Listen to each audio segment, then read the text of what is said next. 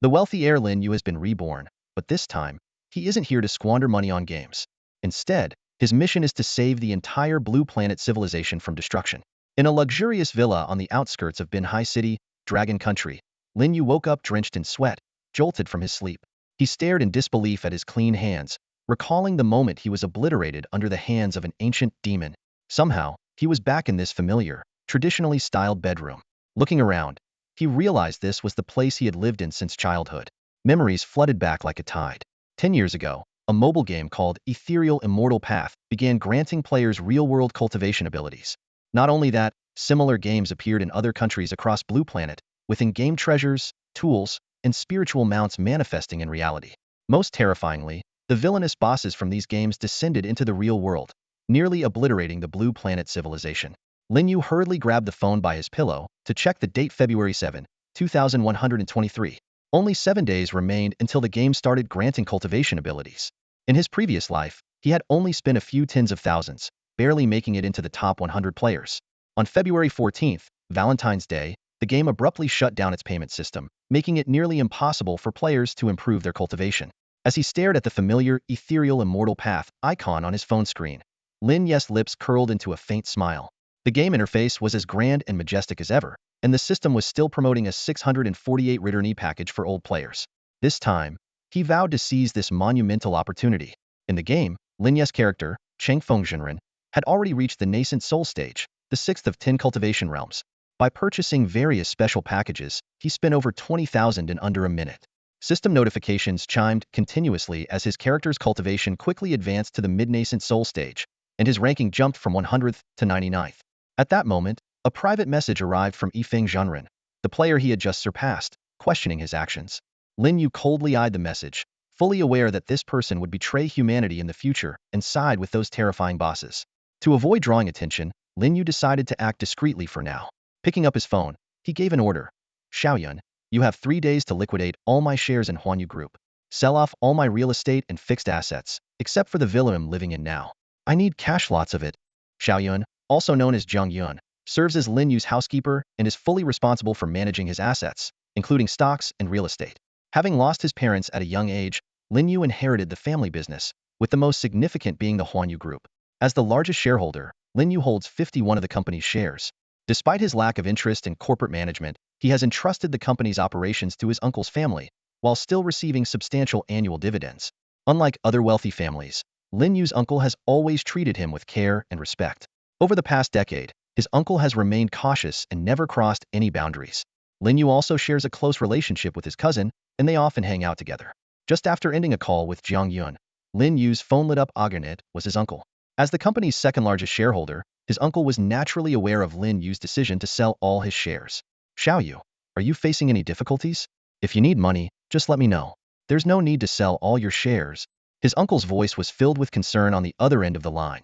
Indeed, the largest shareholders selling their stocks would not only cause significant market fluctuations but, more importantly, could lead to dire consequences if those shares ended up in the hands of competitors. Uncle, it's not about money. My mind is made up, so please don't try to persuade me, Lin Yu replied firmly. He didn't offer much explanation after all. Who would believe something as absurd as a cultivation mobile game that enhances real-life cultivation? Especially someone like his middle-aged uncle. His uncle wanted to say more, but Lin Yu cut him off. Uncle, I have something to take care of, so we'll hang up now. By the way, ask Xiaoguang to come see me when he has time. It's been a while since I last saw him. With that, he ended the call. Xiaoguang, or Lin Chengwang, is Lin Yu's cousin. Although they had seen each other just a few days ago, for Lin Yu, who had been reborn, it felt like a lifetime ago. After putting down his phone, Lin Yu began reviewing his assets. First, he checked his WeChat balance over 400,000 yuan. Then, he looked at 2 bank accounts, which together held more than 3 million yuan. Including the WeChat balance, he had roughly 4 million yuan in liquid cash. Since he usually preferred investing in fixed assets, his available cash wasn't particularly high. Having assessed his financial situation, Lin Yu reopened the Ethereal Immortal Path mobile game. He knew very well that dumping all 4 million yuan into the game to exchange for spiritual stones wasn't the best strategy. The game offers a variety of gift packs, which are far more cost-effective than purchasing items directly from the in-game store with spirit stones. Lin Yu opened the mobile game Piao Miao Xian Tuesday. The familiar interface appeared instantly, and a pop-up for a returning player gift pack greeted him. It read, Esteemed VIP 7-player Chengfeng Zhanren, You've been away from the game for 10 minutes. As a token of appreciation, we've prepared a returning player gift pack for you. For just 648 yuan, you can enjoy a rapid boost in cultivation. This annoying pop-up usually had to be closed manually, but this time, Lin Yu smirked slightly and clicked the recharge button without hesitation. The system immediately displayed a message. Congratulations, player Changfeng Zhenren. You've received the returning player gift pack. High-grade spirit stones 100, Xian Yuan pills 20, purple equipment refinement stones 5. Opening the event interface, Lin Yu saw that although the daily special gift pack had already been purchased, numerous other packs were still available. Without a second thought, he opted for the one-click purchase. The Glimmering Treasure Pack, the Super Mount Pack, the Spirit Beast Evolution Pack. One system notification after another popped up as various items were added to his inventory. With the spree of gift pack purchases, Lin Yu's VIP level quickly rose to 8. The system promptly sent a congratulatory message. Congratulations, esteemed player Changfeng Zhenren. Your VIP level has increased to 8. You're now just 213,500 experience points away from VIP 9. Keep up the effort. Just as Lin Yu thought he had bought everything available, the event button suddenly lit up. Clicking on it, he discovered a brand new Valentine's 7-day bliss event. The rules were simple. For as little as 6 yuan per day, players could purchase gift packs, and both DAO companions would receive the same rewards. After 7 days, players would be ranked based on their heartfelt index, essentially the total amount spent, with top players receiving grand prizes. At this moment, Lin Yu remembered he had a dual cultivation DAO companion in the game, Shueyun Xianzi. Although they rarely interacted, their partnership was initially formed just to make completing events more convenient. However, since he now intended to seize every opportunity in this life, Lin Yu immediately checked the gift pack details. While the event advertised a 6 yuan daily cost, the packs actually came in 6 tiers: 6 yuan, 18 yuan, 78 yuan, 588 yuan, 1,288 yuan, and 5,888 yuan. The event page even featured an emotional tagline. Love cannot be measured by money, but for your dual cultivation DAO companion, show your sincerity. Without hesitation, Lin Yu bought all 6 tiers of the gift packs in one go. His name instantly shot to the top of the Heartfelt Index leaderboard, accompanied by a flashing pink heart symbol. Following the heart was the ID of his DAO companion, Shueyun Xinzi. At that moment, a private message popped up. I thought you weren't playing much anymore. I can't believe you went all out for the Valentine's gift packs. Send me your bank account number, it'll cover half the cost. The sender was none other than Shueyun Xinzi. Seeing Shueyun Fairy's message, Lin Yu's thoughts involuntarily drifted back to the past. He clearly remembered the moment when he first established a relationship with this dual cultivation partner in the game. Back then, he had gone out of his way to purchase a gift from the game shop, thinking that even though it was just a game, as someone with a bit of a macho streak, he should at least show some sincerity. However, her reaction completely caught him off guard. Shueyun Fairy immediately returned an even more expensive gift, along with a bold and assertive message. I'm not short on money, so don't try to show off in front of me. This incident left a deep impression on Lin Yu, and from that point on, he never dared to give her any extravagant gifts in the game. To maintain her favor as his cultivation partner and complete specific tasks, Lin Yu resorted to giving her odd little trinkets instead: broken spirit stones, defective low-grade magical artifacts, and damaged formation fragments. Looking at the private message in front of him, Lin Yu's lips curled into a faint smile as he replied, "No need to thank me. I'm not short on money either." He wasn't joking. With only 7 days left before the game began reflecting cultivation progress into real life, Lin Yu understood the benefits of spending more during this critical period. As someone who had been reborn, he had a much clearer perspective than in his past life. His words carried a hint of provocation, intended to spur Shueyun Fairy into spending more. After all, as cultivation partners, her recharging would benefit them both. Sure enough, within 3 minutes, the system notification popped up. Dear VIP 8 player Changfeng Zhenren, your dual cultivation partner Shueyun Fairy has purchased the Valentine's Day gift pack in game. You have received the corresponding rewards, and the gift pack has been sent to your inventory. Please check. When Shueyun Fairy had completed her purchase of all the Valentine's Day gift packs, their chemistry index on the heartbeat leaderboard doubled, firmly securing their spot at the top. This once again proved that climbing the leaderboard required joint effort from both parties. After making her purchases, Shueyun Fairy didn't continue the private conversation. Their interactions were limited to the game, and their relationship didn't go beyond that. Lin Yu quickly shifted his focus to the gift packs, concentrating on boosting his strength. In this game, a player's power was determined by a complex system that included cultivation level, spirit beasts, equipment, mounts, techniques, and sec bonuses. All these elements would eventually be reflected in the real world, even bringing sects and their NPCs into reality. Of course, cultivation level remained the most crucial factor in determining strength. Without hesitation, Lin Yu opened the gift packs in his inventory quickly filling it with various pills and refinement stones. He immediately began consuming the pills, fully dedicating himself to enhancing his power. Lin Yu swallowed pill after pill, feeling the distinct effects they brought. Some boosted his cultivation, others enhanced his spiritual awareness, and a few even improved the quality of his spiritual roots.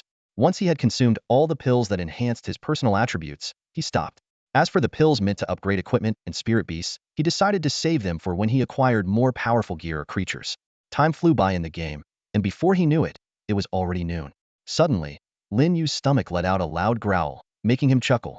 Ever since the game's cultivation feedback system was introduced, he hadn't experienced hunger in a long time. Getting up from his bed, Lin Yu walked to the dining room.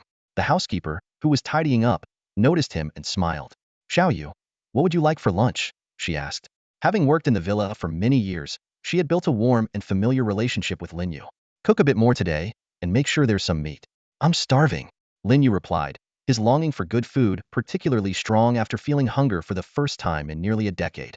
"Got it," the housekeeper replied cheerfully, immediately setting to work. Lin Yu sat down at the dining table, pulling out his phone to browse the official forums of Ethereal Immortal Journey. He was looking for tips on recharging and strategies to boost his combat power. A post titled, "Has anyone noticed how much better the leaderboard rewards have gotten recently?" caught his eye. Besides complaints about game balance, the post highlighted one crucial detail.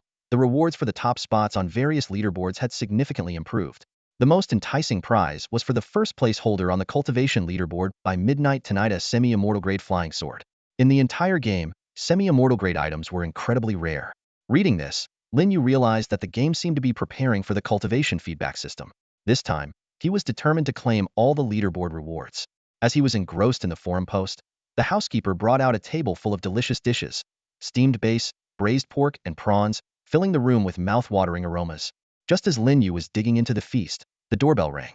Moments later, a young woman dressed in a black blazer and skirt, black stockings, and wearing black-framed glasses entered the dining room. This was Zhang Yun, Lin Yu's personal assistant. Though a year younger than Lin Yu, she was a graduate of a top international university's finance program. With her exceptional skills and striking looks, her only flaw was her aloof personality. Even with Lin Yu, her boss, she rarely showed a smile. "Boss, I wanted to confirm with you in person," Zhang Yun said, standing at the table and fixing her sharp gaze on Lin Yu, who was devouring braised pork. "Are you absolutely sure you want to liquidate all your shares and fixed assets?" Her tone was serious, her question direct. Lin Yu, while chewing on a piece of braised pork, looked up and responded confidently, "Of course. Didn't I already tell you over the phone?" Zhang Yun nodded seriously. "Considering the significant interests involved in your plan, I had to confirm it in person." Lin Yu picked up another piece of braised pork and placed it in his mouth, chewing slowly.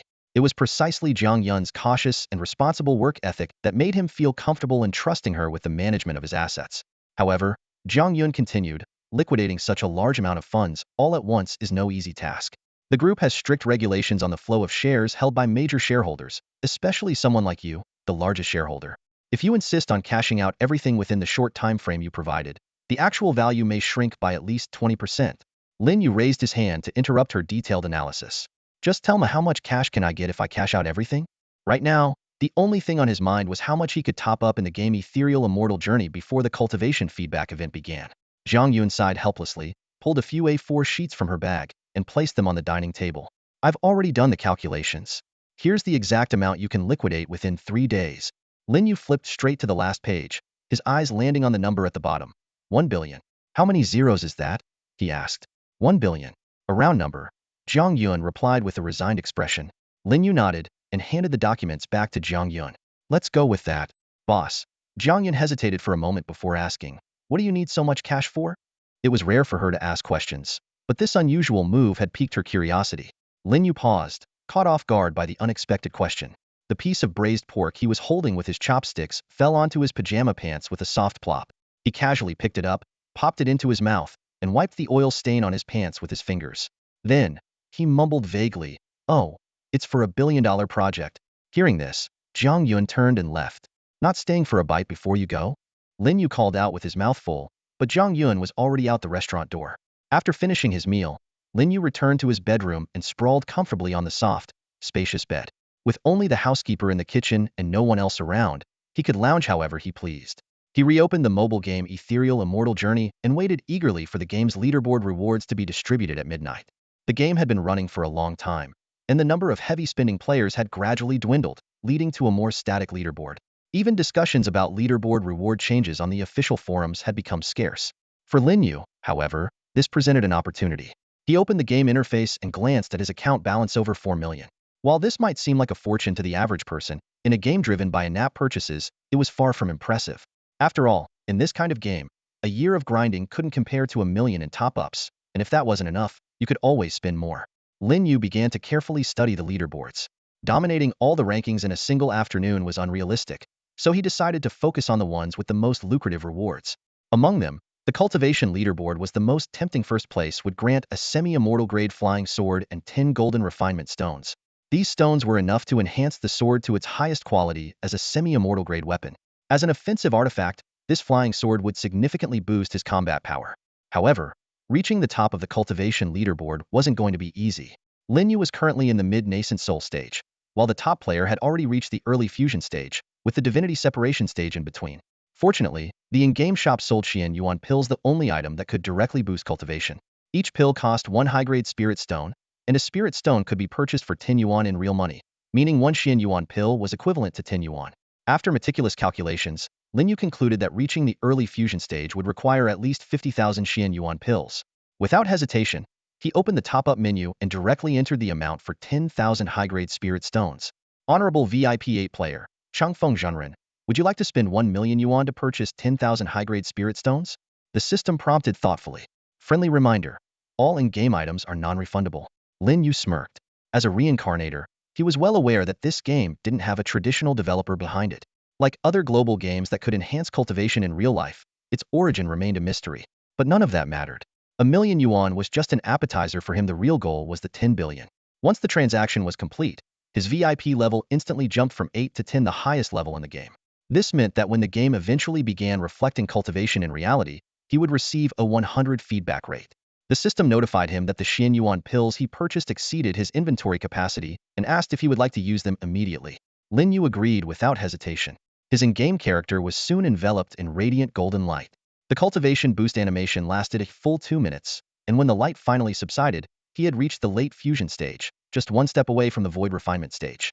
Opening the cultivation leaderboard again, the name Changfeng Zhenren now firmly occupied the top spot. But Lin Yu wasn't satisfied yet.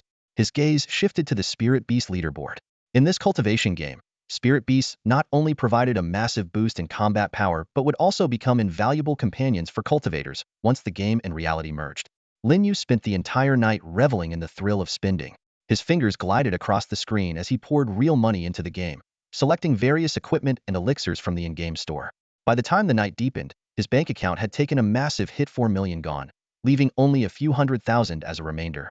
Since the leaderboards of Ethereal Immortal Journey had been stagnant for a while, Lin Yu's extravagant spending spree initially went unnoticed by the top players. But when the clock struck midnight and the game distributed leaderboard rewards, the entire server erupted in chaos.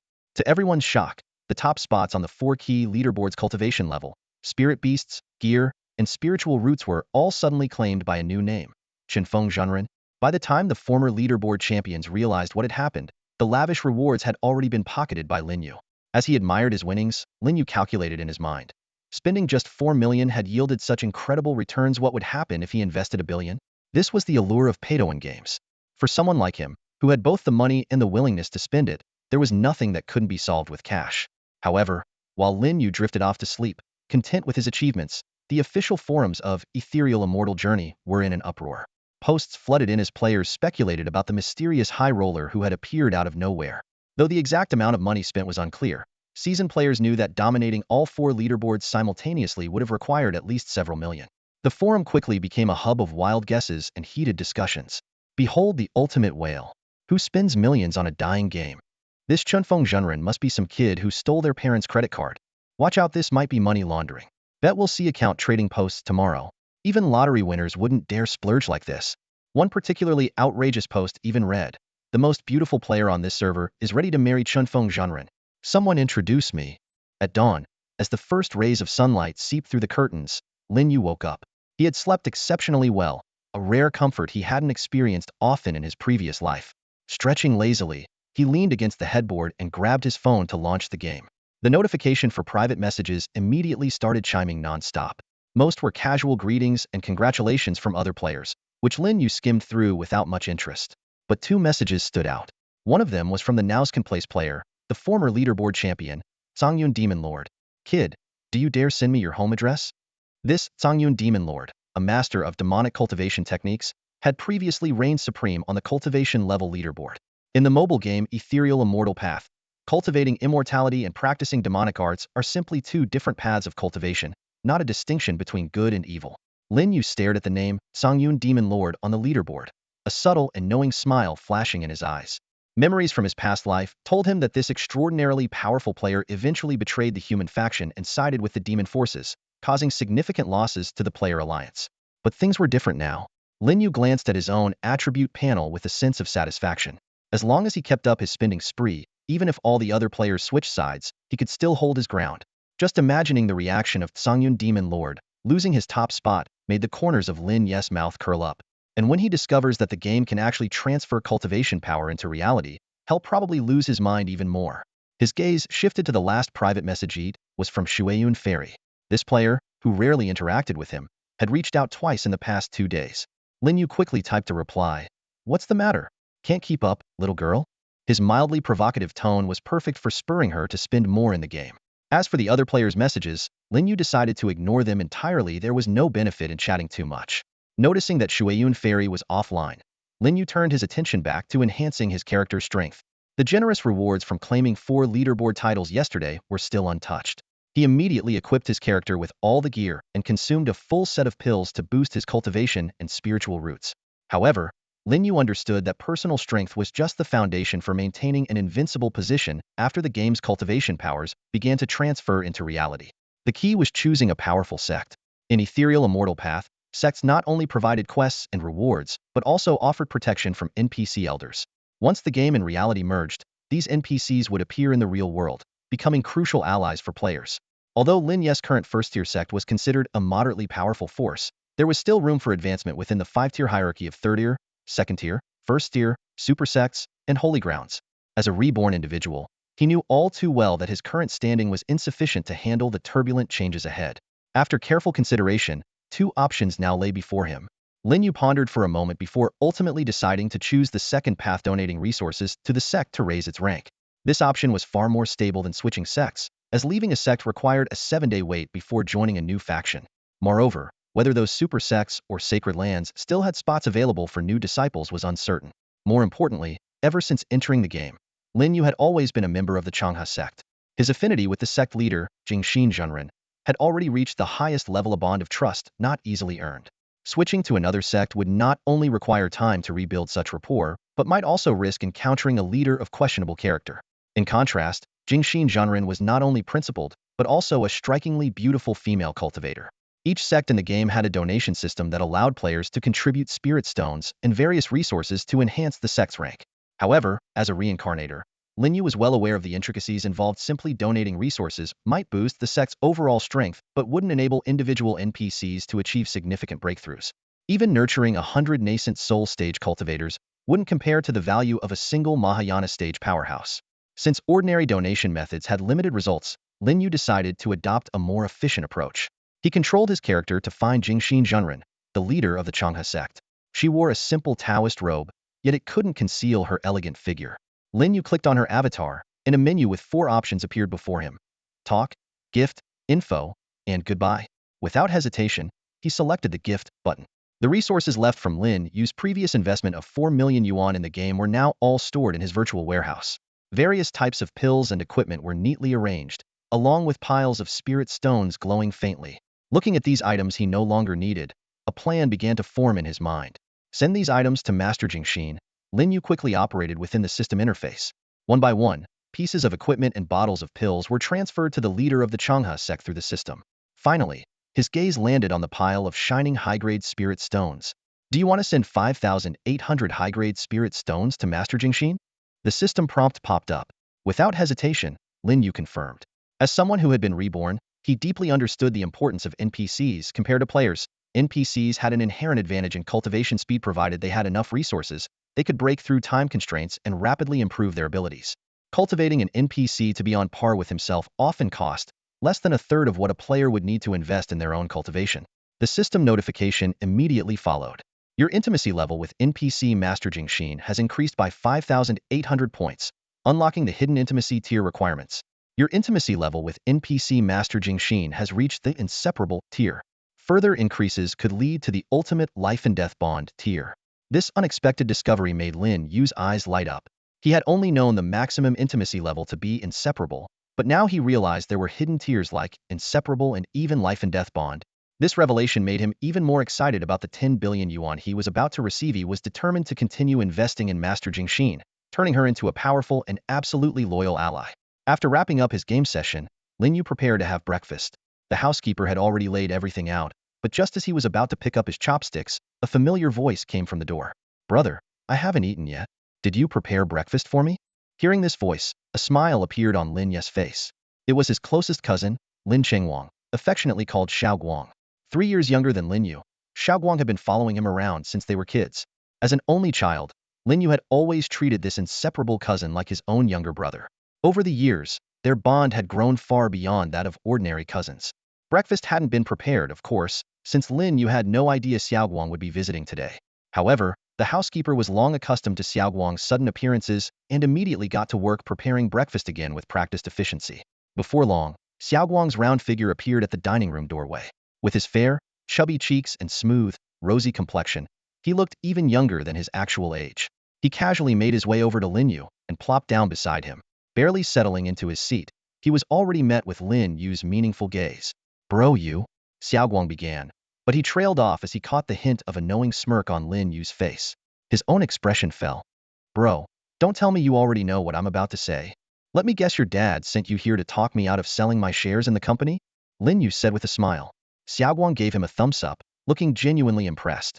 "Bro, you really are a mind reader." Lin Yu chuckled inwardly. He had seen this coming from a mile away. Of course, his uncle wouldn't just sit idly by while he made such a significant decision to sell all his shares. Sending Xiao Guang to persuade him was indeed a clever move, given how close the two of them had been since childhood. But Lin Yu knew his uncle had miscalculated. If anything, Lin Yu was more likely to sway Xiao Guang to his side than the other way around. "Xiao Guang, do you trust me?" Lin Yu asked. "Of course." Xiao Guang nodded emphatically. "Bro, if you told me to drink 3 glasses, I'd down them all even if I ended up puking my guts out." Lin Yu quickly interrupted him. The last time Xiao Guang got drunk had been a real disaster, though it was his date's lap that bore the brunt of it, not his own. "Xiao Guang, this isn't about drinking. It's about playing a game. Hand over your phone." Without hesitation, Xiao Guang pulled out his phone and passed it to Lin Yu. With practiced ease, Lin Yu unlocked it and, in just a few taps, downloaded the mobile game Ethereal Immortal Journey. "Isn't this the game you used to play all the time, bro?" Xiao Guang asked, his curiosity piqued. Lin Yu lowered his voice. "Listen, for the next few days, forget everything else. Put as much money as you can into this game and make your character the strongest it can be." "Got it." Seeing the confusion on Xiao Guang's face, Lin Yu didn't give him a chance to ask questions. "If you trust me, don't ask why. Just do as I say. I won't steer you wrong." Lin Yu wanted to tell Xiao Guang the truth that this game could somehow enhance one's cultivation, but it was such an unbelievable claim that even he wouldn't have believed it if he hadn't been reborn. Watching his cousin nod earnestly, Lin Yu felt reassured. After all, he'd never lied to Zyro Guangnet once in all the years they'd known each other. Xiao Guang excitedly picked up his phone, opened the mobile game Ethereal Immortal Journey, and began focusing intently on creating his character. Lin Yu watched him, and an idea suddenly struck him. "Why don't you text your dad and say you'll be staying at my place for a few days? Then just take out your SIM card and use my Wi-Fi to play the game." It made sense. Xiao Guang was just starting the game, and catching up wouldn't be easy. Lin Yu knew that to improve quickly, total focus was necessary. Fortunately, Xiao Guang always followed Lin Yu's advice.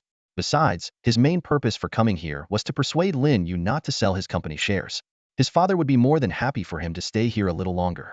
While Xiao Guang was busy tapping away on his phone, Lin Yu turned to the housekeeper and said, "Auntie, Xiao Guang will be staying here for a few days. Could you prepare a room for him?" Glancing at Xiao Guang's frame, he added, "And make meals for 3 people, please." The housekeeper, carrying Xiao Guang's breakfast, smiled and replied, "Sure. We'll get the room ready right away." At the dining table, Xiao Guang was enjoying his breakfast while playing the game intently. Suddenly, he looked up and asked, "Bro, I just started playing. Can you help me out?" "Help you? No way." Lin Yu replied bluntly. "Spending a whole day helping you is a waste of time. Just spend $6 in the game. It's way more practical." In Ethereal Immortal Journey, High-level players could indeed help new players level up quickly, but in such a pay-to-win game, no amount of effort could beat the speed of simply spending money. Hearing this, Xiaoguang nodded thoughtfully. Then I'll spend $6. You don't only have $6 of pocket money, do you? Lin Yu teased. No, I have way more than that, Xiaoguang replied. How much is way more? Lin Yu's eyes lit up. Xiaoguang held up one finger. 10,000? Lin Yu guessed. A million.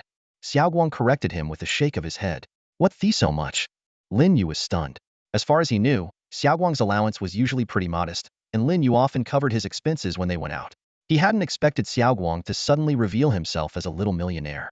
Grinning smugly, Xiaoguang explained, I asked my dad for $1 million while pretending it was for convincing you not to sell your shares. I was actually planning to use it to buy a new car. Hearing this, Lin Yu couldn't help but give Xiaoguang a thumbs up. In the past, Lin Yu might have wanted to split the money with him. But now, with 10 billion yuan about to fall into his lap, that kind of cash seemed trivial. What car? Lin Yu exclaimed. Put the whole million into the game instead. Xiaoguang ended up staying at Lin Yu's villa. The two brothers lived a simple and routine life, either sleeping and eating or fully immersed in the gaming world.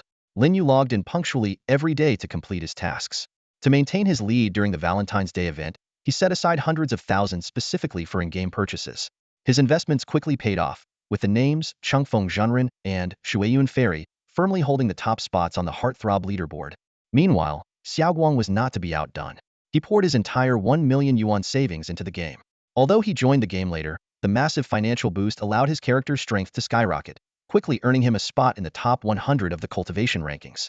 If not for his late start, with that level of investment, breaking into the top 10 would have been a breeze for him. What's your in-game name? Lin Yu suddenly remembered after a whole day of gaming that he hadn't added Xiaoguang as a friend yet. Xiaoguang smirked slightly. In the game, I go by Yushui Zhenren. Lin Yu was momentarily stunned by the reply. Chengfo, paired with Yushui, the names had a certain brotherly resonance. Suddenly, a suspicion arose in his mind. Did you already know my in-game name? It was worth noting that although Xiaoguang knew Lin Yu was always engrossed in mobile games, he had never asked about the specifics. What name? I don't know it.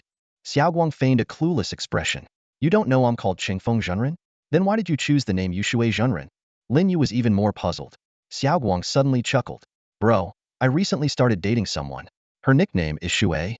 Hearing this, Lin Yu's expression became quite colorful. First, it darkened. Then his brows furrowed as if he had thought of something. Bro, didn't you also have a girlfriend before whose nickname was Feng? Xiaoguang teased mischievously. Get lost. Lin Yu immediately raised his foot and kicked Xiaoguang's backside. The sudden rise of Yushui Zhenren caused a stir on the Immortal Journey game forum. Players were shocked to discover that this brand new account had rocketed into the top 100 of the cultivation rankings. Estimates suggested that at least 1 million yuan had been spent to achieve this. The forum buzzed with heated discussions, centering on two main topics. First, the earlier feat of Changfeng Zhenren spending millions to claim the top spot on the leaderboard, and second, the newcomer Yushui Zhenren investing $1 million to break into the top 100.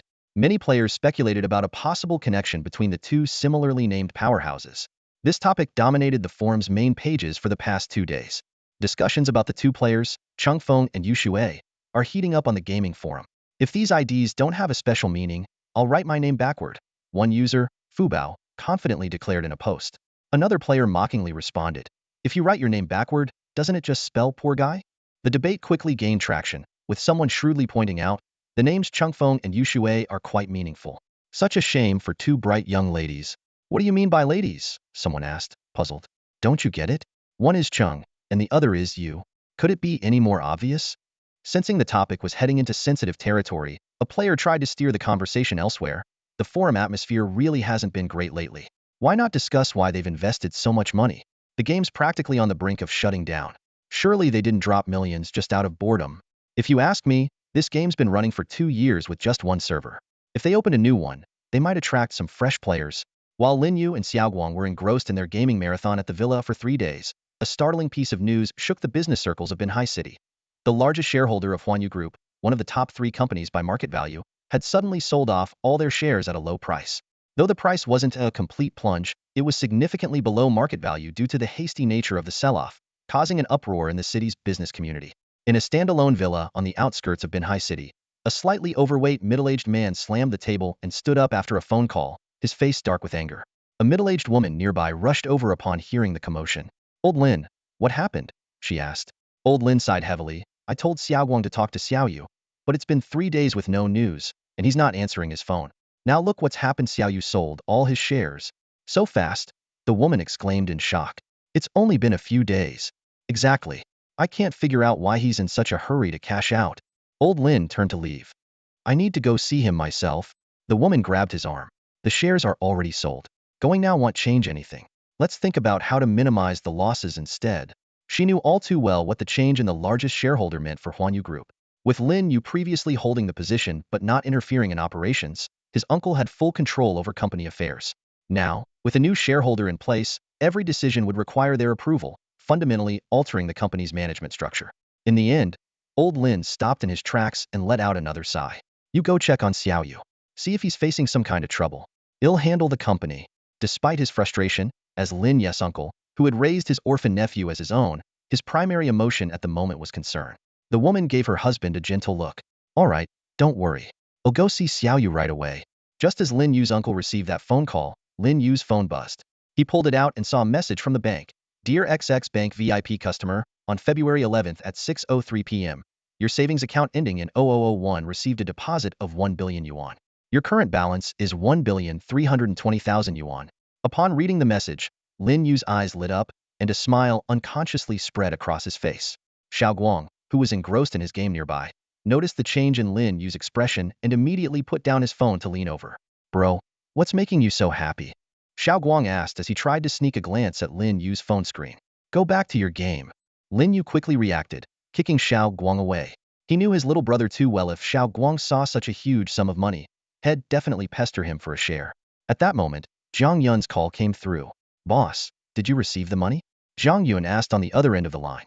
Yeah, got it. Great job. I'll make sure you get a bonus at the end of the year. Lin Yu replied cheerfully. Hearing the word bonus, Zhang Yun's tone became noticeably more upbeat. Last year's year-end bonus had already been impressive, and it seemed this year would be even better. Thank you, boss. So, do you have any tasks lined up for me next? Lin Yu thought for a moment. Indeed, now that the assets had been fully converted into cash, there wasn't much for Zhang Yun to handle for the time being. Not for now. Take some paid time off, but keep your phone on. I'll reach out if anything comes up.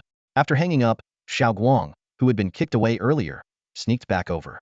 Hey bro, does Sister Zhang Yun still not have a boyfriend? He asked with a mischievous grin. Lin Yu frowned. Don't you already have Shui? That's not what I meant. Xiao Guang quickly explained. I mean, you and Sister Zhang Yun would make a great match. You're about the same age. She's beautiful and classy, and she's a top student. Go back to your game. Lin Yu cut him off, rolling his eyes. Zhang Yun's the kind of top student who wouldn't even look at someone as clueless as us who only knows how to play games. With that, he raised his foot again. Xiao Guang, seeing this, jumped back a couple of steps in fear, muttering as he retreated. Who says top students don't play games? In the prime location of Jianghai City's bustling downtown, inside a high-rise apartment of a luxurious residential complex, Zhang Yun stood by the floor-to-ceiling window. After ending a call, she stretched lazily and then slumped onto the long sofa by the window, gazing at the cityscape outside. A smile played on her lips. Paid vacation? This is amazing. After 3 hectic days, I can finally enjoy some gaming. She pulled out her phone and tapped on the ethereal Immortal Journey game icon. Accompanied by majestic background music, the game interface unfolded on the screen. An immediate pop-up appeared. Dear VIP 7-player Shuiyun Fairy, it has been 19 hours since your last login. To welcome you back, we are offering a special veteran players gift pack. For just 648, you can experience a rapid boost in cultivation power. Interestingly, Shuiyun Fairy was none other than Lin using game dual cultivation partner, though neither of them had the slightest clue. Their conversations usually revolved around work and had never ventured into gaming. If Lin Yu discovered that his finance manager was actually Shuiyun Fairy in the game, his jaw would surely drop in disbelief. Recently, Zhang Yun had been preoccupied with handling financial matters for her boss, Lin Yu, and had only managed a brief login to the game during lunch yesterday. Seeing the familiar in-game purchase screen now, she initially intended to close it immediately. Yet, inexplicably, her finger moved on its own and clicked the confirm button. Did I just click confirm? Zhang Yun chuckled helplessly. Well, since I already clicked it, might as well go through with it. Although she couldn't compare to Lin Yu, who was born into wealth, spending tens of thousands on a game wasn't unusual for her. Lately, her frequent in-game spending was largely influenced by her dual cultivation partner, Chengfeng Zhenren, who had recently started splurging in the game like crazy. As someone who disliked taking advantage of others, Zhang Yun felt a bit conflicted about the game's Valentine's Day event. According to the event rules, if one partner purchased a gift pack, both would receive the rewards. Since her partner didn't suggest splitting the cost and she didn't want to benefit for free, she ended up buying all the Valentine's Day gift packs as well. At that moment, a competitive spark ignited within her. If I'm participating in this event, I might as well aim for first place. Zhang Yun opened the Valentine's Day event interface and began purchasing the gift packs one by one. This fierce determination was precisely why she had reached VIP 7 status in the game. Meanwhile, at Lin Yu's villa, Xiaoguang's mother Lin Yu's aunt had just stopped by for a visit. After briefly scolding Xiaoguang and instructing him to reinstall the SIM card back into his phone, she exchanged a few words with Lin Yu before leaving. The purpose of her visit was to check on her nephew's well-being. Seeing that both of them appeared to be in good spirits, she left reassured. Being someone who rarely concerned herself with company matters, she felt at ease knowing her son was under Lin Yu's care. After all, Lin Yu was far more responsible than her own child.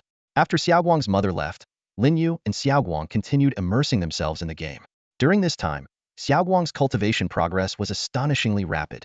Although his previous million-dollar spending had barely secured him a spot at the bottom of the cultivation rankings, his name was still absent from other leaderboards. After all, with such a short time in the game, catching up comprehensively was no easy feat. Lin Yu, on the other hand, faced a different issue. As a veteran player deeply immersed in gaming for years, the only way left to further enhance his combat power was through spending.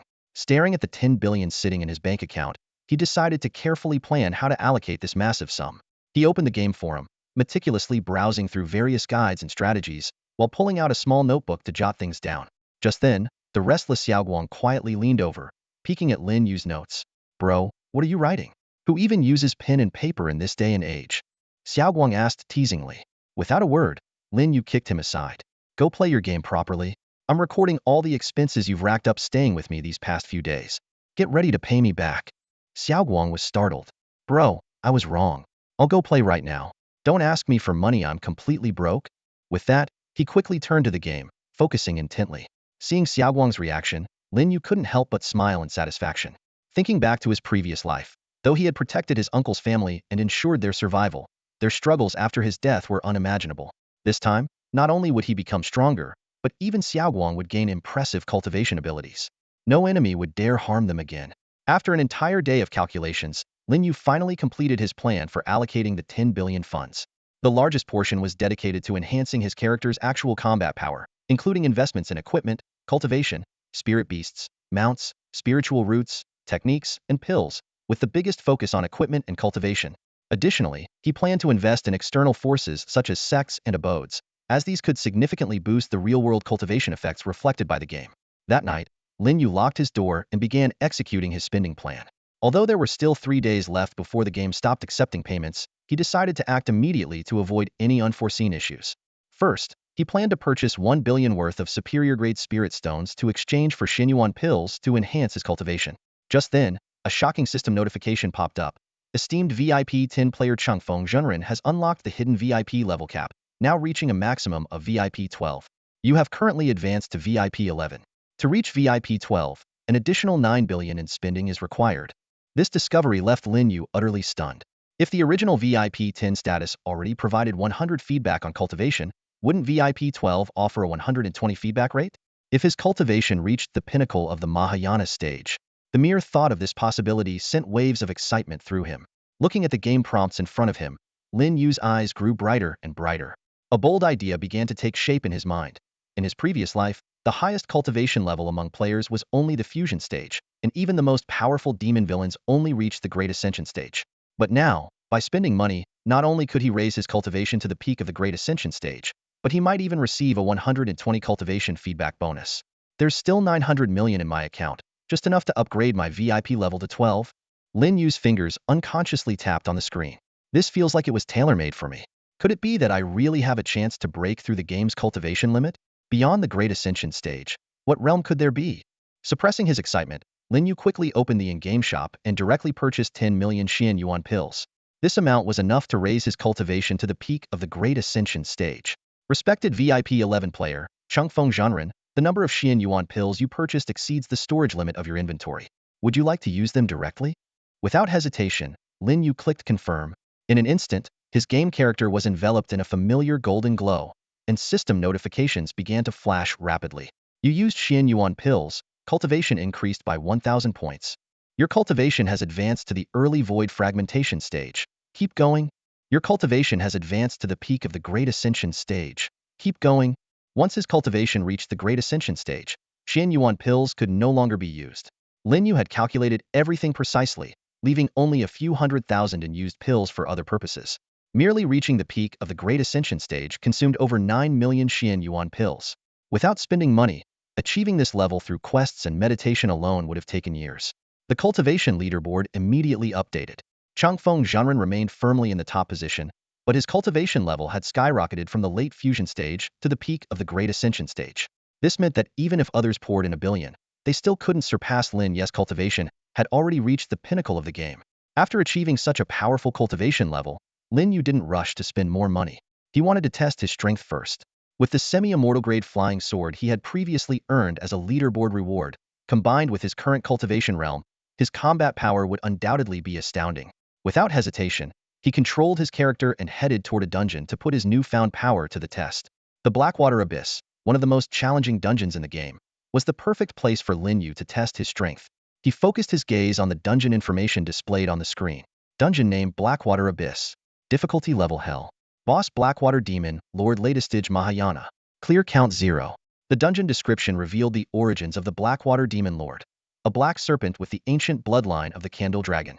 After tens of thousands of years of cultivation and guidance from an otherworldly demon god, it created a black water domain by devouring 1,000,000 souls. The most terrifying aspect was that as long as the black water existed, the Blackwater Demon Lord's soul would never perish. The 0 clear count was a testament to the dungeon's terrifying difficulty. Even more unsettling was the fact that this boss later descended into the real world, and even an army of tens of thousands of players couldn't stop it, resulting in heavy casualties. In the game, defeating its physical form was enough to clear the dungeon, but in reality, as the description stated, as long as the black water remained, the Blackwater Demon Lord would exist forever. Lin Yu recalled how he had died at the hands of the Blackwater Demon Lord in his previous life. But this time was different. His cultivation had surpassed that of the Blackwater Demon Lord, and he now wielded a semi-immortal grade flying sword. If he could slay the Blackwater Demon Lord in the game, perhaps he would stand a chance against it in reality in the future. The moment he entered the dungeon, piercing wails emanated from his phone, as if countless vengeful souls were crying out. The sound reminded Lin Yu of the eerie black water domain that accompanied the Blackwater Demon Lord's appearance in his past life. But now, in the game, these sounds no longer frightened him. Within a few rounds, Lin Yu effortlessly defeated the Blackwater Demon Lord's minions and arrived at the main hall. The Blackwater Demon Lord sat on a throne formed from the swirling black water, gazing down at him. Cultivator, do you dare challenge the fearsome Blackwater Demon Lord? Are you prepared to become one of the lost souls in the Blackwater? Without a word, Lin Yu commanded his character to draw the semi-immortal grade flying sword and charge forward. Although this was designed as a 5-player dungeon, he didn't care. This battle was solely to test his strength. Meanwhile, the game forums erupted in chaos. Players were shocked to discover that the top-ranked Riding the Wind Immortal had skyrocketed from the integration stage to the peak of the Mahayana stage, the highest level in the game in a single day. Is this guy insane? How much did he spend on Xinyuan pills? At least 1 billion, no doubt. I'm the most beautiful female player in Ethereal Immortal Path. I'd marry him in an instant. As the players buzzed with speculation, a game announcement suddenly popped up. Congratulations to player Riding the Wind Immortal for being the first to clear the Blackwater Abyss dungeon. Reward: 5-fold first clear bonus in the semi-immortal artifact Jade Void Robe. Half-immortal artifact. Another half-immortal artifact.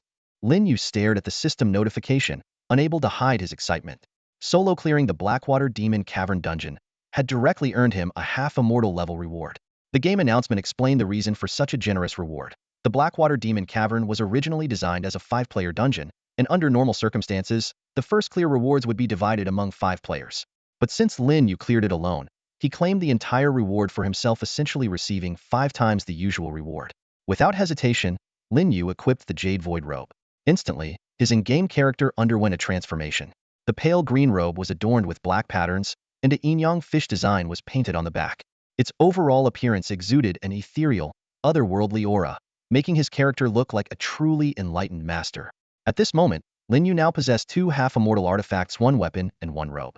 It was worth noting that the entire game featured fewer than 10 half-immortal artifacts, all of which were held by top-ranked, heavy-spending players.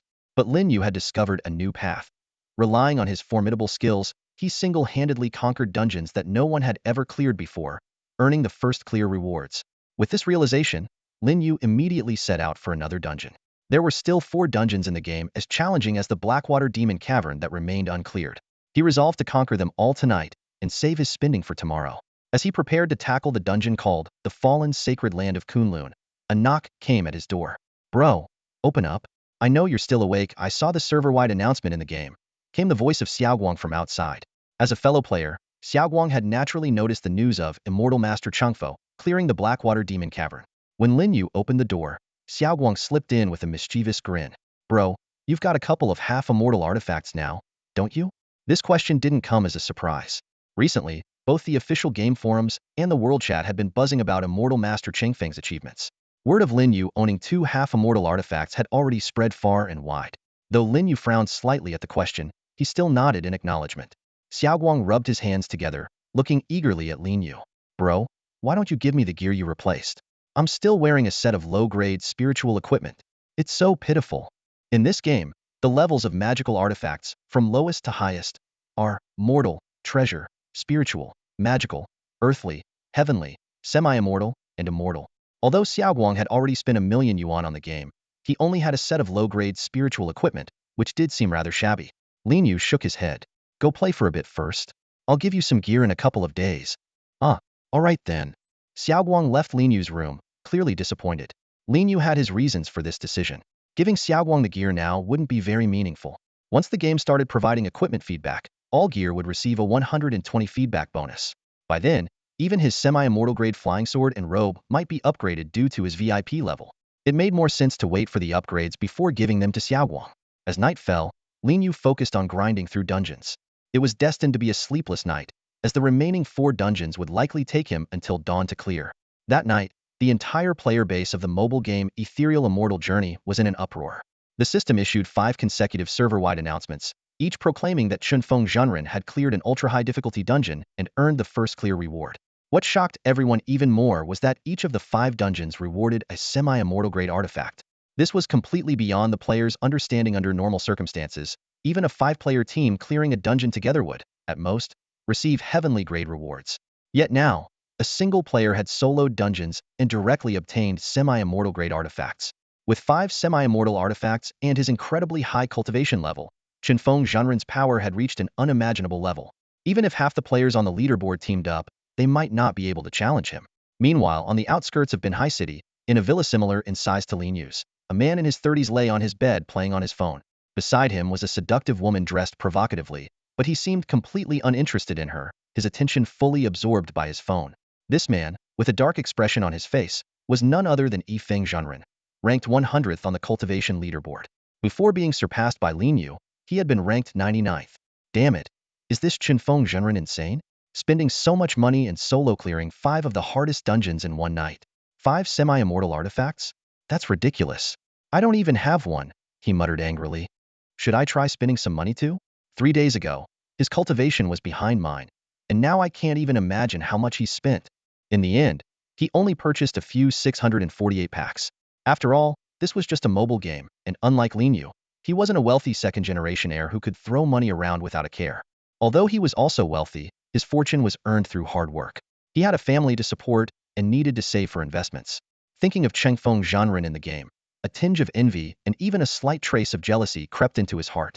He stared at Chunfeng Zhenren's avatar in the chat interface for a long time, but ultimately didn't send any messages. The last time they chatted, the other person couldn't even be bothered to reply. Saying anything more would only make him feel like a clown. It wasn't until 5 in the morning that Lin Yu finally completed 5 dungeon runs. Yawning, he closed the game and collapsed onto his bed, sleeping until noon. When he woke up, he noticed that Xiaoguang was still sound asleep, clearly having stayed up even later than he did. Lin Yu chuckled softly, deciding not to disturb him, and headed straight to the dining room. "Xiaoyu, what do you feel like eating for lunch?" the housekeeper asked, already preparing the meal as she noticed him walk in. "Something with meat," Lin Yu replied after a brief thought. She smiled and answered warmly, "Got it." While waiting, Lin Yu sat at the dining table and opened the official forum for the game, Ethereal Immortal Journey. However, he quickly closed it after realizing the forum was flooded with speculation and discussions about him. He knew his situation better than anyone, and reading such pointless guesses felt like a waste of time. Instead, he reopened the game and began carefully studying the 5 pieces of equipment he had obtained the previous night. The Semi-Divine Robe, Jade Void Robe, the Semi-Divine Boots, Flying Cloud Boots, the Semi-Divine Hat, Illusion Feather Hat, the semi-divine necklace, soul-forged necklace, and the most precious of all, the semi-divine storage ring, starry sky ring. The starry sky ring was what pleased Lin Yu the most. As far as he knew, this was the only semi-divine storage ring in the entire game. Storage rings were already much rarer than other artifacts, with higher acquisition difficulty and generally lower tiers. His previous storage ring, a lower-grade Earth artifact, was already considered decent, offering 100 slots of storage. But this starry sky ring, even without refinement, boasted 5,000 slots. If refined to the highest level, its storage capacity could potentially reach a staggering 10,000 slots. A storage ring is an essential item for every cultivator, akin to the inventory system in a game. As a reborn individual, Lin Yu fully understood that when storage rings appeared in the real world, the slots in the game would translate into actual cubic space, each slot equating to approximately 1 cubic meter. He recalled his 100-slot storage ring from his past life. Since he was only a levels-even VIP, the real-world space it provided was limited to 70 cubic meters. But now, the semi-divine artifact, the starry sky ring, in his hand boasted an astonishing initial capacity of 5,000 slots. A flicker of excitement flashed through Lin Yu's eyes. According to the game mechanics, refining equipment to its highest level could enhance its performance by about double.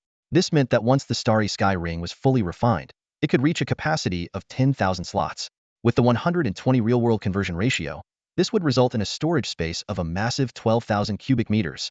Gazing at the refining stones in his possession, Lin Yu began upgrading the quality of the starry sky ring. In the game, refining stones were categorized into 3 levels: blue, purple, and gold.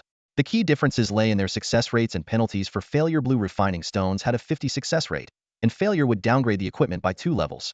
Purple stones had a 70 success rate, with failure resulting in a 1-level downgrade, while gold refining stones guaranteed a 100 success rate with no risk of failure. As a pay-to-win game, gold refining stones were both exceedingly rare and incredibly expensive. Even though Lin Yu had purchased numerous gift packs, he only had a pitiful dozen gold refining stones, 10 of which were rewards for ranking first in cultivation power. However, for Lin Yu, who was about to invest 10 billion, acquiring more gold refining stones was not an issue. The game store sold them directly, though the price was exorbitant, each one costing 500 high-grade spirit stones, equivalent to 5,000 real-world currency. The maximum refinement level for equipment was 10. From experience, Lin Yu knew that it was best to use blue and purple refining stones to upgrade to around level 6, and then switch to gold refining stones to ensure absolute success. Refining a piece of equipment to level 10 costs a base amount of 20,000 yuan, and that's just for ordinary gear. For high-tier equipment like semi-mortal items, the game rules are even stricter. They can only be refined using golden equipment refinement stones. Refining each piece to its maximum level requires a whopping 50,000 yuan. Throughout the entire game, even the leaderboard players who own semi-mortal items have struggled to upgrade them. Only Songyun Demon Lord, the first-ranked player, has barely managed to enhance an offensive semi-mortal item to level 10. But for Lin Yu, this expense was insignificant.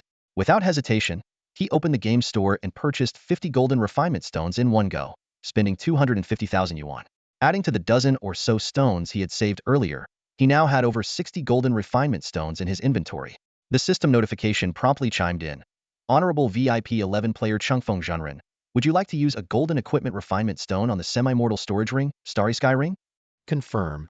Your semi-mortal storage ring, Starry Sky Ring, refinement level 1. Thanks to the golden refinement stone's 100 success rate, the entire refinement process was effortless, a privilege exclusive to pay-to-win players. Before long, the Starry Sky Ring reached its maximum level of 10. The equipment attribute panel popped up. Equipment name, Starry Sky Ring 10. Equipment quality, semi-immortal. Storage slots, 10,000. Equipment description. To exaggerate a little, with the Starry Sky Ring, you could store an entire galaxy. Lin Yu glanced at the over-the-top description with a smirk before moving on to his other equipment. The Jade Void Robe, Flying Cloud Boots, Illusory Feather Hat, Soulforged Necklace, and the semi-mortal Flying Sword, Frost Sword. A reward for ranking first on the cultivation leaderboard. All 6 semi-mortal items were refined to 10. Opening the equipment leaderboard, Lin Yu couldn't help but grin. He dominated the rankings. His Starry Sky Ring claimed the top spot, Frost Sword was second, and 4th through 7th were all his gear. Apart from the 3rd place, which was held by Songyun Demon Lord's fully refined semi-mortal Flying Sword, 7 out of the top 10 slots belonged to him. While Lin Yu was immersed in refining his equipment, the housekeeper had already brought up a sumptuous lunch. He closed the mobile game, opened the official forum, and leisurely browsed the latest updates while savoring the satisfaction of a delicious meal. Ever since the cultivation feedback began with the game from his past life, Lin Yu hadn't had the chance to enjoy a proper meal. The entire world had turned upside down, and even as one of the top 100 players in the ethereal mobile game Immortal Path, he had been powerless to resist the tide. But things were different now. With sufficient strength, he could finally live the life he wanted. As he savored the delicious food in front of him, Lin Yu glanced at Aunt Wang, who was busy tidying up. Aunt Wang, you live alone, right? Aunt Wang paused her work, a hint of pride appearing on her face. Yes, my daughter is studying abroad. She only comes back once a year. Speaking of her daughter studying overseas, Aunt Wang's tone was filled with unconcealed pride. Her daughter was her only family, and every day after work, she would return to her empty home. Lin Yu felt a pang in his heart.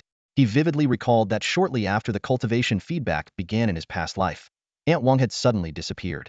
He had specifically gone to her home to look for her, only to find it completely empty. Given Aunt Wang's character, she would never leave without saying a word. Something must have happened to her. Aunt Wang. Lin Yu put down his chopsticks and said seriously, why don't you move in here? The house is so big. You can pick any room you like. Aunt Wang hesitated, her expression uncertain. Lin Yu immediately sweetened the deal. Living here would be like working a 24-hour shift, and your salary will be doubled. Hearing salary doubled, Aunt Wang's eyes lit up. Although her daughter's studies abroad were funded by a scholarship, the daily expenses were significant, and she still needed her mother's financial support. All right, they'll go back and pack my things tonight. She nodded and then asked, which room should I stay in? Any room you like. There are plenty to choose from, Lin Yu said with a smile. It was a win-win situation. Aunt Wang would have a secure place to stay, and he could continue to enjoy her cooking. Back in his room, Lin Yu glanced at the calendar. It was February 11th, and there were 2.5 days left until February 14th at midnight, the moment the game's cultivation feedback would begin. He still had 9 billion yuan left to spend. Lin Yu recalled a movie he had once seen, where the protagonist had to spend 10 billion in a month. He couldn't help but chuckle. A mere 10 billion? If it were used for in-game purchases, it could be spent in an instant. Forget 10 billion, even a trillion wouldn't be a problem. However, he only had 10 billion now. So he needed to be meticulous and plan carefully to ensure the money was spent on maximizing his character's strength in the game. The official forum of the game, Piamiao Xian 2, was buzzing with excitement. Posts about Chengfeng Zhenren were popping up like mushrooms after the rain, and players' enthusiasm for discussion was at an all-time high. Chengfeng Zhenren dominates the rankings again. 6 out of the top 10 spots in the equipment leaderboard are his. That's insane. That semi-divine storage ring is ridiculous. 10,000 slots, refined to 10. My measly 50 slot ring isn't even in the same universe. Does anyone know Chengfeng Zhenren's real identity? The most beautiful female player is offering 1 million as a reward to uncover it. My dad works in the household registry office. Maybe I can dig up something? Believe it or not, I'm Chengfeng Zhenren's younger brother, and am living in the room next to his right now. Meanwhile, the man causing all this uproar, Lin Yu, also known as Chengfeng Zhenren, was lounging leisurely against his bedhead. He logged back into the game, and the system immediately sent him a notification. Welcome back, esteemed VIP 11 player Chengfeng Zhenren. We present you with an exclusive returning player gift pack. For only 58,000 yuan. Enjoy a massive cultivation boost. Seeing the price skyrocket from the usual 648 yuan to 58,000, Lin Yu chuckled. Finally figured out him an easy target, huh? Despite his words, he didn't hesitate to hit the recharge button. The system promptly responded. Congratulations! You've received 8,000 superior spirit stones, 2,000 Xianyuan pills, and 5 golden artifact refinement stones. Lin Yu did a quick calculation. The actual value of this pack exceeded 100,000 yuan, making it a solid deal. Without stopping, he also bought out all 6 tiers of the Valentine's Day event packs. His gaze then shifted to the affection rankings. His dual cultivation partner, Shui Yun Xianzi, seemed to be matching his enthusiasm, spending heavily as well. Together, they comfortably held the top spot. After spending over 100,000 yuan with ease, Lin Yu pulled out his meticulously prepared spending plan. Looking at the densely packed notes, he murmured to himself, next step, time to upgrade the spirit beasts. In this game, spirit beasts were indispensable companions for cultivators, serving as their most reliable allies in battles. And the game developers, in their quest to maximize players' spending, the spirit beast system in the game Ethereal Immortal Journey is remarkably diverse. The developers have categorized spirit beasts into 6 tiers, ranked from lowest to highest as fierce beasts, demonic beasts, rare beasts, immortal beasts, divine beasts, and sacred beasts. Each spirit beast can enhance its strength through leveling up, attribute allocation, and skill learning, making it an almost endless process of cultivation. Among all the cultivation methods, upgrading the tier of a spirit beast is the most critical. Regular players can only acquire immortal tier spirit beasts through dungeons, and even then, the drop rate is extremely low. To obtain higher tier spirit beasts, there is only one option: the infamous Spirit Beast Lucky Spin event. This perpetually available event, updated monthly, is the most daunting cash sink in the game. The spin has 3 tiers: 10, 100, and 1,000 premium spirit stones, each corresponding to different reward pools. Rumor has it that with sufficient spending, players can draw a sacred beast from the highest tier. However, the threshold for sufficient spending is staggering. Every 1 million spent only increases the probability of obtaining a sacred beast by 1. Since the game launched, only 2 players, Lin Yu and the Demon Lord of Tsangyun, have exceeded the $1 million recharge mark.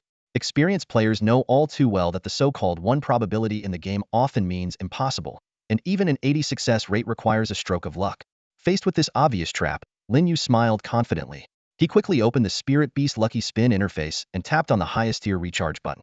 On the pop-up recharge screen, he unhesitatingly entered an astronomical amount: 100 million. The system immediately displayed a confirmation prompt.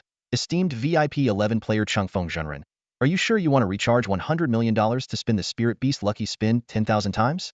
Even the game system seemed somewhat doubtful at this mind-boggling number. At 1,000 premium spirit stones per spin, equivalent to 10,000 each, 100 million would indeed allow for 10,000 spins. What does this simple calculation mean? $100 million increments equal a 100 probability. Lin Yu clicked the confirm button once more. The spin wheel on the screen began spinning wildly, and system notifications popped up one after another. You spun the Spirit Beast Lucky Spin with great force and hit the jackpot, obtaining 5 random high-level Spirit Beast skill books. You spun the Spirit Beast Lucky Spin with great force and hit the jackpot, obtaining 5 random high-level Spirit Beast skill books. You spun the Spirit Beast Lucky Spin with great force and hit the jackpot, obtaining 50 high-level Spirit Beast experience pills. You spun the Spirit Beast Lucky Spin with great force and hit the jackpot, obtaining 10 high-level attribute reset pills for Spirit Beasts. You spun the Spirit Beast Lucky Spin with great force and hit the jackpot, obtaining an Immortal Tier Spirit Beast egg.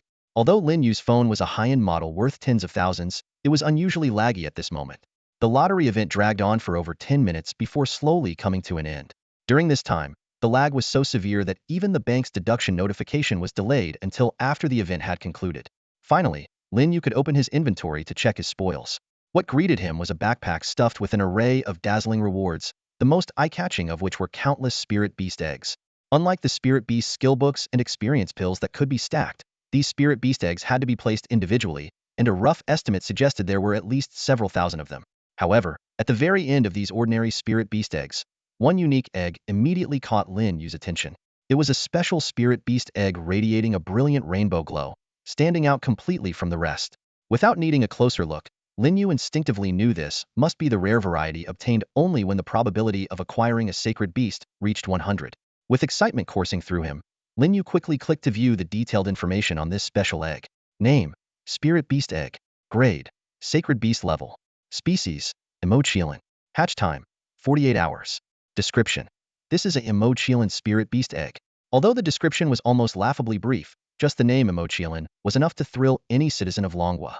Without hesitation, Lin Yu placed the Spirit Beast Egg into the incubation slot, watching as the hatching interface displayed a countdown of 47 hours 59 minutes and 59 seconds. Wait 48 hours? Are you kidding me? Lin Yu chuckled softly and immediately opened the game shop. In this pay-to-win game, as long as you were willing to spend, time was never a problem. Without hesitating, he spent 300 yuan to purchase a Spirit Beast Maturity Pill, a mystical-sounding item that was essentially a booster. Once used, it would instantly hatch the egg without affecting the quality of the Spirit Beast. After using the Spirit Beast Accelerating Pill, the countdown on the hatching interface instantly dropped to 0. Lin Yu lightly tapped the screen, and a dark green light coalesced beside his character, taking shape. It was a majestic dark Qilin, with towering twin horns. Though its body only reached his character's waist, it was covered in dark green scales that radiated an extraordinary aura of dominance. As a level 1 dark Qilin, its full size had yet to manifest. However, even at this stage, this legendary Spirit Beast of the Sacred Beast tier was enough to astonish the entire gaming world. Lin Yu's eyes sparkled with excitement as he immediately began nurturing the mythical beast with Spirit Beast experience pills.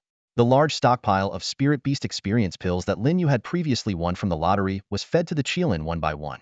In this game, the maximum level for Spirit Beasts was 100. Even the top-ranked Spirit Beast, a level 60 immortal beast known as the Crimson Flame Tiger, paled in comparison to Lin Yu's Dark Qilin, whose sacred beast quality alone outclassed all others. After continuous nurturing, the entire supply of Spirit Beast experience pills was quickly depleted. The resources obtained with a staggering billion in game currency pushed the Dark Qilin directly to the max level of 100. Lin Yu then invested a significant amount of high-level skill and attribute pills to fully unleash the sacred beast's potential. By evening, the Dark Challenge training was finally complete. On the Spirit Beast leaderboard, the second-ranked Crimson Flame Tiger, an immortal beast, had a combat power of just over 30,000. In stark contrast, Lin Yu's Dark Challenge boasted an astronomical combat power of 9.6 million. The disparity in strength was beyond words. With this beast alone, Lin Yu could likely conquer any dungeon challenge with ease. As night fell, Lin Yu stepped out of his room. Next door, Xiao Guang, who seemed to have been waiting for him, rushed over as soon as he heard the door open. Bro, I haven't seen you all day. I missed you so much. Xiao Guang spread his arms wide, attempting to give Lin Yu a hug. Lin Yu quickly raised his foot to block him.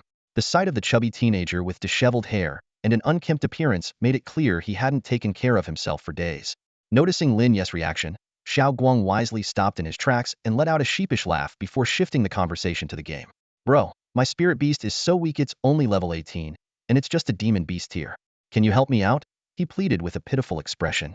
Despite spending $1 million in game currency, most of it had gone toward improving his cultivation level, leaving other aspects severely lacking. This time, Lin Yu didn't refuse Xiao Guang's request for spirit beast eggs. With plenty of eggs stored in his backpack, giving a few to this game-obsessed teenager was no big deal. What Lin Yu found amusing was that Xiao Guang had been staying here for several days without mentioning his little girlfriend even once. Clearly, the allure of ethereal immortal journey had completely captivated him. Offering some perks now, and then might help sustain his enthusiasm. Let's go, time to eat. I'll give you the eggs while we eat, Lin Yu suggested. Xiao Guang's face lit up with excitement. Bro, your Immortality is so cool. Can it have offspring? Lin Yu's expression darkened. Why are you always watching my every move? Focus on improving your own strength. It was obvious Xiao Guang had been keeping a close eye on him, already knew about the Immortality as soon as it appeared. Xiao Guang chuckled sheepishly and leaned in closer. Bro, what rank of spirit beast are you giving me? Any sacred beasts? Divine beasts would be even better. At the restaurant, Lin Yu began eating while pulling out his phone to initiate a trade. Generously, he placed a divine-level spirit beast egg into the trade window, along with a pile of spirit beast skills and experience pills. In the game, divine beasts were among the rarest and most powerful creatures most players could only dream of owning one, with celestial beasts being their peak. Seeing this incredible gift, Xiao Guang was overjoyed and devoured 3 large bowls of rice in one go. Eat that much, and you'll have trouble sleeping tonight, Lin Yu remarked. Sleep? This meal's gotta last me till tomorrow morning. Xiao Guang retorted with a smug snort. Lin Yu could tell Xiao Guang was completely hooked on the game, though he couldn't deny he was just as immersed himself. After all, he still had 8 billion to spend, and it was shaping up to be a sleepless night. Back in his bedroom, Lin Yu leaned comfortably against the headboard. Although the villa had a spacious study, he preferred gaming on the soft, cozy bed. Launching Ethereal Immortal Journey, he began strategizing how to further enhance his combat power. In the game, strength could be improved through 4 main avenues: cultivation, equipment, spirit beasts, and techniques. Having already maxed out the first 3 with his spending spree, it was time to focus on techniques. As a reborn individual, Lin Yu deeply understood their significance. Not only did they boost in-game power, but top-tier techniques could also grant real-world strength over time. Techniques in the game were divided into 5 levels: human, earth, heaven, celestial, and emperor. There were 3 ways to acquire them: learning basic techniques from sects, purchasing event bundles for up to heaven-tier techniques, or the most expensive yet effective method, exploring for rare encounters. In this pay-to-win game, encounters were essentially luck fueled by money, something ordinary players could never afford to experience. Lin Yu opened the encounter interface, revealing a vast landscape of rolling mountains and perilous cliffs. Players simply had to tap the screen, and their character would automatically explore. Each exploration consumed scrolls, which came in 2 types: standard costing 1 high-grade spirit stone and advanced costing 100 high-grade spirit stones. Without hesitation, Lin Yu recharged another 100 million. The game conveniently streamlined the process, allowing direct cash payments for exploration, skipping the hassle of converting money into spirit stones and then into scrolls. Honorable VIP 11 player Changfeng Zhenren, would you like to spend 100 million yuan to purchase 10,000 advanced explorations? Lin Yu didn't hesitate and directly clicked the confirm button. The screen immediately displayed the same lagging phenomenon as it had in the afternoon, with the phone screen completely frozen. It took more than 10 minutes for everything to return to normal, and the completion of the 10,000 advanced adventure explorations was announced. At that moment, the envelope icon on the phone screen suddenly lit up, accompanied by a system notification: your inventory is full. The rewards from the adventure have been sent to your mailbox. Please check. When he opened the inventory, it was indeed packed to the brim. Spirit beast eggs and cultivation manuals occupied all the slots, with nearly half of the space taken up by the Spirit Beast eggs he had previously won from the Spirit Beast Lucky Wheel. Lin Yu immediately controlled his character to return to the sect and approached the reclusive sect leader, Master Jingxin. Without hesitation, he gifted all the less useful Spirit Beast eggs and skills to her.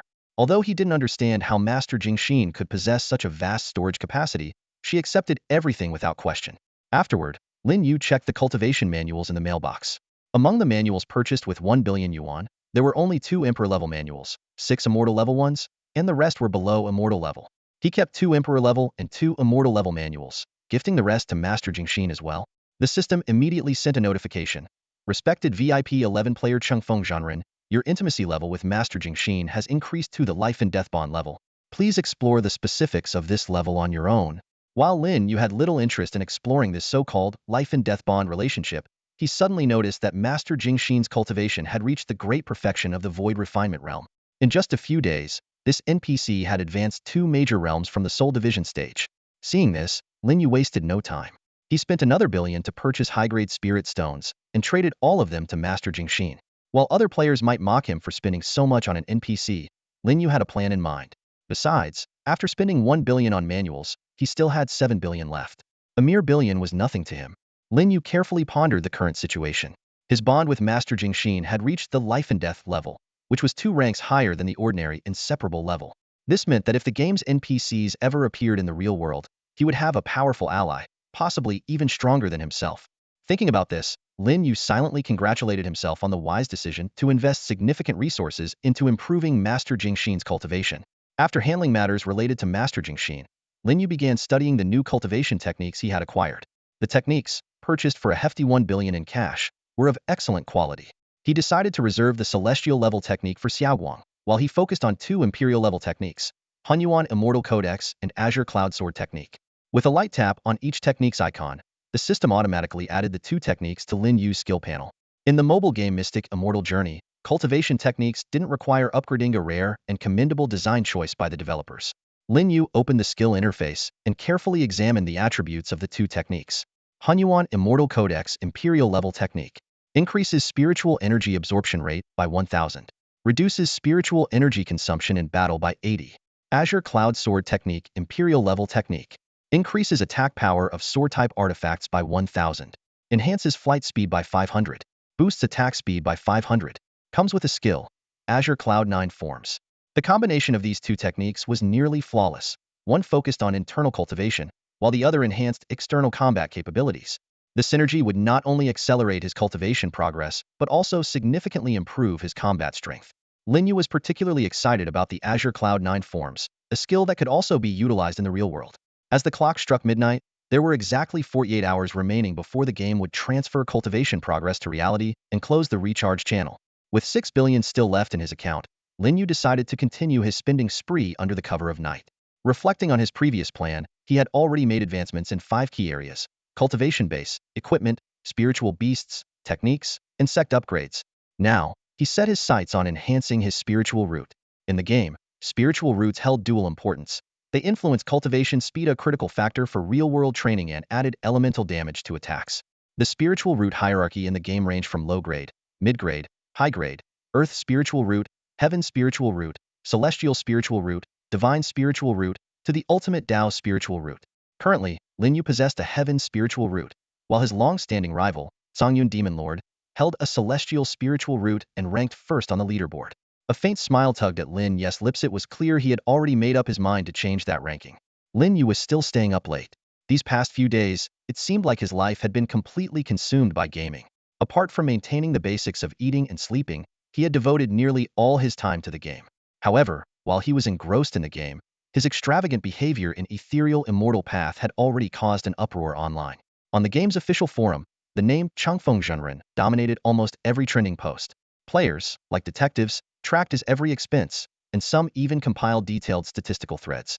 Based on conservative estimates by these players, Changfeng Zhanren's total spending had surpassed the 2 billion yuan mark. This staggering figure quickly broke out of the gaming community's boundaries. Major gaming forums reshared the discussions, video platforms were flooded with analysis videos, and news outlets swiftly picked up the story. Entertainment Gossip ran a headline, 2 billion spent on gaming madness or foolishness, and called for stricter measures to limit in-game spending by minors. Urban Express approached the issue from the angle of income inequality, emphasizing how, for 99 of people, such an amount is an astronomical figure they could never dream of seeing in a lifetime. Meanwhile, a journalist from Entertainment Express personally downloaded the game to experience it, harshly criticizing the game's pervasive pay-to-win design and monetization tactics. What none of these reports realized, however, was that Lin Yu had actually spent $4 billion so far and was planning to invest another $6 billion. The growing public outcry eventually caught the attention of the Dragon Nation's Game Regulatory Center. In the office of the center's director, an emergency meeting was underway. The 50-something director wore a stern expression, glaring at his subordinates, who stood silently with their heads lowered. Bang! He slammed his desk and lashed out furiously. You've been investigating for a whole day and still can't figure out the basic situation? What on earth are you doing? Are you all idiots?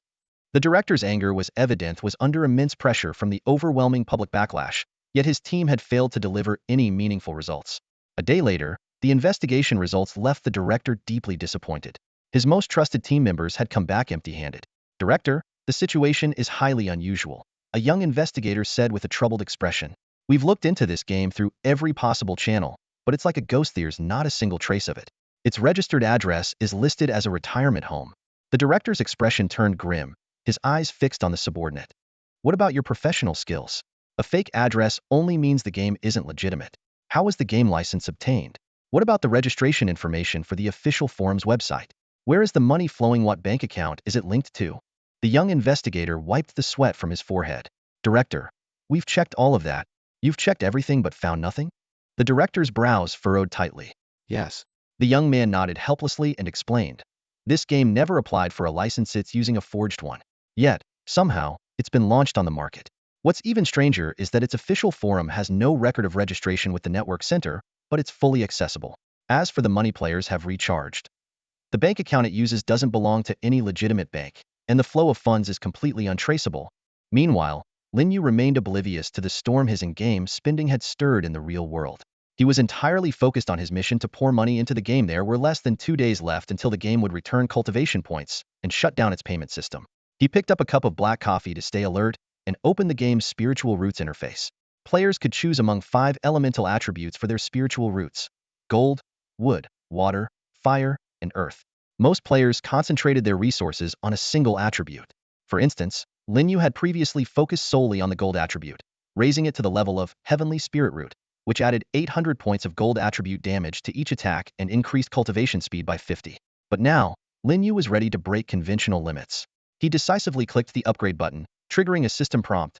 Dear VIP 11 player Changfeng Zhenren, do you wish to spend 9.83 million yuan to upgrade your gold spiritual root to the Heavenly Dao root level? Confirm. The gold spiritual root radiated a dazzling glow as its stats rapidly climbed, finally settling at the Heavenly Dao root level. The system notified him that each attack now dealt an additional 10,000 points of gold attribute damage, and his cultivation speed had increased by 100. Yet Lin Yu didn't stop there. He turned his attention to upgrading the wood spiritual root. Despite the upgrade costing double 20 million yuan, confirmed without hesitation. Then came the water, fire, and earth spiritual roots. Lin Yu upgraded them all without pause. Lin Yu quickly completed the comprehensive enhancement of his 5-element spiritual roots, elevating each one to the level of Heavenly Dao spiritual roots. This investment far exceeded what he had spent on equipment and spiritual beasts. The second root cost him 20 million, the third 40 million, the fourth 80 million, and the fifth a staggering 160 million. Altogether, the upgrade of his spiritual roots alone amounted to approximately 310 million. This massive investment soon yielded astonishing results. Every one of Lin Yu's attacks now automatically carried the attributes of metal, wood, water, fire, and earth, with each element inflicting 10,000 points of damage. Combined, this resulted in an additional 50,000 points of damage per attack. However, the most significant improvement was in his cultivation speed. His 5 Heavenly Dao spiritual roots boosted his basic cultivation speed by a remarkable 500, and this could be further amplified by the effects of his cultivation techniques. This was exactly the transformation Lin Yu had been hoping for. He vividly remembered the agony of his past life when the game synchronized his cultivation level back to reality. 10 years of effort had failed to break through from the nascent soul stage to the soul division stage. That snail-paced cultivation had nearly drained him of all patience. But now, with the dual support of the 5-element Heavenly Dao spiritual roots and a Goddard cultivation technique, even the game's feedback mechanism couldn't slow his progress in the real world as much as before. Opening the game leaderboard, Lin Yu was pleased to see that he had claimed the top spot in all the major power ranking categories. Of course, this achievement had come at a great cost. leaving him with only about 290 million in funds. There were still secondary leaderboards to conquer, such as those for mounts, residences, wealth, and elixirs. While these had limited impact on combat strength, they each served their own purpose. With his remaining funds, securing the top positions on these boards seemed entirely feasible. After reviewing the leaderboard, it was already late at night. Having completed the most critical part of his spending plan, Lin Yu went to bed with a sense of satisfaction. Meanwhile, Zhang Yun had also developed a habit of staying up late playing the game over the past few days. Ever since Lin Yu had converted all his assets into cash, she had found herself effectively unemployed aside from receiving her salary. At 3 a.m. that morning, she was grinding through a dungeon while habitually checking the updates of Cheng Feng Zhenren in the game. Although their relationship was limited to being dual cultivation partners in-game with no real-life interaction, Cheng Feng Zhenren's recent extravagant spending had caught her attention time and time again. Just as she noticed that he had taken the top spot on all the major leaderboards, her phone suddenly rang. Frowning at the caller ID, Zhang Yun muttered to herself, "Why is Dad calling me so late at night?" Zhang Yun and her father rarely communicated. As a high-ranking military official, her father always maintained a strict and rigid demeanor. Years ago, he had firmly opposed her decision to study abroad. In the end, Zhang Yun chose to leave secretly, which caused their father-daughter relationship to hit rock bottom. However, in recent years, as she noticed the increasing gray in her father's hair, both of them felt a sense of guilt and began making efforts to reconnect. Late one night, her phone suddenly rang. Zhang Yun glanced at the screen and saw the word father, frowning slightly. "Yun, are you asleep?" Her father's deep voice came through the line. "Not yet, I was just about to go to bed." Zhang Yun instinctively avoided admitting that she was planning to stay up late. After a few polite exchanges, her father suddenly changed the topic. Yun, I remember you've been playing that mobile game Ethereal Immortal Journey, right?" The question left Zhang Yun stunned. She couldn't fathom how her father even knew about this. Yeah, she replied hesitantly. "That game seems to be really popular lately. When do you have time to come home and teach me how to play it?"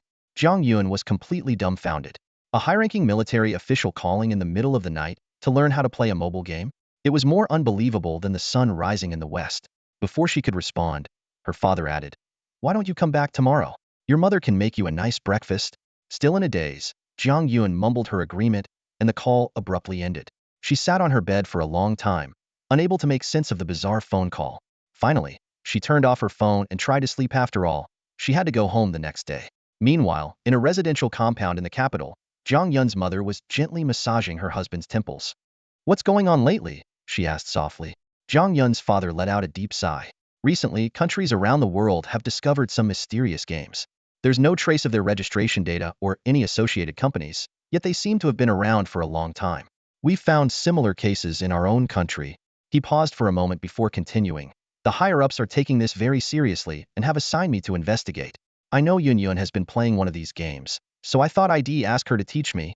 Although the mission was handed down from the top, the global scope of the phenomenon meant it didn't need to be kept entirely confidential. However, there were more severe developments he hadn't shared with his wife recently. There had been a surge in strange, unexplained occurrences worldwide, and these events seemed to be somehow connected to the mysterious games. It was as if the entire world was undergoing some unknown transformation. As the head of the country's special investigative team, he was acutely aware of the gravity of the situation, and the worry etched on his face grew deeper. The next morning, Zhang Yun drove back to her parents' house. Despite having applied meticulous makeup, the dark circles under her eyes evidence of only falling asleep at 3 a.m. were hard to conceal. After breakfast, her father eagerly called her into the study, pulling out his phone. "I've already downloaded that game, Ethereal Immortal Journey. Now, tell me how to play it," he said. Though the game Ethereal Immortal Journey was shrouded in mystique, it was surprisingly easy to download, available on all major app stores. For a man nearing 60, mastering the use of a smartphone was already an impressive feat, let alone trying to navigate the complexities of an intricate cultivation game. The cultivation ranks and system mechanics left him utterly baffled. Patiently, Zhang Yun explained every aspect of the game to her father: the cultivation system, equipment configurations, spirit beast nurturing, and skill training. She even helped him set up an account. However, when she suggested spending a little money to enhance the gaming experience, her father firmly refused. Spending money on games was something he simply couldn't wrap his head around. After 3 hours of Hansen teaching, Zhang Yun was parched and exhausted. Despite holding an important position in his career, her father struggled with game controls, and his character's cultivation level barely reached the middle stage of chi refinement. Just as Zhang Yun was about to retreat to the bedroom for some rest, her father stopped her. "Stay home for a few days if you're not busy. Your mother's been saying she misses you." Zhang Yun nodded in agreement. Work wasn't too demanding lately, so staying home for a while seemed like a good idea. After she left the room, her father gazed out the window, his expression heavy. There were things he hadn't shared with his daughter. Asking her to stay home was, in reality, a measure to ensure her safety. Glancing down at the game running on his phone, he couldn't help but chuckle wryly. This game was certainly not designed for someone his age. He then opened his work group chat and sent out instructions to his subordinates. Download that game called Ethereal Immortal Journey and start playing it. Know your enemy, know yourself, that's how you win every battle. Use your free time tonight to play. Everyone needs to share their thoughts during tomorrow morning's meeting. His young team members, many of whom had military backgrounds, would likely pick up the game much faster than he could. By late morning, Lin Yu finally woke up. After having lunch with Xiao Guang, he returned to his bedroom. Yesterday, Aunt Wang had officially moved into the villa. Xiao Guang's gaming career was steadily gaining momentum, and Lin Yu's in-game strength had already reached its peak. He was in high spirits. The next task? Spending the remaining 290 million. Even a slight improvement in strength is better than letting it go to waste. Lin Yu deeply understood this principle. He was well aware that as the cultivation progress from the game began to manifest in the real world, the importance of money would gradually be replaced by power. Half reclining on his bed, Lin Yu logged into the game once more. The system immediately popped up a notification. Honored VIP 11 player Chungfeng Zhanren, you haven't logged in for 8 hours. As a welcome back gift for our veteran players, we offer an exclusive package for only 58,000 yuan, providing a rapid boost in cultivation. Confirm purchase. Lin Yu clicked without hesitation. This veteran player return package offered exceptional value in the game, but it could only be purchased 3 times a dia limitation set by the developers to prevent players from exploiting it endlessly. Next, he purchased the Valentine's Day package. This had become a routine between him and his never-met dual cultivation partner, Shueyun Xianzi. Thanks to this, the two of them consistently ranked first on the Hearts of Flutter leaderboard. Lin Yu also took care of the daily gift packs and other regular items. Altogether, these purchases cost him hundreds of thousands, but for someone who had already invested over 70 million in the game, it was merely a drop in the ocean. Switching to the alchemy interface, Lin Yu began his next plan for improvement. The game offered a wide variety of pills, ranging from healing and breakthrough aids to anti-aging and strength-enhancing options. To ensure he had access to them whenever needed in the future, he decided to stockpile a bit of everything. Alchemy required recipes and furnaces. Recipes could be purchased from the official store or obtained in Dungeon Zone of the few aspects of the game that didn't heavily rely on spending money. Players could even trade recipes in the marketplace to earn profits. However, furnaces were a different story. To craft high-grade pills, one needed a furnace of corresponding quality. Without hesitation, Lin Yu spent over 3 million to upgrade his furnace to the highest level. Afterward, he bought all the unlearned recipes available in the official store and swept through the marketplace for recipes of various tiers. With his preparations complete, Lin Yu focused on alchemy, casually purchasing the necessary materials from both the store and the marketplace. After all, in this game, as long as you were willing to spend, there was nothing you couldn't buy. Under normal circumstances, alchemy requires a significant amount of time, but for Lin Yu, this was no issue at all. With enough money, any waiting time could be skipped instantly. Throughout the entire afternoon, Lin Yu's fingers tirelessly clicked away on the game interface. The sound of purchasing materials echoed repeatedly, the flames of the alchemy furnace roared to life again and again, and the progress bar for waiting times sped forward with each expenditure. Through these repetitive actions, his alchemist level climbed steadily. The alchemy system in the game is divided into 7 ranks: Beginner Alchemist, Intermediate Alchemist, Advanced Alchemist, Alchemy Master, Alchemy Grandmaster, Pill Emperor, and finally, the Supreme Pill Saint. Lin Yu had previously shown little interest in alchemy, remaining at the level of an advanced alchemist. Yet, in just one intense afternoon of continuous crafting, he leapt across 3 major ranks, reaching the pinnacle of Pill Saint. As his level increased, so did his speed and success rate in crafting pills. On the alchemist leaderboard, Lin Yu's ranking skyrocketed from outside the top 100 to claiming the #1 spot. This relentless alchemy spree, though costing a total of 30 million, yielded incredible rewards. Not only did he achieve the highest alchemist rank, but he also amassed an astonishing stockpile of pills of various grades. According to the game's feedback mechanism, these pills would gradually manifest in the real world. After a simple dinner, Lin Yu logged back into the game. As soon as he entered, a system notification popped up. Respected VIP 11 player Chungfeng Zhanren, your sect, Changhe sect, has ascended from a first-class sect to a super sect due to its increased strength. To celebrate this milestone, you are awarded 8,000 cultivation points. Friendly reminder, your sect is on the verge of breaking through to the Sacred Land level. Upon reaching this status, you will enjoy numerous privileges as a Sacred Land disciple: a 20 boost in cultivation speed, a 10 increase in alchemy and forging success rates, a 10 faster spiritual energy recovery rate, and weekly spiritual stone stipends based on your position and rank. Lin Yu never expected that in just the time it took to have a meal, his sect would undergo such a dramatic transformation. When he eagerly logged into the game and controlled his character to head to the Changha sect, the scene before him filled him with delight. The entire sect had undergone a complete makeover, and at the heart of it all was the sect master, Jingxin Zhenren, whose cultivation had broken through to the Mahayana stage. Lin Yu's strategy of spending money on NPC upgrades had indeed paid off. Having a sect master at the Mahayana stage, with the highest level of rapport with him, provided an unshakable foundation. With the sect master's breakthrough, the Changha sect rose in status as well, advancing from a first-rate sect to a super sect. However, Lin Yu understood that to go further from a super sect to a sacred land relying solely on the sect master's cultivation was far from enough. The entire sect's strength needed to improve comprehensively. He carefully studied the system prompts and discovered that the benefits of reaching sacred land status far exceeded his previous expectations. This resolution pushed him to contribute even more to the sect's development. Without hesitation, he opened the sect donation interface and entered a series of numbers, 30 million. The system immediately displayed a confirmation prompt. Honorable VIP 11 player Chengfeng Zhenren, are you sure you want to donate 30 million high-grade spirit stones to the Changha sect? This action is irreversible. Please confirm.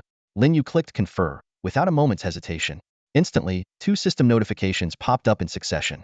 Due to your outstanding contribution, your position within the sect has been promoted to Vice Sect Master. Your sect's strength has significantly increased, and its rank has been elevated to Sacred Land status. You have gained 80,000 cultivation points and have been granted Sacred Land Disciple privileges. Though the 80,000 cultivation points were negligible for someone like him, who had already reached the pinnacle, the various benefits of being a Sacred Land Disciple caught his attention. To his surprise, he had also been promoted to Vice Sect Master of the Changha sect. This position, second only to the Sect Master, placed him in a position of immense authority within the sect. Unlike his previous experience of rising to inner disciple status through completing quests, this promotion was entirely due to his generous donation. In the sect's hierarchy, from the lowest servant disciple to outer disciple, inner disciple, direct disciple, steward, elder, and finally vice sect master, each rank had its own significance, with the vice sect master being a singular and prestigious role. Although the position seemed to have little practical use at the moment after all, he couldn't truly command the NPCs. Lin Yu understood that if the game underwent a major update, this identity would undoubtedly open up endless possibilities. Lin Yu's gaze pierced through the game interface, as if he could already envision the future unfolding before him. The moment the Changha sect descended upon the real world, he, as the vice leader, would wield unprecedented power. The thought of thousands of disciples obeying his commands and enemies crumbling before the sect's overwhelming forces filled him with exhilaration. Driven by this ambition, he reopened the sect donation page. As the vice leader and a sworn ally of Jingxin Zhenren, the Changha sect was effectively in his grasp. With 230 million still at his disposal, what harm could another 30 million donation do? With a light tap, the number 30 million filled the donation field, and the confirmation button was pressed. Instantly, the massive contribution brought noticeable changes to the sect. The sky became crowded with celestial cranes, more spirit beasts frolicked within the sect, and the number of NPC disciples steadily increased. In Ethereal Immortal Journey, the mobile game, sects were countless, with most, like the Changha sect, having only a single real player while the rest were NPCs. Of course, some high-ranking or uniquely named sects managed to attract dozens of players. Lin Yu opened the sect leaderboard, and as expected, the Changha sect was firmly in the top spot. By now, most of the game's leaderboards were dominated either by Lin Yu himself or by entities closely linked to him. He glanced at the time, 8 p.m. Only 32 hours remained until the game began converting cultivation into reality and closed its recharge channel. Time was running out. He needed to spend the remaining 200 million within this critical window to upgrade his VIP level from 11 to 12. This crucial advancement meant he was in for a sleepless night. Meanwhile, discussions about Lin Yu on the game's official forum showed no signs of slowing down, with the buzz around him continuing to grow. Amid the chatter, other threads on unrelated topics also began to emerge. Discussions about Chengfeng Zhenren on the gaming forum continue to intensify. After dominating the equipment leaderboard, this mysterious player has now consecutively claimed the top spots on the Spirit Beast, cultivation techniques, and alchemy leaderboards. Some players speculate that the recent upheaval in the sect rankings might also be related to this player. There are still so many people in the world struggling to put food on the table, yet someone spends billions in a game. How ironic, one user angrily posted. How someone spends their money is entirely up to them, someone immediately countered. Must be a rich kid spending their parents' money. Well, isn't their parents' money technically theirs too? The focus of the discussion suddenly shifted when a new post appeared. Yesterday morning, I caught a three-tailed fox demon in the game. In the afternoon, while visiting the zoo with my girlfriend, I saw a real three-tailed fox. The poster went out of their way to mention that his girlfriend is 170 centimeters tall, weighs 46 kilograms, has fair skin, and resembles Angela Baby. There's no way a three-tailed fox exists in real life. You've clearly been blinded by love. The comments section erupted with laughter. However, more bizarre replies started to surface. Last night, I saw a flash of fire in the trees in my yard. It looked exactly like the crimson flame bird from the game. I'm a zookeeper at an aquarium. Yesterday, some men in black took away a fox handler and a fox. The atmosphere on the forum grew increasingly eerie. Someone mused, why does it feel like we're living in a cultivation world? My dad is almost 60, and he's recently become obsessed with ethereal immortal journey. He even warned me not to go out too much. This reply sparked even more speculation. The thread ended with numerous comments like marking this for updates, waiting for photos, and seeking insider info, leaving the entire discussion shrouded in mystery. The next day at noon, Lin Yu slowly opened his eyes while lying in bed. Sunlight streamed into the room through the gaps in the curtains. He stretched lazily and glanced at the time. It was already midday again. His sleep quality had been surprisingly good these past few days, a stark contrast to the constant anxiety of his previous life. Although in his past life he had been a nascent soul stage cultivator, powerful enough to dominate in the mortal world and even disregard the threats of modern weaponry, the dangers brought by the game feedback system had left everyone living in perpetual fear. The bosses, mini-bosses, small mobs, and the scheming NPCs in the game dungeons were all brimming with danger. Even worse were the demons and rogue cultivators who specialized in hunting down player cultivators, plunging the entire world into unprecedented chaos.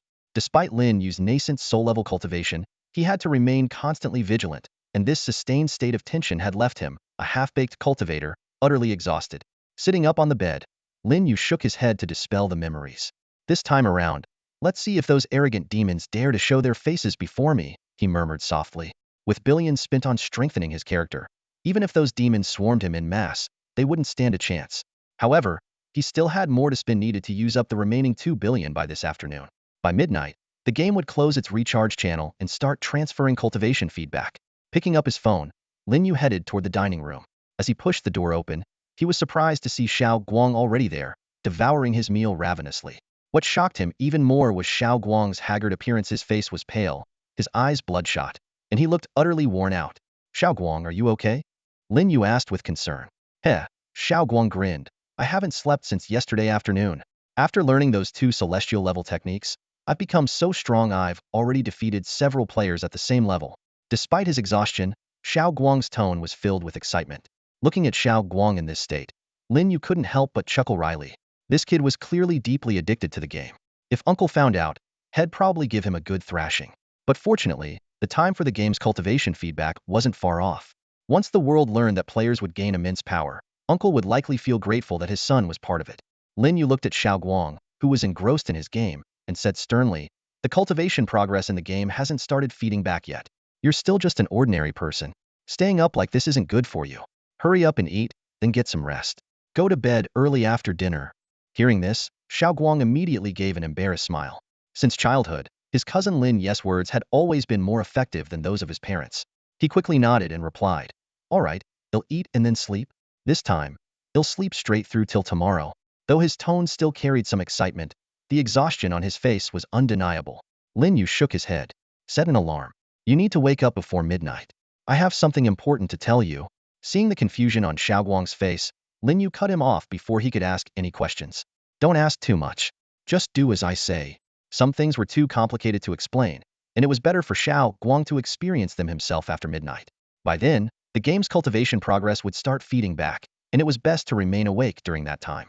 Lin Yu recalled how, in his previous life, he had fallen asleep during the feedback process and woke up to find he had accidentally wrecked his villa. He wasn't about to let Xiao Guang make the same mistake.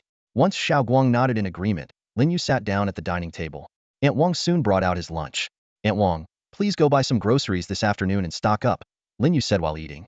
The weather's going to be bad for the next few days. It's better not to go out. But the weather forecast says tomorrow will be sunny, Aunt Wang replied, puzzled. Weather forecasts aren't always accurate. Just follow my advice, Lin Yu said with a smile.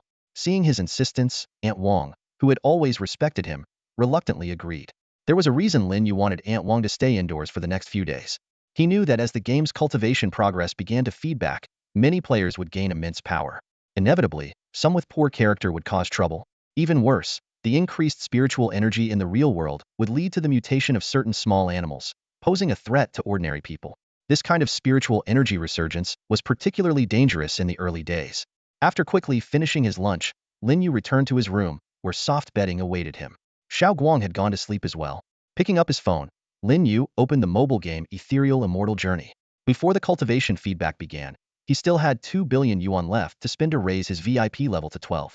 The task was daunting, but he had a plan. Dear VIP 11 player Chengfeng Zhanren, you haven't returned to the game for 8 hours. As a token of appreciation, we present you with a comeback gift pack for veteran players.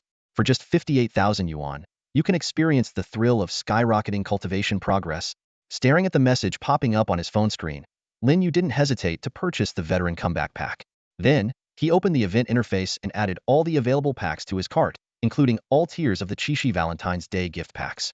Opening the Heartthrob leaderboard, Lin Yu was pleased to see that his name and Shueyun Fairy's name were still firmly at the top.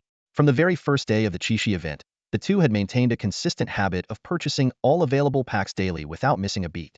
With the dwindling number of paying players in the game, their points were far ahead of the second-place player, securing their position at the top. This Qixi event didn't exist in Lin Yu's previous life. By the time he discovered the game's feedback, the event had already ended. Even now, being at the top of the leaderboard, he had no idea what the rewards would be, as the reward display only showed a gift box icon with a question mark. Lin Yu tapped on the mysterious icon, and a line of small text immediately appeared on the screen. Heartthrob leaderboard prize announcement countdown. 2 minutes and 56 seconds. Seeing that there were just over 2 minutes left until the reward was revealed, Lin Yu's eyes lit up with anticipation. It was 11:57 a.m., just a few minutes away from the noon announcement. Lin Yu decided to set everything else aside and focus solely on the reward reveal. He got up to pour himself a cup of coffee, and by the time he picked up his phone again, the clock struck exactly 12 p.m. When the question mark icon transformed into a detailed castle image, Lin Yu couldn't hold back his excitement and exclaimed, "Is this really the reward?" The castle image was none other than the symbol for cave abode in the game, something every player was intimately familiar with. The cave abode wasn't just a home for players, it was also a multifunctional cultivation hub. Here, players could restore stamina, meditate to enhance their skills, and refine pills and equipment. The outer perimeter of the cave abode was protected by a defensive formation capable of repelling challenges from other players. However, if the cave abode's level wasn't high enough, it could still be attacked by others even when the player was offline. In the game, the cave dwelling is not just a safe haven for players, but holds even greater significance in the real world. Lin Yu, being a reborn individual, understood this better than anyone. This was one of the primary reasons he set aside 200 million yuan in cash. In the mobile game Ethereal Immortal Journey, cave dwellings are categorized into 4 main grades: Heaven, Earth, Mystic, and Yellow. Each grade is further divided into 9 ranks. From the lowest, Yellow grade rank 1, to the highest, Heaven grade rank 9. Obtaining these dwellings is even more challenging than acquiring powerful spirit beasts. Previously, Lin Yu only owned a Mystic grade rank 3 cave dwelling. High-quality dwellings are typically only available through special events and require significant in-game purchases, as the store only offers up to Earth grade rank 9 dwellings. Initially, Lin Yu planned to directly purchase a dwelling from the store. However, the ultimate reward for the Valentine's Day event happened to be a higher quality dwelling. Although he had to wait until midnight to claim it, this didn't stop him from preparing upgrade materials in advance. Opening the store interface, Lin Yu immediately began a spree of extravagant purchases. First, he bought 800,000 advanced cave expansion vouchers, costing 80 million yuan. These vouchers would expand the internal space of the dwelling to 800,000 square meters without increasing its external size. He then spent another 20 million yuan on a set of powerful formation materials. With the remaining 100 million yuan, Lin Yu purchased spirit stones. In the game, spirit stones are divided into 5 grades: low, medium, high, supreme, and immortal. Each grade increase multiplies the value by 100-fold. This investment netted him 3 million high-grade spirit stones, 30,000 supreme-grade spirit stones, and 400 immortal-grade spirit stones. For cultivators, spirit stones are far more essential than food is to ordinary people. Whether for cultivation, healing, crafting, or replenishing energy during battles, spirit stones are indispensable. Just as Lin Yu completed this astonishing transaction, a system notification popped up. "Congratulations! Your total spending has reached 1 billion yuan. Your VIP level in the game has been upgraded to the highest hidden tier, VIP 12. Seeing the golden, dazzling VIP 12 badge above his game character's head, Lin Yu finally felt completely at ease. The bank balance displayed on his phone screen showed only a few 100,000 left, and combined with this villa, it represented all of his assets. But Lin Yu wasn't the least bit worried. So long as the game could convert cultivation into reality, money was nothing more than waste paper to him. A single high-grade spiritual stone could be exchanged for millions in the real world, and he had a total of 3 million of them in his possession. More importantly, he was on the verge of gaining immense power. For once, Lin Yu set his phone down and exited the game interface. Before he realized it, it was already 4 in the afternoon. There were still 8 hours left until the cultivation conversion began. He decided to relax and prepare himself for the significant moment ahead. Pushing open the door and stepping into the yard, the fragrance of flowers immediately lifted his spirits. The villa's spacious garden was filled with an array of plants, flowers, and trees. Since his rebirth, Lin Yu had been preoccupied with strengthening his game character, and this was the first time he truly appreciated the beauty of this garden. The flowers glistened with dew as if freshly watered, prompting him to take a deep breath. Instantly, he felt refreshed. Just then, Aunt Wang arrived at the villa gate, pushing a cart loaded with groceries. Lin Yu quickly went over to help her push it inside. With a large supermarket just a few hundred meters away, grocery shopping was quite convenient for Aunt Wang. However, she couldn't help but feel puzzled about why Lin Yu suddenly wanted to stockpile so much food. After all, even bad weather wouldn't significantly hinder their ability to shop. This cartload should last us about a week, Aunt Wang said with a smile. Considering that 3 people were currently living in the villa, including the ever-hungry Xiao Guang, the amount she bought was indeed substantial. She glanced up at the clear, cloudless sky and joked as she turned to Lin Yu. I think your weather forecast might be off, Xiao Yu. Lin Yu shook his head slightly. You'll see if my forecast is accurate or not by midnight tonight. As someone reborn, he vividly remembered the weather over the next few days. On the night the game's cultivation feedback began, there would be thunder and lightning as if the world itself were descending into chaos. This would be followed by 3 days of relentless downpour, and after the rain cleared, the world would feel completely transformed. Well, now I won't be able to sleep. I'll have to stay up and see for myself. Aunt Wang laughed as she spoke, then headed to the kitchen to organize the fresh ingredients she had bought. Aunt Wang, did you just water these flowers in the yard? Lin Yu asked suddenly, standing in the courtyard and gazing at the unusually vibrant blossoms. Aunt Wang was taken aback for a moment, then shook her head and replied, We just moved in a couple of days ago, and I've been too busy unpacking to water the flowers. Lin Yu nodded thoughtfully, a faint smile playing on his lips. Oh, I thought you had just watered them because they look so vibrant. They do seem more vivid than a few days ago, Aunt Wang said, puzzled as she inspected the flowers in the yard. But I really haven't had the time to water them. This conversation seemed to spark a thought in Lin Yu's mind.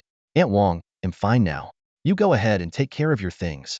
Although Aunt Wang casually guessed that it might have been Xiaoguang who watered the flowers, Lin Yu knew very well that, given Xiaoguang's personality, he would never take the initiative to tend to plants. The unusual changes in these plants were very likely connected to the upcoming game cultivation feedback. This was something Lin Yu from his past life hadn't paid much attention to. Meanwhile, in the western suburbs of Longguo's capital city, an important meeting was underway inside a heavily guarded 3-story office building. In the conference room, around 20 young elites with military backgrounds were reporting their findings on the game Ethereal Immortal Journey to Jiang Yun's father. Sir, on the surface, this game appears to be a typical pay-to-win cultivation mobile game, but its spending cap is extraordinarily high, requiring billions to achieve the strongest power level. Recently, mutated spiritual beasts have been appearing across the country, bearing a striking resemblance to the ones in the game. Similar anomalies have also been reported in various countries abroad over the past 3 days. As he listened to his team's reports, Jiang Yun's father frowned deeper and deeper. This game, which seemed to have appeared out of nowhere, left no traceable leads neither in its payment channels nor on its official forums. Finally, Jiang Yun's father tapped the table as he issued instructions. Continue testing the game tonight. If funds are needed, report to the team leader for reimbursement. Team 1, keep investigating all leads related to the game. Team 2, step up surveillance and ensure the safety of the public. Understood, came the resounding response from the room.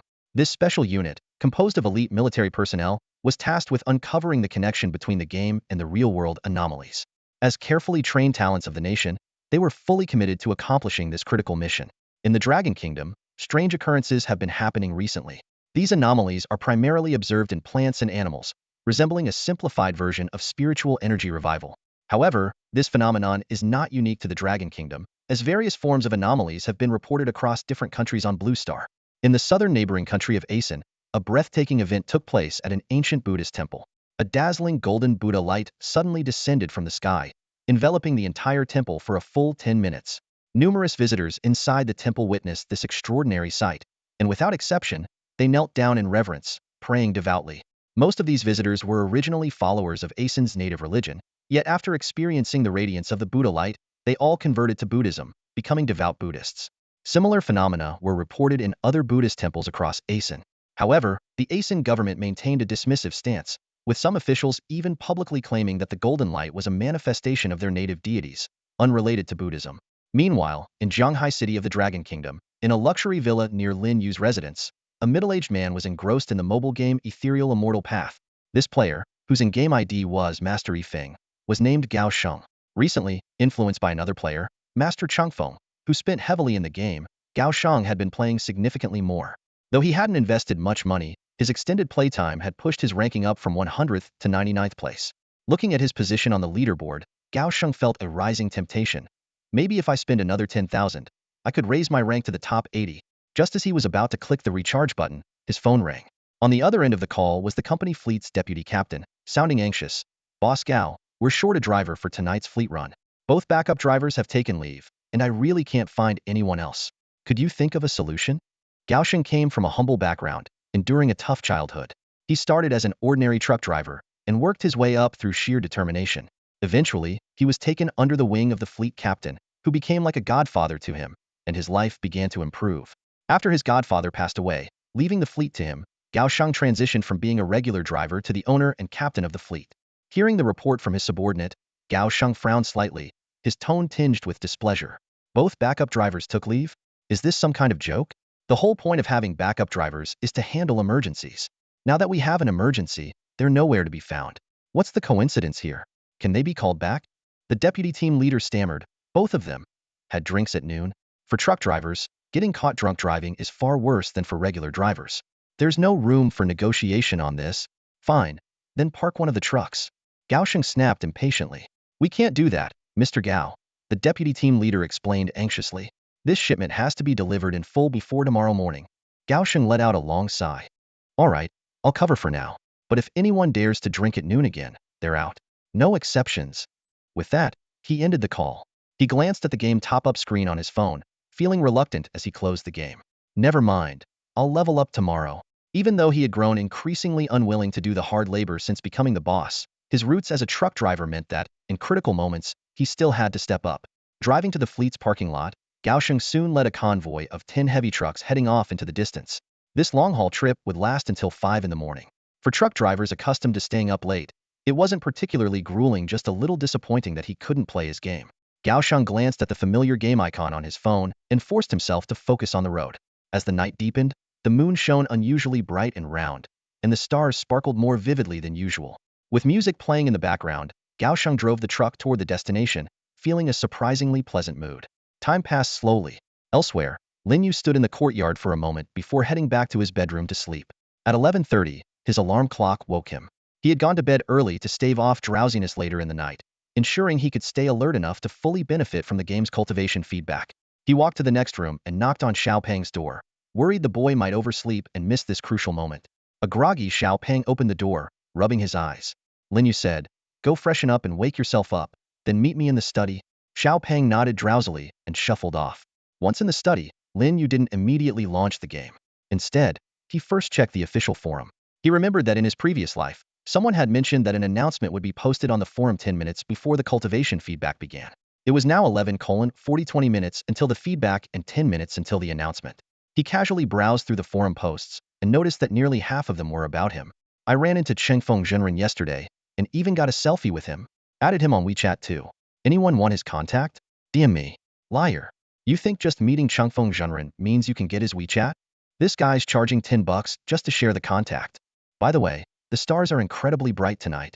Yeah, even the stars are visible from near the chemical plant by my house. At 11:48 p.m., Xiaoguang stepped into the study. After a quick wash, he seemed much more refreshed. As soon as he pushed the door open, he saw Lin Yu sitting behind the desk, deeply focused on something. Brother, is there something going on tonight? Xiaoguang asked curiously. Although he usually appeared a bit absent-minded, he was actually quite sharp. His cousin specifically told him to set an alarm and even personally woke him up tonight, which clearly indicated something important was happening. Having been engrossed in gaming lately, Xiaoguang had no idea what was happening in the outside world. His parents, reassured that their son was staying with Lin Yu, rarely called to check on him since they were busy with company affairs. Even after racking his brain, he couldn't figure out why his cousin had summoned him. Lin Yu didn't explain. Instead, he glanced at the chair beside him. Xiaoguang gave a resigned smile and walked over to sit down. He couldn't help but feel that his cousin had been acting differently lately, more mysterious than usual. Just as he was about to take out his phone to launch a game, Lin Yu suddenly spoke, "Don't log into the game. Check the official game forum instead. There might be an announcement coming soon." Although puzzled, Xiaoguang complied. The moment he opened the forum, two pinned announcements in bold red text immediately caught his attention. Instinctively, he glanced at his cousin and noticed Lin Yu also looking down at his phone, seemingly reading the same content. What shocked Xiaoguang even more was that the announcements were timestamped at 11:50 p.m. exactly the current time. How did his cousin know the announcements would be posted at this precise moment? Filled with questions, he clicked on the first announcement. As he read its content, Xiaoguang froze. The announcement, which seemed like a bizarre prank, stated, "Dear players of the game Ethereal Immortal Journey, starting from midnight on February 14th, 2123, the game will begin a cultivation feedback event for all players. This event will last for 1 week. At the end of the week, all players will receive a percentage of their in-game character's cultivation based on their VIP level. For example, VIP 1 players will receive 10 of their character's cultivation, VIP 2 players will receive 20, and so on. The effort players have invested in the game will be rewarded proportionally. After the feedback period ends, the next round of feedback will commence." Feedback cultivation? Xiaoguang stared at his phone screen, his brows furrowed. As a player who had already reached the nascent soul stage in the game, this announcement was beyond belief. If the game's cultivation could actually be transferred to reality, wouldn't that mean he could soar through the skies and dive into the earth like the immortal cultivators in novels? Being an avid fan of cultivation novels, he knew all too well what a nascent soul cultivator was capable of. What made his heart race even more was the mention of feedback being based on VIP levels. As a VIP 10 player who had poured $1 million into the game, he could at least expect a full 100 return. Xiaoguang shook his head, forcing himself to stay calm. "This must be some kind of marketing gimmick," he muttered, laughing at his own naivety. He glanced over at his cousin, Lin Yu, who was sitting nearby engrossed in his phone. If anyone was over the top, it was his cousin. Every leaderboard had Lin Yu's name at the top, and his cultivation was the highest in the entire server. If this announcement turned out to be true, wouldn't Lin Yu ascend to immortality on the spot? Just as Xiaoguang convinced himself this was nothing more than a cash grab trap by the game company, a second announcement popped up. The game will permanently close its recharge system on February 13th, 2123, at 11:50 p.m. What the? Xiaoguang froze. This sudden twist left him dumbfounded. If it were a scam, why would the company willingly cut off its source of income? He carefully checked the identity of the announcement's publisher. It was the forum administrator, Ethereal Path Game Editor. Still puzzled, Xiaoguang turned to look at his cousin, only to see Lin Yu grinning foolishly at his phone screen. "Bro, you okay?" Xiaoguang asked cautiously. Lin Yu finally looked up, his smile growing even wider. "Xiaoguang, did you finish reading the game announcement?" "Yeah, I did, but what?" Seeing his cousin's unusually cheerful expression, Xiaoguang grew increasingly uneasy. "Bro, you don't actually believe this, do you?" Lin Yu didn't answer immediately.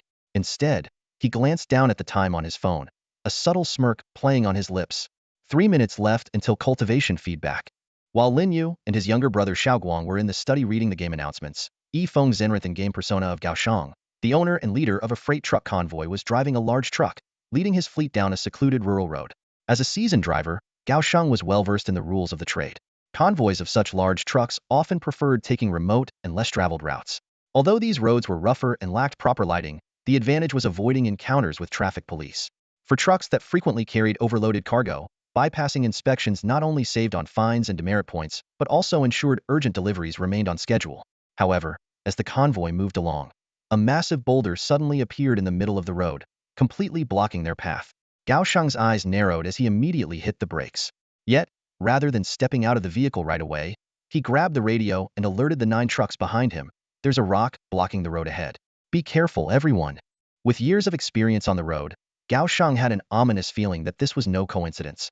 He reached under the passenger seat and pulled out a baseball bat, a standard self-defense tool for nighttime drivers.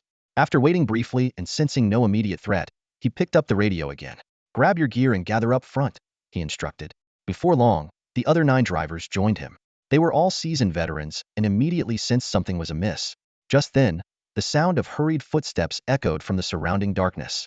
2 of the drivers quickly switched on their flashlights, and the sight before them made everyone gasp. Emerging from the shadows were 20 to 30 individuals armed with knives and steel pipes, encircling them completely. A young man with dyed yellow hair swaggered into the beam of the truck's headlights. Dressed in ripped denim, a cigarette dangling from his mouth, he wore a contemptuous expression. "You guys have been sneaking down this road every night for half a month, wrecking the road through our village," he sneered. flicking the cigarette, but onto the ground near Gao Sheng's feet. In that instant, Gao Sheng understood their intentions. These were local thugs extorting toll fees. His face grew increasingly grim. Encountering such a situation on a desolate road at night was every truck driver's worst nightmare. Looks like there's no way out of this without shedding some blood today, Gao Sheng muttered, narrowing his eyes as he took 2 steps forward. In a low voice, he asked, "All right, how much do you want?" Life as a truck driver was tough, and faced with this group of thugs blocking the road in the dead of night, Gao Sheng decided to temporarily compromise. The once brash young man who could take on 7 or 8 people single-handedly had now become a boss responsible for his employees. Yet, he was well aware of the saying, "A kind man is easily bullied." "It's not easy for us in the transport business," Gao Sheng said, his tone calm but laced with warning. "Don't go overboard. Blowing this out of proportion won't do anyone any good." The blonde-haired thug across from him grinned, raising 3 fingers. 3,000? Gao Sheng asked tentatively. The 20-something thugs around them burst into laughter. 3,000 was barely pocket change to them. 30,000, the blonde-haired man shouted. Gao Sheng's expression remained unchanged. This figure was within his expectations. A trip involving 10 trucks could earn over 100,000, so paying 30,000 to avoid trouble was a tolerable loss. "Fine, 30,000, Gao Sheng replied. Another wave of laughter erupted from the thugs.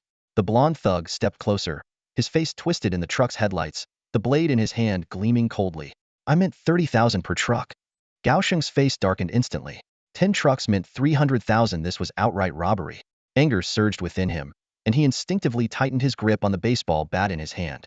Scanning the area, he noted that while the other side had numbers, they were mostly scrawny thugs. On his side, he had 10 strong men. If a fight broke out, the outcome was uncertain. As tension filled the air, a sudden flash of lightning tore through the night sky, followed by a deafening clap of thunder. Moments later, torrential rain came pouring down, drumming against the surrounding fields with a sharp, relentless rhythm. The blonde thug flinched at the thunder, but quickly regained his composure, charging at Gao Sheng with his knife raised. Yet, at that moment, Gao Sheng seemed frozen in place. After the flash of lightning, his body began to swell and contract in a bizarre, pulsating manner, like a balloon being inflated and deflated repeatedly, all within the span of just a few seconds. It wasn't until the knife was almost upon him that Gao Sheng snapped back to reality. Watching the blade descend toward him in what felt like slow motion, an absurd thought crossed his mind. Not only could he easily dodge the attack, but with just a casual swing, he could block the blade with his bat and shatter the thug's skull in one swift motion. Jiang Yun was lying on the bed in her parents' bedroom, playing a game on her phone, when a blinding flash of lightning suddenly lit up the entire room. The deafening clap of thunder that followed made her instinctively put down her phone and stride quickly to the window. Staring out at the abrupt change in weather, Jiang Yun felt puzzled. Just moments ago, the sky had been clear and cloudless, but now, lightning streaked across the sky, thunder roared, and raindrops were pelting heavily against the glass. The rapid shift in weather made her shrug in disbelief before she turned to head back to bed to continue playing on her phone. But in that instant, her body froze in place. Even more alarming was the strange sensation that swept over her, a bizarre swelling feeling that coursed through her entire body. It wasn't the usual sense of fullness. It felt as though every cell in her body was expanding. From her head to her limbs and chest, every part of her was gripped by a suffocating pressure, as if she were on the verge of bursting. Am I going to die? The terrifying thought flashed through her mind, but before she could process it fully, the swelling sensation abruptly vanished. Yet, just as she was about to breathe a sigh of relief, it returned with full force. In less than 2 seconds, her body experienced this unsettling cycle of expansion and contraction multiple times. Although there were no visible changes to her appearance, Jiang Yun could distinctly feel the overwhelming discomfort each time it happened.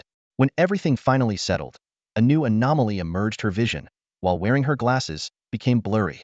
As someone who was nearsighted, she instinctively removed her glasses, only to discover that everything around her had become astonishingly clear, sharper than it had ever been, even when she wore her glasses. As a rational person with a higher education background, Jiang Yun struggled to find a scientific explanation for this sudden improvement in her vision. Just as she raised her hand to examine the changes more closely, an even stranger sensation took hold. It felt as though something invisible was extending outward from her brain, granting her a completely new way of perceiving the world. Beyond what she could see with her eyes, it was as if she had gained an additional sense, a dual perception of reality that left her utterly bewildered. Jiang Yun was astonished to discover that, in addition to her normal vision, she had gained an invisible pair of eyes. These extraordinary eyes functioned like a wide-angle lens, allowing her not only to see her own body and the entirety of her bedroom, but, even more shockingly, to see through walls and perceive everything in the neighboring room. As she tried to adapt to this bizarre sensory ability, her attention was suddenly drawn to two prominent notifications that appeared on her phone screen. These bold, red-highlighted game announcements occupied the center of the interface for the mobile game Mystical Path to Immortality. They were the same posts Lin Yu and Xiao Guang had seen earlier on the forum. The first announcement revealed that the game would host a cultivation feedback event starting at midnight on February 14, 2123, lasting for a week. Ordinarily, Zhang Yuan might have dismissed this as a prank, like Xiao Guang did. But given the strange events happening to her, her heart began to race. The sudden restoration of her eyesight and the mysterious second pair of eyes, if these were indeed the effects of the game's cultivation feedback, then everything seemed to make sense. As an experienced player, she quickly realized that this might be the legendary spiritual sense of a cultivator. A sudden thought struck her. Didn't her father also play this game? Concerned, she immediately got up to check on him. However, as soon as her hand touched her bedroom door, the wooden door shattered into pieces. Stunned by this unexpected burst of power, she froze for a moment but quickly refocused. Ignoring the strange strength she seemed to possess, she gently pushed open the door to her father's room. In the pitch-dark bedroom, her father, a seasoned soldier, instinctively sensed the disturbance. He quickly sat up and turned on the bedside lamp. Zhang Yun's father was just about to go to bed when he suddenly heard the sound of the door being pushed open. When he saw that his late-night visitor was none other than his daughter, he frowned slightly. However, before he could ask her anything, he noticed an unusual expression on her face, both shocked and delighted. "Dad, your hair." Zhang Yun pointed at her father's head, her voice trembling with excitement. "Your hair has turned completely black." Her words left her father, who was nearly 60, momentarily stunned. Instinctively, he raised a hand to touch his once gray hair, only to discover something even more astonishing. His hand had become unusually nimble, and the once loose skin on the back of his hand had tightened significantly. The sound of their conversation woke Zhang Yun's mother, who had been sleeping nearby. She groggily opened her eyes, glanced at her daughter, and then turned her gaze to her husband. As soon as she saw him, she jolted awake. "Lao Jiang, am I seeing things? How have you suddenly become younger?" These changes were actually the result of cultivation feedback from a game. Although Zhang Yun's father hadn't been playing the game for long and his cultivation level was only at the early heart stage, even this modest 10 feedback had made him appear several years younger. Notably, this transformation was also thanks to his additional payment of 6 yuan, which upgraded his VIP status to level 1 because at VIP level 0, there was no cultivation feedback at all. Unable to fall back asleep, the father and daughter moved to the living room to discuss their experiences in detail. Suddenly, Zhang Yun's father seemed to remember something. He quickly grabbed his phone and sent an urgent message to his work group.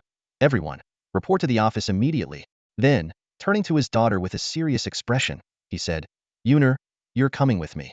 You've been playing the game longer and have a higher cultivation level. You might be able to help." On this extraordinary night, Zhang Yun finally learned a shocking truth. Her father was actually the official in charge of investigating the mobile game Ethereal Immortal Journey for the Long Kingdom government. This night was destined to be anything but peaceful. The mobile game Ethereal Immortal Path, launched 2 years ago, had gained widespread popularity through various channels, amassing a massive player base. As a pay-to-win game, nearly all players had purchased monthly passes or at least made the initial one recharge. At this moment, approximately 1 million players across the country simultaneously acquired the power of cultivators. The cultivation feedback would last for a week, with about half of the power being granted on the first day. For instance, a VIP 7 player at the early nascent soul stage could instantly gain the cultivation level of the core formation stage on the first day, eventually reaching the nascent soul stage by the end.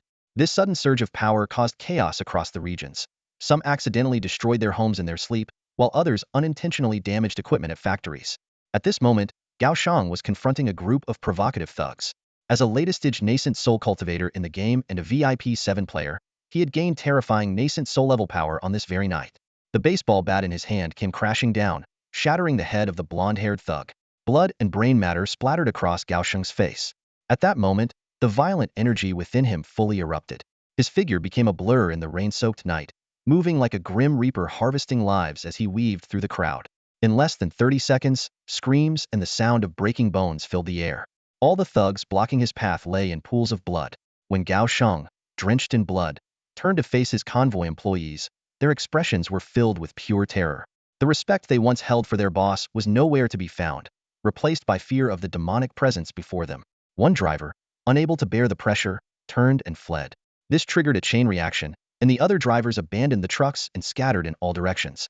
They feared the blood-soaked monster would tear them apart as well. Gao Sheng stood frozen, gradually coming to his senses from the frenzy. The torrential rain washed away the blood on the ground, forming winding crimson streams. As his rationality returned, so did the creeping fear within him. He realized he was in serious trouble. Intentional murder was a grave crime in Longwa. His heartbeat quickened, and cold sweat dripped from his forehead. Clutching the blood-stained baseball bat, he was overcome with an unprecedented sense of panic. Gaoshang was no criminal mastermind. With so many witnesses present, he knew there was no way to clear himself of suspicion. Having just snapped out of his rage, the thought of silencing anyone didn't even cross his mind. His only instinct was to flee from the scene. He took one last, lingering look at the tin trucks parked in the rain before turning and running into the darkness. A bitter feeling welled up inside him. This might be the last time he would see these trucks as the leader of the convoy. The calm and comfortable life he once had was likely gone forever. But after just 2 steps, Gaosheng noticed something unusual. Each step felt unnaturally light, as if he could leap into the air with barely any effort. A glimmer of realization flashed in his eyes. He bent his knees slightly and pushed off with all his strength.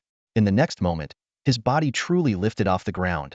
Amid the torrential rain, Gaosheng struggled to steady his wavering body as he flew toward his villa. Over time, he gradually got the hang of his newfound ability, and his flying speed increased. One thought consumed his mind: to reach the villa as quickly as possible, retrieve the money he had stashed in the safe over the years, and find a place to hide. Despite gaining these extraordinary powers, Gaosheng's mindset remained that of an ordinary man. He lacked the wisdom to match his newfound strength and the courage to wield it boldly.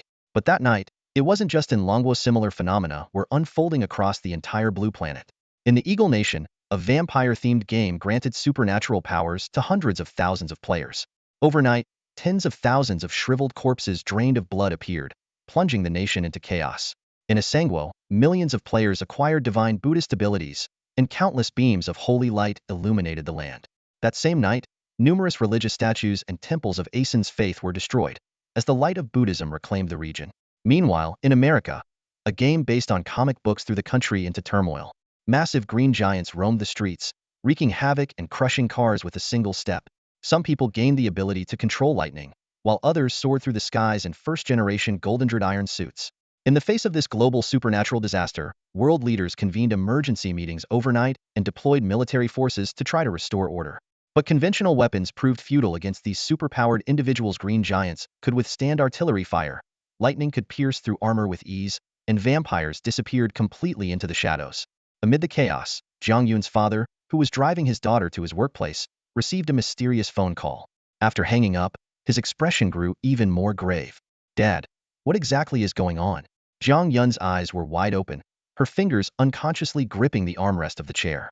"Is it true that the game actually transferred cultivation powers back to players?" Jiang Yun's father looked grave as he nodded slowly. There was a hint of worry in his gaze. "This isn't just happening in our Longwa. Other countries are in complete chaos as well. The entire world is experiencing cultivation feedback from the game." Jiang Yun shot to her feet, her voice trembling slightly with shock. Is Blue Planet about to leap from a technological civilization straight into a cultivation-based one? Are there cultivators appearing in every country? No, it's more complicated than that, her father said, shaking his head. Not all other countries are seeing cultivators. Instead, various professions are emerging. I don't know all the details, but one thing is certain: this world is about to change drastically. As he spoke, her father suddenly turned to Jiang Yun, his gaze sharp and intense. "Yuner, tell me, where does your strength rank in that game?"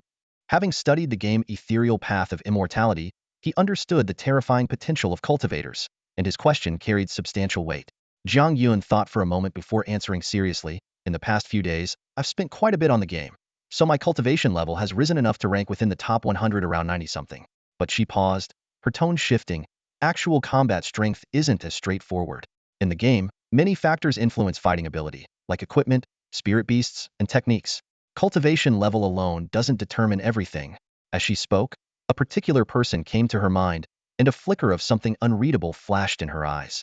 That person, who had been recklessly spending on the game recently, not only had the highest cultivation level but also dominated in equipment, spirit beasts, and every other aspect, firmly holding the top spot in the rankings.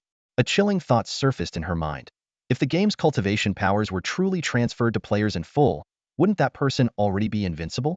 A few minutes ago, in the study of Lin Yu's villa, Xiaoguang stared at his cousin Lin Yu with a puzzled expression. The room was filled with an eerie atmosphere that made him uneasy. His cousin actually believed in the absurd idea that a game could provide cultivation feedback, and now he was seriously watching the timer on his phone, waiting for this so-called feedback. "Are you feeling okay, bro?" Xiao Guang couldn't help but lean forward, reaching out to check Lin Yu's forehead for a fever. Get lost. Lin Yu coldly spat out a single word, making Xiao Guang pull back his hand. Then, Lin Yu fixed his sharp gaze on him. When the cultivation feedback happens, don't move or touch anything in this room. Got it? Although Xiao Guang still found it ridiculous, seeing his cousin's serious expression, he nodded obediently. After all, he had always been Lin Yu's shadow growing up, and he knew all too well that even if he told their parents, they would always side with Lin Yu. Lin Yu checked the time on his phone again, a mysterious smile tugging at the corners of his lips.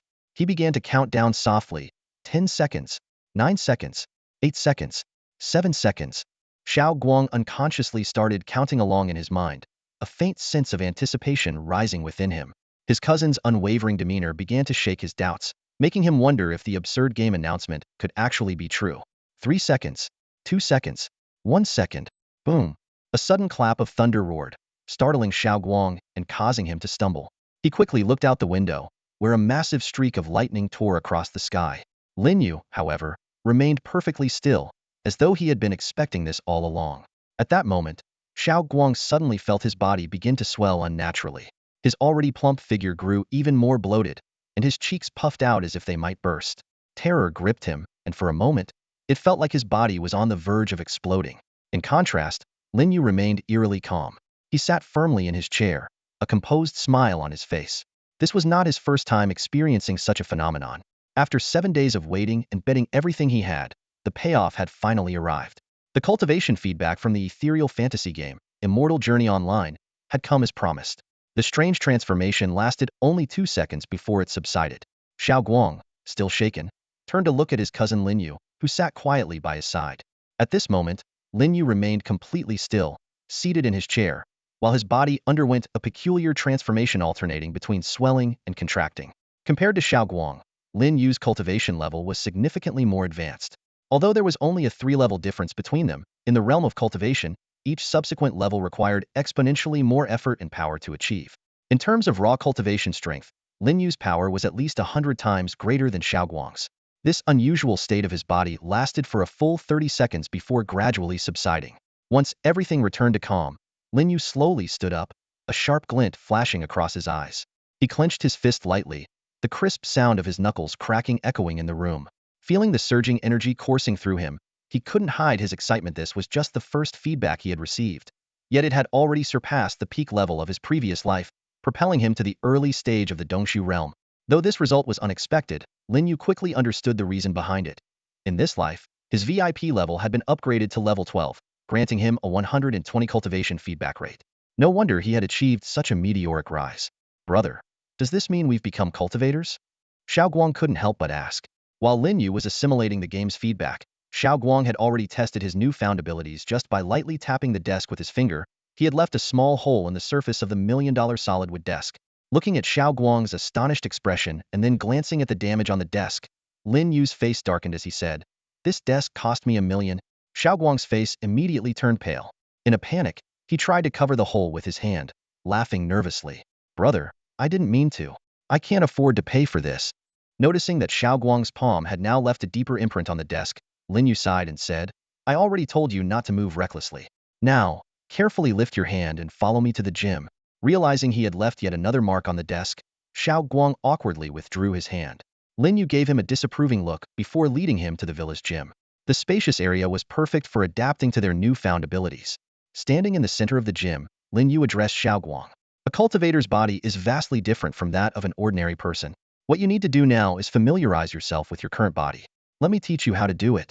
Xiao Guang nodded repeatedly, focusing intently as he awaited Lin Yu's guidance. He no longer wanted to ask all those random, meaningless questions. Accepting the fact that he had become a cultivator actually put Lin Yu at ease. Since it was already a done deal, he might as well focus on the future. "First, you need to learn how to use your spiritual sense to observe your surroundings," Lin Yu said to Xiao Guang, looking at him intently. "Close your eyes." Though it was his first time acting as a teacher, Lin Yu explained everything clearly and methodically, relying on his vast experience. Half an hour later, after finishing the explanation of the basics, Lin Yu glanced at Xiao Guang, who was still focused on practicing, and reminded him, "Keep practicing this a few more times. If you have any questions, just ask me anytime." After settling Xiao Guang, Lin Yu finally had some time to examine his own strength. Since the game only provided cultivation data, his research was straightforward. Sitting cross-legged, he instantly released an immense spiritual sense that filled the entire training room. The sheer strength of this spiritual sense was dozens of times greater than his peak in his previous life. Excited, Lin Yu directed his spiritual sense outward, effortlessly piercing through the torrential rain outside and soaring into the sky. His spiritual sense stopped above Jianghai City, and the entire city's landscape was vividly captured in his perception. The trajectory of the raindrops, the patterns of the streets, and even the players in the city who had gained cultivation powers were all clearly visible to him. The difference in power was so vast that none of those players could even sense his observation. Suddenly, a nascent soul stage cultivator came flying unsteadily in his direction, clearly still struggling to fully control their newfound power. Lin Yu's spiritual sense detected a faint scent of blood on the person. Following the trail, he discovered several corpses at the border between Jianghai City and the neighboring city. Incidents of people losing control and killing others upon gaining cultivation powers were bound to occur frequently tonight. The future world would only grow more chaotic. But Lin Yu had no intention of playing the role of a global enforcer. His goal was clear: protect his family and ensure that history would not repeat itself. Those demonic bosses about to descend from the game into reality would not be allowed to destroy his world again. After testing the range of his spiritual sense, Lin Yu slowly retracted it. In that moment, he was deeply shaken. The sheer power of spiritual sense at the Dongshu realm far exceeded his expectations. It could effortlessly cover the entire territory of Longhua. Thinking about how his cultivation had yet to fully manifest, Lin Yu felt a surge of excitement. When the time came, no demon or boss would be able to hide from him. Even if they burrowed into the deepest layers of the earth, they would still fall within the reach of his spiritual sense. Those demons that had repeatedly driven him into desperate situations in his past life would now taste the fate of being hunted in this one. Calming his mind, Lin Yu began testing his other abilities one by one. Although the game had only returned his cultivation level so far, leaving treasures, spirit stones, and techniques still pending, several fundamental abilities had already been fully activated. The first was his lifespan. While Lin Yu couldn't pinpoint the exact number due to his early demise in his previous life, his current realm guaranteed at least tens of thousands of years. Next was the spiritual sense he had just experimented with. The third was his incredibly strong physique. Modern weaponry, no matter how advanced, posed no threat to him. Finally, as a cultivator who had surpassed the nascent soul stage, flight was as effortless as breathing. Sitting cross-legged, Lin Yu gently closed his eyes. In an instant, his body began to slowly rise into the air. This sensation wasn't unfamiliar to him. He had experienced it countless times in his past life. "Whoa, bro, you can fly?" Xiaoguang exclaimed in shock, then quickly added, as if recalling something, "Wait, in the game, you can fly once you reach the nascent soul stage. I'm at the nascent soul stage now too, so does that mean I can?" Before he could finish, Lin Yu appeared before him in the blink of an eye. "Bro, how are you so fast?" Xiaoguang asked, his curiosity brimming. Instead of explaining his speed, Lin Yu simply instructed him, "You can fly, but don't practice indoors. Go outside." He had no intention of letting Xiaoguang crash through the roof of their villa. Since the game's cave dwellings would take quite some time to materialize in the real world, they still needed this house to live in for the foreseeable future. Xiaoguang nodded enthusiastically and dashed outside, completely unfazed by the pouring rain. But Xiaoguang didn't mind at all.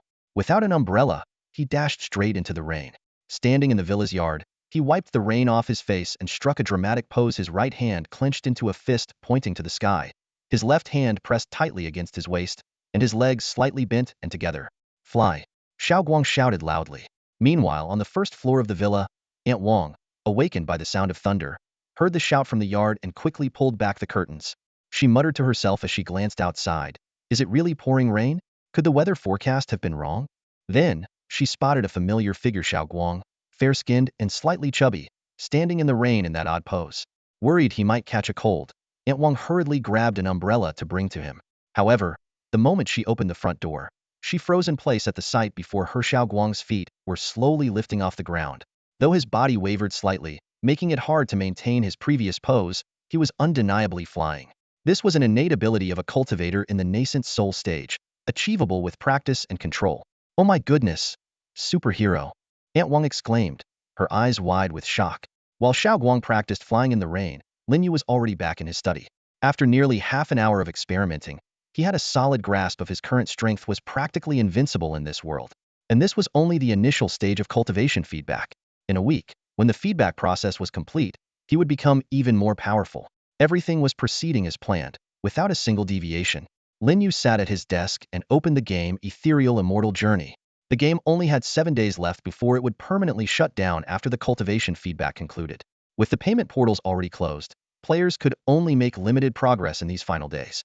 Moreover, the number of players eligible for cultivation feedback was already fixed. New players couldn't qualify due to their inability to upgrade their VIP levels. But Lin Yu's situation was unique. He opened the Valentine's Day event interface and claimed the top reward on the leaderboard, a Heaven Tier 9th grade Immortal Abode. This made him ecstatic, as it was the most advanced abode in the game. When he opened the abode interface, the ethereal and misty scenery left him in awe. In his previous life, he only had a profound Tier 3rd grade Immortal Abode, which degraded to a yellow Tier 9th grade abode after the feedback. Even so, it was far superior to his current villa. But now, obtaining a Heaven Tier 9th grade abode, coupled with his VIP 12 status, made Lin Yu unable to fathom what his feedback would yield this time. After all, in his previous life, the top-ranked abode on the leaderboard had only been an Earth Tier 9th grade. Lin Yu immediately opened his inventory to use the advanced abode expansion tickets he had purchased earlier. The system prompted, "Would you like to use 800,000 advanced abode expansion tickets to increase the size of your abode?" Confirm. Lin Yu quickly did the math. 800,000 advanced cave expansion vouchers meant an additional 800,000 square meters of space. Combined with the original area of his Heaven Tier Grade 9 cave, the total area exceeded 1 million square meters. To grasp the sheer size of this, he made a simple comparison. A standard soccer field is just over 7,000 square meters, meaning his cave was equivalent to more than 100 soccer fields combined. Thinking about this, Lin Yu couldn't help but break into an excited smile. With such a massive space, he could afford to designate an entire soccer field's worth of area as his bedroom, or even create a bed as large as a soccer field. This reminded him of how much he had enjoyed playing games on his bed since his rebirth. The thought of bed suddenly brought to mind Shueyun Fairy, his only Dao companion in the game. Though he had no idea who she was in real life, his previous life had been too busy for him to find her. At first, he had been focused on elevating his cultivation, and later, he was preoccupied with battling the demon bosses that had invaded reality from the game, leaving him no time for anything else. But this life was different. With his overwhelming strength now, Lin Yu had every opportunity to search for Shueyun Fairy. He joked to himself that if she wanted to move into his massive bedroom, he could reluctantly agree. After all, on the in-game heartbeat leaderboard, they were tied for first place. She also owned a Heaven Tier Grade 9 cave, though its scale couldn't compare to his. Still, creating a large bedroom of her own would be no problem for her. Shaking his head, Lin Yu dismissed these idle thoughts. Thanks to his unmatched power in this life, his mindset was far more relaxed than before. For now, he focused on setting up the defensive formation outside his cave. The materials were all prepared, and it was just a matter of arranging them. While Lin Yu was busy setting up the formation and Xiao Guang flitted around nearby, an important meeting was taking place in a conference room in the capital. Zhang Yun's father was about to announce a critical order from higher authorities. To Zhang Yun's surprise, what she thought would be a simple outing with her father turned into something far more significant. Upon learning of her gaming prowess, her father had brought her directly to the meeting and had her join the organization. Though caught off guard, she couldn't bring herself to refuse him. At the head of the meeting table, Zhang Yun's father began, "You may have already heard some news about what happened at midnight tonight, but the situation is far more serious than you can imagine." A leader stood at the podium in the conference room, his expression grave as he surveyed everyone seated before him. He continued, "It has now been confirmed that the cultivation mobile game Mystical Immortal Path indeed transfers cultivation power to its players. According to police reports, the number of emergency calls tonight has surged to 10 times the usual, with incidents of bloodshed and injuries occurring across the country. While the exact number of players is unclear, the scale is undoubtedly staggering." He paused, raising his voice slightly. "The higher-ups have ordered a reorganization. We will establish the Cultivator Management Bureau, or CMB for short. As the first director, I need everyone to report your VIP level and cultivation stage in the game." The young people in the room exchanged glances. They had all played the game, and most had spent real money on it. A young man in the front row was the first to stand up. Reporting to the director, VIP Level 1. Foundation Establishment Late Stage. One after another, others stood to report. VIP Level 1. Foundation Establishment Early Stage. No spending. VIP Level 0. Chi Refinement Late Stage. VIP Level 5. Golden Core Late Stage. The last statement caused a stir, and the room filled with envious looks. Clearly, the higher the VIP level and cultivation stage in the game, the stronger the real-life cultivation power one received. The statistics revealed that out of 20 people, 3 had not spent any money, 2 had reached VIP level 5 with golden core stage cultivation, while the rest had relatively lower VIP levels and cultivation stages. At this point, the director turned his gaze to Zhang Yun, who was seated to the side. "Zhang Yun, introduce yourself and report your game data." Facing her father's subordinates, Zhang Yun stood up gracefully. Reporting to the director, "My name is Zhang Yun. VIP level 8, Nascent Soul Late Stage. The room fell into stunned silence. Everyone knew how difficult it was to break through the golden core stage, and the game it was nearly impossible without substantial spending. Yet Zhang Yun was not only a VIP level 8 high spender, but had also reached the astonishing Nascent Soul Late Stage. This implied her real-life cultivation power was likely at least at the Nascent Soul Early Stage. Under the envious gazes of those around her, Zhang Yun smiled and calmly took her seat. Zhang Yun's VIP level had just been upgraded in the past few days. Thinking about it, she couldn't help but recall that person if it weren't for him spending money daily to buy Valentine's Day gift packs, prompting her to follow suit. Her VIP level might still be stuck at level 7. In that sense, she supposed she owed him a thank you. At that moment, Zhang Yun's father issued another important directive. He looked around at everyone and solemnly announced, from now on, Zhang Yun will officially join the Cultivation Management Bureau as a special advisor. Although she is my daughter, talent must not be overlooked due to familial ties. At this critical juncture, having a powerful cultivator join us will undoubtedly provide tremendous support to the Bureau. The meeting room erupted into enthusiastic applause. Zhang Yun stood up and gave a slight bow to express her gratitude. In truth, this arrangement reflected her father's careful consideration. If it had been someone else, they might have been directly appointed as deputy director. However, the deputy director position would bind her deeply to the Bureau, whereas the special advisor role was more like an external consultant, with fewer restrictions. If Zhang Yun wanted to leave in the future, it would be much easier. With this, the initial core team of the Cultivation Management Bureau was officially formed. Immediately afterward, Zhang Yun's father issued the first mission. Our bureau is still weak in its current state. To prepare for the impending crisis, we must strengthen our forces. Starting now, you are to take action and reach out to the players of Ethereal Immortal Journey, through any channels possible, inviting them to join the bureau. Of course, be sure to strictly evaluate the character and background of those you invite. Understood? Understood. Everyone responded in unison. Only Zhang Yun remained silent, as a name once again surfaced in her mind: Master Chengfeng. If he could be persuaded to join, the bureau's strength would surely see a significant boost. At Zhang Yun's father's command, the entire office sprang into action. Everyone pulled out their phones, quickly reaching out to the gamers they knew. Meanwhile, he called aside the 3 subordinates who hadn't spent money on in-game purchases and assigned them a new task. Since you can't provide cultivation feedback, fieldwork might not be the best fit for you, he said calmly. But you're very familiar with Piao Miao Xian Tuesday. You'd be perfect for desk work. Please start posting recruitment ads on all major platforms now. Before long, the job postings appeared across multiple platforms, even on the official forum of Piao Miao Xian Tuesday. The forum was instantly buzzing with activity. Is this job posting for real? A cultivator management bureau? Looks legit. The official response is so fast. They've already set up a management agency. What's the pay and benefits like? Do they offer full coverage? Are you kidding? This is a government job, the most secure position in Longhua. I can already fly signing up right now. Wow, only Nascent Soul stage and up? I'm so jealous. The comment section was a flurry of excitement, and the bureau's phone lines were practically overwhelmed. As citizens of Longhua, everyone had immense faith in their country. Even though the world was descending into chaos, they believed that as long as the nation stood firm, order would eventually be restored. At that moment, Zhang Yun's father approached her, a hint of apology on his face. The Cultivator Management Bureau is newly established and severely understaffed. I had no choice but to pull you in as well. Don't hold it against me, okay? Zhang Yun smiled brightly. It's fine. You're my father, after all.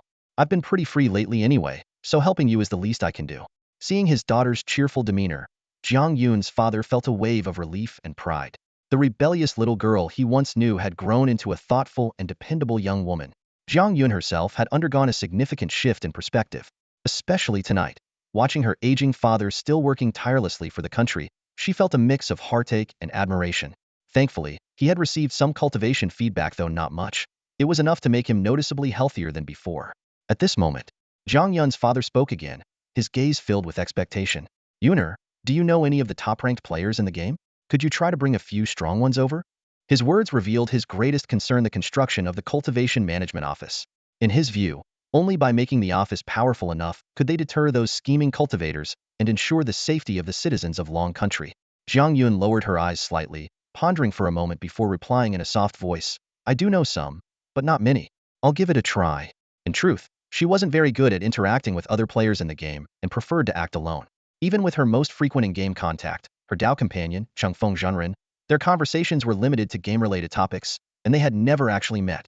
Her father patted her shoulder lightly before turning to leave, completely unaware that the person Zhang Yun was about to contact was her very own in-game Dao companion. For someone of his age, such a revelation would be far too shocking. so Jiang Yun naturally never mentioned it. Opening the friends list in the game Ethereal Immortal Path, Jiang Yun immediately spotted Changfeng Zhenren pinned at the top as her Dao companion. The game system automatically prioritized him. To her surprise, he was online. While most players were busy studying how to utilize their newly gained cultivation points, this powerful player had chosen to immerse himself in the game. This discovery, however, made Jiang Yun hesitate. How should she even begin the conversation? Meanwhile, in Jianghai City, Lin Yu had just wrapped up a major task. After half an hour of meticulous setup, he completed the arrangement of all the materials. A dazzling light flashed, and a massive formation enveloped his cave Dwelinga Twimillion credit exclusive formation known as the Starfire Thunder Formation. Designed according to the positions of the stars in the Zhou-Tian constellation, this dual-attribute lightning and fire formation was not only perfect for both offense and defense, but was also a 1-0 Faken feature in the entire game. Admiring his masterpiece, Lin Yu's lips curved into a slight smile. He was already imagining the power of this invincible cave dwelling when the game's effects eventually translated into reality. Afterward, he opened the game leaderboard to check the weekly reward content that would be distributed at midnight. After the cultivation feedback period of 24 hours, Lin Yu was deeply engrossed in reviewing the reward information for various leaderboards. Although he had already formed some expectations for this round of rewards based on the previous leaderboard prizes and posts from the official forum, seeing the actual rewards still left him astonished. The rewards for the cultivation leaderboard were particularly eye-catching. The semi-immortal grade flying sword he received last time had already been impressive, but this time it had been upgraded to a full immortal grade flying sword. Lin Yu couldn't help but start calculating. Refining the immortal grade flying sword to level 10, combined with the 120 feedback bonus, would result in power that was simply unimaginable. Fortunately, he had prepared in advance and invested 1 billion spirit stones. Even though the game had closed its recharge channel, he could still use high-grade spirit stones to purchase golden equipment refinement stones from the in-game shop. As the top player on all the leaderboards, the rewards from the other rankings were equally satisfying, with none falling short of his expectations. As Lin Yu was going through the rewards, a private message caught his attention. Normally, as the strongest player in the game, he would filter out the flood of private messages he received. However, this time the sender was Shueyun Fairy, which piqued his interest. Opening the message, Lin Yu initially thought it would be about the recently distributed Valentine's Heartbeat Leaderboard rewards. But to his surprise, the content was entirely different. I'd like to invite you to join the Cultivator Management Bureau. Are you interested? Shueyun Fairy, who usually spoke with a commanding, big sister tone, now sounded unexpectedly gentle. Seeing the words Cultivator Management Bureau, Lin Yu's brow furrowed slightly. He was no stranger to this organization, having encountered it in his previous life. While it was a justice-oriented group established by the Long Kingdom's authorities, its overall strength was rather mediocre. Lin Yu shook his head slowly, already having made up his mind. If it had been any other request, he might have considered agreeing, but joining an organization like the Cultivator Management Bureau was completely incompatible with his personality. He had no desire to be shackled by rules, needing to report and explain everything to superiors, or go through endless procedures just to eliminate someone. Such restrictions were not for him. Lin Yu had a favorable impression of Shueyun Fairy, but when faced with this restrictive proposal, he politely declined. Carefully typing on his phone, he wrote, "I'm not someone who likes being constrained, sorry." This response came straight from his heart. With his current invincible strength, there was indeed no need for him to willingly accept any form of restraint. Meanwhile, at the headquarters of the Cultivator Management Bureau in the capital, Jiang Yun nervously opened the private chat icon. When she saw his refusal, she actually let out a sigh of relief, and a faint smile of ease appeared at the corner of her lips. What made her tense wasn't the possibility of rejection, but the fear that he might agree. Despite her cold and aloof exterior, her inner emotions were quite the opposite. She worried about how to handle meeting this gaming Dao companion she had never met in person if Master Changfeng really came. What troubled her even more was his age if he turned out to be a student, as some forum speculation suggested, that would be manageable. But she dreaded the possibility of him being an older man with a beard. As Lin Yu focused on studying the rewards from the game in his study, his keen hearing caught the ringtone of Xiao Guang's phone. At that moment, Xiao Guang was outside practicing flying in the rain, and the caller ID showed it was his mother. Lin Yu felt a pang of unease and quickly went to Xiao Guang's room to pick up the call. Xiao Guang, came his aunt's anxious voice from the other end of the line. "Auntie, it's me, Xiao Yu. What happened?" Lin Yu responded while simultaneously releasing his spiritual sense to investigate his uncle's household. His spiritual sense soon captured a shocking scene.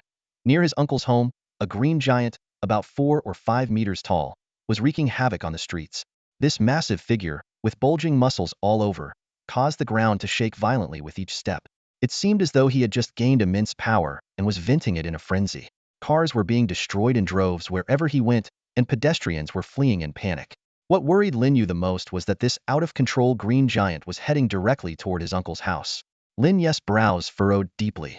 In his previous life, his uncle and aunt hadn't faced any danger during the early stages. Clearly, his rebirth had already brought some unexpected changes to this world. The anxious voice of his aunt came through the phone again. Xiao Yu, you and Xiao Guang must not go outside. There's a green monster out there, it's terrifying. You have to stay in the basement. His uncle's voice quickly followed, equally urgent. Xiao Yu, take cover immediately, it's too dangerous outside. Hearing the concern in their voices, Lin Yu couldn't help but let out a faint, bitter smile. Ironically, the ones truly in danger were his aunt and uncle, yet they were most worried about Xiao Guang and his safety. Don't worry, auntie. We're perfectly safe, Lin Yu replied calmly. Before he could finish, the signal on the other end started to break up. You must stay hidden, your uncle and I are hiding in the... Then the call was completely cut off. Using his spiritual sense, Lin Yu could clearly see that his aunt and uncle had already taken shelter in the basement of their villa, the lack of signal making further communication impossible. He set the phone down and immediately focused his senses on Xiao Guang, who was wobbling unsteadily in the sky. After more than half an hour of practice, Xiao Guang had barely managed to grasp the basics of flying. Though his clothes were soaked through by the rain, his face was lit up with excitement. However, his flying posture was still quite comical, looked like a clumsy Superman with a bad case of polio. Xiao Guang, come back, Lin Yu said softly, his voice transmitting directly to Xiao Guang's ears. Startled by the sudden voice, Xiao Guang flailed and looked around nervously in the dark, rainy night. Brother, where are you? Xiao Guang asked in surprise. As soon as he finished speaking, he sensed something behind him. Turning around, he saw Lin Yu, who had somehow appeared silently at his back. Brother, you're like a ghost, Xiao Guang exclaimed in shock. Lin Yu didn't bother explaining these advanced abilities derived from his rebirth experiences. Instead, he got straight to the point. No time for nonsense. Come with me to get your parents. It's not safe where they are. Hearing that his parents might be in danger, Xiao Guang immediately tensed up. Are my parents in danger? Not yet. Lin Yu shook his head. Let's go. Want me to carry you? Realizing his parents were safe for now, Xiao Guang's excitement quickly returned. Striking Superman's iconic pose, he stretched one arm forward. No need. I can fly really fast now. Watch me, I'll lead the way. But as soon as he took off, his speed was more comparable to a senior citizen scooter, and worse yet, he was flying in the completely wrong direction. Lin Yu sighed and called out, You're going the wrong way. Embarrassed, Xiao Guang came to a halt midair and awkwardly turned himself around, once again striking the Superman pose. Heh, just a small mistake. Unable to watch any longer, Lin Yu appeared behind Xiao Guang and placed a hand on his back. In the next instant, the two of them shot through the night sky like a meteor, leaving only Xiao Guang's terrified screams echoing through the rain-soaked darkness. Too fast. Lin Yu didn't seem overly anxious. Using his divine sense, he closely monitored the situation at his uncle's house. The massive green figure was clearly visible through his perception, reminding him of his past life's encounters with similar beings. These green giants originated from a profession in an American video game. When players pushed their abilities to the limit, their brains were severely affected, leaving them consumed by a destructive impulse. Lin Yu speculated that this mutant was either a foreigner who had played the game or a Dragon Nation native who had been exposed to it. In contrast, foreigners rarely managed to grasp the intricacies of the mobile game Ethereal Immortal Path. It wasn't just a matter of cultural differences, the cultivation system itself was exceedingly complex. Without growing up immersed in Dragon Nation's culture, it was nearly impossible to comprehend its profound mysteries. Meanwhile, foreign games were much simpler, relying either on mutations or technology. The green giant before him was undoubtedly an elite among mutants. At this moment, Lin Yu and Xiao Guang were hovering above the villa, observing the scene a few hundred meters away. The green giant was furiously pounding on a police car while the officers had retreated to a safe distance and were calling for backup. Bullets were useless against the giant, only fueling his rage. His bloodshot eyes burned with madness. Brother, this guy is way too strong. Let's just get my parents out of here. Xiao Guang, despite being a nascent soul stage cultivator, couldn't help but feel intimidated by the massive creature. Lin Yu shook his head and replied, Your cultivation has already reached the nascent soul stage, far surpassing his strength. What's there to fear? He was well aware from his past life that no matter if it was Iron Men, vampires, werewolves, dark wizards, knights of the church, or ninjas, they were all insignificant compared to a true cultivator. Through the rain, Lin Yu slowly descended to the ground. The timid Xiao Guang followed closely behind, as always. This reminded Lin Yu of their childhood fights. No matter how outmatched they were, as long as Lin Yu stood his ground, Xiao Guang would never run away on his own. Standing in front of Xiao Guang, Lin Yu spoke solemnly, The power of a cultivator comes primarily from two sources. One of the abilities is called Divine Sense. A powerful divine sense can directly attack an opponent's consciousness, but mastering this skill requires long-term practice. Lin Yu explained this in detail to Xiaoguang. He then introduced the second ability, spiritual energy, which is the primary combat method for cultivators. Spiritual energy not only allows for powerful attacks, but also enables the control of magical artifacts. However, in the current state of the game, the magical artifacts and techniques haven't been reflected in the real world yet. So we can only use the most basic methods to control spiritual energy, Lin Yu explained, noticing Xiaoguang's puzzled expression. Although Xiaoguang had heard of divine sense and spiritual energy before, he had no clue how to actually use them. Lin Yu wasn't in a hurry, though. His goal was to plant a seed of curiosity in Xiaoguang's heart and inspire him to learn in the future. In the early stages of the game's influence on reality, the level of cultivation wasn't the decisive factor. The key was how quickly one could master these abilities. For Xiaoguang, having a cousin like Lin Yu, who was willing to guide him step by step, was an incredible stroke of luck, especially since Lin Yu was currently the only person on Blue Star who truly understood how to use spiritual energy in combat. Lin Yu slowly raised his right hand, and a faint green stream of energy flowed from his palm, gradually condensing in midair. Brother, is this the spiritual energy you were talking about? Xiaoguang asked eagerly. Lin Yu nodded. Watch closely. I'll teach you the basics of spiritual energy attacks. Just then, a green monster several hundred meters away spotted them. The civilians nearby had already fled in all directions, and the police officers were hiding behind walls and vehicles, waiting for reinforcements. In the monster's blood-red eyes, only Lin Yu and Xiaoguang remained. The creature gave a menacing grin, crouched slightly, and with a powerful leap, it left a crater in the asphalt as it charged toward them like a cannonball. Xiaoguang was terrified out of his wits. If Lin Yu hadn't been standing in front of him, he would have turned and run. Lin Yu had no time to continue his lesson. The spiritual energy he had summoned instantly coalesced into a massive, translucent green hand in midair, resembling an enlarged version of his own hand. Courting death, Lin Yu snorted coldly. The giant hand slammed down with tremendous force, whipping up a fierce wind that scattered the rain around them. The green monster seemed to sense the danger, a flicker of fear crossing its eyes, but it was too late. Boom! The spiritual energy hand struck with devastating impact, causing the ground to tremble violently. When the green glow faded, the monster had been reduced to a grotesque pile of flesh, its green blood and brain matter mixing together like some horrific version of tofu pudding with chives. Xiaoguang immediately squatted down and began vomiting. Although he'd never seen such a gruesome scene before, even the sight of green blood was enough to churn his stomach. Lin Yu glanced at his cousin, who was retching uncontrollably, and smirked slightly. In his view, exposing Xiaoguang to such realities would toughen him up and help him face future dangers with composure. Having lost his parents at a young age and regarding his uncle's family as his closest kin, Lin Yu cared for his cousin as deeply as a father would. At that moment, the police officers in the distance finally snapped out of their shock.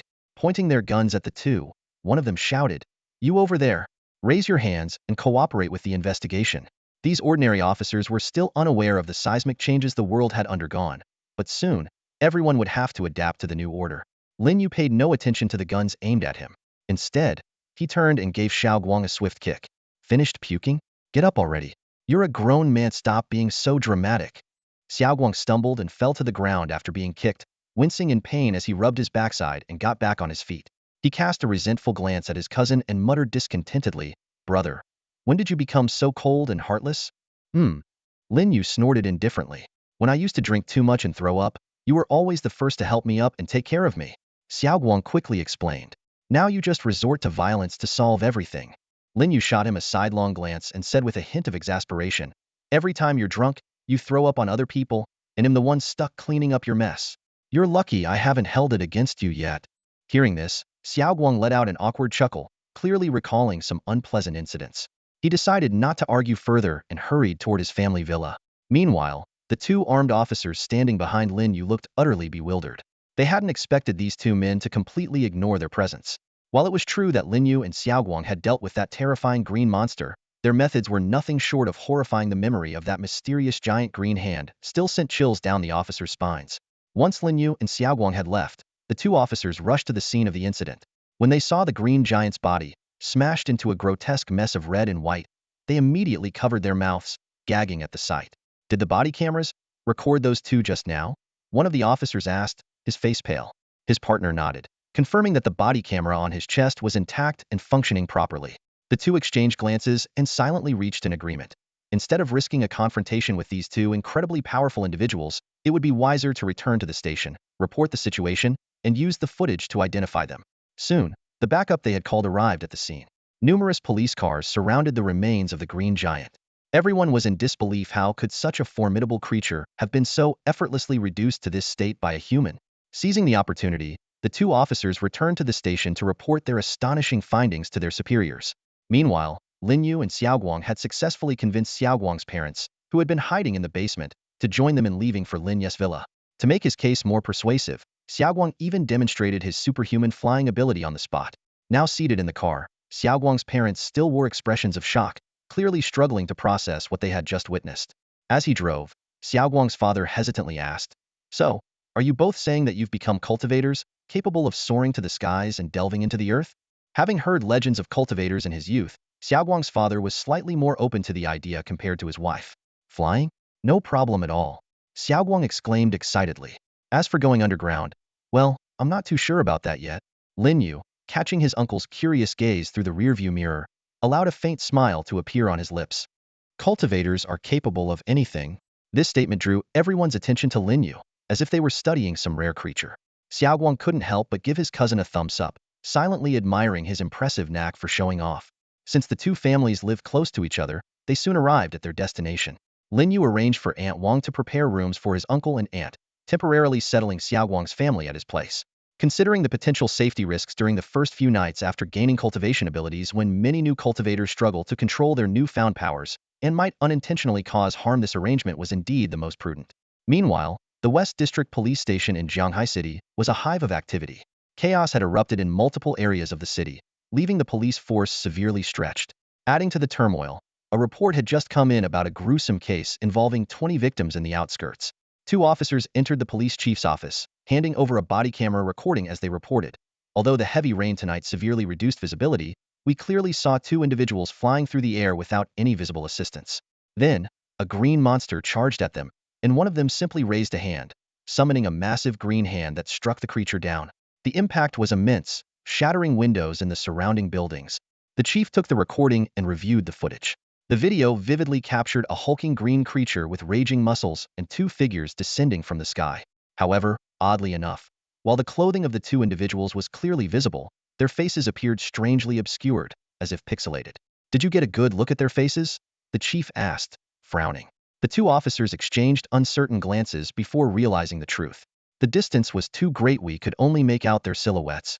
The chief rubbed his temples and instructed them to continue handling other cases. Once they left, he turned to gaze out at the torrential rain through the window, a deep sense of unease welling up within him. The world, it seemed, had completely fallen into chaos. For many, this was a sleepless night. The city's police lights flashed incessantly, and police stations everywhere were overwhelmed by a flood of emergencies. The number of cases in just one night exceeded the total for an average month. With resources stretched thin, law enforcement could only prioritize cases involving personal harm, while reports of damage to public property had to be temporarily shelved. The Cultivator Management Bureau in the capital was even busier, its offices brightly lit with all personnel mobilized. Zhang Yun led a team handling various emergencies around the city outskirts, while another team worked overnight in the office building, reviewing the influx of job applicants. In just one night, hundreds of players from the game Mystical Immortal Path had come to apply. Most of these applicants were young, many still university students, but the opportunity to join a national agency was too rare to pass up. Despite the late hour, they hurried to apply, fearing they might miss out on a chance coveted even by top-tier masters and PhD graduates. On the streets, many ordinary citizens were also spending an uneasy night. Short video apps and news platforms continuously pushed updates about the chaos, prompting those with the means to retreat to basements, while others reinforced their doors and windows in hopes of staying safe. At Lin Yu's house, Xiaoguang's parents lay restless in bed. Their insomnia wasn't caused by the unfamiliar environment, but by the shocking revelation that their son had suddenly become a cultivator. Xiaoguang's father had originally planned to discuss selling shares of Huanyu Group with Lin Yu, but now, all business considerations had been set aside. His primary concern was the fact that both his son and Lin Yu had become cultivators. What exactly is a cultivator? Xiaoguang's mother murmured as she stared at the ceiling. Xiaoguang's father shook his head. "I'm not sure. I just remember reading novels about them when I was younger. It's supposed to be something like martial arts masters, really powerful." In his youth, he had been too busy with work to learn much about cultivators beyond what had read in a few books during his student days. He picked up his phone and searched, "What is a cultivator?" but the results were flooded with novel ads and game promotions, including titles like The Cultivation Saga of Black and Red Blossoms and a billion-dollar pay-to-win mobile game. There wasn't a single piece of substantive information. Do you think anything bad could happen to Xiao Yu and Xiao Guang now that they're cultivators? Xiao Guang's mother asked anxiously, turning over in bed. What if they're flying and suddenly fall from the sky? Xiao Guang's father rolled his eyes helplessly. You're worrying too much. Just try to get some sleep. The words echoed through the room. Although both of them closed their eyes, neither could truly fall asleep, each lost in their own whirlpool of thoughts. Like his parents, Xiao Guang tossed and turned, but his insomnia stemmed purely from excitement. The exhilaration of flying through the sky during the day still coursed through him. In his vivid imagination, he was soaring among the clouds with his girlfriend, Ashui, treating the fluffy clouds as soft, comfortable beds. In this fantasy, Ashui kept calling his name, Yushui. Yushui. Hurry up, Yushui. The romantic scene brought an involuntary smile to his face. Meanwhile, Lin Yu was the one sleeping the soundest in the entire household. The game's cultivation feedback had arrived as expected, and though the 10 billion in cash was already spent, it had secured his family's safety. For him, this live's beginning was nothing short of perfect.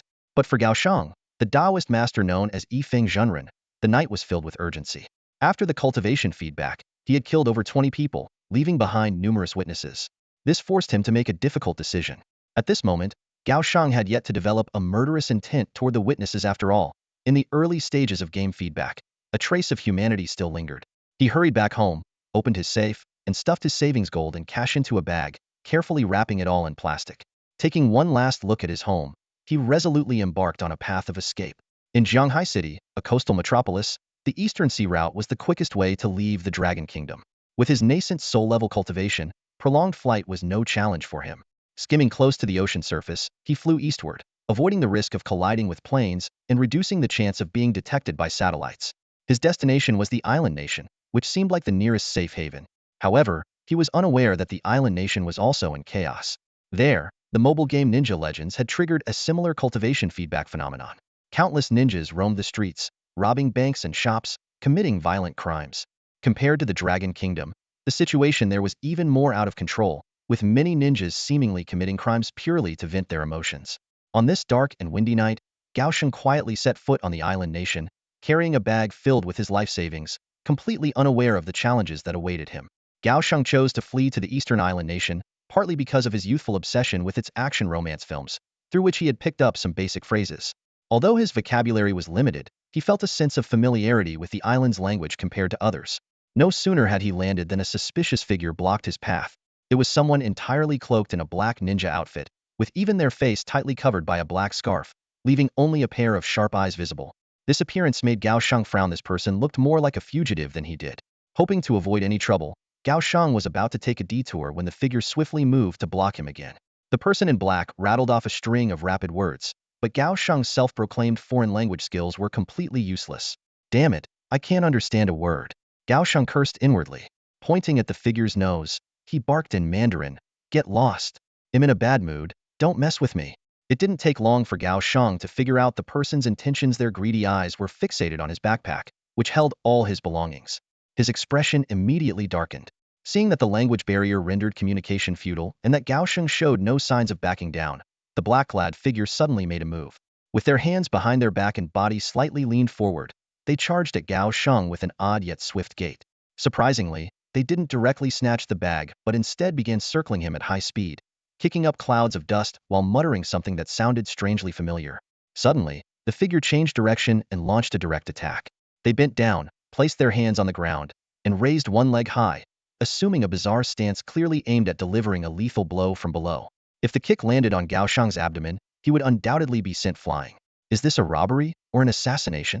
Gao Sheng cursed again in his mind. Fortunately, since achieving his nascent soul-level cultivation, his physical abilities and vision had improved significantly. Despite the speed of the black-clad figure's movements, they were no match for Gao Sheng's enhanced perception, something that would have been impossible before his cultivation breakthrough. At this moment, Gao Sheng finally understood everything. This island nation was also experiencing the phenomenon of cultivation levels being reflected in the real world through the game, and the man in black before him was clearly one of the game players. A ninja? Gao Sheng speculated silently. Although he had never been interested in childish content like anime, he had seen scenes in certain action romance films from this country where the female lead played a ninja, though their outfits were far more revealing than the fully armored figure standing before him. To Gao Sheng, the movements of the man in black were as slow as a snail. Narrowing his eyes slightly and furrowing his brow, Gao Sheng suddenly lifted one foot. I don't go looking for trouble, but am not afraid of it either, he said coldly. As the man in black prepared to kick Gao Sheng in the stomach, Gao Sheng's foot landed first on his opponent's leg. Bang! Crack! A sharp sound echoed as the man in black's leg broke instantly, bending into an unnatural angle with the bone piercing through the joint. The man in black looked in disbelief at his leg, his once proud martial arts skills so easily dismantled. Writhing on the ground in agony, he wailed in pain. What shocked him even more was the sight of Gao Sheng's body slowly levitating. Having never encountered a cultivator before, the ninja could only assume Gao Sheng was some kind of powerful being akin to his own kind. But Gao Sheng gave him no time to think further. His sharp gaze locked onto the target, and in the blink of an eye, he dropped from midair with lightning speed. Boom! Both of Gao Sheng's feet landed heavily on the man in black's chest. The man's ribcage collapsed instantly, and blood poured from his 7 orifices. He died on the spot. Gao Sheng cast a cold glance at the corpse on the ground. Since the man had seen his face, he couldn't risk leaving any loose ends. In this foreign land, Gao Sheng's mindset was entirely different from when he was in Longhua. Taking a life here carried no burden for him. With his backpack slung over his shoulder, Gao Sheng walked slowly toward the city. Continuous flight had left him feeling a bit fatigued, and he needed to find a hotel to rest properly. Of course, he'd have to stop by a bank to exchange some money first. Ninjas are too weak, only good for the movies, he muttered to himself. At dawn, Lin Yu woke up in a soft, comfortable bed. Instead of immediately logging into the game, he first opened the official game forum. This forum would become incredibly important in the future, with information spreading even faster than on many news networks. Although the mobile game Ethereal Immortal Path would shut down after the cultivation feedback phenomenon, the forum would continue to operate. Lin Yu began scrolling through the trending posts. The number of posts had already maxed out, showing 999. Bizarre experiences were being shared one after another. Someone accidentally broke a faucet and flooded their house, someone shattered a toilet by squatting on it, and a masseuse accidentally fractured a customer's shoulder blade. The most extreme story involved someone sending their girlfriend to the ICU during a moment of intimacy. Lin Yu was browsing the official forum when he noticed that most posts were filled with players excitedly sharing their experiences after gaining cultivation abilities. In each thread, players enthusiastically recounted the moments they suddenly acquired their cultivation powers and discussed the massive changes that were about to unfold in this world. The forum revealed that this wave of cultivation feedback wasn't limited to the Dragon Nation but had spread across the entire Blue Planet. Some players reported that in the neighboring island nation, ninjas were running rampant in the streets, while in America, green giants were appearing everywhere. Compared to these chaotic scenes, the Dragon Nation was far more stable, thanks largely to the timely establishment of the Cultivator Management Bureau. Among the many posts, one in particular caught Lin Yu's attention. The author, Song Yun Demon Lord, claimed to be ranked second on the game's leaderboards and announced plans to form a cultivation organization called Xiaoyao Palace. This news instantly made Lin Yu's expression turn serious. Memories from his previous life surged forth. Xiaoyao Palace, which initially seemed like an ordinary cultivation group, eventually became an ally of demonic bosses invading the real world. However, things were different in this life. Song Yun Demon Lord was no longer the top player on the leaderboards. That position now belonged to Lin Yu, who had been reborn with his past memories, and his strength far surpassed that of the second rank. The comments under the post were filled with players expressing interest in joining Xiaoyao Palace. But when the discussion shifted to the top-ranked player, Changfeng Zhenren, the tone of the conversation noticeably changed. Some questioned why Song Yun Demon Lord was only second, while others speculated whether Changfeng Zhenren would join Xiaoyao Palace. However, it wasn't long before someone pointed out that with Changfeng Zhenren's power, he was unlikely to be interested in such a small organization. Lin Yu carefully read through the comments, his mind turning over the differences between this life and his previous one, and pondering the potential consequences of these changes. Lin Yu scrolled through the discussions about Changfeng Zhenren on the cultivation forum, a faint smile appearing on his face. The threads were filled with all kinds of speculation. Some believed Changfeng Zhenren would inevitably join the Cultivation Bureau, while others debated whether the Xiaoyao Palace offered modern benefits like health insurance and retirement plans. In his previous life, the Xiaoyao Palace was indeed a formidable force, far surpassing the Cultivation Bureau. But in this life, without the golden reputation of being number one on the game's leaderboard, the Xiaoyao Palace under the Songyun Demon Lord seemed to have lost much of its appeal. Still, Lin Yu didn't let his attention waver from the Xiaoyao Palace. If history repeated itself and they once again chose to follow those demon bosses, Lin Yu's lips curled into a sly smile. He had already made up his mind this time. He would turn those demon bosses into his subordinates. And when that happened, wouldn't the members of Xiaoyao Palace become subordinates of his subordinates? After finishing his scroll through the forum, Lin Yu habitually opened the Ethereal Immortal Journey mobile game. But the scene before him gave him pause. The returning player gift pack notification had disappeared, and both the recharge and event interfaces had turned gray. The game world was swarming with low-level newcomers, clearly drawn in by last night's events. Unfortunately, these players had no idea that with the recharge system disabled, the cultivation feedback ratio for VIP 0 was now 0. Lin Yu entered the sect within the game, intending to check on the progress of Jingxin Zhenren, who had previously received a massive influx of resources and 1 billion in cash.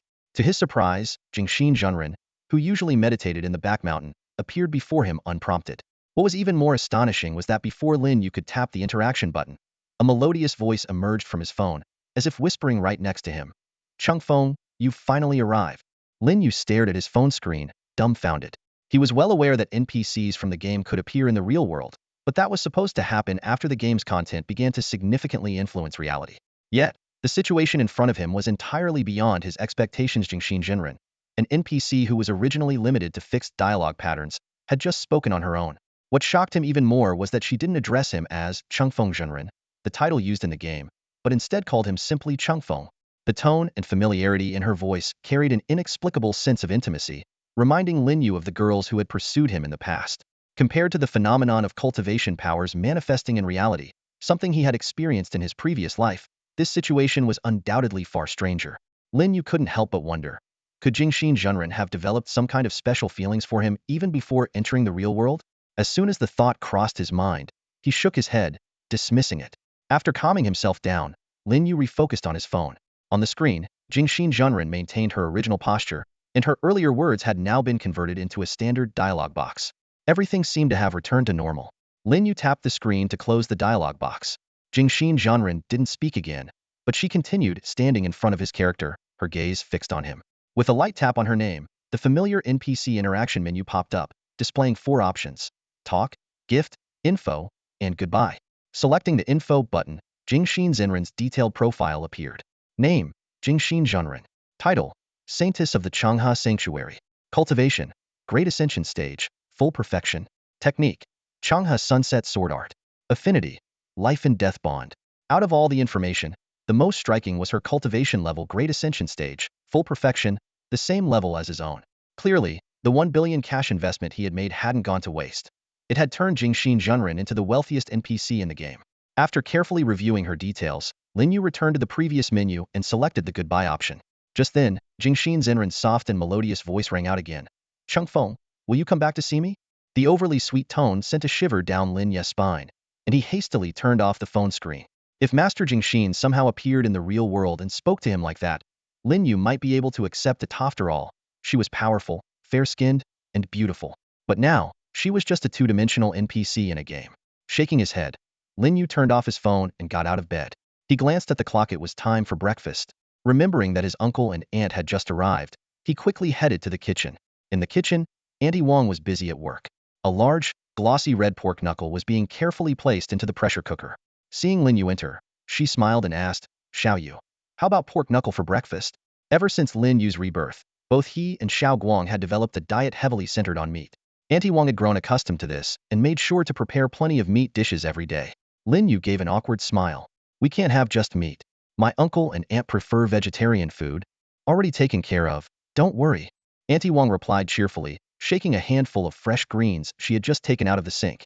Amid her bustling, Auntie Wang lowered her voice and asked, "Xiao Yu, I saw Xiao Guang flying yesterday. Has he become one of those cultivators?" Lin Yu was momentarily stunned. He hadn't expected Auntie Wang to know about cultivators.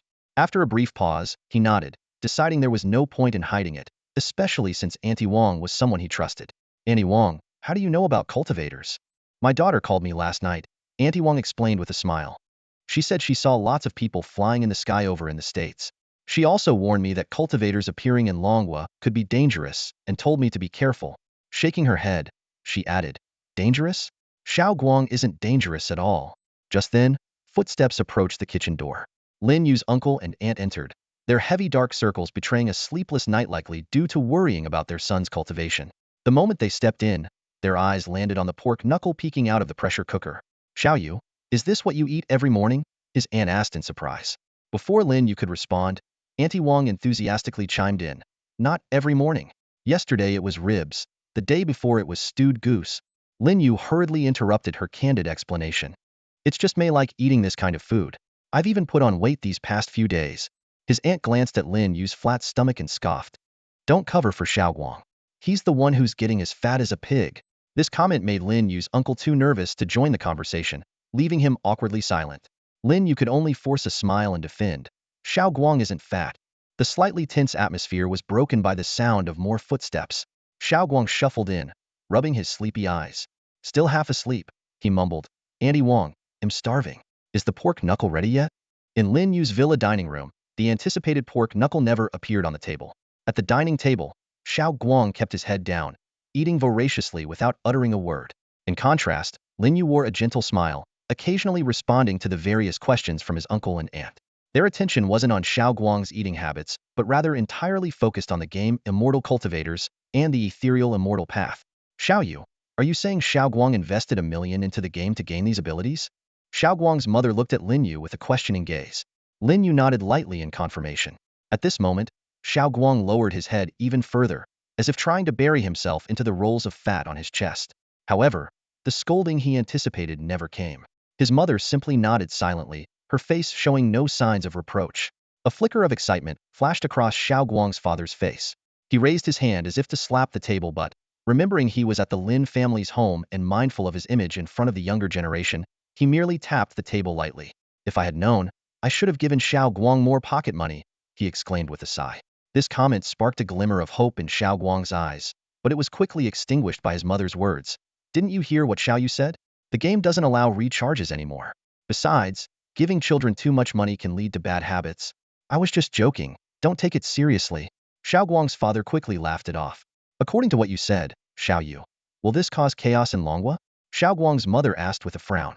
With so many people suddenly gaining superpowers, who knows if they'll use them for the right purposes?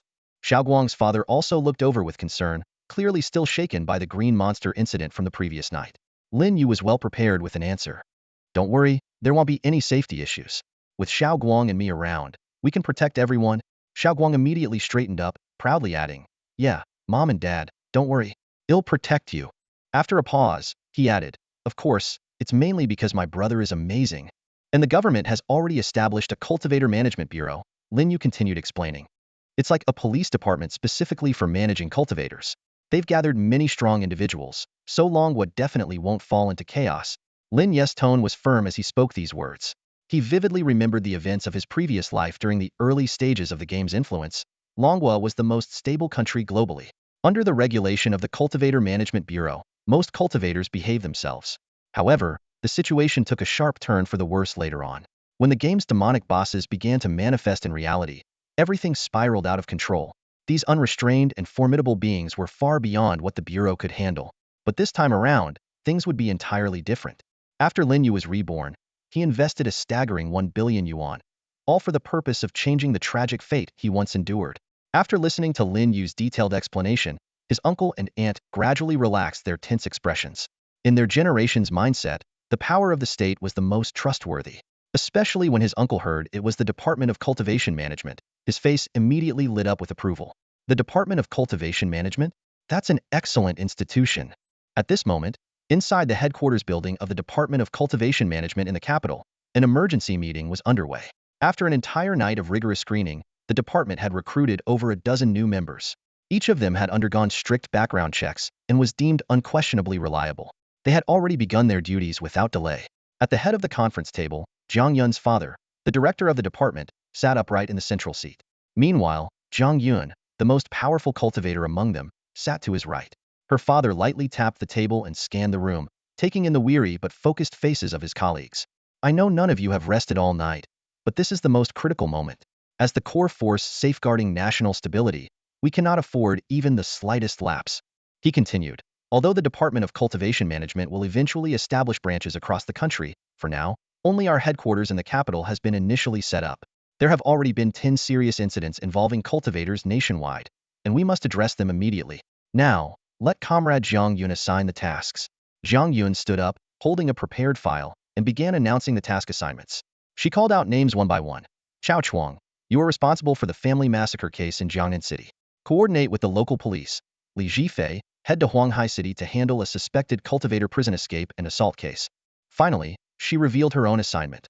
I will take charge of the homicide case in Jianghai City, where witnesses claim a cultivator caused 20 deaths. The director concluded with a short but commanding order. Move out immediately. Yes, director. The 10 team members saluted in unison, then swiftly departed to carry out their assignments. Soon, the large meeting room was left with only Jiang Yun and her father. Jiang Yun's father turned to her and gently patted her shoulder. You've worked hard. Dad, I'm fine, Jiang Yun replied with a smile, shaking her head. Yet her eyes betrayed a hint of concern. You're the one who needs to take care of yourself. She was well aware that her father received minimal cultivation feedback, and staying up all night was a considerable strain for someone his age. Jiang Yun's father had a pleased smile on his face. Looking at his daughter, he said, I feel great now. Even though I didn't sleep a wink last night, my mental state is actually better than before. This was undoubtedly thanks to the feedback from his cultivation. Even at the qi refining stage, his physical condition far surpassed that of an ordinary person, with particularly noticeable improvements in his mental state. Suddenly, his expression turned serious. He spoke to Jiang Yun in a firm tone. This time, sending you to Jianghai City isn't just about handling that significant murder case. There's another important mission. The establishment of the Jianghai City Cultivation Management Office happened quite swiftly, and the higher-ups hope to make it a model for other cities. Since you're more familiar with Jianghai City, both tasks will be entrusted to you. Indeed, ever since Jiang Yun returned from studying abroad, she had been working in Jianghai City. This was one of the key reasons her father had arranged for her to go there. Don't worry, they'll handle it well, Jiang Yun said with determination. Internally, she thought to herself that it had been several days since she last returned to Jianghai City. If she had some free time, perhaps she could visit her boss. After all, she was still enjoying paid leave, which made her feel a bit guilty. Her father nodded in approval. After their farewell, Jiang Yun left the headquarters of the capital's cultivation management office. She didn't choose to fly directly to Jianghai City, but decided to take the high-speed rail instead. For one, she didn't want to attract too much attention, and secondly, her flying skills were still not very refined. After purchasing a ticket for the next available train, she headed straight to the platform. The 2-hour journey wasn't long, and since she had a place to stay in Jianghai City with all her belongings there, she didn't need to bring much luggage. Meanwhile, as Jiang Yun was on her way to Jianghai City, a conversation was taking place at Lin Yu's villa. After checking his phone, Xiao Guang's father excitedly said to Lin Yu and Xiao Guang, I have an old comrade in arms who's now the head of the Jianghai City Cultivation Management Office. Are you two interested in joining the office? Lin Yu immediately shook his head in refusal. For him, joining the Cultivation Management Office was absolutely out of the question, even if the invitation came from his uncle's old friend. Xiao Guang, on the other hand, appeared hesitant. Growing up under his father's strict discipline, he timidly asked, Dad, did you already tell someone that we're cultivators? As soon as Xiao Guang finished speaking, his father's face immediately showed an awkward expression. As a father who had just learned that his son had become a cultivator, he couldn't wait to share the news with someone else, which was admittedly a bit thoughtless. Xiao Guang's mother gave her husband a disapproving look. Lao Hai is my old comrade in arms. We have a deep bond, Xiao Guang's father quickly explained. He's now the director of the Jianghai City Cultivation Administration Bureau. How could I not support my old comrade? Hearing it was Lao Hai, Xiao Guang's mother's expression softened, and she nodded thoughtfully. Noticing Lin Yu's puzzled look, she added, that Lao Hai and your uncle shared a life-and-death bond on the battlefield. He even saved your uncle's life back then. Lin Yu understood after hearing this. Although he had never experienced war, he could imagine the kind of camaraderie forged in life-and-death situations. Seeing that both his wife and nephew expressed understanding, Xiao Guang's father straightened his back immediately, turning to his son, who had just been questioning him. Without warning, he gave Xiao Guang a light smack on the back of his head. You're reporting to the Jianghai City Cultivation Administration Bureau this afternoon, got it? He said with a chuckle. If you don't go, I'll cut off your allowance. While he couldn't boss around his nephew Lin Yu, he could certainly order his own son. Since his old comrade had reached out for help after learning Xiao Guang was a cultivator, and the bureau was still being established and short on staff, it was only natural for him to lend a hand. Dad, do I really have to go? Xiao Guang asked weakly. For ordinary people, the Cultivation Administration Bureau was a dream job with great security. But for Xiao Guang, who came from a wealthy family and had a laid-back personality, joining such an institution meant giving up his carefree lifestyle. No way. His father's stern gaze made Xiao Guang instantly deflate. At this moment, Xiao Guang's mother tried to smooth things over. Your dad just wants you to help Uncle Hai out for a while. Once the bureau is fully staffed, you can leave. Hearing this, Xiao Guang's eyes lit up, and he looked at his father with a questioning gaze. After receiving a confirming nod from his father, he immediately perked up again. Dad, then can you first ask how much the salary is at the bureau? Get lost. After breakfast, Lin Yu returned to his room and lay down on his irresistibly soft bed. During the first week of the game's feedback, Only cultivation progress would transfer to the real world, so he felt relaxed and planned to fully enjoy this week's gaming experience. It wouldn't be until the second week, when other elements started to reflect in reality, that he would truly get busy. After logging into the game, Lin Yu first checked the various leaderboards. As he expected, the rankings remained unchanged, with him firmly holding the top spot. With the recharge channel closed, it was nearly impossible for other players to surpass him. At midnight tonight, the final weekly leaderboard rewards would be distributed, giving him another opportunity to strengthen his character. After inspecting the leaderboards, Lin Yu summoned his spirit beast, the Ink Qilin, and prepared to clear a dungeon. The game's content had become rather monotonous since the recharge channel was shut down. All events had ceased, leaving only dungeons and quests to occupy players. For ordinary players, clearing dungeons could at least improve their stats or yield new equipment, but for Lin Yu, who had already reached the pinnacle of power, it was merely a way to pass the time. Lin Yu chose the Blackwater Demon Lair as his target dungeon. A decision with significant personal meaning had been killed by the Blackwater Demon Lord in his previous life. Now, with his greatly enhanced strength, he intended to get some satisfaction by defeating the Demon Lord in the dungeon before it manifested in the real world. However, when he arrived at the dungeon's entrance, the sight before him made him pause. A figure clad in a black robe, surrounded by swirling dark mist, stood there. Above the figure's head was the ID Songyun Demon Lord, formerly the top player across all leaderboards and now ranked second, right behind Lin Yu. This player was also one of the game's biggest spenders. Their unexpected encounter quickly drew the attention of nearby players. In a game with millions of players, seeing the first and second-ranked players meet by chance was an incredibly rare event. The Blackwater Demon Lair, being the most challenging dungeon in the game, had only been cleared by Lin Yu so far. Despite numerous attempts by others, including 5-player teams, no one else had succeeded. Even for the Songyun Demon Lord, whose strength was second only to Lin Yu, soloing this dungeon was no easy feat judging by his actions. It was clear he was aiming for the substantial rewards granted to the dungeon's second clear. As Lin Yu pondered the situation, a private message suddenly popped up. To his surprise, the Songyun Demon Lord didn't accuse him of hogging the top leaderboard spot as Lin Yu had anticipated. Instead, his tone was unexpectedly polite. "Brother Changfeng, I've established a cultivation organization called Xiaoyao Palace. Are you interested in joining? It's just for exchanging experiences and mutual improvement." A private message from Songyun Demon Lord popped up, casual in tone but with a hint of probing. Lin Yu stared at the screen, the corners of his mouth lifting slightly. As a reborn individual, he knew everything about Songyun Demon Lord's background.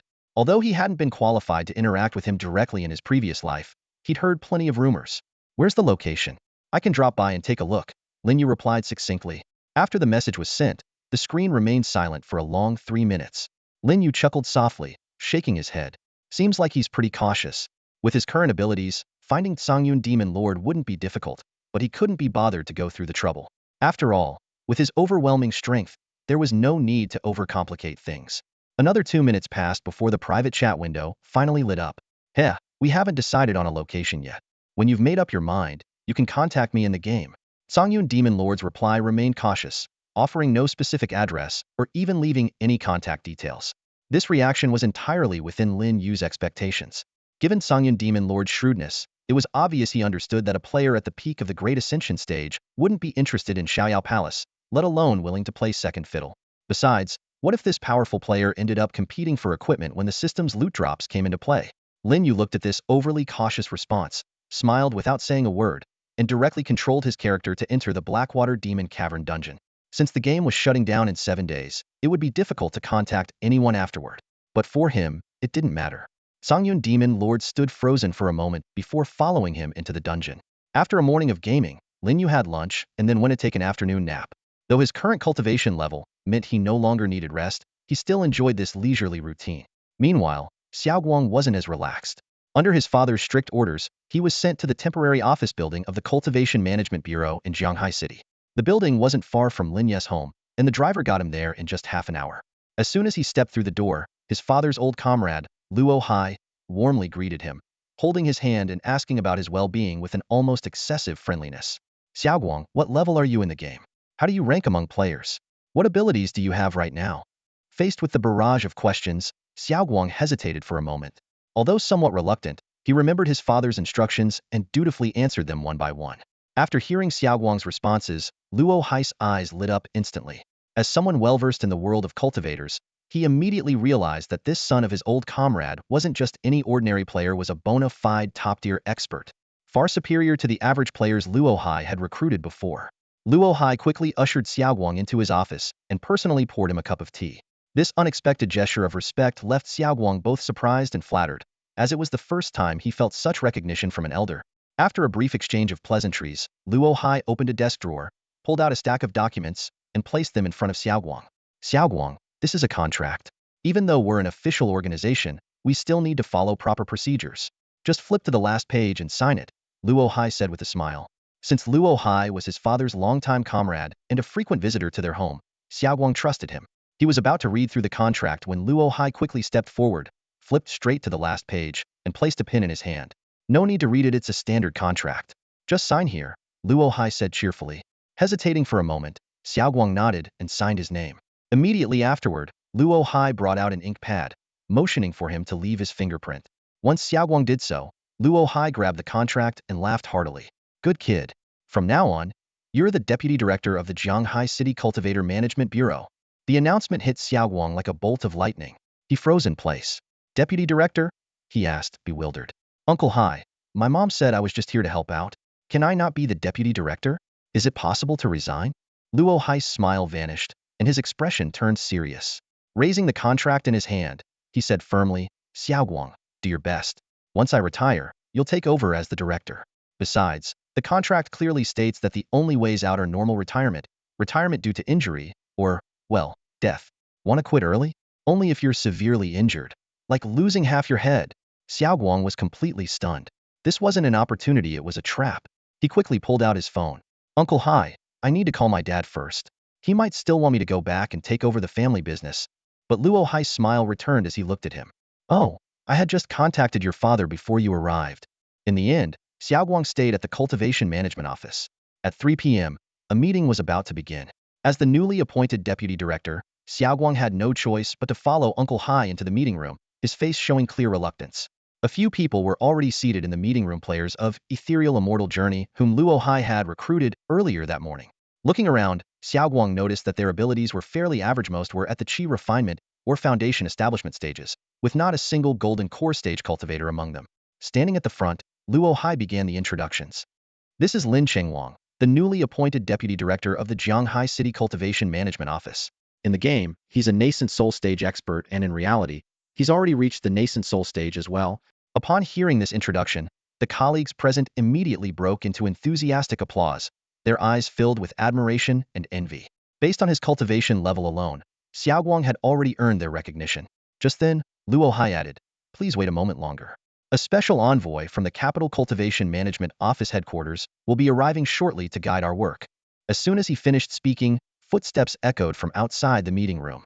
A tall woman dressed in sportswear walked in, her sharp and professional demeanor instantly drawing everyone's attention. The moment Xiaoguang saw her, he shot up from his seat in shock and exclaimed, Sister Yun, is that really you? Time quickly moved to evening. Lin Yu, after browsing the official forum, logged into the game. Although it was nearing midnight, he didn't immediately start gaming. Instead, he set his phone aside and quietly waited for something. When the clock struck midnight, a familiar sensation surged through Lin Yu's body. It was a swelling feeling that flooded every inch of his flesh and blood, only to be compressed back into his being. His nascent soul underwent the same process. At this moment, the nascent soul sat cross-legged in his dantian. Unlike the childlike nascent souls typical of cultivators at this stage, Lin Yu's was a perfect miniature version of himself, with finely detailed and lifelike features. This alternating sensation of swelling and compression lasted for about 30 seconds before gradually subsiding. However, the changes in his body were far from over. Large amounts of impurities began to be expelled through his pores, dissipating into the air. The entire process left Lin Yu feeling unprecedentedly pure and clear-headed. This was the game's cultivation feedback. Even in his previous life, Lin Yu had never figured out how Ethereal Immortal Journey managed to transfer cultivation levels and equipment from the game into reality. The origin of this phenomenon remained an unsolved mystery. Lin Yu's nascent soul suddenly expanded, and a shimmering trace of celestial aura gradually condensed at his forehead before slowly sinking back into the nascent soul. In that moment, he felt an unprecedented sense of lightness, as if he were floating on a warm cloud.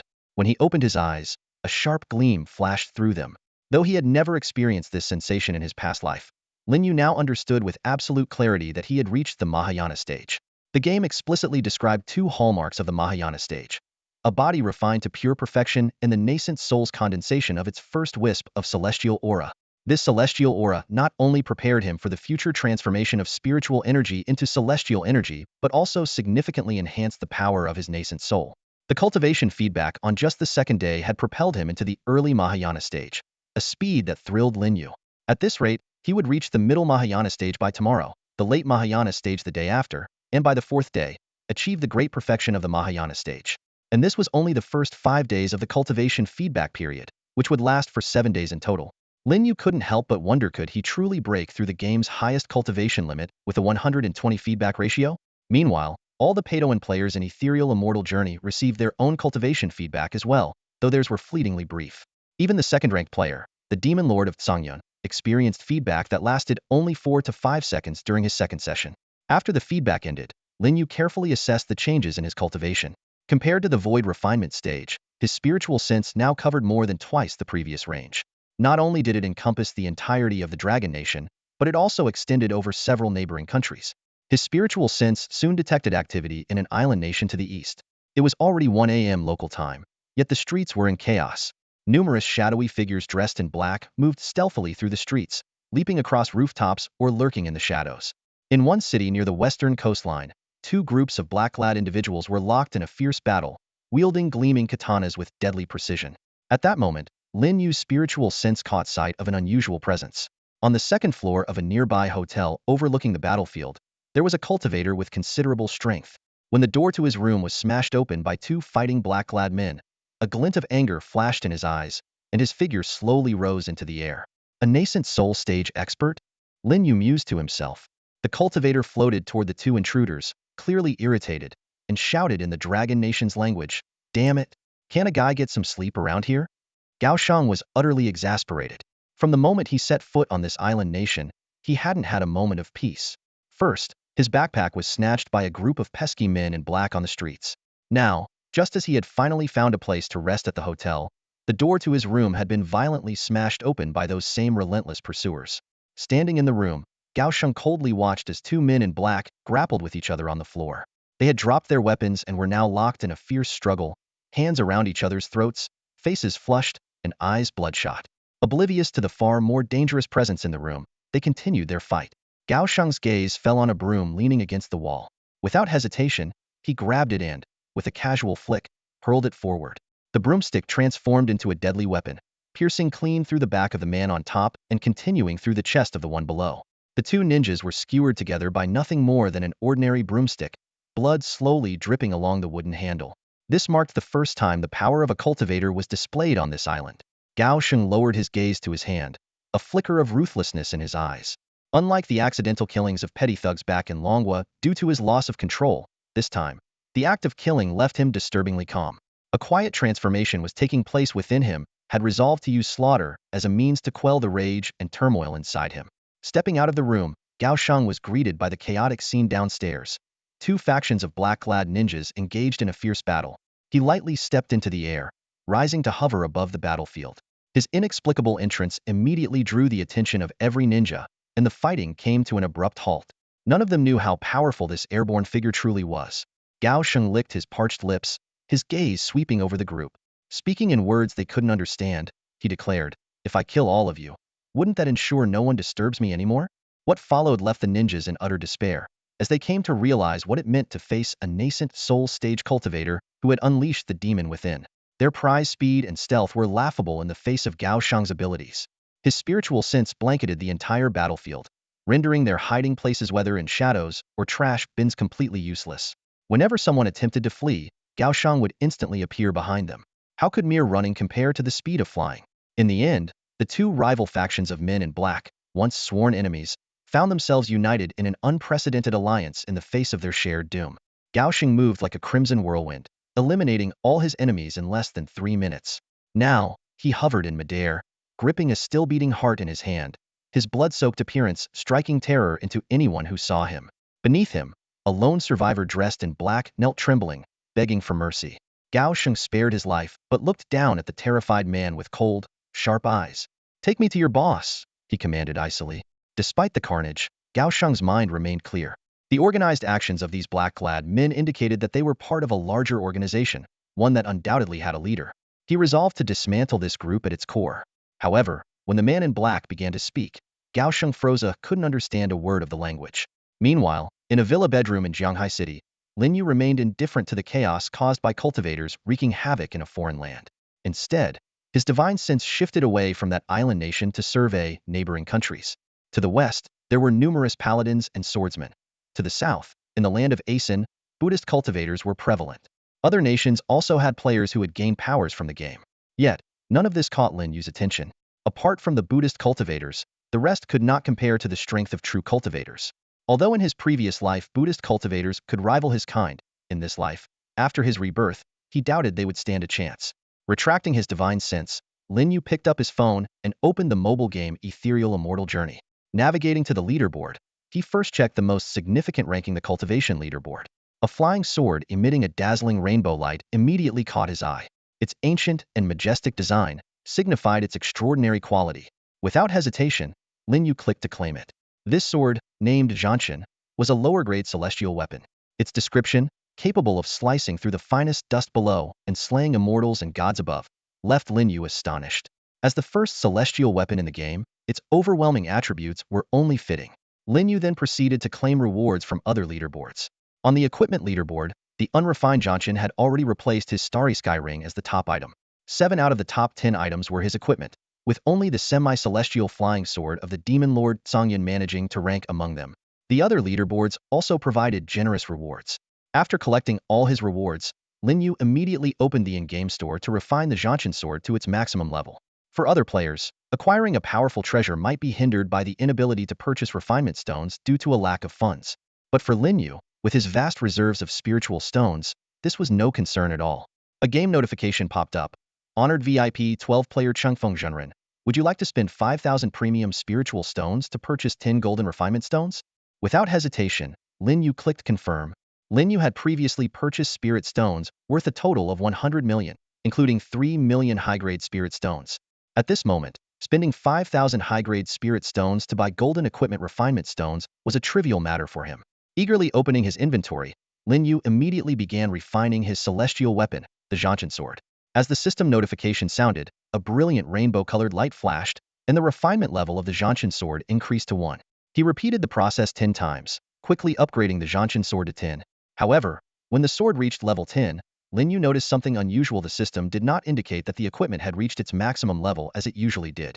His eyes lit up as he realized that this celestial weapon might be different from ordinary magical artifacts. With a sense of curiosity, Lin Yu reopened the shop and purchased 10 more golden equipment refinement stones. This time, the system notified him that 2 refinement stones were required to increase 1 level, confirming his suspicion the refinement level of celestial weapons could indeed exceed level 10, though the required materials had doubled. For someone as financially secure as Lin Yu, the increased material cost was no concern. Without hesitation, he clicked confirm and used up the entire batch of refinement stones. When the system still didn't indicate a limit had been reached, he immediately purchased a 3rd batch of refinement stones. Finally, after exhausting the last batch, the system notification chimed. Esteemed VIP 12-player Chengfeng Zhenren, your lower-grade celestial weapon, the Zhanshan sword, has been refined to its highest level and can no longer be upgraded. At this point, the Zhanshan sword had reached an astonishing level 20. Eager to test the significantly enhanced power of the celestial weapon, Lin Yu headed straight to the Blackwater Demon Cavern dungeon. When he stood before the final boss, the Blackwater Demon Lord, he didn't even bother acknowledging the boss's routine threatening dialogue. Instead, he swung the Zhanshan sword, unleashing a single strike. The system promptly announced, "Congratulations! You have slain the final boss of the Blackwater Demon Cavern dungeon, the Blackwater Demon Lord.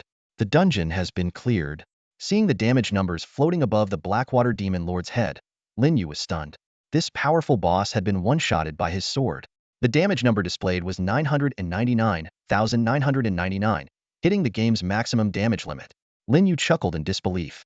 Under such conditions, there was no way to accurately test the true power of the dust-cleaving flying sword, as the game's highest damage cap was 999,999, and the Blackwater Demon Lord's health didn't even come close to that figure. Although the exact power of the flying sword couldn't be measured, this one-hit kill was enough to prove the terrifying might of this celestial weapon. In short, invincible. Meanwhile, the game's official forums were buzzing with heated discussions. The game's recent online user count had reached a record high, and more players than ever were paying attention to the rankings. As the first celestial weapon to appear in the game, Even a low-grade one was enough to cause a massive uproar. The forum was full of chatter. This Changfeng Zhenren must be a developer's insider. How else would he get a celestial weapon? Unfair. Are you kidding me? I'd pay $1 million just to become an insider. Someone help me recharge $6 to become a VIP one, and I'll pay them $1 billion. If celestial weapons could transfer to real life, it would be game over. Even nukes would pale in comparison. I'm so regretful. If I had known cultivation progress could carry over from the game, I would have poured all my savings, all $3,000 into it. Stop dreaming. Even a semi-celestial weapon costs tens of thousands, let alone a full celestial weapon. The craziest part is that celestial weapon has already been refined to level 20. At 1 a.m., just as Lin Yu was collecting his leaderboard rewards, Xiaoguang rushed back. He knocked lightly on Lin Yu's door. Bro, are you still up? Compared to his usual habit of barging in, he was being noticeably more polite, likely because their parents were now also staying in the villa. After receiving Lin Yu's permission, Xiaoguang slipped into the room with an air of secrecy. Bro, guess who I ran into today? Lin Yu, focused on his game, didn't even look up. Who? Yunjia. Xiaoguang lowered his voice. I saw her at the Jianghai City Cultivation Bureau. She's a cultivator. This finally got Lin Yu's attention. He looked up, his expression surprised. What? Zhang Yun is a cultivator? Does that mean she's also playing Ethereal Immortal Journey? I always thought someone like Hera, high-achieving scholar, would never touch games like this. Seeing Lin Yu intrigued, Xiaoguang continued, I didn't expect to run into Yunjia there either. Not only is she a cultivator, but her cultivation level is really strong. She was dispatched by the headquarters of the capital's cultivation bureau, and her rank seems pretty high. After a pause, Xiaoguang added, Oh, by the way, bro, isn't Yunjia your employee? Did she switch jobs or something? Hearing Xiaoguang's words, Lin Yu was slightly taken aback. Switching jobs? That idea was certainly unusual. At this juncture, when the real world was gradually transforming into a fantasy world, what difference did changing jobs even make? Lin Yu pondered for a moment. This might actually work to his advantage. After all, the company's assets had already been converted into in-game resources, and there wasn't much left for Zhang Yun to manage. More importantly, as the boundary between the game world and reality blurred further, spiritual stones were destined to replace cash and gold as the most valuable currency in Longhua. And these spiritual stones? He could easily store them using his Starry Sky Ring. What Lin Yu hadn't expected, however, was that Zhang Yun turned out to be a cultivator as well. Is she still in Jianghai City? Lin Yu asked. Xiaoguang nodded. She went to the crime scene right after the meeting.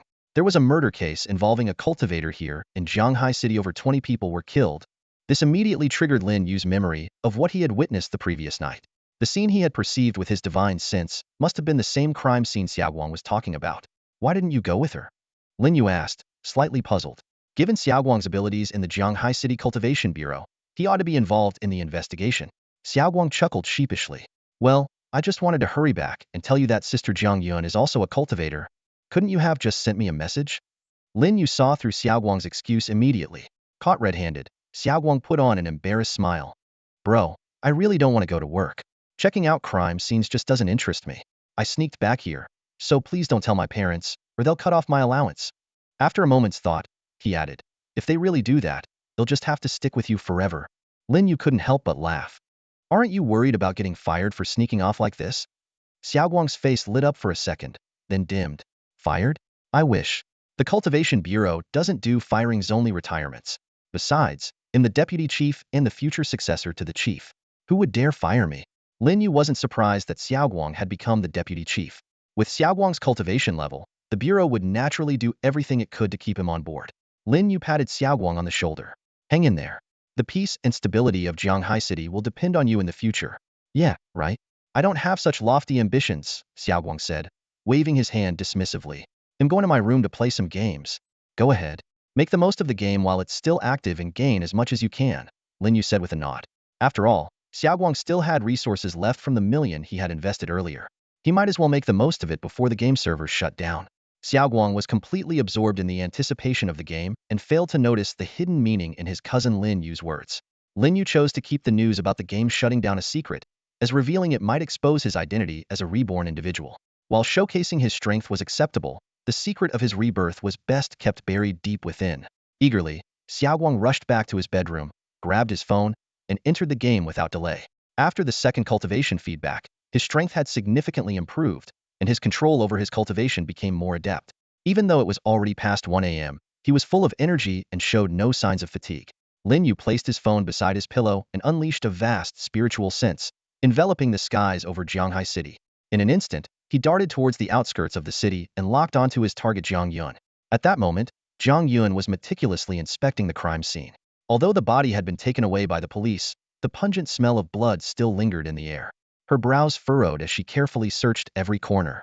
With Lin Yu's cultivation at the Great Ascension stage, his spiritual sense was far superior to Jiang Yun's, allowing him to avoid her detection effortlessly. To Lin Yu's surprise, Jiang Yun had already reached the nascent soul stage in her cultivation. Considering the game had only provided 2 rounds of cultivation feedback, her current stage indicated that she must have been at least at the out-of-body stage within the game. Out-of-body stage cultivators were already rare in the game, and female cultivators of that level were even rarer. The game's character gender was linked to real name authentication with identification cards, which suddenly gave Lin Yu a thought: could Jiang Yun be the water cloud fairy in the game? The names were strikingly similar, and their cultivation levels matched up. In his previous life, after the game's cultivation feedback, he had lost contact with Jiang Yun, as she seemed to have moved to the city where her parents lived. He never expected that she would now be part of the Cultivation Management Bureau. Despite this revelation, Lin Yu didn't dwell on it too much. After all, the dual cultivation partner relationship in the game was nothing more than a superior subordinate relationship in reality, and Jiang Yun had already left her position. Quickly, he retracted his spiritual sense and focused on analyzing the final weekly rewards on the leaderboard. As someone who had been reborn, he understood all too well that strength was the most critical asset. Meanwhile, in another part of the world, in an island nation, Gao Sheng hovered in midair, deep in thought. After a long moment, he finally devised a plan. Descending to the kneeling ninja before him, a cruel smile played on his lips. Placing one hand on the ninja's head, Gao Sheng's immense spiritual sense forcibly invaded the man's mind. Although the game's cultivation techniques, such as the soul-searching technique, had not yet been reflected in reality, Gao Sheng's nascent soul stage cultivation was more than enough to crudely probe the ninja's memories.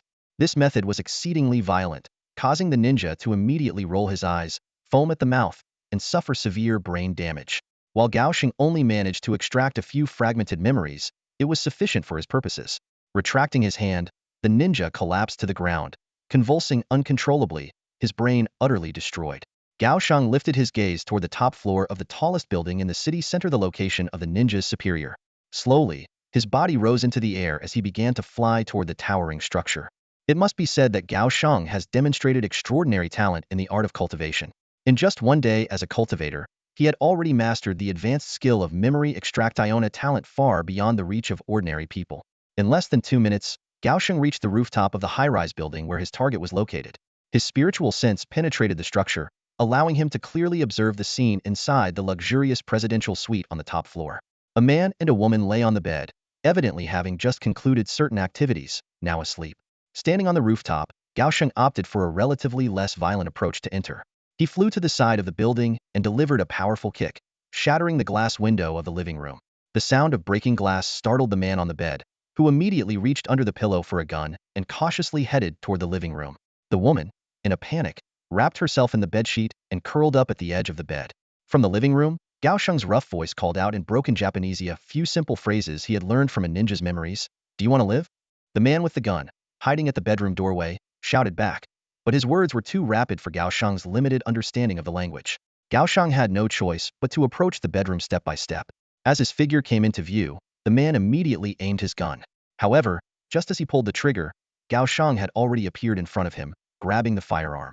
With a sharp crunch, the gun, along with 2 of the man's fingers, was crushed in Gao Sheng's grip. The excruciating pain elicited a blood-curdling scream from the man. Gao Sheng's attention, however, shifted to the woman on the bed. Ignoring the man's anguished groans, he strode toward the bed, his eyes gleaming with a predator's intensity. He abruptly yanked the sheet off the woman and pounced, finally releasing the pent-up frustration of the past few days. Seizing the opportunity as Gao Sheng's focus shifted, the man attempted to quietly flee. But a flash of cold light stopped him. His steel pin, previously on the bedside table, now pierced through his other hand, pinning it to the wall. Gao Sheng, still catching his breath, issued a warning in his clumsy Japanese. "Move again, and he'll kill you." An hour later, Gao Sheng sat calmly on the edge of the bed. The woman endured the searing pain coursing through her body, her trembling hands carefully dressing Gao Sheng. Gao Sheng walked slowly to the window, his gaze sweeping over the bustling nightscape of the island nation. Turning back, he looked coldly at the man still pinned to the wall by a fountain pen and said in a chilling voice, "I need manpower.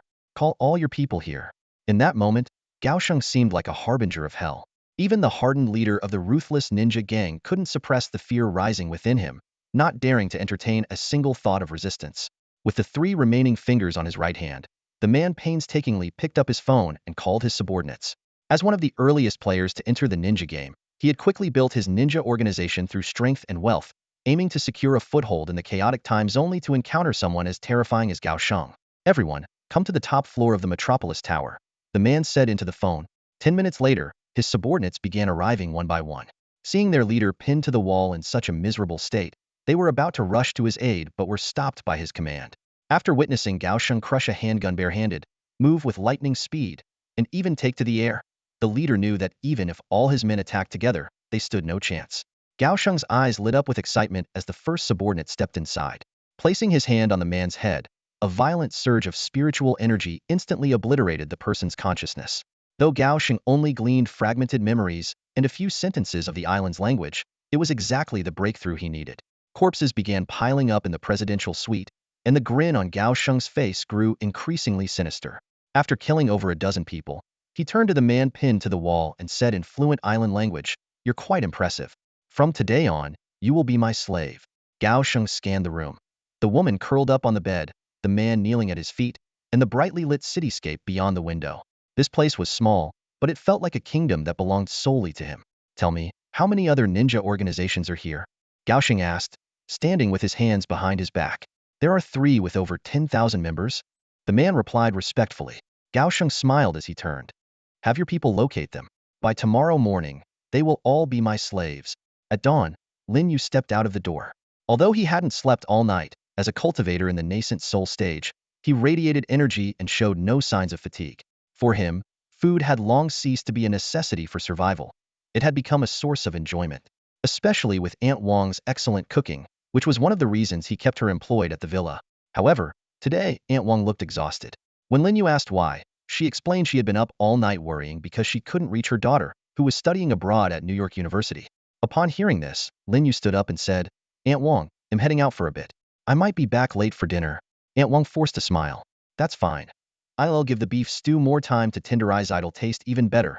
Just as Lin Yu was about to leave, he ran into Xiao Guang, who had just woken up. "Brother, where are you going?" "For a morning workout," Lin Yu replied without looking back. Xiao Guang froze. Did cultivators even need morning workouts? In his previous life, Lin Yu had also visited America during the mid-stage of the feedback process for the game. At that time, he possessed a powerful magical artifact that allowed him to traverse from the Dragon Kingdom to the other side of the ocean in just 2 or 3 minutes. Now, although he no longer had the artifact, the cultivation level of his current physical form far surpassed that of his past life. How fast could one fly at the Mahayana stage? Lin Yu decided to find out for himself. The moment he stepped outside, he soared straight into the clouds, his immense spiritual sense instantly covering thousands of miles. Unlike the cautious Gao Sheng, Lin Yu paid no heed to his flight altitude. His spiritual sense could clearly track the movements of every airplane along the routes over the ocean. With a single movement, Lin Yu broke the sound barrier in an instant. A thunderous sonic boom echoed across the sky, and his speed far exceeded what he had achieved in his past life with the aid of magical artifacts. This was the power of a Mahayana stage cultivator, and yet he was merely a novice, just beginning to recover his cultivation. His figure cut a straight path through the clouds, as if an invisible thread was connecting the 2 continents. Meanwhile, at the Pentagon in the United States, a soldier responsible for satellite monitoring and defense systems stared at his computer screen in stunned silence for several seconds before snapping back to reality. "Sir, we've detected an unidentified flying object rapidly approaching our direction." An officer quickly walked over and focused on the screen. "Pull up the satellite images immediately." The soldier's fingers flew across the keyboard, but all that appeared on the screen was a blur. "Sir, the target is moving too fast. Satellites can't capture a clear image." "Too fast?" The officer frowned. Even the most advanced supersonic jets couldn't escape the eyes of satellites. How could anything move so fast that it couldn't be tracked? The blurry shadow on the screen disappeared in an instant. The soldier closely monitored the coordinate data. The target's current location: the Central Pacific Ocean. The officer immediately pulled out his phone and dialed his superior. "General, we've detected a fast-moving, unidentified object heading from the Central Pacific toward the mainland. I recommend deploying fighter jets to intercept it immediately." The decision to intercept an aircraft is indeed a significant one that cannot be taken lightly. However, during the commander's phone call with his superior, a soldier suddenly reported in a low voice, "Sir, the target has entered U.S. maritime airspace." The news left the commander, still on the call, stunned. To travel from the center of the Pacific to U.S. airspace, even the fastest supersonic jet would need at least 20 minutes. Yet, this unidentified object had somehow covered such a vast distance in the span of a single phone call. The commander immediately reported to the general on the other end of the line. General, requesting immediate deployment of fighter jets to intercept. The target has entered our maritime airspace. Before he could finish his sentence, the same soldier quickly stood up again and reported, Sir, the target has now entered U.S. mainland airspace. The commander was completely baffled. How could the target travel from the ocean to the mainland in the time it took to make a simple report?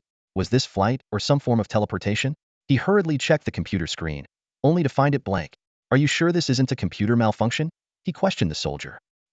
It shouldn't be a malfunction, the soldier stammered in response. If it's not a malfunction, then where is the target now? The commander demanded, pointing at the blank screen. The mysterious target seemed to have vanished as if it had never existed. The soldier quickly operated the system but still couldn't locate the target. He turned, saluted, and reported, Sir, I'm certain it's not a computer malfunction. The target seems to have already landed. On the other end of the line, the general was still shouting, Where is it? Give me the coordinates now. How am I supposed to deploy fighter jets without the coordinates? What kind of attitude is this? The commander numbly picked up the phone again, his voice hollow as he replied, General, forget the fighter jets. Just send in the tanks. When Lin Yu arrived at New York University following the address provided by Aunt Wang, the scene before him immediately explained why her daughter hadn't returned any calls. At this moment, he was floating in midair, looking down at what was once New York University, now reduced to rubble. Cries of pain echoed incessantly.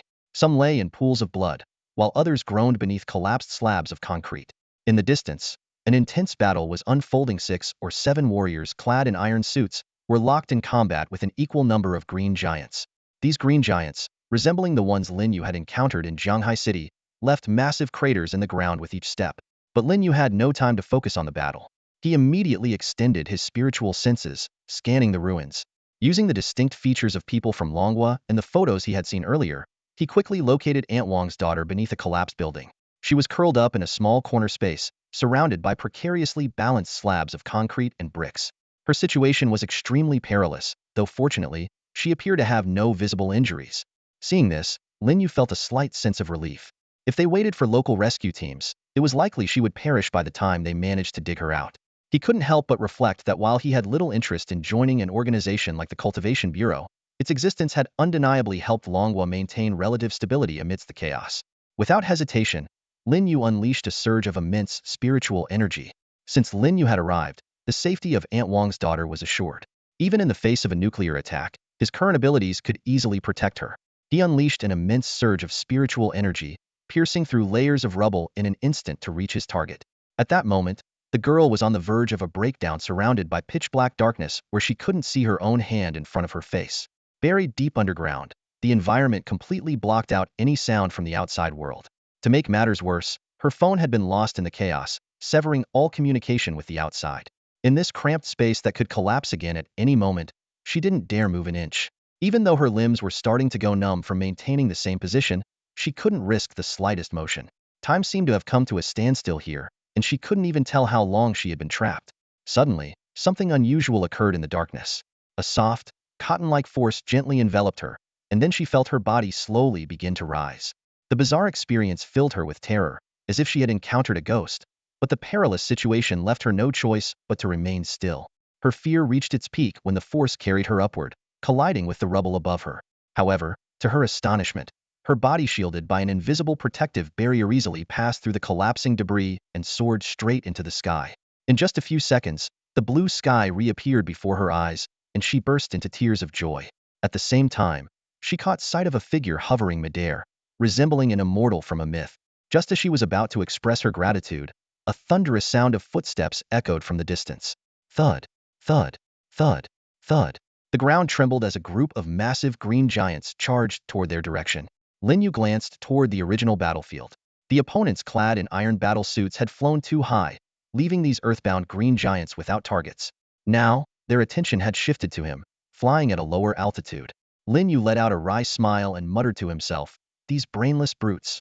Looks like they've found an easy target." He was well aware of the nature of these green giants. After gaining power, most of them became extremely frenzied, only regaining control over their inner consciousness in the later stages of their evolution. Seeing those massive green creatures approaching, Aunt Wang's daughter felt an uncontrollable wave of fear surge through her once again.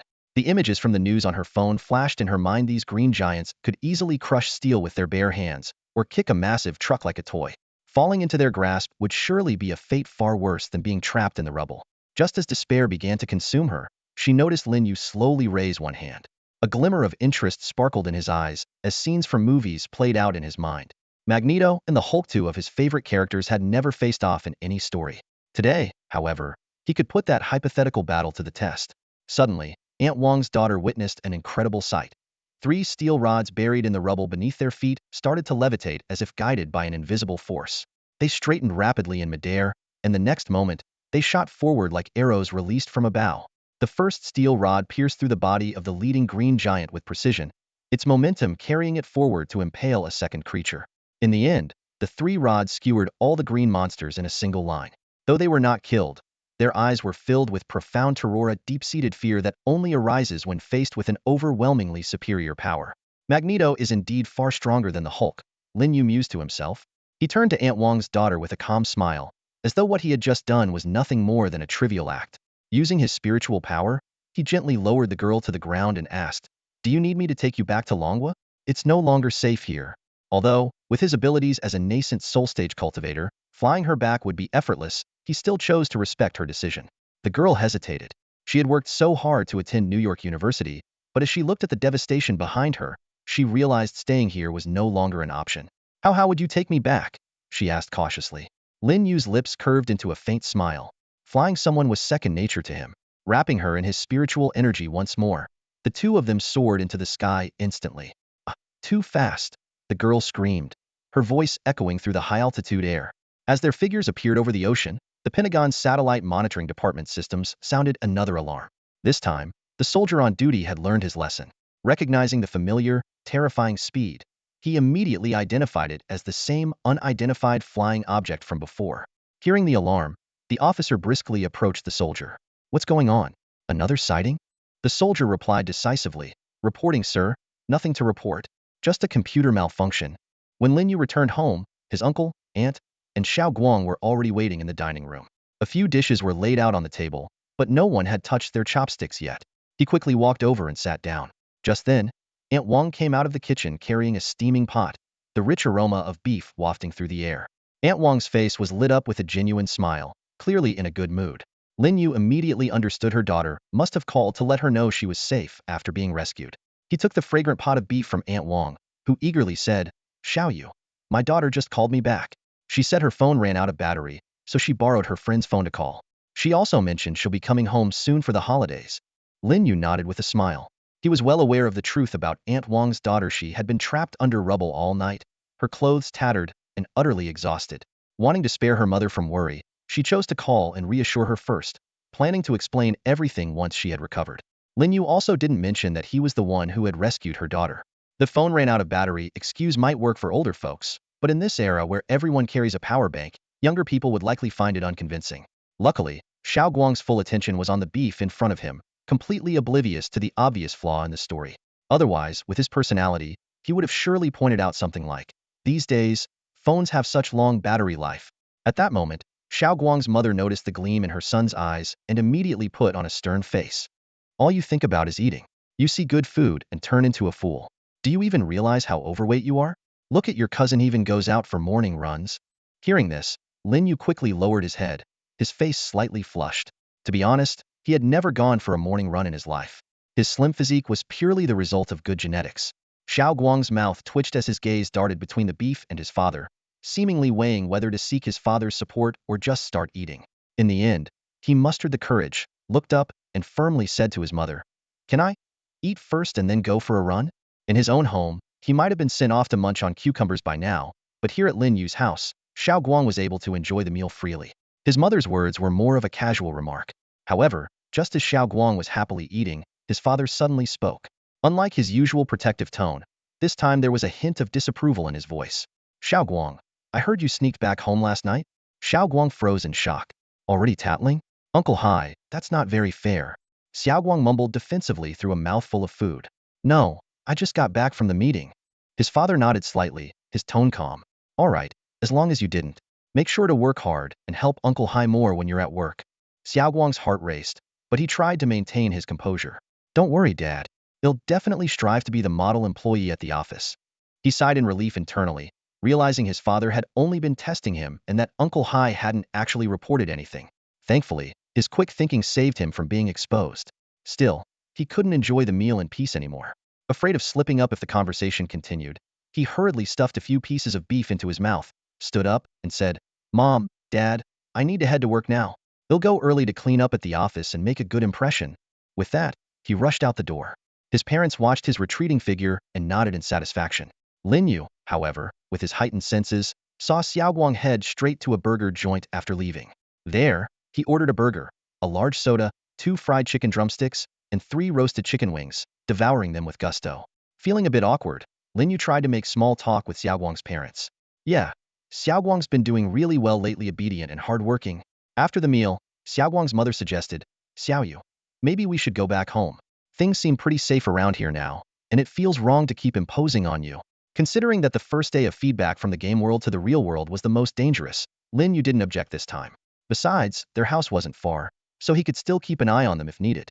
"All right, just call me if anything comes up," Lin Yu agreed with a nod. Xiaoguang's father chuckled. "Maybe later you can help me talk some sense into Xiaoguang. He's always listened to you since he was a kid." He knew his son might resist moving back, so he decided to take a hands-off approach.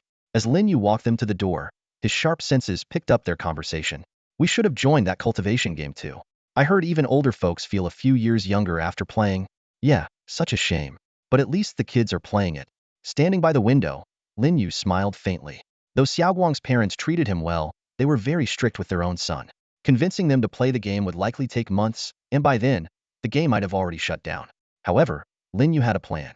Once the pills from the game world manifested in reality, combined with his cultivation, he could help them either embark on the path of cultivation or maintain their health with ease. Returning to his cozy bed, Lin Yu mused that once his cave abode manifested in reality, he should consider getting a bed as comfortable as this one for his bedroom. After enduring so much hardship in his past life, he was determined to live this life with ease and comfort. Opening the game's official forum, the hottest post immediately caught his attention. Breaking news. Cultivator appears on the American continent, spreading the glory of cultivation. Full video inside. In his previous life, Lin Yu had the habit of keeping an eye on the latest updates in the official forums every day. Ever since the mobile game Ethereal Immortal Journey shut down, the forum had become a gathering place for cultivation game players, with all sorts of information converging there.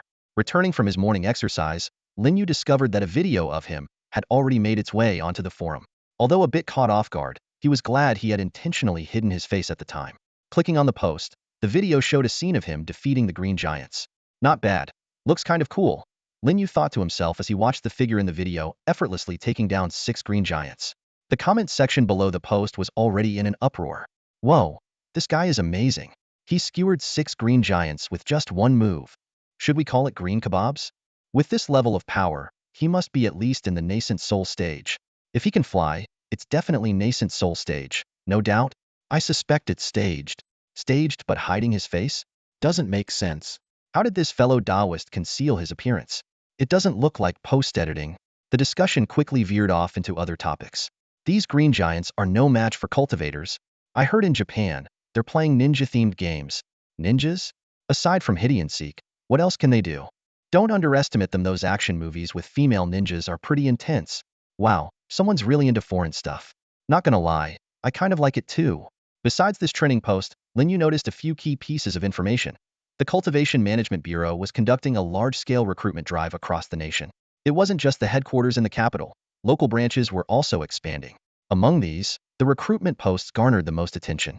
For the stability of our country and the safety of your loved ones, we sincerely invite all cultivators to join us. As long as you have cultivation skills and good character, the Cultivation Management Bureau welcomes you. The comments under the post were varied. Do they accept people in the chi refining stage? What about the heart movement stage? Can minors apply? Does being 80 years old count as too old? Is it okay if I have a criminal record? Excuse me, does the job include social insurance and a pension plan? There were also numerous recruitment posts from local branches, although currently, only certain cities had established cultivation management bureaus. The recruitment notice from Shanghai City stood out in particular. Our local cultivation management bureau is seeking cultivators. We have top 100 ranked experts overseeing and guiding. Serve your country while gaining invaluable teachings. Don't miss this opportunity. In contrast, the recruitment post from the Xiaoyao Palace seemed much less popular. Lin Yu was browsing the official game forum when a recruitment post caught his attention.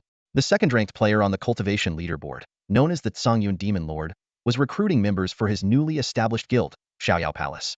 The post repeatedly emphasized benefits like social insurance and housing fund, which left Lin Yu chuckling. The Songyun Demon Lord's relentless determination to be a leader was both amusing and exasperating. However, it was evident that just being ranked second on the leaderboard wasn't enough to attract many followers. Compared to its development in his previous life, Xiaoyao Palace was a shadow of its former self. After closing the forum, Lin Yu entered the game. On the game interface, various activities and recharge options were still displayed in unclickable gray, significantly diminishing his gaming experience. Nonetheless, since his cultivation progress had started to yield results, he figured other features would gradually be restored. It was better than nothing. He decided to take on one of the most challenging dungeons, the Blackwater Demon Lair. The boss, who endlessly repeated the line, "Cultivator, how dare you challenge the terrifying Blackwater Demon Lord," at least lived up to its role with dedication. Meanwhile, in a secure conference room at the Pentagon in the United States, 5 high-ranking military officials were holding a special meeting. On the large screen, footage of Lin Yu defeating green giants was being replayed. The atmosphere in the room was solemn. The highest-ranking officer broke the silence. "You've all seen it. This individual from the East has demonstrated extraordinary abilities flying, telekinetic control, and effortlessly eliminating several green giants. Currently, nations are leveraging cultivation progress gained from the game. The Dragon Nation has already begun forming specialized organizations to consolidate player forces. We cannot afford to fall behind in this regard. Share your thoughts." The room erupted into a heated discussion. Some suggested creating a green giant task force, but others quickly pointed out the futility of such a unit against someone who could easily defeat 6 green giants. Others emphasized the diversity of the game's profession system in their country and argued that with sufficient funding, they could assemble a force 10 times stronger than the Dragon Nations. In the end, the highest-ranking officer made a decision and announced the formation of a new department under his direct command, the Alliance of Superpowered Individuals. The gathered military officials stood up in unison and responded crisply, "Yes, sir." In the outskirts of the capital city of Longhua, within the vast grounds of an extravagant villa, a deafening roar of rage shattered the quiet atmosphere, accompanied by the sharp sound of a phone smashing against the floor. A man in his 30s, his face contorted with fury and veins bulging, was rampaging through the room, destroying everything in sight. Expensive computers, desks, and furniture were reduced to shattered fragments under his wrath. Social security and benefits? To hell with social security and benefits, he bellowed as he continued his destructive spree. This enraged man was none other than the infamous Songyun Emoju, a legendary figure in the gaming world. As a long-standing dominant force across major leaderboards, he had basked in the admiration and awe of countless players. However, recently, a player named Chungfeng Zhanren had suddenly emerged, spending exorbitant amounts of money to overtake him on every ranking. What drove Songyun Emoju to despair was that just as he resolved to reclaim his position by spending even more, the game unexpectedly disabled its in-game purchasing system and introduced a cultivation feedback mechanism. Despite his already exceptional cultivation level, the humiliation of being dethroned by Chungfeng Zhanren was unbearable. Determined to restore his reputation, he decided to use his substantial wealth and powerful cultivation to form an exclusive organization of cultivators. Yet, every time he posted a recruitment announcement, the comments section was flooded with 2 recurring questions: whether Chungfeng Zhanren would join and whether the organization offered social security and benefits. "Boss," his subordinate cautiously suggested from the side, "since everyone keeps asking about the benefits, why don't we just include them?" Hearing this, Songyun Emoju's furious expression suddenly froze. He fell into deep thought. Perhaps these people weren't deliberately making things difficult for him, but genuinely needed such assurances? After all, not every player was as wealthy as he was. "Fine," he said at last, his tone calmer as he nodded slowly. "Let's try it your way." With the boss's approval, the subordinate lit up with excitement and quickly took out his phone to draft a new recruitment post. Since the computer had been destroyed in the earlier rampage, he had no choice but to use his phone for the task. Fortunately, posting an announcement wasn't too much of a challenge for him. The Dark Cloud Demon Lord posted a recruitment message full of enthusiasm. The second-ranked cultivator on the power rankings, the Dark Cloud Demon Lord, has founded the organization Xiaoyao Palace. We sincerely invite top-tier players to join us and create a bright future together. Important announcement.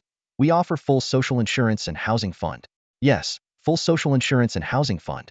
Contributions are calculated at 3 times the average salary of the capital city. Soon, replies flooded in like a snowstorm. However, when he read through the responses, cold sweat began to form on his forehead. Is foundation establishment early stage okay? How about foundation establishment mid-stage? Is it easy to withdraw the housing fund in the capital? Since there's social insurance and housing fund, how much is the salary? Has Chungfeng Zhenren, the #1 on the power rankings, joined? But what truly made the Dark Cloud Demon Lord regret his decision was the scene that unfolded when these applicants arrived at his villa. Looking around, he saw nothing but a bunch of misfits, crooked and odd-looking individuals. The most advanced cultivation among them was only Foundation Establishment mid-stage. He couldn't even find anyone at the late stage. After some deep thought, he finally understood the problem. True experts wouldn't care about minor perks like social insurance and housing funds. With their strength, earning money was a trivial matter. Instead, it was the broke, low-level players who would flock to these benefits. This had inadvertently turned into a trap that attracted the weak. Noticing the boss's dark expression, the subordinate who had suggested the social insurance and housing fund panicked. "Boss, should I kick them all out?" The Dark Cloud Demon Lord let out a long sigh. "Forget it. Let them stay. It's better than having no one. At the very least, they're cultivators, much stronger than ordinary people. Besides, the cost for the benefits isn't that much." Relieved, the subordinate was about to go and settle the newcomers when the Dark Cloud Demon Lord stopped him. "Remove the mention of social insurance and housing fund from the recruitment post." At 11:50 p.m., Xiaoguang returned to the villa and headed straight to Lin Yu's bedroom. As he excitedly talked about spending the night with his girlfriend, Ashui, Lin Yu's expression changed. He quickly pulled out his phone and found a post on an official forum. The post read, "Heh, during last night's cultivation feedback session, I was discussing life with my wife. Now my wife is lying in the ICU." After reading the post, Xiaoguang fell silent, a cold shiver of fear creeping up his spine. He looked up at his cousin, a wave of gratitude surging in his heart. If it hadn't been for his cousin calling him back in time, his girlfriend, Ashui, might now be lying in the intensive care unit. "Bro." Xiaoguang started to express his thanks. "Get lost." "Got it." Although Xiaoguang never managed to voice his gratitude, at this moment, someone else was feeling an eerie sense of connection with him. That person was the Taoist master, Gao Sheng. At 11:50 p.m., Gao Sheng sat leisurely by the floor-to-ceiling window in the presidential suite at the top of the Metropolitan Tower. He was dressed in a soft white bathrobe, swirling a glass of red wine in his hand and occasionally taking a sip. Tonight, the cityscape outside was particularly stunning. Earlier that day, relying on his immense cultivation and the intelligence gathered by his subordinates, he had subdued the largest ninja organizations in the island nation. He hadn't resorted to a massacre, merely executing several thousand rebellious ninjas. The rest, who were inherently submissive, quickly pledged their allegiance. Of course, Gao Sheng didn't care about their loyalty in his eyes. With his extraordinary cultivation, he was like a giant among dwarves. Even if they were disloyal, they posed no threat to him. At that moment, there was a gentle knock on the door. "Come in," Gao Sheng said in the island nation's language, more fluent than that of the locals. The door opened, and 5 female ninjas entered. Their outfits were far from typical ninja attire, with minimal fabric that barely covered key areas. Gao Sheng nodded in satisfaction. This was the image of ninjas he had in mind. The subordinate outside closed the door respectfully. The 5 female ninjas lined up neatly inside the room. Gao Sheng downed the remainder of his wine, a glass worth tens of thousands, though to him, it was no different from soda from a fast food joint. Still, he preferred red wine not for quenching thirst, but for the experience. He glanced at his watch. 11:55 p.m. Only 5 minutes remained until the third cultivation feedback. Time was of the essence. Smiling, he addressed the ninjas in the room. "Go." At midnight sharp, in Lin Yu's bedroom, he put down his phone and waited quietly. Suddenly, his spiritual senses detected something rapidly descending from the sky and gathering around him, like a massive cloud of cotton candy enveloping his body. Then, a portion of the intangible substance seeped into his skin, penetrating through his pores and merging directly into his flesh and blood. A stream of invisible energy surged through Lin Yu's dantian and directly into his nascent soul. As the energy flowed in, both his nascent soul and physical body began to expand in unison. Although the change in size was subtle, he could distinctly feel a sense of being stretched. Shortly after, his body started to rhythmically alternate between contraction and expansion. This time was different from the previous 2 feedback cycles of cultivation. Lin Yu closely monitored the entire process with his divine sense. Ever since breaking through to the Mahayana stage, he discovered that he could actually see the invisible cultivation energy descending from the sky and merging into his body. This discovery sparked an idea in his mind. If he could perceive this energy, could he potentially intercept the cultivation feedback of others? However, he quickly dismissed the thought. While it might be technically feasible, the cultivation levels of other players in the game were far too low. Even the second-ranked Sangyan Demon Lord was only at the integration stage, which was 2 major realms below him. It would be as meaningless as a wealthy person stealing a beggar's scraps. As his body and nascent soul continued their rhythmic changes, Lin Yu's cultivation advanced rapidly. Before long, he broke through his current bottleneck and entered a new realm, the mid-Mahayana stage.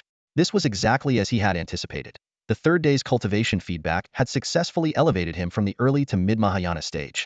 Half a minute later, as the feedback process concluded, Lin Yu's cultivation stabilized at the mid-Mahayana stage.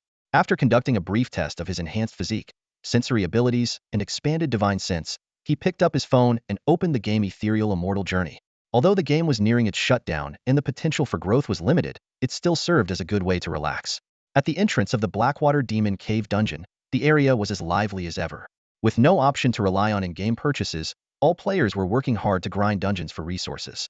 While checking the dungeon's information, Lin Yu noticed that the completion count still showed as one, indicating that he was the only player to have cleared it. Considering the Blackwater Demon Lord's terrifying late Mahayana cultivation level, even a team of 500 players would likely fail to clear the dungeon. This outcome was not surprising. Upon entering the dungeon, Lin Yu effortlessly wiped out the minor enemies along the way and soon stood before the Blackwater Demon Lord. The boss maintained its usual dramatic dialogue. "Immortal Cultivator, you dare to challenge the fearsome Blackwater Demon Lord again?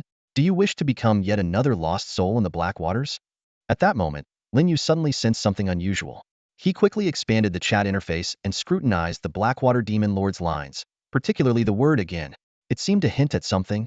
In the capital city, within the headquarters of the Cultivator Management Bureau, an important meeting was in progress. The conference room was filled with bureau members. Over the course of just 2 days, the number of cultivators at the headquarters had surpassed 100, including some of the top-ranked experts on the cultivation rankings. This rapid development inevitably brought to mind Lin Yu's memories of his previous life, where the Palace of Freedom, founded by the demon lord Songyun, had risen to prominence. Back then, the palace attracted countless powerful cultivators due to the demon lord's reputation as the top-ranked figure on multiple leaderboards. However, in this life, even though Lin Yu had intentionally tried to minimize his influence on this world, many events had still unfolded in dramatic and unpredictable ways. Much like the butterfly effect, the presence of a cultivator at the nascent soul stage inevitably caused significant ripples. Now, the headquarters of the Cultivator Management Bureau in the capital was taking shape. Sitting in the most prominent seat in the conference room was a young man in his early 20s.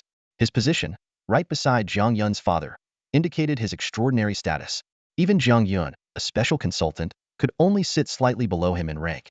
Zhang Yun's father, seated at the center of the room, spoke in a steady tone. "Today's meeting has 2 main agenda items. First, in 4 days, additional elements from the game will manifest in the real world, and we need to develop a comprehensive response plan. Second, we must address the acceleration of the establishment of regional branches of the Cultivator Management Bureau. As an official organization, the Bureau was always meticulous in its preparations, crafting multiple contingency plans for every scenario." After his opening remarks, Zhang Yun's father turned to the young man beside him and smiled. "Now, let's have our newly appointed Deputy Director Qi Chongqing, lead the discussion." Qi Chongqing stood up, his face adorned with a gentle smile. As he introduced himself to the attendees, his gaze subtly swept toward Zhang Yun, carrying a hint of a special emotion. However, Zhang Yun seemed lost in thought, entirely oblivious to his glance. The other cultivators in the room noticed Qi Chongqing's look toward Zhang Yun and exchanged knowing glances. It was no secret within the headquarters that the deputy director held a fondness for Zhang Yun. Yet, ever since her return from Zhanghai City, Zhang Yun had been unusually distracted, seemingly unaware of his feelings. Qi Chongqing cleared his throat twice, attempting to draw Zhang Yun's attention. Only then did Zhang Yun realize she had been zoning out, and she quickly offered an apologetic expression. This time, Qi Chongqing didn't look at Zhang Yun, but his spiritual sense was fully focused on her every move. When Zhang Yun finally came to her senses, he revealed a confident smile and began to introduce himself. "My name is Qi Chongqing, and my in-game ID is Chongqing Zhanren. Although this ID might not be very familiar to you, if you check the cultivation rankings in the game, you'll see my name at number 10. His words sparked a wave of exclamations in the meeting room. The newly recruited cultivators, in particular, had expressions of astonishment written all over their faces. Being ranked 10th on the cultivation leaderboard meant that he was one of the top 10 most powerful individuals in all of Longhua. Such strength was unmatched in the room. Even if everyone present joined forces, including consultant Zhang Yun, they wouldn't stand a chance. Admiration gleamed in their eyes. Qi Chongqing's self-introduction only reinforced the belief among the crowd that he harbored feelings for consultant Zhang Yun. "This is a perfect match of talent and beauty," someone murmured, and the room erupted in applause. Zhang Yun joined in the clapping, completely unaware of the thoughts running through everyone's minds. Unexpectedly, Qi Chongqing didn't dive straight into the meeting's agenda. Instead, he turned to Jiang Yun, his confident and charming smile still in place. I'm new here and not yet familiar with the overall strength of the headquarters of the Capital Cultivation Administration. I've heard that consultant Jiang Yun has extraordinary cultivation. Would you mind introducing yourself as well? Understanding everyone's capabilities would greatly assist me in my future work, and in today's discussion, the request, while surprising, seemed reasonable. After all, Jiang Yun was indeed the second most powerful person in the room after him. Although slightly taken aback, Jiang Yun responded politely, "My name is Jiang Yun, and my in-game ID is Shueyun Xianzi. I'm ranked 90th on the cultivation leaderboard." Her introduction stirred another wave of amazement. To the lower-ranking cultivators present, being 90th on the leaderboard was an almost unattainable feat. Applause broke out again. But this time, Qi Changqing's reaction was noticeably off. He clapped mechanically, his palms failing to even meet. The name Shueyun Xianzi sent shockwaves through his mind. Wasn't this the dual cultivation partner of Chengfeng Zhenren, the #1 on the cultivation leaderboard? Together, they were ranked first on the affinity rankings. Qi Changqing's thoughts were in utter chaos. He had joined the Capital Cultivation Administration specifically to pursue Jiang Yun, and even her father seemed to approve of him. Yet, who could have predicted that she was the partner of Chengfeng Zhenren, whose strength far surpassed the second place? Driven by an overwhelming need to confirm this revelation, Qi Changqing completely lost his composure. When the director called on him to lead the meeting, he didn't even hear it. Only after being called repeatedly did he stammer, "Director, I need to excuse myself to the restroom first." He practically bolted out of the meeting room, his trembling fingers fumbling to open the ethereal cultivation game app on his phone. However, when he tried to access the affinity rankings, every activity interface was grayed out and unresponsive. Damn it, how could I forget about this? Qi Changqing muttered anxiously, pacing back and forth in the hallway like a restless ant on a hot pan. In the end, Qi Changqing confirmed his suspicion. He slipped into the bathroom like a thief, pulled out his phone, and dialed a number. It was the contact of a close buddy he had met in the mobile game Ethereal Immortal Path, who also happened to be his classmate in real life. "Sun Ge, I need to ask you something," Qi Changqing said urgently as soon as the call connected. On the other end of the line came a lazy voice, clearly from someone still lying in bed. "What is it? If you're asking where your girlfriend was last night, I have no clue." Qi Changqing frowned slightly at the comment, feeling something was off, but he didn't dwell on it. He went straight to the point. "That's not what I'm asking. We broke up ages ago. What I want to know is, do you know the name Shueyun Fairy in the game?" As soon as he said it, there was a sudden clattering noise on the other end, like the phone had been dropped. Moments later, his friend picked it up, his voice suddenly louder. "What the hell? Are you crazy? Don't tell me you're planning to pursue Shueyun Fairy." "No, I'm not. I haven't done anything yet. I just want to know if you've heard of the name Shueyun Fairy." Qi Changqing quickly clarified. The shouting seemed to wake someone nearby, as a familiar female voice faintly called out, "Why so loud in the morning? Want to go another round?" Qi Changqing didn't have time to think about why the voice sounded familiar. Right now, he only cared about one thing: whether Shueyun Fairy was the dual cultivation partner of Chengfeng Zhenren. "Old Qi, if you're planning to mess around, don't drag me into it." His classmate's tone suddenly turned nervous. "If Chengfeng Zhenren comes for you, don't you dare mention my name." "Damn it, are you out of your mind? You're thinking of going after Chengfeng Zhenren's dual cultivation partner? Do you even know how you'll die?" Once his friend started talking, he couldn't stop. "Listen carefully, if you get into trouble, don't sell me out. After you're dead, they'll take care of your family and girlfriend. But you better run now. Don't stay in Longhua." "Damn it, I've got to hang up. Don't let Chengfeng Zhenren see my call logs. And you better delete them too." The call abruptly ended. From his classmate's reaction, Qi Changqing finally confirmed the one thing he least wanted to believe: Shueyun Fairy was indeed Chengfeng Zhenren's dual cultivation partner. This realization drained all the strength from his body, and he slumped weakly onto the bathroom floor. "Big trouble, big trouble," Qi Changqing exclaimed inwardly, his rapid breathing echoing within the restroom stall. Although it was just a dual cultivation partner relationship in the game, who could guarantee there was no connection in real life? Moreover, this was Chengfeng Zhenren. In the player community of Ethereal Immortal Journey, that name represented absolute supremacy. Facing this invincible powerhouse, who had already reached the Great Ascension stage in its final perfection, Qi Changqing's mind raced. He was never one to sit and wait for doom. At this moment, a desperate plan for survival sprang to life in his thoughts. With trembling fingers, Qi Changqing reopened the Ethereal Immortal Journey mobile game. He went straight to the private message interface and saw the status in the top right corner. "Chengfeng Zhenren Online." Taking a deep breath, he began typing. "Respected Chengfeng Darren, I am deeply regretful and humbly beg for your forgiveness. I swear, I harbor absolutely no inappropriate intentions toward Shueyun Fairy. It was all just a joke from my co-workers." He continued, "My name is Qi Changqing. If you wish to take my life, I will not resist. But if you are willing to pardon me, I will repay you with utmost loyalty, even if it means risking my life to serve you." After finishing these heartfelt words, Qi Changqing clicked the send button with trembling hands. He exhaled deeply and remained in the restroom, anxiously waiting for a response. Meanwhile, at the headquarters of the Cultivation Management Bureau, the meeting was still ongoing. Zhang Yun's father reluctantly announced, "Since Deputy Director Qi has temporarily stepped out, let's move on to the second agenda item. Advisor Zhang Yun, please take over." The discussion in the meeting room quickly focused on a critical point. Accelerating the development of the Cultivation Management Bureau hinged on recruiting powerful individuals. Just as the headquarters had experts like Zhang Yun and Deputy Director Qi, and the Zhanghai City branch had a strong deputy like Lin Chengwang, these capable figures greatly enhanced recruitment efficiency. At this moment, a cultivator suggested, "If we could recruit the top player in the game, Qinfeng Zhanren, wouldn't our growth skyrocket?" As soon as this was said, the atmosphere in the meeting room became lively. Everyone's gaze naturally shifted toward Advisor Zhang Yun because it was well known that her in-game character, Shueyun Fairy, was Qinfeng Zhanren's dual cultivation partner. "Advisor Zhang Yun, why not invite Qinfeng Zhanren to join us?" a bold individual directly asked.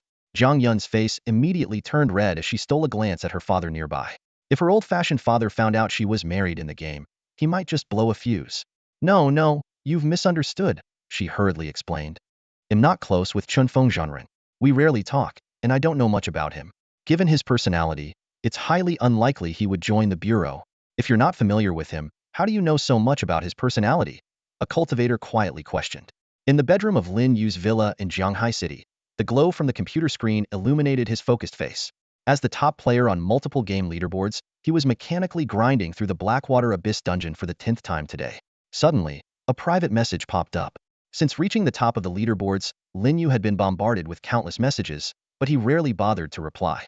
Over time, players realized he never responded, and the number of messages gradually dwindled. Feeling a little fatigued, Lin Yu uncharacteristically decided to open this particular message. "Respected Chengfeng, I deeply regret my actions and beg for your forgiveness." Seeing this inexplicably dramatic opening, Lin Yu didn't even bother to read further. He closed the message window and returned to the familiar grind of the dungeon. For him, this high-level dungeon had long become routine. While the allure of first clear rewards was gone, each successful run still yielded decent equipment, which was better than nothing. Once inside the dungeon, Lin Yu's Ink Qilin eagerly charged at the underlings of the Blackwater Demon Lord, effortlessly tearing them to pieces. Soon, Lin Yu reached the deepest part of the dungeon, the domain of the Blackwater Demon Lord. To Lin Yu's surprise, when the boss rose from his throne, there was a trace of panic on his face. His trembling voice carried an unmistakable tone of fear. "Immortal cultivator, you..."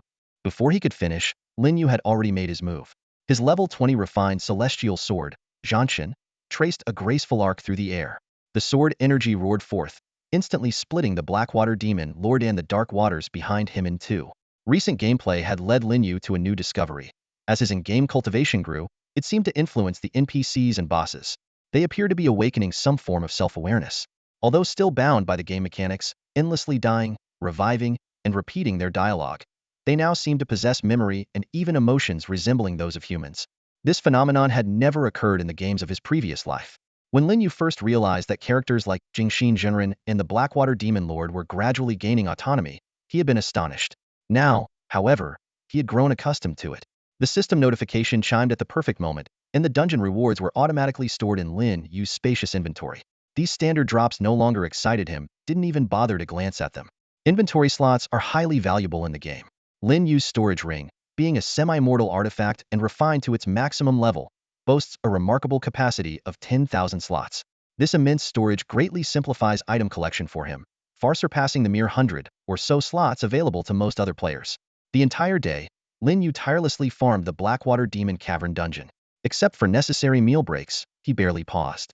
Although the game's top-up function had been disabled and the dungeon rewards were trivial compared to his current wealth, he firmly believed that achieving greatness required enduring monotony. Thus, he persevered, repeating the same challenge over and over again. When the clock struck 11:30 p.m., there were just 30 minutes left until the fourth cultivation feedback in the game. Lin Yu decided to run the dungeon one last time before taking a short break to prepare for the feedback. To maximize efficiency, he didn't even bother summoning his Ink Qilin companion for assistance. With his own strength alone, he could easily clear the dungeon. As he once again faced the Blackwater Demon Lord, he noticed something unusual about the boss. It wasn't a change in appearance, but rather its demeanor and air of indifference, as if it had resigned itself to fate. The Blackwater Demon Lord didn't even bother to stand, lying down as it weakly delivered its lines. Cultivator, how dare you challenge the terrifying Blackwater Demon Lord? Do you wish to become another soul lost in the Blackwaters? Interestingly, the dialogue had reverted to its original version. Whether this was a system correction or just a coincidence, Lin Yu didn't dwell on it. With a casual swing of his sword, he split the Blackwater Demon Lord in two before logging out of the game.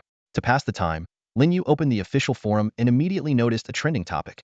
Speculation about whether the game's highest-ranking cultivator, Changfeng Zhenren, might face a heavenly tribulation in the real world. While the post sparked heated discussion, Lin Yu, as a reincarnator, knew that even he couldn't predict what would happen next. After all, in his previous life, no player had ever reached the Great Ascension stage's consummation. What concerned him more was that, at the current rate of cultivation feedback, he would reach the late stage of the Great Ascension tonight and possibly achieve consummation by tomorrow. If a heavenly tribulation were real, it might arrive far sooner than the seventh day. As the clock struck midnight, the fourth cultivation feedback began. Faced with the possibility of an impending heavenly tribulation, Lin Yu could only speculate wildly in his mind, for he was stepping into an entirely uncharted territory that no one had ever experienced before. The fourth cultivation feedback unfolded exactly as Lin Yu had anticipated. His cultivation level smoothly advanced from the mid-stage to the latest stage of the Mahayana realm. After the feedback concluded, Lin Yu lay on his bed, choosing to pass the time by sleeping. Although, with his Mahayana cultivation, he didn't need sleep to restore his energy. At that moment, he simply had nothing else to do. His current situation was rather peculiar. Despite possessing the cultivation level of the Mahayana stage, he couldn't perform even the most basic techniques. The techniques from the game had not yet fully synced with him, leaving him in a state of limbo. He had tried to utilize the techniques from his past lives' memories, but soon realized it was futile. After all, his current cultivation wasn't earned through his own efforts, but was a result of the game's feedback, rendering his past experience inapplicable. As for creating his own techniques, Lin Yu didn't even dare to attempt it. He was well aware that until the game's content had completely synced, he was essentially a Mahayana cultivator in name only. Rather than risking failure, he decided it was better to patiently await the completion of the feedback process. Meanwhile, at the Cultivation Management Bureau, Deputy Director Qi Changqing was having a completely different kind of day. Ever since discovering Jiang Yun's true identity the previous night and sending a private message of apology to Master Chengfeng, he had been consumed by unprecedented anxiety. He had been eagerly waiting for a response, convinced that his apology was sincere and that he had not taken any concrete actions thus far. However, despite Master Chengfeng being visibly online, there had been no reply at all. This silence was far more unsettling than any direct threat could have been. After hours of agonizing reflection, Qi Changqing finally came to a realization, one that was both comforting and humiliating. In Master Chengfeng's eyes, he was likely insignificant, and his petty actions had not even warranted attention. After spending an entire day in a restroom stall, Qi Changqing managed to sort through his thoughts. He realized that continuing to act deliberately in front of Jiang Yun would only make him look more ridiculous. By the time he pushed open the restroom door, his mind was clear, and he had made a firm decision. He needed to leave this place and leave Jiang Yun behind. Shortly after midnight, Qi Changqing resolutely headed toward the director's office. Though it was well past midnight, he knew the director would still be working. Qi Changqing adjusted his clothes and knocked on the door gently. Shortly after, Jiang Yun's father's booming voice came from inside. "Come in." As the door opened, Jiang Yun's father looked at the young man in front of him with shock. Qi had disheveled hair, a haggard face, and the overall appearance of someone recovering from a severe illness. What was even more concerning was the indescribable odor emanating from him, reminiscent of a sewage-filled drain. "Xiao Qi, what happened to you?" Jiang Yun's father quickly stood up, poured him a cup of tea, and asked with concern. Although Qi Changqing had been absent from work for a day, as his superior, he wasn't overly strict. After all, it was understandable for a young professional to occasionally take a day off. However, Qi Changqing had no time to dwell on such matters. Taking the teacup, he said urgently, "Director, I have an important matter to report. I feel that I am still too young and not suitable for the position of Deputy Director of the Repair and Maintenance Headquarters. I need to gain experience at the grassroots level, and I must stay away from the capital to grow independently, free from your protection. The vast expanse of the Northwest is perfect for utilizing my speed in flight. I sincerely request your approval for me to head to the Northwest immediately and dedicate myself to grassroots development." Qi Changqing's words were firm and rapid. Although Jiang Yun's father found his reasoning logical, something about it felt off. Yet, seeing the determination in Qi's eyes, he nodded slowly. Before he could say anything further, Qi Changqing straightened his posture and gave a somewhat clumsy military salute. "Thank you, Director. I'll head back to pack my things and depart first thing in the morning." With that, he rushed out, leaving Jiang Yun's father standing in the office, bewildered. As time passed, the establishment of repair and maintenance stations across the country significantly reduced incidents involving cultivators harming others in Longhua. While the influence of the ethereal, immortal journey mobile game seemed to be waning, the undercurrents never ceased. Numerous financial groups began recruiting cultivators, and in the absence of returns from in-game spirit stones and equipment, the allure of money gave rise to various cultivator organizations. This phenomenon wasn't confined to Longhua, but had spread internationally. Yet, Lin Yu remained indifferent to these emerging forces. In his view, only the weak needed to band together for warmth, while the strong could act as they pleased. On February 19, 2123, after 2 days of calm anticipation, Lin Yu finally arrived at the pivotal moment of cultivation feedback. Over the past 2 days, he had consecutively broken through to the late Mahayana stage and the peak of the Mahayana stage. Tonight, he was about to face an unknown breakthrough in his cultivation level, possibly even attracting a heavenly tribulation. Everything was shrouded in uncertainty. Lin Yu glanced at the time. It was 11 p.m. It was about time. He got up, left the bedroom, and headed straight to the dining room. At this hour, the only light still on in the entire villa was in the dining room, just as Lin Yu had expected. He pushed open the dining room door and saw Xiao Guang sitting at the table, having a late-night snack. Lately, Xiao Guang had been coming home late every night due to his busy work schedule. Dissatisfied with the meals at his workplace, he often asked Aunt Wang to prepare something special for him. Aunt Wang happened to be walking out with an empty plate, having just finished making Xiao Guang's snack. Seeing Lin Yu come in, she paused for a moment before smiling and asking, "Xiao Yu, are you hungry too? Would you like me to make you something?" No, Auntie. You go ahead and rest." Lin Yu quickly waved his hand. Aunt Wang nodded and left the dining room. Xiao Guang, still shoveling noodles into his mouth, pushed the bowl of noodles in front of him slightly toward Lin Yu. "Brother, want some?" "Sure." Lin Yu replied with a cheeky grin. Xiao Guang paused mid-bite, clearly not expecting that answer. A bashful smile appeared on his face, but he quickly pulled the bowl back, shielding it with his arm. "Brother, maybe you should ask Aunt Wang to make another portion for you. This isn't enough for both of us." Lin Yu smiled knowingly, having anticipated this reaction. They often joke like this, and besides, with Xiao Guang already at the peak of the nascent soul stage in cultivation, eating was more about emotional satisfaction than necessity. After today's feedback process, he was likely to advance to the out-of-body stage, where food would no longer be needed to sustain his body. Lin Yu sat down at the table and suddenly said, "I might have to take a trip soon. You focus on your work at the cultivation management office. Once the cultivation techniques become integrated into the real world, make sure to train hard. Things might get a bit chaotic in this world in the future, and uncle, aunt, and even your Ashue will need your protection." Xiao Guang stopped eating and pushed the bowl toward Lin Yu with a bewildered expression. "Brother, are you leaving because I didn't share my noodles with you? Why does this sound like you're saying your last words?" "I'm not running away from home. I just might need to go on a long trip," Lin Yu explained with a laugh. "When will you be back?" "Could be an hour, or maybe—" "Brother, are you about to face your tribulation?" Xiao Guang interrupted suddenly. Now it was Lin Yu's turn to be stunned. "I've been reading the official game forums," Xiao Guang quickly clarified. "There've been rumors about you preparing for a tribulation. I thought they were just joking." Lin Yu shook his head with a wry smile, thinking to himself how misleading those forums could be. He had planned to keep this from Xiao Guang to avoid worrying him, but now it seemed there was no point in hiding it anymore. Lin Yu simply said, "I have no idea if there will be a heavenly tribulation or not. We'll deal with whatever comes our way." Just as he finished speaking, he noticed something unusual. Instead of any trace of sadness, Xiao Guang's eyes lit up with excitement, and he exclaimed, "Bro, are you going to face the tribulation tonight? Why aren't you excited? Where are you planning to do it? I want to come and watch."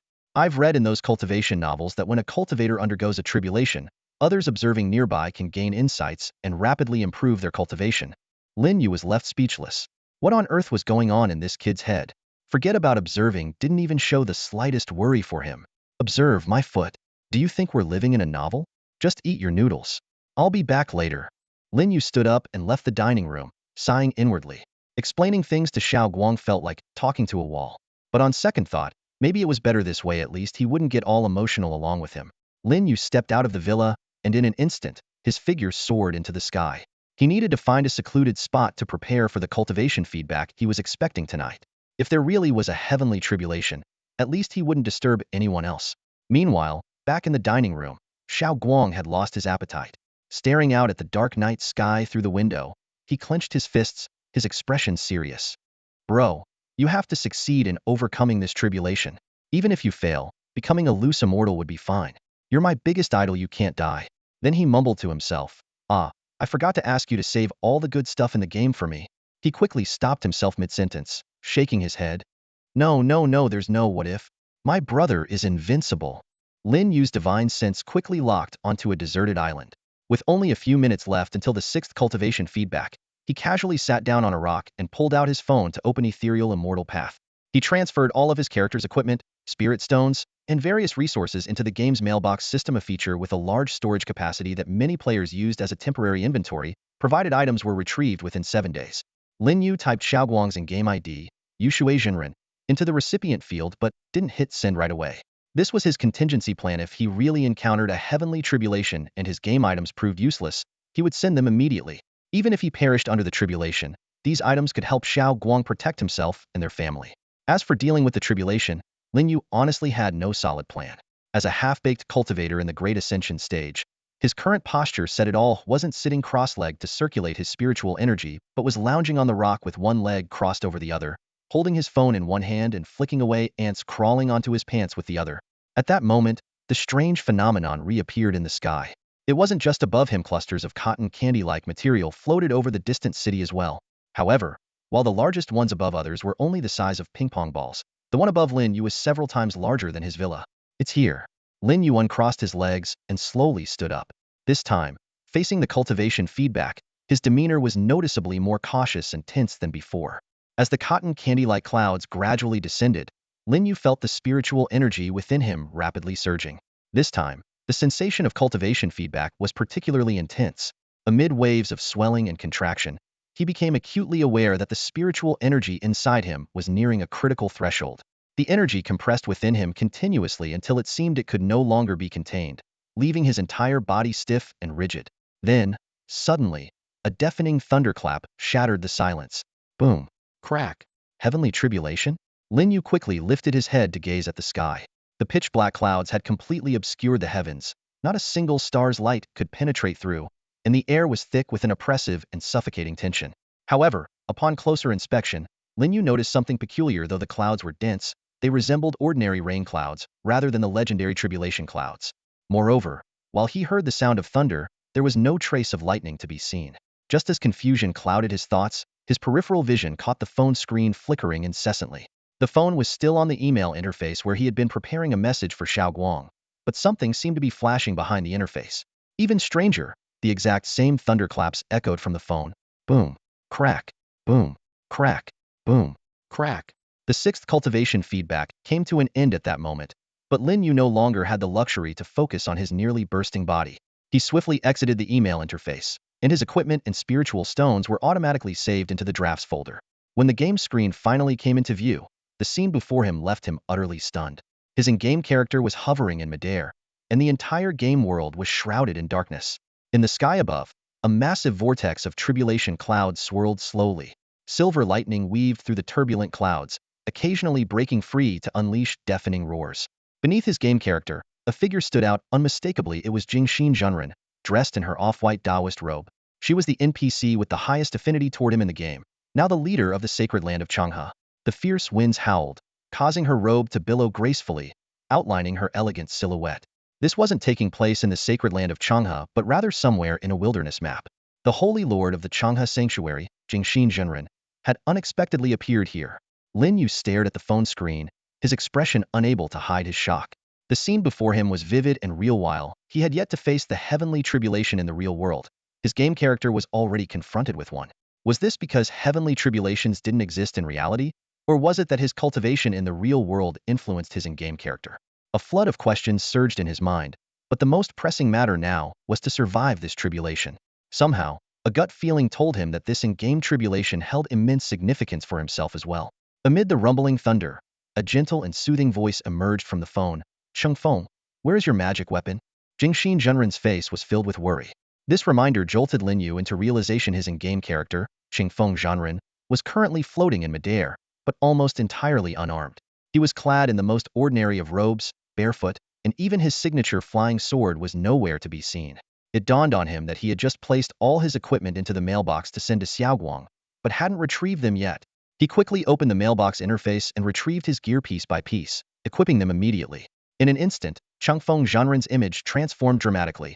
His plain robe turned into the fully refined, high-level semi-mortal Yushu robe. His bare feet were covered by the fully refined Feiyun boots. and the brilliantly glowing Zhanshan flying sword, a level 20 refined lower-grade immortal weapon, now hovered dazzlingly by his side. Seeing this, the worry on Jingxin Zhenren's face finally faded, and the corners of her lips curled into a faint smile. If not for Lin Yu's post-Mahayana stage enhanced vision, this subtle change in expression might have gone unnoticed. Her reaction gave Lin Yu a bit more confidence in facing the tribulation. Thought it was his first time enduring one. Jingxin Zhenren, as an NPC, clearly had far more experience. Boom. The tribulation clouds above had fully formed, and endless lightning coalesced into a massive silver dragon within the clouds. Lin Yu could distinctly see its thunderous horns, whiskers, and those cold, silver eyes. Roar. The silver lightning dragon suddenly dove downward. Without hesitation, Lin Yu opened the skill interface and unleashed his most powerful move, Qingyu 9 Strikes, 9th form. One sword to shatter eternity. It was his first time using the Qingyu 9 Strikes, and he immediately summoned the strongest form within it. The Zhanshan flying sword erupted with a blinding white brilliance, its radiance so intense that it utterly outshone the silver dragon, reducing it to a mere insignificant speck in comparison. The sword light shot skyward, slicing through the descending lightning dragon, the boundless tribulation clouds behind it, and ultimately tearing through the entire game world sky. The world of the game ethereal immortal path suddenly fell into silence. A ray of golden sunlight pierced through the clouds, shining directly upon Chengfeng Zhenren. In the game scene, Chengfeng Zhenren tilted his head slightly upward, gazing into the horizon. The majestic silver dragon had vanished without a trace, and the tribulation clouds in the sky were split in two by an earth-shattering sword strike, revealing the bright sunlight. The tribulation clouds began to dissipate gradually, as though their mission was complete, or perhaps they were intimidated by that awe-inspiring sword. The heavenly tribulation came to an abrupt halt, ending before it could fully descend. Ethereal celestial music suddenly resonated across the game world, its hauntingly beautiful notes echoing through heaven and earth. The golden sunlight enveloped Chengfeng Zhenren, as if adorning him in a radiant golden armor, his entire form shining with a divine brilliance. At some point, Jingxin Zhenren had quietly departed. The celestial music and golden light in the sky vanished in an instant, but Chengfeng Zhenren himself had undergone a profound transformation. Just then, Lin Yu witnessed a breathtaking scene. The game world began to undergo dramatic changes. The land stretched endlessly, mountains rose higher and higher, rivers grew wider and more expansive, and even the sky seemed to soar to unimaginable heights. The entire game world was expanding at an astonishing speed. However, amidst this upheaval, an urgent announcement suddenly popped up at the center of the screen. Due to unknown reasons causing data instability, the game will undergo emergency maintenance. The duration of the maintenance is currently unknown. Please check the official forum for updates on the reopening schedule. Players must log off within 5 seconds. Lin Yu froze. This unexpected maintenance was clearly tied to his tribulation. Could it be that the game developers hadn't anticipated a player investing such a massive amount of resources? Or that when progress and cultivation in the real world became impossible, a game character could initiate its own tribulation? The countdown timer beneath the announcement began to tick down rapidly, counting urgently from 5 seconds. Realizing time was running out, Lin Yu quickly opened his character panel, his eyes locking onto the information in the top right corner. Name: Chengfeng Zhenren. Cultivation stage: Early Human Immortal Realm. Before he could finish reading, his phone screen flickered and returned to the login interface. The server had shut down, and his character was forcibly logged off. However, that brief glimpse was enough for Lin Yu to confirm one thing. His character had successfully overcome the tribulation. But just as he was about to celebrate this achievement, as the game character logged off, dramatic changes unfolded in the real world. The once gloomy sky suddenly cleared, revealing a canopy of stars sparkling like diamonds. Countless fine strands of starlight descended precisely onto Lin Yu, triggering a cascade of transformations within his body. His body began to contract violently, as if a mysterious force was compressing the surging spiritual energy within him. This force didn't merely act on his spiritual energy but penetrated deeply into his physical body and nascent soul, fundamentally altering his essence. Under the influence of this force, Lin Yu felt his spiritual energy finally breaking through a critical threshold. The overwhelming feeling of pressure and pain vanished instantly, replaced by an unprecedented sense of comfort, as though he were soaking in a warm spring. Even more astonishing was that his body started floating effortlessly without him needing to cast any spells, as if gravity no longer applied to him. Unlike before, when he had to rely on advanced spiritual energy to fly, now flying felt as natural as breathing. The sky became his personal playground, where he could roam freely. On this desolate island, Lin Yu began to explore the other changes his body had undergone. Meanwhile, due to the game's sudden shutdown for maintenance, the official forum was quickly flooded with posts. Frustrated players, forced to log off, gathered on the forum to seek answers and vent their dissatisfaction. Whoa, whoa, whoa. Did you guys hear that terrifying thunder in the game just now? How could there be thunder out of nowhere? Was someone undergoing a tribulation? Of course I heard it. It wasn't just thunder. There was a dragon roar too. I heard it as well. There's no tribulation mechanic in the game settings, but that sound was exactly like a tribulation scene. Did anyone notice the strange music that played after the thunder? I didn't catch any music, but that thunder sure gave me a scare. You guys only heard the sound? My phone flashed suddenly, and something bright streaked across my screen. It was blinding. On the forum for the game Ethereal Immortal Journey, a flood of astonished posts emerged like mushrooms after the rain. Players shared their bizarre encounters.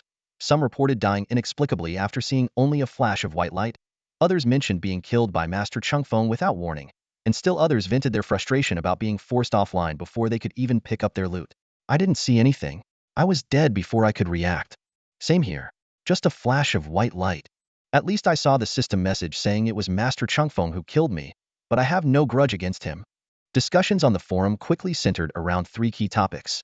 First, the game's sudden emergency maintenance, which was unprecedented since the launch of Ethereal Immortal Journey. Second, many players reported hearing strange sounds in the game. Some described it as thunder, others as a dragon's roar, while some claimed the background music had changed, becoming more enchanting than before. Lastly, a significant number of players experienced mysterious deaths without any clue about the perpetrator. Some players began speculating that it might be related to Master Chungfeng, as he was the only character in the entire game to have reached the pinnacle of the Great Ascension stage. However, this theory was immediately dismissed by others as mere attention-seeking. Still, a few joked, "Never underestimate the power of Peidoan." Amid these major discussions, a handful of odd posts appeared but were quickly drowned out by the overwhelming number of threads.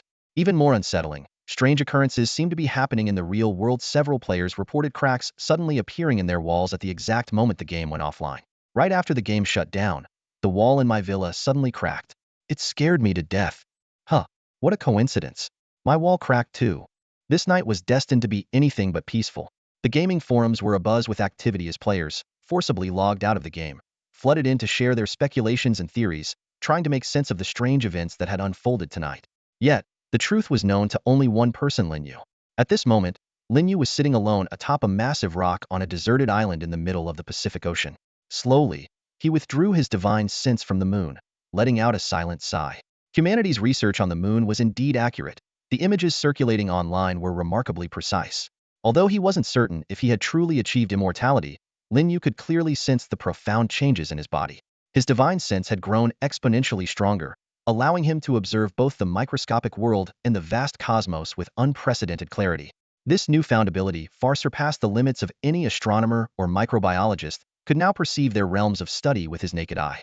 More importantly, he discovered that his nascent soul had completely merged with his physical body, reminding him of the legendary concept of sanctification of the flesh. Compared to his state in the Mahayana stage, he now felt immeasurably more powerful, his entire being brimming with an overwhelming sense of strength. Recalling the descriptions of spatial rifts and teleportation abilities from cultivation novels, Lin Yu decided to test his newfound powers. He brought his 5 fingers together, using his hand as a blade, and swung downward with force. In an instant, the air before him split apart. Accompanied by a deafening sonic boom, a transparent ripple shot forward like a sword. The ground of the small island cracked open into a deep fissure that extended all the way to the ocean. Even more astonishing, the sea itself parted in two, the divide stretching southwestward. Lin Yu froze in shock. He had only intended to test whether he could tear through space, but the sheer destruction he had unleashed was far beyond his expectations. He quickly extended his divine sense to track the trajectory of the energy blade, and his heart sank. Its path was heading straight toward the densely populated island of Oahu. Just as Lin Yu prepared to take flight and intercept the blade to prevent potential catastrophic loss of life, his divine sense detected something unexpected. The energy blade's power was gradually diminishing. Lin Yu quickly calculated with his divine sense that the power of the energy blade released from the palm wasn't particularly strong, as it lacked the enhancement of any magical artifacts. As expected, by the time the energy blade reached the land of Aoda Island, its final traces of force dissipated into the sky, merely destroying a few coastal buildings. This outcome allowed Lin Yu to breathe a sigh of relief, but it also served as a stark reminder of an important truth. Given his current level of power, he must act with extreme caution. Even a casual action could result in catastrophic consequences, potentially wiping out entire nations and claiming millions of lives. As for the idea of attempting to tear through space, Lin Yu had completely abandoned it. Firstly, the potential for devastating collateral damage was too great, and secondly, with his current flying speed, spatial teleportation seemed entirely unnecessary. As Lin Yu delved deeper into understanding his own transformation, he noticed that the world around him was quietly changing as well. The blue planet was slowly expanding. Although the rate of expansion was far less dramatic compared to the ethereal realm of the immortal path game world, the change was undeniably present. Standing in the center of the small island, gazing out at the vast, deep blue sea, he couldn't help but reflect on how this world had become entirely different from the one he once knew. Lin Yu had deliberately kept a low profile to avoid excessively altering the course of this world's development due to his rebirth. However, it now seemed that such thoughts were overly naive. At his current level of cultivation, even the slightest display of his strength could cause massive ripples in the global landscape. At that moment, though Lin Yu's casual attack had not caused any casualties, its astonishing display had been captured by multiple satellites. Major nations quickly took note of the anomaly in the Pacific Ocean. The Pentagon in the United States convened an emergency meeting overnight, with participants eagerly voicing their opinions. What is this mysterious phenomenon? It must be a provocation aimed directly at our allies. Could it be a hypersonic weapon from Longwa? Deploy a fleet to investigate the area immediately. Could it be the work of a cultivator from Longwa? Impossible. Even the elite Thunder Squad couldn't produce something of this magnitude. Finally, the top official at the Pentagon rose to speak, his expression grave. With the rise of the game's power system, we know far too little about the capabilities of players from other nations. As the leaders of the Blue Planet, it is imperative for us to gauge the real power levels of players globally. I propose hosting a world-class competition, the Blue Planet Power Arena. Through this event, we can comprehensively gather data on the strength of players from various nations, providing critical insights for our future military strategies. Although the dynamics of the Blue Planet were undergoing significant shifts with the onset of various games, the United States remained the most powerful force. Under its leadership, invitations for the Blue Planet Power Tournament were swiftly dispatched to the top officials of nations worldwide. The responses from various countries were almost immediate, especially those smaller nations that traditionally followed the US, which quickly released official statements. The Eagle Nation was the first to declare it a wonderful proposal for promoting global unity among the people. France stated that their player warriors were ready and eager to participate. Germany responded with a concise agreement, while Japan announced that they would immediately consult the leader of the Ninja Alliance. Unlike other nations, Japan was home to a unique and powerful organization, the Ninja Alliance.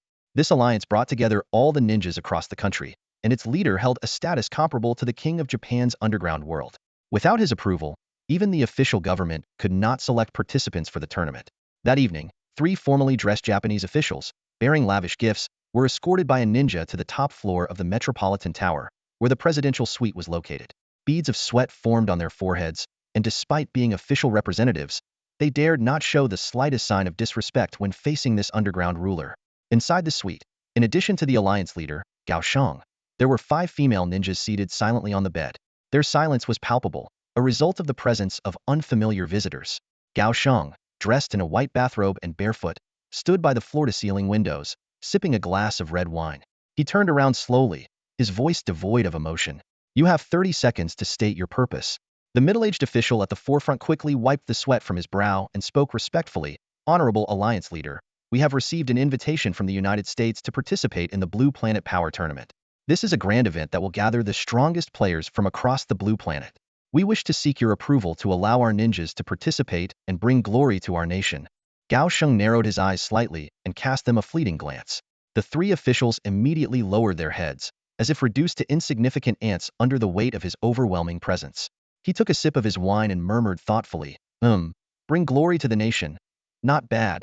This remark instantly brought a look of delight to the faces of the 3 envoys. It seemed the alliance leader was a patriot after all. Things might just go smoothly now. However, they kept their heads lowered and didn't notice the enigmatic smile playing at Gao Sheng's lips. Holding a wine glass, Gao Sheng let his gaze slowly sweep over the 5 female ninjas lying on the bed. After a brief pause, he spoke. 5 ninjas for you, will that suffice? The 3 middle-aged envoys frowned at his words. 5 was indeed a small number, especially for a world-class event where the number of participants directly influenced a country's impact and final performance. However, facing the leader of the Ninja Alliance and the ruler of the underground world of the island nation, they dared not ask for more. The lead envoy wiped the sweat beading on his forehead and, suppressing his anxiety, replied, 5 will do. Gao Sheng nodded in satisfaction. At that moment, the lead envoy mustered his courage and asked in a trembling voice, Alliance Leader, may we take those 5 ninjas with us now? The competition schedule is tight, and we need to depart tomorrow. Gao Shang's expression darkened instantly. He let out a cold snort. Humph. You are in no position to make demands. Besides, these 5 ninjas have important tasks to attend to tonight. The 3 envoys shuddered at his snort and quickly stammered. We wouldn't dare, Alliance leader. Please don't be angry. Gao Shang, in good spirits, decided not to make things harder for them. He replied indifferently. Leave the competition location with my subordinates. I will ensure they are sent on time before the event begins. The envoys heaved a sigh of relief and hurriedly took their leave. They kept their heads bowed the entire time, never even glancing at the 5 silent female ninjas on the bed. After they left, Gao Sheng set down his wine glass and turned his gaze to the 5 ninjas on the bed. A sinister smile curled on his lips. When I was young, my mother taught me to share beautiful things. I hope the people of Blue Star enjoy this gift. He burst into laughter after speaking. Aside from the allies of the United States, other nations also confirmed their participation. The Blue Star Power Tournament was not only an opportunity for the US to gauge the strength of players from various countries, but also a chance for other nations to assess their power through real combat and prepare for future competition. When Longwa Dragon Nation received the invitation, it treated the matter with great importance. Early the next morning, a special meeting was convened to discuss it. Zhang Yun's father specifically arranged for Qi Changqing to return from the northwest. As the strongest member of the Cultivation Management Bureau, Qi Changqing had the deepest understanding of the power of cultivators. Although he was initially reluctant, upon learning that Zhang Yun would not be attending, he eventually agreed. The meeting was small, with only 7 or 8 participants. The Cultivation Management Bureau sent only Zhang Yun's father and Qi Changqing, while the rest were top officials from Longwo's highest ranks. The meeting quickly got to the point. The elderly man chairing the meeting sat upright, his gaze sweeping over everyone present before finally resting on Qi Changqing. The key to deciding whether to participate in this Blue Planet Power tournament lies in one question. How does the strength of cultivators compare to the power of players from other nations? His steady voice echoed through the room. If the strength is comparable or uncertain, participating could help us assess our abilities and understand the capabilities of other countries. However, if we are clearly the strongest, joining could expose our power unnecessarily and create trouble. He paused briefly, addressing Qi Changqing respectfully as Mr. Qi rather than by his full name, a gesture of deference to the powerful cultivator. With the capabilities of our Cultivator Management Bureau, can we confidently surpass the players of other nations? Qi Changqing nodded slightly at the question, his tone calm yet resolute. While we cannot fully grasp the power systems of all players on the Blue Planet at this time, I can assure you that the strength of the Cultivator Management Bureau is on par with, if not superior to, that of any nation's players. Several senior officials from the Dragon Nation exchanged glances and nodded subtly. This aligned with their findings, though they were well aware that the Cultivator Management Bureau's strength did not represent the entire cultivator community of the Dragon Nation after all. The Bureau's strongest cultivator was only ranked 10th on the rankings of the ethereal immortal path. Another elderly man with white hair then posed a follow-up question. Mr. Qi, what if we pooled the collective strength of all our nation's cultivators? How would that compare to the players of other countries? This question gave Qi Changqing a momentary pause. His gaze grew deep and contemplative as he countered with a question of his own. Are you referring to all Immortal Path players, including the one ranked first on the leaderboard? The high-level meeting in Longhua lasted for 2 hours. After the meeting, Qi Changqing immediately departed from the capital, showcasing a pragmatic work ethic that received unanimous praise from the leadership. Although the details of the meeting were not disclosed, the Longhua government promptly issued an important statement. The statement emphasized that while Longhua has always supported international friendship-promoting sports events like the Blue Planet Power Tournament, the lack of preparation time regrettably compelled them to withdraw from this year's competition.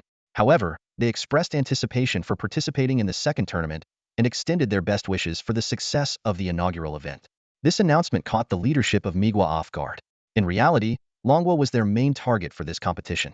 The reason was simple. Compared to gamers from other nations, the power levels of cultivators were the hardest to assess. The esoteric classifications of realms such as out-of-body, distraction, integration, void, great ascension, along with terms like nascent soul, divine sense, spiritual energy, and ascension were so complex that even accurate translations posed challenges. Migwa had initially believed this was an obvious strategy. Longhua would surely want to understand its own capabilities and would therefore participate. Unexpectedly, Longhua sidestepped the trap entirely. With invitations already sent out and other nations prepared, some delegations, even having arrived in Miguothi, had no choice but to proceed with the tournament. In Lin Yu's villa in Zhanghai City, the morning sunlight filtered through the bedroom window as Lin Yu slowly opened his eyes. Life after achieving immortality seemed not too different from before. Perhaps it was because the transformation had happened so suddenly that he hadn't fully adjusted to his new reality. Although daily routines like sleeping and eating were no longer necessary for him, he still maintained these habits. When he entered the dining room, he saw Xiao Guang already enjoying breakfast. Having explained his situation to Xiao Guang the night before, Lin Yu was greeted with a playful remark as he walked in. Bro, do you even need to eat anymore? Lin Yu shot him a glance. Aren't you eating too? Xiao Guang chuckled. Fair enough. Eating is more of a hobby, anyway it's not really about hunger. Lin Yu smiled at Aunt Wang, who brought over his breakfast, and began eating. However, after just a few bites, he noticed something unusual. His body seemed to reject the food, as if these ordinary meals were nothing but impurities to him now, and might even disrupt the purity within him. In just the blink of an eye, all the food in Lin Yu's stomach vanished. With a single exhale, everything turned into impurities and was expelled from his body. Hiss! Lin Yu drew in a sharp breath, a hint of astonishment flashing in his eyes. This change left him both amused and exasperated. Had essentially become a super eating machine, with food dissolving instantly upon entering his mouth, skipping the digestion process entirely. A sudden thought lit up his mind. In that case, wouldn't an all-you-can-eat buffet be the perfect deal for me? Even though the food doesn't provide any nutritional value, I can still enjoy the flavors. After finishing his meal, Lin Yu returned to his bedroom, picked up his phone, and opened the official forum of Ethereal Immortal Path. Since the game was undergoing maintenance and unavailable for login, the forum had become the central hub for players. During the downtime, the forum was unusually lively, with posts flooding in like waves. Dozens of new threads appeared every minute, their updates astonishingly rapid. Lin Yu casually browsed the forum, scanning through various posts. Some players were anxiously asking when the servers would reopen. Others were complaining about dungeon difficulty, and many were sharing their in-game experiences. Among the discussions, the Blackwater Demon Cavern dungeon was a particularly heated topic, with numerous players recounting their party wipeouts. What stood out even more were reports of strange occurrences in the real world. Cracks appearing in walls across various locations, leading some schools to suspend classes. Observant players even noticed that Earth itself seemed to be subtly expanding. Running tracks on sports fields were mysteriously growing longer. Just then, a specific post caught Lin Yu's attention. It delved into the recent phenomenon of monks from the Asen Nation frequently preaching near the borders of the Dragon Nation. The comment section was abuzz with diverse opinions. Some speculated that these monks were laying groundwork for the upcoming feedback from cultivation techniques, while others expressed concern about potential conflicts arising from religious disputes. After all, according to the game's lore, monks from the Asen Nation required the faith of their followers to enhance their powers. The entire forum was bustling with activity, a chaotic blend of game-related discussions and real-world anomalies. The intertwining of these topics gave rise to a sense of intrigue and left Lin Yu deep in thought. Lin Yu often browsed posts on the official forum but rarely engaged in discussions. However, this time, his attention lingered on a thread discussing Buddhist cultivators from Asen Nation. A surge of uncontrollable emotion welled up within him, prompting him to leave a comment. Since his in-game account was directly linked to the official forum, his reply naturally displayed under the ID Changfeng Zhenren. His comment was resolute and powerful. If Buddha does not provoke me, I will not provoke Buddha. But if Buddha dares to offend me, I will annihilate them all. What started as an ordinary thread with low activity was destined to fade into obscurity. Yet, Changfeng Zhenren's reply acted like a jolt of adrenaline, skyrocketing the post to the top of the day's trending list. The comment section erupted in excitement, with players flooding in to respond to his remark. Holy crap! Changfeng Zhenren has appeared. Legendary boss energy. Hey, don't use holy crap in front of Changfeng Zhenren. This is the first time I've seen the legend post. I'm in awe. Has the master already ascended to the tribulation stage? Meanwhile, in the branch office of the Cultivation Management Bureau in Northwest Raha City, the newly appointed director, Qi Changqing, was intently scrolling through the forum. When his eyes landed on Changfeng Zhenren's bold reply, a strange light sparked in his gaze. So, even the great Changfeng Zhenren dislikes Asen's Buddhist cultivators. Qi Changqing suddenly remembered something and turned to his subordinate. Didn't you mention yesterday that a few bald individuals from Asen Nation have recently appeared around here? The subordinate quickly nodded in confirmation. Yes, they showed up unexpectedly over the past couple of days. We're not sure what their purpose is. Should I investigate? Hearing this, Qi Changqing slammed the table and stood up abruptly, his face lighting up with excitement. He roared, "Investigate? Hell no. Let's take them down. Grab your gear." When he heard the command, "Grab your gear," the subordinate paused for a moment, his face full of confusion. "Director, what gear are we grabbing? This Cultivator Management Bureau isn't a police station. We don't even have things like electric batons, let alone firearms. Besides, for cultivators, these weapons are no more effective than toy water guns." Qi Changqing rolled his eyes at the subordinate impatiently. "Grab your gear is just a metaphor. It means to act decisively and with determination, not literally to go fetch weapons. The subordinate nodded thoughtfully, but then hesitated again. Director, wouldn't it be inappropriate for us to take direct action like this? After all, it involves international relations. Shouldn't we investigate first? Chi Changqing's expression darkened instantly. This subordinate's rigid thinking was clearly unsuitable for becoming a trusted confidant. However, he quickly adjusted his expression, like a master of emotional control, and walked over to pat the subordinate on the shoulder. You're right. Start with an investigation, and report back to me as soon as you find anything. The subordinate's eyes lit up. He immediately turned and hurried away. Watching him leave, a trace of excitement appeared on Chi Changqing's face. Since Changfeng, the big boss, had made it clear he didn't like these Indian Buddhist cultivators and might even take action against them, what was there to hesitate about? Following the boss lead was always the right move. As a man of action, Chi Changqing strode out of the Raha City Cultivator Management Bureau and shot into the sky in an instant. His spiritual sense had already locked onto two suspicious bald-headed targets. Half a minute later, he landed in front of a school specializing in teaching Chinese to foreign students. Inside, two bald men who looked distinctly Indian were at the front desk paying their tuition fees. Chi Changqing walked up to them, displayed his police credentials, and said, "Hello, I'm with the Raha City Police. Please come with me." The two bald men looked confused, clearly not understanding him. A nearby reception teacher quickly stepped in to act as a translator. Even after the teacher translated his words, the two men still seemed puzzled and began speaking to the teacher in heavily accented English. Chi Changqing, whose English skills were limited, could barely pick out a few simple words. Seeing the teacher explain for what felt like an eternity without the two men showing any intention of cooperating, Chi Changqing finally lost his patience. Chi Changqing turned to the female teacher beside him and said in a low voice, "Ma'am, according to police intelligence, these two Indian men are likely international fugitives and extremely dangerous. Please discreetly inform your colleagues to evacuate. I'll handle them." The female teacher's face changed instantly upon hearing this. She instinctively took 2 steps back and carefully examined the police badge in Chi Changqing's hand.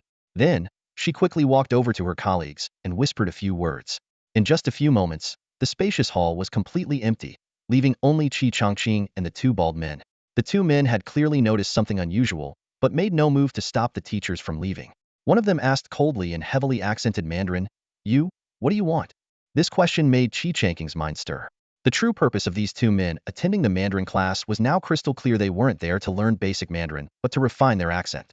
Ordinary foreigners wouldn't be so insistent on perfecting their accent, making it obvious that they were aiming to appear more approachable when preaching. Confirming that no civilians were around, a faint smile of excitement appeared on Chi Changqing's face. "What's your purpose for coming to the Dragon Kingdom?" "We're here to preach." "That's not illegal. You have no right to interfere," one of the bald men replied expressionlessly. Chi Changqing chuckled softly before abruptly releasing an overwhelming surge of spiritual energy, binding the two men tightly. A faint golden glow of Buddhist energy radiated from their bodies, but was instantly extinguished under the crushing force of Chi Changqing's immense spiritual power. The terrifying pressure left them gasping for air, their bodies immobilized, their faces filled with terror. "You're right, preaching isn't illegal," Chi Changqing said leisurely. "But you're guilty." Before the two men could comprehend the meaning of his words, Chi Changqing's spiritual energy tightened sharply. Blood vessels in their eyes burst, their eyeballs bulged, and though their mouths opened, no sound emerged. Within seconds, they were dead, collapsing slowly to the ground. "The boss said you're guilty, so you're guilty. It's got nothing to do with legality," Chi Changqing remarked as he stood next to the lifeless bodies. Taking out his phone, he dialed a subordinate. "I'll send you my location. There are 2 bodies here that need to be dealt with. Contact the police to handle it." With that, he ended the call and shot into the sky. As the head of the Bureau of Spiritual Affairs, he didn't need to explain much to his subordinates. Time was of the essence, and there were other targets waiting for him. Joining the Bureau of Spiritual Affairs had imposed many restrictions, but it had also brought certain advantages like a license to kill. Morning sunlight streamed through the massive floor-to-ceiling windows, casting its warm glow on Gaoshang. He stirred awake on the luxurious king-sized bed of the presidential suite, gently pushing aside the sleeping female ninja beside him. Stretching lazily, he felt no trace of exhaustion despite the indulgences of the previous night. Thanks to the cultivation feedback he received, his strength had advanced to the late nascent soul stage. Gaoshang calculated his next steps. Another round of cultivation feedback tonight could push him to the nascent soul stage's peak, and with some luck, he might even break through to the early out-of-body stage. Although his in-game status as a level 7 VIP only granted him a 70 cultivation feedback rate, his progress had already far exceeded expectations. Sensing that Gaoshang was awake, Several other female ninjas promptly rose to assist him in getting dressed with utmost respect. These well-trained ninjas were now utterly obedient. As Gao Sheng adjusted his collar, he addressed them, "Later, I'll arrange a flight to send you to the Strength Arena tournament." Upon hearing this, a flicker of unease crossed the faces of the ninjas. As the lowest-ranking kunoichi, they were acutely aware of the dangers involved in such a world-class competition. Although they had only learned about the tournament last night, the mere knowledge that the competitors were all enhanced in-game players was enough to strike fear into their hearts. However, as the order came from the leader of the Ninja Alliance, they dared not disobey. Noticing their apprehension, Gao Sheng gently stroked the hair of one of the ninjas, reassuring her, "Don't worry. You don't need to fight those brutes, Heiden. Just showcase the elegance of a ninja. I've already arranged for specially designed pink allure ninja outfits to be made overnight. I guarantee you'll be the center of attention. Remember, if things get tough, just shout like last night, Yame." The ninjas nodded repeatedly, caught between their fear of the arena and their loyalty to their leader. After assisting him, the 5 ninjas were sent off to board Gao Sheng's private jet, bound for New York to attend the opening ceremony of the first Blue Star Strength Arena tournament, held in the morning U.S. time. Gao Sheng, ever mindful of global attention, was determined not to let his ninjas miss such a grand event. Meanwhile, Lin Yu attempted to log into the game but found the system still under maintenance. Left with no other option, he opened the game forum, where the top 3 pin posts were all official announcements from the developers. The official team of the mobile game, Piamiao 2, released 3 major announcements, causing a stir on the game forum. The first announcement revealed that the game would reopen at 10 a.m. on February 20th, with the development team working overnight to fix bugs. Players flooded the comment section with excitement. "The dev team is amazing. This efficiency is a benchmark for the industry." Some players expressed their eagerness to log in as soon as the servers were back up, while others enthusiastically inquired about visiting the game company or even asked about job opportunities. Amid the discussions, speculation arose about the game being developed by Tiandao, sparking heated debates. The second announcement stirred even greater excitement among players. To compensate for the inconvenience caused by the maintenance, the game offered each player 10 premium spirit stones, 10 purple equipment refining stones, and 10 Xinyuan pills. Additionally, a new level cap, allowing players to ascend to the Deluo Jinxian stage, was introduced. Considering the game doesn't allow in-game purchases, the value of this compensation was jaw-dropping. Players marveled. A single Xinyuan pill is worth 100,000 now. This compensation package is worth at least 3 million. However, discussions about the new level cap quickly shifted to the player Chungfeng Zhenren, as many realized that this peak stage Mahayana player would benefit the most from the update. But the third announcement came like a heavy blow, shattering the players' joy. The game would shut down at midnight on February 21st, 2123. The official statement mentioned that game data would be preserved, along with players' character information, but the reopening date was uncertain. As a consolation, the official forum would remain open, with promises of occasional updates on game-related news. The announcement ended with a playful winking emoji, yet it couldn't mask the shock brought by the news. This morning, the game released 3 shocking announcements in a row. Lin Yu stared at the content on his phone screen, while the forums were already in an uproar. The game is shutting down? How is that even possible? If it's shutting down, why are they still fixing bugs? My cultivation isn't even complete yet. Am I supposed to cultivate in the real world now? Player comments flooded in like a tidal wave. Some were worried about the risks of going astray in their cultivation, others questioned how they could practice without techniques, and many were fiercely debating the reasons behind the game's shutdown. Master Changfeng has spent billions on this game. Why would such a profitable game shut down? Are you stupid? This game doesn't care about money at all. Lin Yu quietly read through the comments, deep in thought. This situation was different from the server closure he had experienced in his previous life back then. There was only one shutdown announcement, not 3 like now. He was certain the first 2 announcements were related to him. The mention of a game bug was likely about his tribulation, and the increase in the cultivation level cap was probably due to him breaking through to the human immortal realm ahead of time. Glancing at the time, he saw there were 3 minutes left until the game reopened. Lin Yu was eager to uncover his true strength in the game. After all, the human immortal realm was unheard of in his past life. With the addition of equipment, techniques, and spirit root bonuses in the game, his power would undoubtedly surpass anything in reality. 3 minutes later, Lin Yu logged into the game right away. What greeted him was a completely revamped game interface. A more expansive world, more exquisite landscapes, and ethereal, soothing background music. However, when he opened the map, he noticed that while the map's scope had expanded, the locations of dungeons and sects remained unchanged, which gave him a sense of relief. Eagerly, he opened his personal stats panel.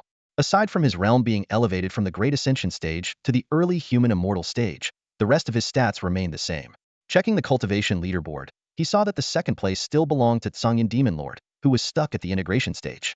In recent days, the mysterious player ranked second on the leaderboard has indeed been putting in effort. It seems they exhausted their stockpile of spirit stones and finally managed to break through from the early fusion stage to the mid-fusion stage.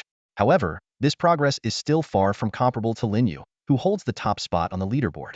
What's even more noteworthy is that on the cultivation leaderboard, Changfeng Zhenren's realm has leaped from the Great Ascension stage, perfected to the early human immortal stage. Lin Yu clicked on the description button in the top right corner and discovered that the game had introduced 5 new higher-level realms: Human Immortal, Earth Immortal, Heavenly Immortal, Golden Immortal, and the ultimate Deluo Golden Immortal. Although these seem like just 5 additional levels, Lin Yu was well aware of the game's notorious difficulty. Advancing from Human Immortal to Earth Immortal might be dozens of times harder than cultivating from the Qi refining stage to the Great Ascension stage. With a mindset of giving it a try, Lin Yu took out the remaining Xinyuan pills from his inventory. However, the system immediately displayed a prompt. Xinyuan pill usage failed. Your current realm has surpassed the cultivation stage. Xinyuan pills are ineffective for realms above the cultivation stage. To enhance your immortal realm cultivation, please use Xinyuan pills. This message didn't come as a surprise to Lin Yu. It was just like how semi-mortal artifacts couldn't be refined using purple-grade refinement Stonisa, well-known pattern in this game. Although he still had plenty of spirit stones, enhancing his cultivation realm was the top priority. However, when Lin Yu opened the game shop and browsed the pill section, he was dumbfounded. There was no sign of the so-called Xinyuan pills.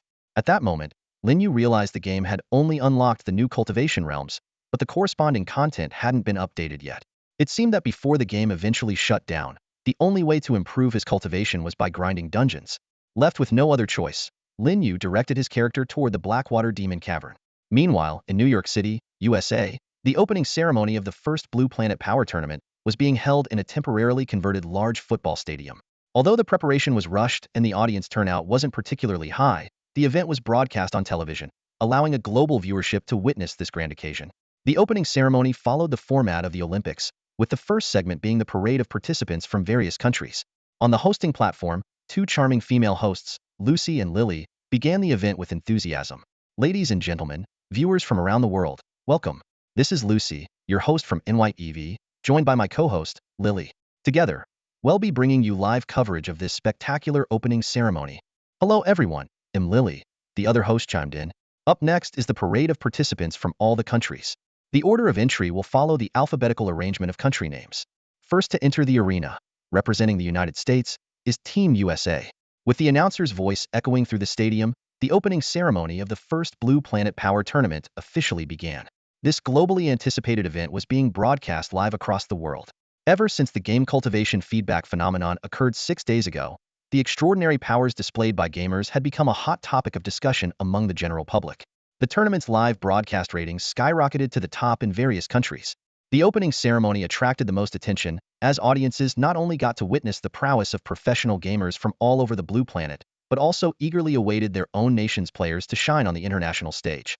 In the island nation, the leader of the Ninja Alliance, Takamori, had rented out a luxurious cinema to watch the live broadcast of the opening ceremony with his core subordinates.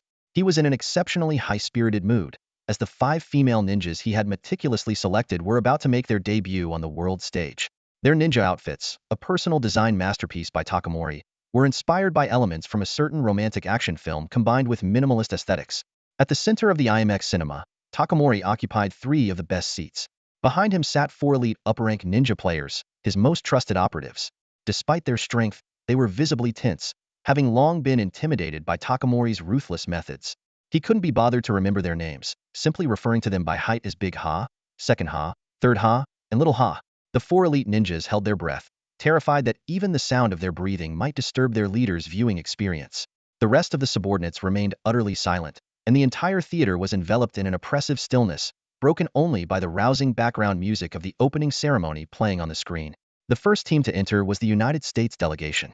While their country's name began with the letter M in the tournament's alphabetical system, as the event's host nation, they were granted the honor of entering first, akin to the Olympic tradition. The U.S. team boasted a substantial number of participants, and their appearance immediately triggered a wave of enthusiastic cheers from the live audience. Those watching at home were equally thrilled, seeing powerful professions that had once only existed in movies now vividly brought to life felt like a dream come true. The team from the United States, approximately 100 members strong, entered the venue at a measured pace. Among them were some truly eye-catching figures: a massive green giant, a sleek Iron Man hovering gracefully at low altitude, the sharp-eyed archer known as Hawkeye, and the god of thunder, surrounded by crackling silver lightning. They appeared as if they had stepped straight out of a comic book, waving to the enthusiastic audience in the stands. The most striking figures, however, were a group of women clad in crimson robes. Their pale, almost ethereal chests peeked through the fabric, marking them unmistakably as the famed Scarlet Witches. Meanwhile, in the conference room of the headquarters of the Dragon Nation's Regulatory Bureau, the director and several senior officials were intently watching the live broadcast of the opening ceremony. As the U.S. team made their full appearance, everyone instinctively leaned forward, scrutinizing every detail. They were fully aware that this Blue Star Power Tournament was merely a way for the United States to gauge Dragon Nation's strength. They also knew the U.S. wouldn't reveal their true trump cards, offering only a glimpse of their mid-air capabilities. Next came the entrance of the team from Australia, plunging the venue into an eerie silence. The competitors in this group bore hollowed faces, gaunt and withered bodies, and sparse hair, staggering forward with unsteady gaits. The host explained that these participants came from a special zombie evolution game and were currently in the early stages of their transformation, which accounted for their horrifying appearance, earning them the title of the most pitiable players across Blue Star. As teams from various nations took their turns entering, the spotlight finally shifted to the highly anticipated team from Japan. The host paused briefly, seemingly caught off guard by the name on the cue card, but quickly recovered with a professional smile. Next up is Japan's Pink Temptation Ninja Squad, composed of 5 highly skilled kunoichi. The unusual team name elicited the loudest cheers of the evening, surpassing even the reception for the home teams of other nations. Back in the Dragon Nation's conference room, the senior officials were momentarily stunned by the name, instinctively adjusting their posture to get a better view.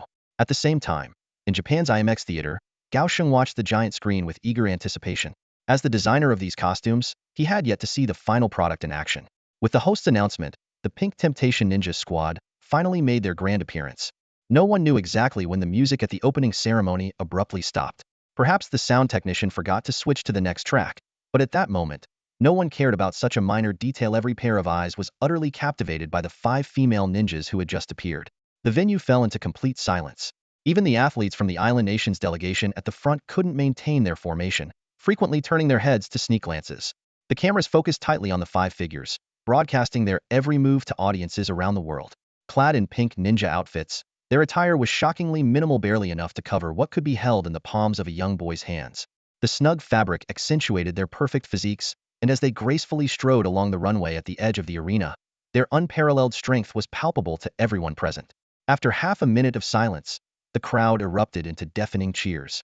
It was as though the sound technician finally snapped out of their daze, immediately switching to a more adrenaline-pumping background track. The audience's chatter grew louder and more excited. Their presence is terrifying. It's like you can feel the pressure even from hundreds of meters away. They're going to be the undisputed champions of this competition. This brings back memories of our youth. If anyone dares to challenge them in the ring, they're up against the entire world. Just witnessing these 5 ninjas in action alone was worth the price of admission. Suddenly, a nimble male spectator broke through the security barrier and dashed onto the field. He approached the 5 female ninjas, and as one of them was about to say "yeah," she was immediately interrupted by a teammate. "Don't refuse," the teammate whispered firmly. "Remember, the leader's orders, "ya my die," is for the ring. Right now, we need to showcase the ninja's approachable side." The ninjas quickly shifted into friendly poses, taking photos with the man. This gesture caused an even bigger uproar, prompting more spectators to breach the security line and swarm the field. Chaos erupted in the venue. At that very moment, the televised broadcast abruptly cut off, leaving screens blank. Audiences around the world were instantly outraged, especially those watching the live stream in movie theaters. Gao Sheng angrily kicked the seat in front of him, sending it flying with a loud crash. The thunderous noise instantly alerted the ninja subordinates behind him, who immediately dropped to their knees in unison. None of them dared to lift their heads toward the direction of the alliance leader, fearing they might become the target of his wrath. However, the anger on Gao Sheng's face quickly faded, replaced by an excited grin. Although the broadcast signal had been interrupted, it didn't diminish the achievement he had already secured. His visionary designs and the elegance of his ninjas had been showcased to a global audience. This victory was enough for him to overlook the minor setback. He was confident the signal would be restored soon, and then he could once again revel in the spectacular performance of his 5 strongest female ninjas in the arena. At the same time, in Lin Yu's villa in Longhua, Lin Yu noticed the heated discussions on the official forum about the Blue Planet Power Tournament and decided to use his spiritual sense to check on the situation at the venue.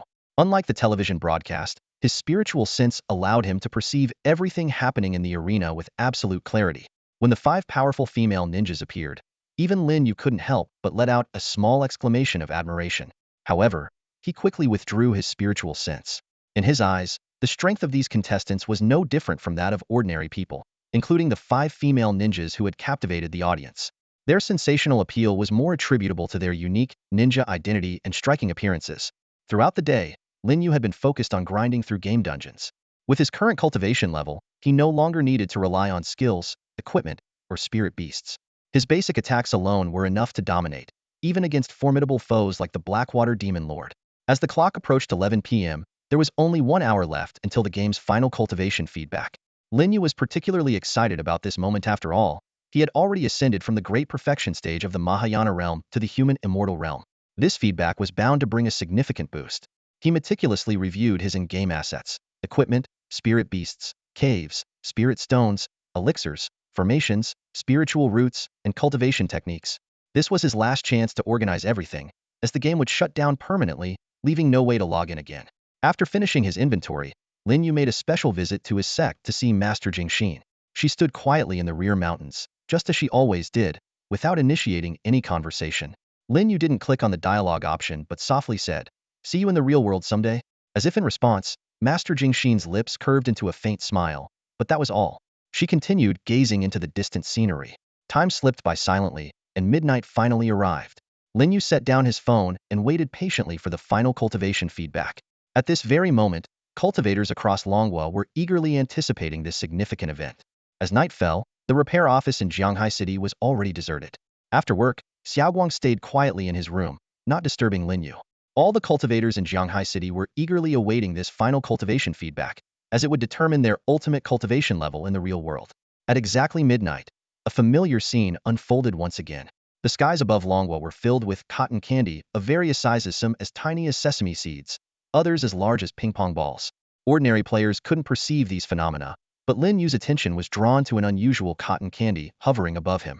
This time, the cotton candy was vastly different from before. It was no longer translucent and colorless, but emitted a golden glow reminiscent of sunset clouds. Even more astonishing was its size. It spanned the entire area of Jianghai City. This was a stark contrast to the last feedback, where the scale was only comparable to a few small villas. Although Lin Yu had only advanced by 1 level, the disparity was extraordinary. He couldn't help but wonder if this golden hue signified a special mark of having reached the immortal realm. When the massive golden cotton candy descended upon Lin Yu, it rapidly transformed into the shape of a giant funnel. Invisible golden energy poured continuously into his body, causing waves of intense expansion and contraction sensations. This process lasted for over 10 minutes, far exceeding the duration of any previous feedback. Once the absorption was complete, Lin Yu could clearly feel his strength had multiplied several times over. While it was still impossible to accurately determine his level in the real world, he was confident that he had reached the pinnacle of the human immortal realm, just 1 step away from the earth immortal realm. This achievement left him quite satisfied. Even though he was still far from the great Luo golden immortal stage, he had already far surpassed other players. After all, the second-ranked player had only reached the integration stage. With the feedback concluded, Lin Yu immediately picked up his phone, eagerly anticipating the release of new game announcements. He vividly remembered that during this moment in his previous life, the game developers had issued 2 significant announcements. Opening the official game forum, 2 new game announcements immediately catch the eye, prominently displayed at the top. The release time is marked precisely at midnight. The title of the first announcement is particularly striking. Dear Immortal Odyssey mobile players, the announcement details the launch of the final cultivation feedback event, accompanied by a comprehensive player cultivation ranking chart. This ranking differs subtly from the in-game leaderboard, as it incorporates the feedback ratio based on VIP levels. The ranking shifts are noteworthy. Changfeng Zhanren firmly holds the first position, having reached the pinnacle of the human immortal realm, precisely as Lin Yu expected. The second place is claimed by the VIP level 10 player, Songyun Demon Lord, who, with a 100 cultivation feedback rate, remains stable at the mid-stage integration realm. The most remarkable change comes from Xiaoguang's character, Yushui Zhenren. Despite being a latecomer, his significant financial investment and VIP level 10 status granted him a massive advantage in this feedback event. Originally ranked in the 90s, he soared into the top 50, surpassing many players whose cultivation levels were previously higher than his. This leaderboard vividly highlights the pay-to-win nature of Immortal Odyssey Mobile, showcasing clear privileges for paying players. Below the announcement, tens of thousands of player comments have already accumulated, with the discussion continuing to gain traction. The gaming forum was abuzz with activity as a controversial post about Changfeng Zhanren's cultivation level sparked heated debates. Some players were astonished to discover that Changfeng Zhenren had suddenly leaped from the early stage of the human immortal realm to its peak, prompting waves of skepticism. This has to be rigged. Even with max-level VIP perks, there's no way cultivation feedback could exceed 100. I suggest the devs investigate this is clearly exploiting a bug. Ban the account. Supporters, however, quickly fired back. How dare you slander Changfeng Zhenren? Do you even know who you're talking about? The big boss wouldn't care about something as trivial as this. Soon, the tone of the thread shifted as some skeptics began to panic and backpedal. Boss, I was wrong. I swear I was just joking. Please, someone help me delete my post. I have a family to feed. The discussion gradually veered off topic, focusing instead on other players' cultivation rankings. Almost made it into the top 100, such a shame. At least you're probably at the nascent soul stage, right? I'm still stuck at the foundation establishment stage. Drop your address, they'll bring my blade over for a friendly visit. Lin Yu glanced at the comments briefly before exiting the thread. The rankings hadn't shifted much after the feedback update, except for significant changes in his and Xiaoguang's positions, along with a slight improvement for Shuiyun Ferry. Everyone else's rankings remained largely the same. He then opened the second announcement, which detailed an upcoming equipment feedback event scheduled for midnight on February 22nd, 2123. The announcement explained the feedback rules. Equipment quality would be reset according to a percentage based on the player's VIP level. For instance, a VIP level 5 player's top-tier Heavenly Sword might be downgraded by 50, potentially turning into a lower-tier Heavenly Sword or a top-tier Earthly Sword, though the equipment name would remain unchanged. The feedback period would last 7 days, with 1/7 of each player's equipment being processed randomly at midnight each day. For players with fewer than 7 items, or a non-multiple of 7, the system would prioritize processing the larger portion first. Upon seeing the announcement, Lin Yu smiled faintly. This notice about equipment feedback was indeed identical to the one from his previous life. He clearly remembered that the equipment feedback would begin immediately after the cultivation feedback concluded, lasting for the same duration of 7 days. Among all the feedback events in the game, only cultivation and equipment were conducted in 7 phases, making them unique cases. The distinct nature of equipment feedback brought back memories of the mountains of gear accumulated in the game. Each time Lin Yu cleared a dungeon, he would acquire several pieces of equipment. While most were of little use to him, their quality was undeniably high. After all, until the game servers shut down, he was the only player capable of clearing high-difficulty dungeons like the Blackwater Abyss. The forum's response to the announcement was overwhelmingly enthusiastic, with tens of thousands of replies flooding in within a short period. Players' reactions were varied. Some exclaimed, "It was worth spending $300 to upgrade my flying sword." Others regretted, "If only I had spent all my pocket money on top-ups back then." One player's mother even lamented that she hadn't given her child more allowance. The topic of whether storage rings would be included in the feedback sparked widespread debate. Meanwhile, a player claiming to be a chef expressed particular excitement about flying sword feedback, intending to use it for cutting vegetables. This idea immediately drew playful teasing from other players, but the chef earnestly replied, "I've dedicated 12 years of hard work to becoming a head chef. Even if I become an immortal, I won't give up my profession." As Lin Yu scrolled through these amusing discussions, the first ever Blue Star Power Tournament officially kicked off across the ocean. The prior chaos had been quelled thanks to the intervention of the U.S. official Superpower Alliance, allowing the event to proceed smoothly. The opening ceremony was kept brief, transitioning directly into the competition. On stage, the host, Lucy, explained the rules to the audience in detail, placing particular emphasis on the principle of friendship first, competition second. Contestants were instructed to exercise restraint and avoid causing injuries. In the unfortunate event of casualties, both parties were strictly prohibited from seeking deliberate retaliation. If a contestant on the stage finds themselves unable to defeat their opponent, they can admit defeat, and the match will cease immediately. Lucy clearly outlined the rules. Once a contestant concedes, their opponent must stop attacking. Violators will be disqualified. The competition is divided into 2 stages: the preliminary round, which adopts a random draw system and prioritizes international matchups, and the championship round, where winners from 2 rounds advance. Lily took the microphone and officially announced the commencement of the first Blue Star Power Tournament. For the first match, it's David the Iron Man from the United States team versus Modi the monk from Team India. Contestants, please enter the arena. David the Iron Man was the first to fly onto the stage, waving to the audience. Following him, the bald-headed Modi the monk clasped his hands together in a gesture of prayer and walked onto the stage with an air of confidence.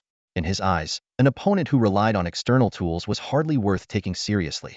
In truth, he had a greater mission on this tripod task entrusted to him by the strongest monk of India, the supreme master of Buddhism. Unlike other practitioners, the source of power for Buddhist monks lies in faith. They do not rely on spiritual energy, technology, genetic modification, or blood, but draw their strength from the devotion of their followers. Modi's true purpose in this tournament was to showcase the might of Buddhist monks to the world and lay the foundation for the global spread of Buddhism. Modi slowly ascended into the air, radiating a golden glow. His cultivation level had reached the separation of souls stage, equivalent to the nascent soul stage of immortal cultivators, though his actual combat strength had not yet fully reached this level. This display instantly captured the attention of the entire audience. Even leaving David the Iron Man momentarily stunned had assumed that flight was his unique advantage. Modi's voice carried effortlessly across the venue without the need for a microphone, reaching billions of viewers worldwide through live broadcasts. It was originally intended for the Supreme Master of Buddhism, Brahma, to personally attend. However, due to pressing matters, I have been entrusted with introducing to you all the essence of the Buddhist path. Strangely, as Modi began to speak, everyone present, including staff and contestants from various countries, appeared mesmerized, as if his words carried an enchanting power. While Modi was eloquently delivering his speech in New York, Lin Yu immediately sensed the manipulative nature of this ability. Having harbored a distaste for Buddhist monks in his previous life, he found their actions in this life even more excessive. Although such a tournament had not existed in his past, some matters had reached a point where intervention was necessary. Lin Yu put down his phone and rose slowly. It was time to remind these monks who the true masters of Blue Star were. Just as Lin Yu was about to get up to handle some matters, his immense spiritual sense detected an unexpected sight. A familiar figure had appeared within the borders of the Dragon Country. It was a bald man who looked to be around 40 years old. Lin Yu recognized him instantly. In his previous life, this man had been a prominent figure on the global stage of players for a long time, until the game's antagonist bosses began manifesting in the real world, after which he gradually vanished from the scene. This man was none other than Brahma, the supreme venerable and the most powerful figure acknowledged by the Buddhist cultivators of Asen country. Lin Yu furrowed his brow, recalling the words of Modi from earlier. He finally understood the deeper meaning behind them. The ambitions of these Buddhist cultivators were indeed not to be underestimated. On the surface, they were stirring up sentiments through the Blue Star Power Tournament, but in secret, they had dispatched their strongest venerable to infiltrate the Dragon Country. In his previous life, these Buddhist cultivators had used various methods to sway countless ordinary people. Now, their choice of the Dragon Country as their primary target made perfect sense. After all, the Dragon Country was not only the second most populous nation after Asen country, but its shared border with Asen and its deep-rooted Buddhist traditions made it an ideal ground for spreading their teachings. A cold smirk appeared on Lin Yu's lips, and a plan began to form in his mind. To thwart the schemes of these Buddhist cultivators, the simplest approach was to capture the ringleader to subdue the followers. If Brahma was dealt with, the rest of the Buddhist cultivators would naturally think twice before acting recklessly. With this thought, Lin Yu strode out of his villa. His figure shot into the sky like an arrow leaving the bow. At the same time, near the border between the Dragon Country and Asen Country, 3 bald men were flying leisurely through the sky. Leading the group was Brahma, followed by 2 attendants. As they flew, they chatted casually, appearing unhurried. Supreme Venerable, all the Buddhist cultivators we sent to the northwest have been killed. Those cultivators of immortality are far too arrogant, one of the attendants said indignantly. Exactly, Supreme Venerable. We must make an example of them, the other chimed in. Flying at the front, Brahma let out a cold laugh. Kill them? Of course, they must be killed. I initially planned to teach those cultivators of immortality a lesson during the tournament. But since they don't dare to participate, they can't blame us for taking the fight to their doorstep. In truth, spreading the teachings was not the primary purpose of Brahma's journey. That task could be left to his subordinates. All he needed to do was make a grand appearance at the end, reap the faith power once the cultivation methods from the game manifested, share a portion with his followers, and watch his own power soar. However, news of his subordinates' deaths had enraged him completely. As someone who had invested nearly tens of millions in the game and whose cultivation had reached the pinnacle of the secret trace realm, Brahma's strength surpassed that of the second strongest Buddhist cultivator by dozens of times. He was undeniably the most powerful figure in Asen country. Just as the 3 crossed the border, a figure suddenly appeared in midair right before them. The 3 of them had no idea how the figure appeared in front of them. It was as if he had materialized out of thin air. This sudden and inexplicable scene caught the 3 Buddhist cultivators off guard, forcing them to stop in their tracks. Even though Brahma, the leader of the group, had achieved the pinnacle of the Meiji realm with extraordinary vision and heightened Buddhist perception, he still couldn't trace the movements of the figure, as if witnessing the legendary art of instantaneous teleportation. Lin Yu's figure became clear as day before the trio. He wore a beige casual outfit and fuzzy slippers, looking as though he'd just rolled out of bed. Despite his harmless appearance, the vigilance of Brahma and his companions did not waver. Who are you? Brahma demanded coldly, his brows furrowed deeply. In reality, Lin Yu hadn't used teleportation. His flying speed simply exceeded the range of mortal perception. Even the most advanced Buddhist cultivators in the Nirvana realm couldn't track his movements. After all, the gap between mortals and immortals was as vast as the heavens and earth. Faced with Brahma's question, Lin Yu didn't immediately understand his language. However, with a sweep of his immense divine consciousness across the entire blue star, he instantly grasped all linguistic knowledge. I am a cultivator, Lin Yu replied, his first words slightly awkward. But then his speech grew fluent. Who are you planning to kill just now? This question left the three men utterly stunned. Clearly, their earlier conversation had been overheard in its entirety, yet they had been completely unaware of anyone eavesdropping. Brahma's sense of caution surged. Preoccupied with consolidating the Buddhist cultivator's power in Asen, he had paid little attention to the gaming rankings of Longwa. He had always assumed that with his millions in spending, even the wealthiest individuals in Longwa couldn't rival him. But now, confronted with Lin Yu, he had to reconsider. You must have misheard, noble one. We had no intention of killing anyone. Buddhism teaches compassion, Brahma said with a forced smile, his heavy accent betraying his unease. Lin Yu, already familiar with the shameless reputation of this Buddhist cultivator, cut straight to the point. Then why have you illegally crossed into Longwa? What's your purpose? Brahma hesitated briefly before retorting. No. We are powerful practitioners of cultivation. Secular laws do not bind us. There's no such thing as a legal entry for us. With Lin Yu's current level of cultivation, a mere thought could obliterate them entirely, leaving no trace of their souls. But he had no intention of resolving this matter quietly. That would be too merciful for these detestable Buddhist cultivators, and wouldn't serve as a warning to others. So, you're saying that secular laws don't apply to us cultivators? Does that mean killing people is perfectly fine too? Lin Yu's smile grew colder as his hand slowly formed the shape of a blade. Sensing the murderous intent emanating from him, Brahma's heart skipped a beat. He immediately barked at the two men behind him. Be cautious. Prepare for battle. Before the words even settled, golden Buddhist energy erupted around Brahma. As a practitioner whose abilities were enhanced by Asen's Buddhist-themed games, he might lack complex techniques or Buddhist artifacts, but the immense power of his Buddhist energy alone allowed him to remain nearly invincible until a game boss appeared. In an instant, the terrifying Buddhist energy surged across the sky, painting the night in a dazzling gold. It was as if the world had shifted from darkness to daylight in the blink of an eye. As Brahma unleashed an overwhelming surge of Buddhist power, preparing for a confrontation with Lin Yu, cultivators across Longwa sensed this astonishing force. Particularly in the southern cities, the cultivators swiftly focused their spiritual senses on the skies near the southern border of Longwa and Asangwa. There, they saw a figure radiating profound Buddhist energy, a power as boundless and unfathomable as the vast ocean. This level of cultivation had long surpassed the understanding of ordinary cultivatorship measured by cultivation ranks. This force had reached the terrifying realm of Dongxiu. Top experts of the cultivation world, including Songyun Jinren and Qi Chongqing, as well as nearly all the renowned cultivators on the Misty Immortal Path leaderboard, were alarmed by this scene. At this moment in Laha City, Qi Chongqing was in his office watching a broadcast of the Blue Star Power Arena tournament. On the screen, a bald man from Asangwa was passionately proclaiming that everyone in the world should convert to Buddhism. Just then, Qi Chongqing, who had recently been in frequent clashes with Buddhist practitioners, immediately sensed that familiar yet astonishingly powerful Buddhist energy. His spiritual sense instantly extended to the sky. After assessing the situation, his face displayed shock. This Buddhist cultivator's power is terrifyingly strong, far beyond mine. Could it be that they've come for revenge because I recently killed some Buddhist practitioners? But to act so brazenly within Longwa's borders, don't they know we have Chengfeng Zhenren watching over us?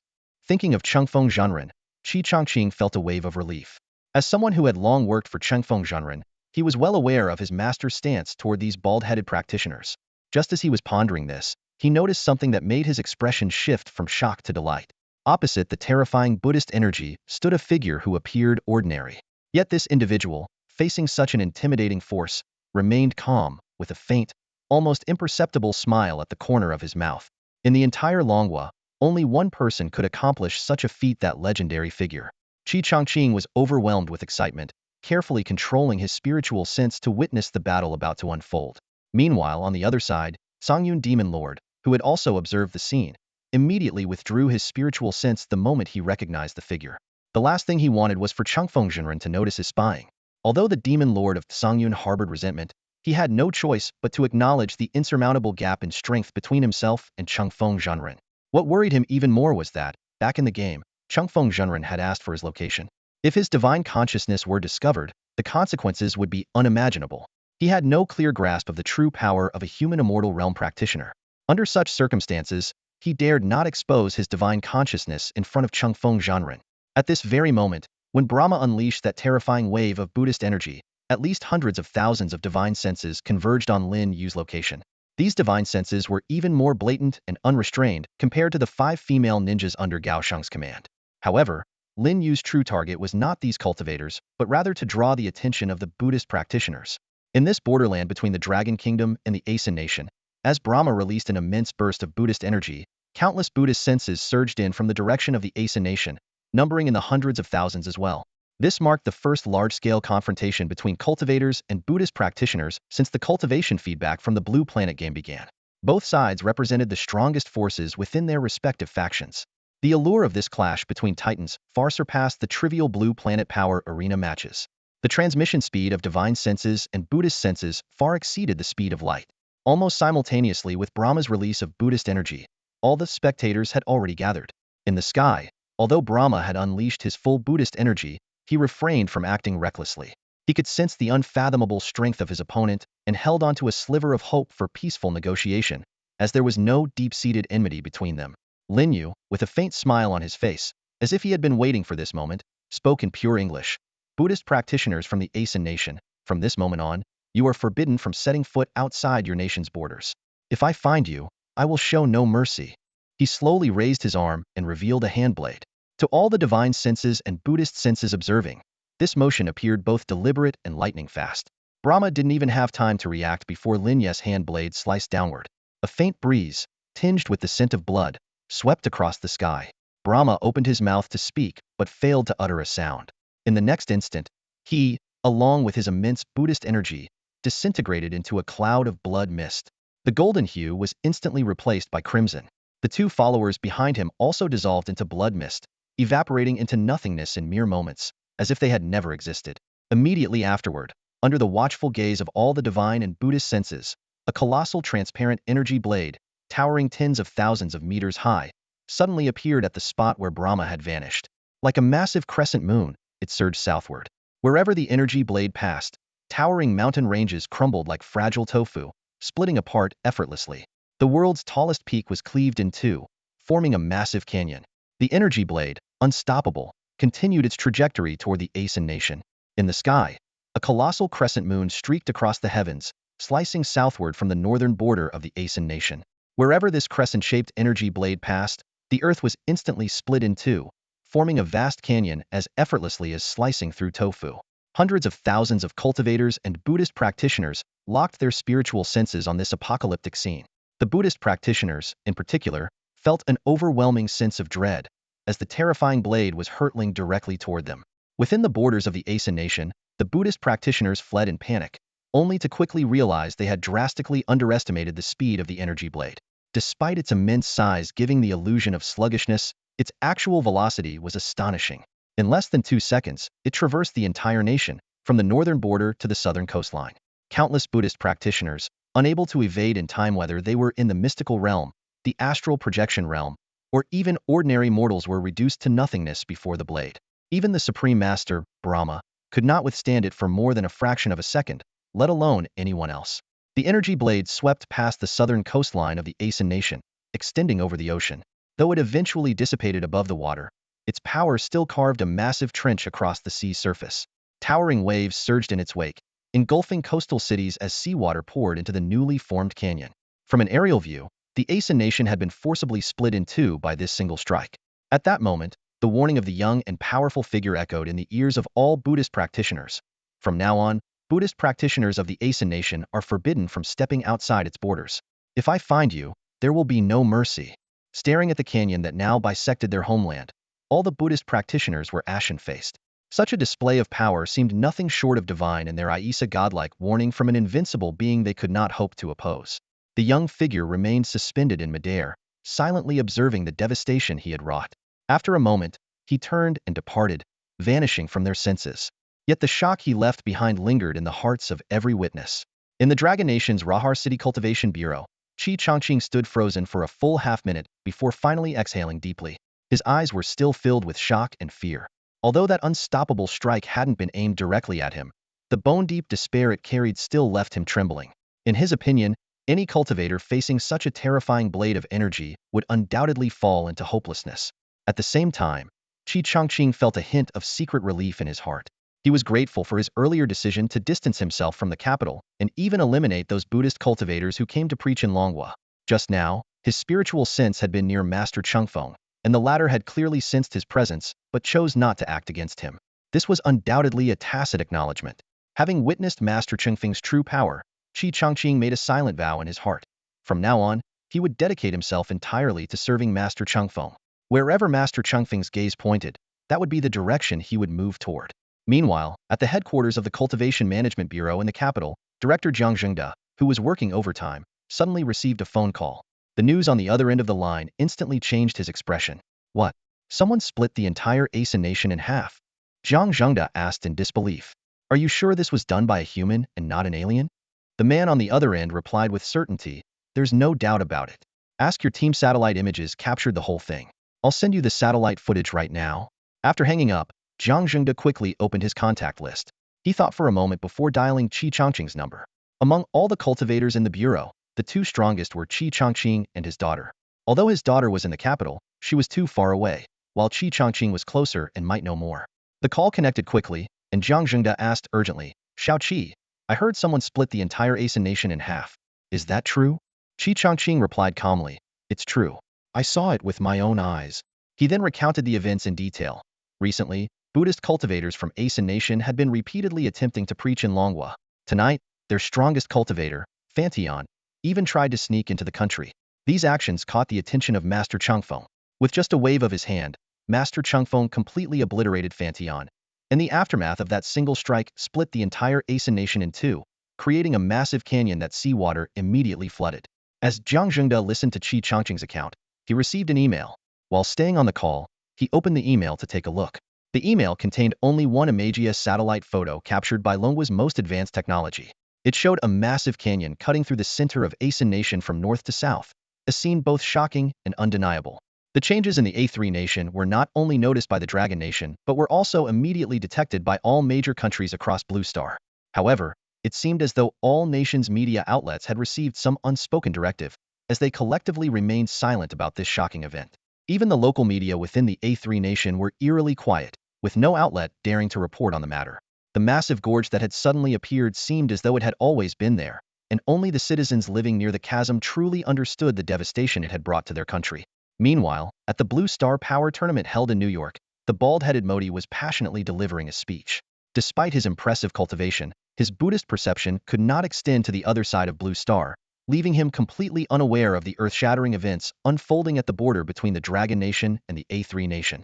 However, his companions had already received an urgent message from the A3 nation.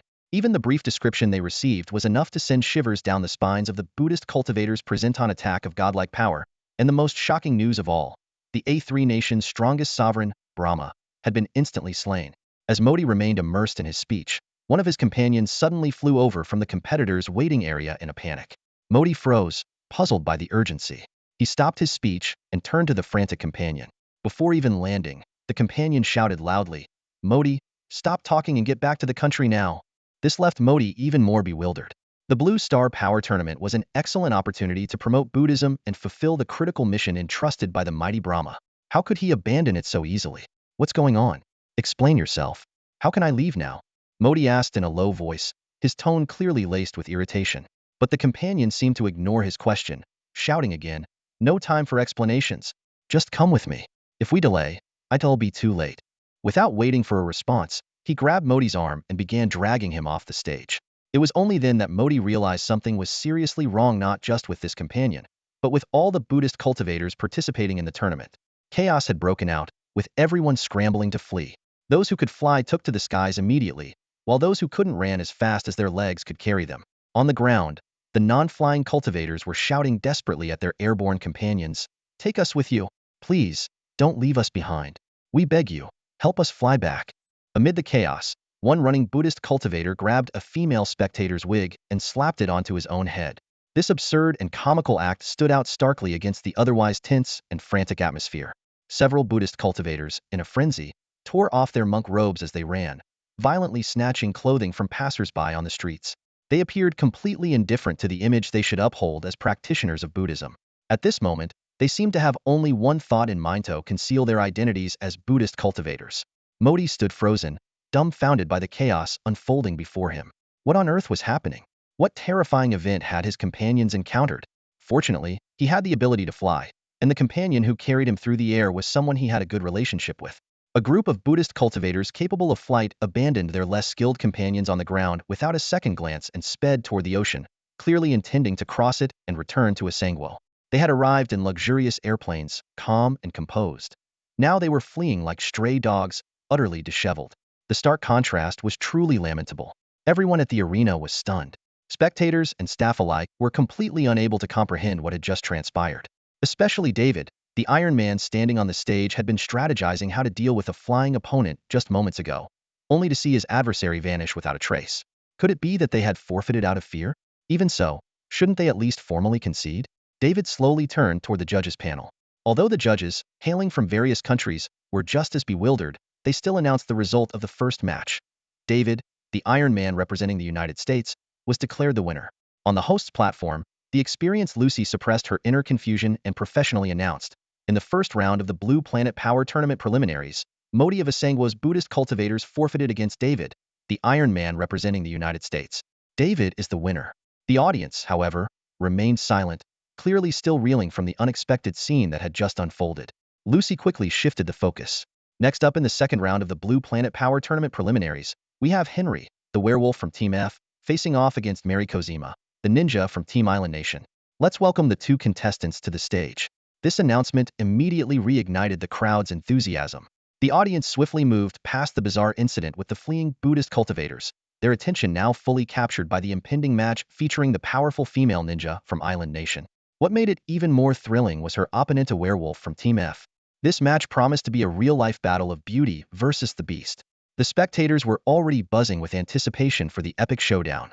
Team F's game, Blood Moon Werewolf, allowed players to embody werewolves, evolving by devouring prey and battling NPC demon hunters.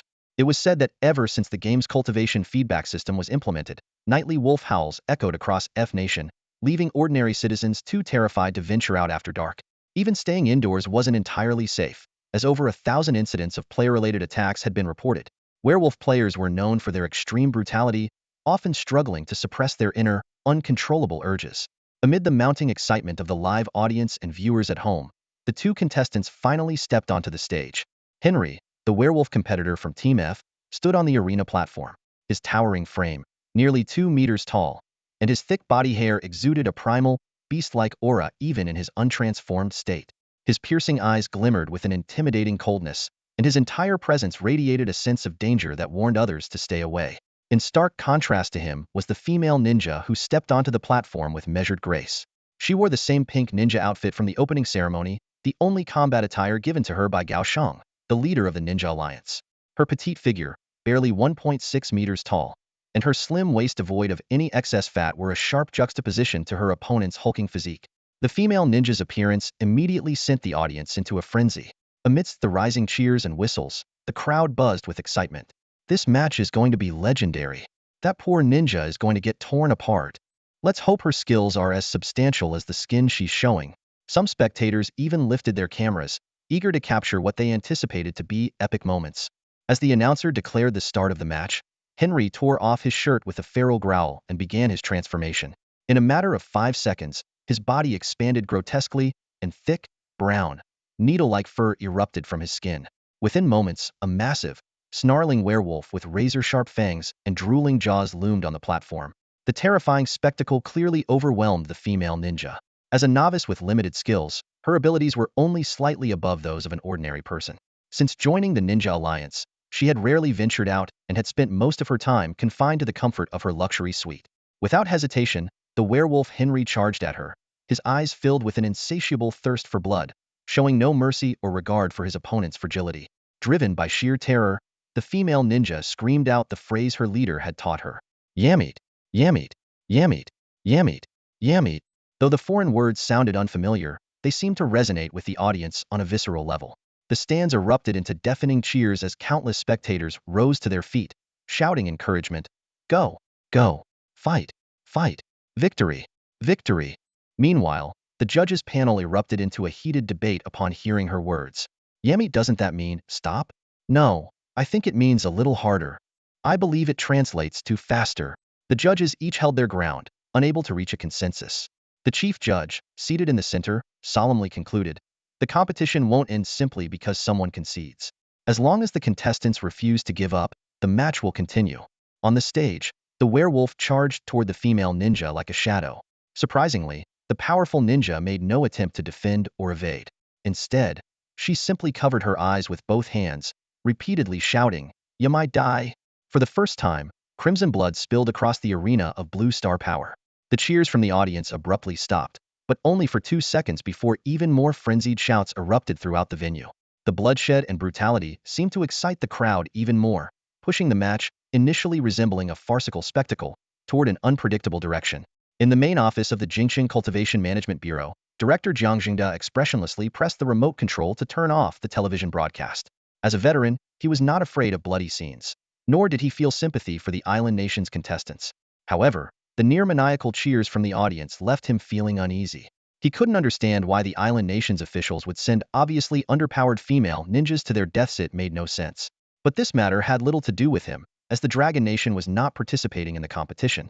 His attention was instead focused on a recent incident at the border between the Dragon Nation and the Asan Nation. A satellite photo and a familiar name had left him deeply unsettled. As the director of the Cultivation Management Bureau, Jiang Jingda fully understood the Bureau's founding purpose, to manage cultivators with other cultivators.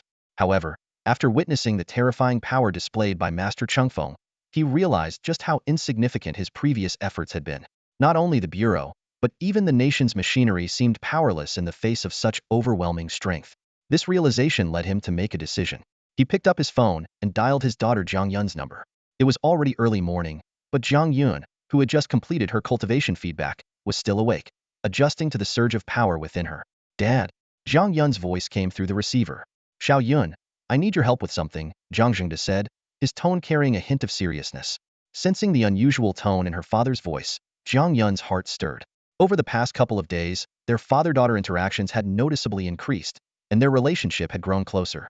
"What is it?" she asked, trying to sound composed. "I'd like you to introduce me to Master Chengfeng." There was a brief silence on the other end of the line. A few seconds later, Jiang Yun's slightly awkward voice replied, "Dad, so you already know?" Jiang Jingda smiled and said, "Of course I know. Don't forget, your dad is a former reconnaissance soldier. Although I was a bit stubborn in the past, people need to adapt with the times. Getting married in a game isn't a big deal. I just want to meet your in-game dual cultivation partner." Sensing her hesitation, he quickly added, "I'm reaching out purely for bureau-related matters. I'm not here to evaluate your boyfriend, and I'm certainly not trying to pressure you into marriage." Jiang Yun hesitated before replying, "Dad." Knowing his personality, he would never join the Cultivation Management Bureau. She had long suspected that Master Chengfeng was Lin Yu. Ever since she saw Xiao Guang at the Zhanghai City Bureau, she had her suspicions but never mentioned it to anyone. From what she knew of Lin Yu, he despised being constrained, and with his current level of power, neither the Bureau, the Dragon Nation, nor the entire world could dictate his choices. Jiang Jingda chuckled and said, "You're overthinking it. I wouldn't dare try to recruit this great master into the Bureau. I just want to understand his attitude toward the Dragon Nation and the world." After returning to the Asan Kingdom, including Modi and his fellow Buddhist cultivators, they finally witnessed the terrifyingly vast chasm with their own eyes. This ominous rift stretched from the northern mountains all the way to the southern coast, resembling a colossal sword lying across the land of the Asan Kingdom. Skyscrapers, sprawling mountain ranges, rushing rivers, everything in its path was split in two, forming an insurmountable divide. Faced with this shocking sight, a sense of dread surged once again within Modi and his companions. At that moment, one of their fellow Buddhist cultivators, floating in midair, muttered, "It's over. We'll never have a chance to rise again as Buddhist cultivators." This sentiment echoed the thoughts of all the Buddhist cultivators. For them, followers were the foundation of their practice. Without followers, there was no faith. Without faith, there was no power to advance their cultivation. Although the Asan Kingdom had a large population, it was insignificant compared to the global population. Hearing this, the other Buddhist cultivators' faces darkened. Their minds drifted to the cultivation game where every player had tens of millions of followers, and the game world was populated with countless NPCs. By comparison, the Asan Kingdom's mere billion-plus population seemed like a drop in the ocean. However, at that moment, Modi suddenly let out a cold laugh. Narrowing his eyes, he said, "What's the point of being so downcast? Perhaps being confined to our own country isn't such a bad thing after all." Noticing the puzzled looks from his companions, Modi continued, "From now on, we'll close off our nation and cut all ties with the outside world. Then, we'll enforce mandatory population growth. Within 3 years, our population could triple at least. We'll convert every school into a temple and instill faith from a young age." His voice grew more resolute. The spiritual energy needed by cultivators may diminish over time, or even vanish completely, but population won't. In the future, Blue Star will inevitably belong to us Buddhist cultivators once again. These shocking words left the other Buddhist cultivators stunned. But when they saw the unwavering determination in Modi's eyes, they quickly realized this was no joke. Ever since the Supreme Venerable Brahma and his two powerful aides had fallen, they had become the strongest Buddhist cultivators in the Asen kingdom. Now, with the powerful immortal cultivator having severed their ability to spread their faith beyond borders, Modi's radical proposal, though unorthodox, might just be feasible. They all understood clearly that even if they combined the strength of all the Buddhist cultivators, they still wouldn't stand a chance against that guy. MOTI's proposal might truly be their only way out, turning the entire Asen nation into their personal livestock farm. Back in Zhanghai City, Lin Yu returned home after dealing with the matters in the Asen nation. He was quite familiar with the Buddhist cultivators there. In his previous life, those people loved to preach everywhere, turning the entire blue planet into a chaotic mess. However, he had no intention of erasing the Asen nation from the map. As long as those Buddhist cultivators stayed within their own borders and did whatever they wanted, he couldn't care less. But if they refused to listen and insisted on causing trouble everywhere, they shouldn't blame him for being ruthless. After killing 3 Buddhist cultivators and leaving a massive canyon in the Asen nation, Lin Yu felt no ripple of emotion in his heart. Sitting in his bedroom, he opened his phone and browsed the official forum of the game to see what the cultivator players were saying about the incident. The forum was flooded with flattery. "Master Changfeng is so powerful. With him in our long nation, it's like having an anchor of stability. Unbelievable strength. Master Changfeng is truly invincible. I suspect he didn't even use his full power. If he did, the blue planet would be gone." There was even someone claiming to be the most beautiful female player in Ethereal Immortal Journey, publicly posting that she wanted to be his housekeeper, declaring, "I can do laundry, cook, clean, scrub toilets, and even warm the bed." Other players mocked her. "Last time you said you'd marry him. You really think you're that important? Does the master even need a bed-warming maid?" Someone else joked about practicing eating grass to become Master Changfeng's mount. Shaking his head at the pointless flattery posts, Lin Yu closed the forum. Just then, his phone vibrated. It was a message from Jiang Yun. "Boss, are you free tomorrow morning? My dad said he'd like to pay you a visit." The ellipsis at the end seemed to hint at her inner turmoil. Before Lin Yu could reply, Jiang Yun quickly sent another message. "If it's inconvenient, I'll turn him down right now." Lin Yu chuckled and extended his divine sense toward the capital. With his cultivation at the human immortal realm, that distance was covered in an instant. He saw Jiang Yun leaning against her bed, holding her phone in both hands, lightly biting her lip, her cheeks tinged with a faint blush, a stark contrast to her usually cold and aloof demeanor. Seeing this, the corners of Lin Yu's mouth curved upward. He simply replied with a short message, "I'm free." Over in the capital, Jiang Yun's tense expression immediately softened when she saw his response, and a slight smile appeared on her face. After calming herself, she quickly called her father. "Dad," he agreed. "I'll send you his location shortly." On the other end of the line, Jiang Yun's father couldn't hide the joy in his voice. "Great, they'll set off tonight." Early in the morning, just as the sun peeked over the horizon, a black SUV with Beijing license plates quietly came to a stop in front of Lin Yu's villa. At that moment, Xiao Guang was just waking up, stretching lazily. His sharp senses quickly picked up on the movement outside. Through the car window, he immediately recognized Jiang Jingde sitting inside. Although he had never met the head of the Cultivators Management Bureau in person, the face he had seen many times during video conferences was etched in his memory. Why would Director Jiang from the Beijing headquarters of the Cultivators Management Bureau come here? Xiao Guang wondered to himself. Various speculations flashed through his mind. Was he here to check on him? No, that would usually happen at the workplace. Could it be some kind of secret mission? Or perhaps a mysterious reward, one that needed to be kept away from the eyes of his colleagues?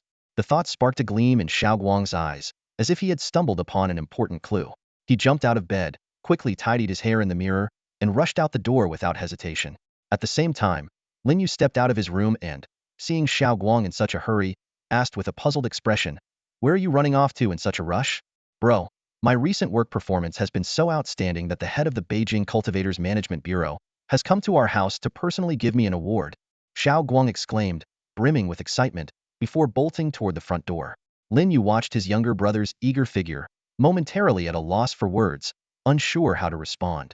As Xiao Guang arrived at the villa's entrance, Zhang Zhengda noticed him approaching. When he got a clear look at Xiao Guang's face, a glimmer of recognition lit up in his eyes. As the deputy director of the Jianghai City Cultivators Management Bureau and a powerful cultivator whose abilities rivaled those of his own daughter, Xiao Guang was undoubtedly one of the bureau's most pivotal members.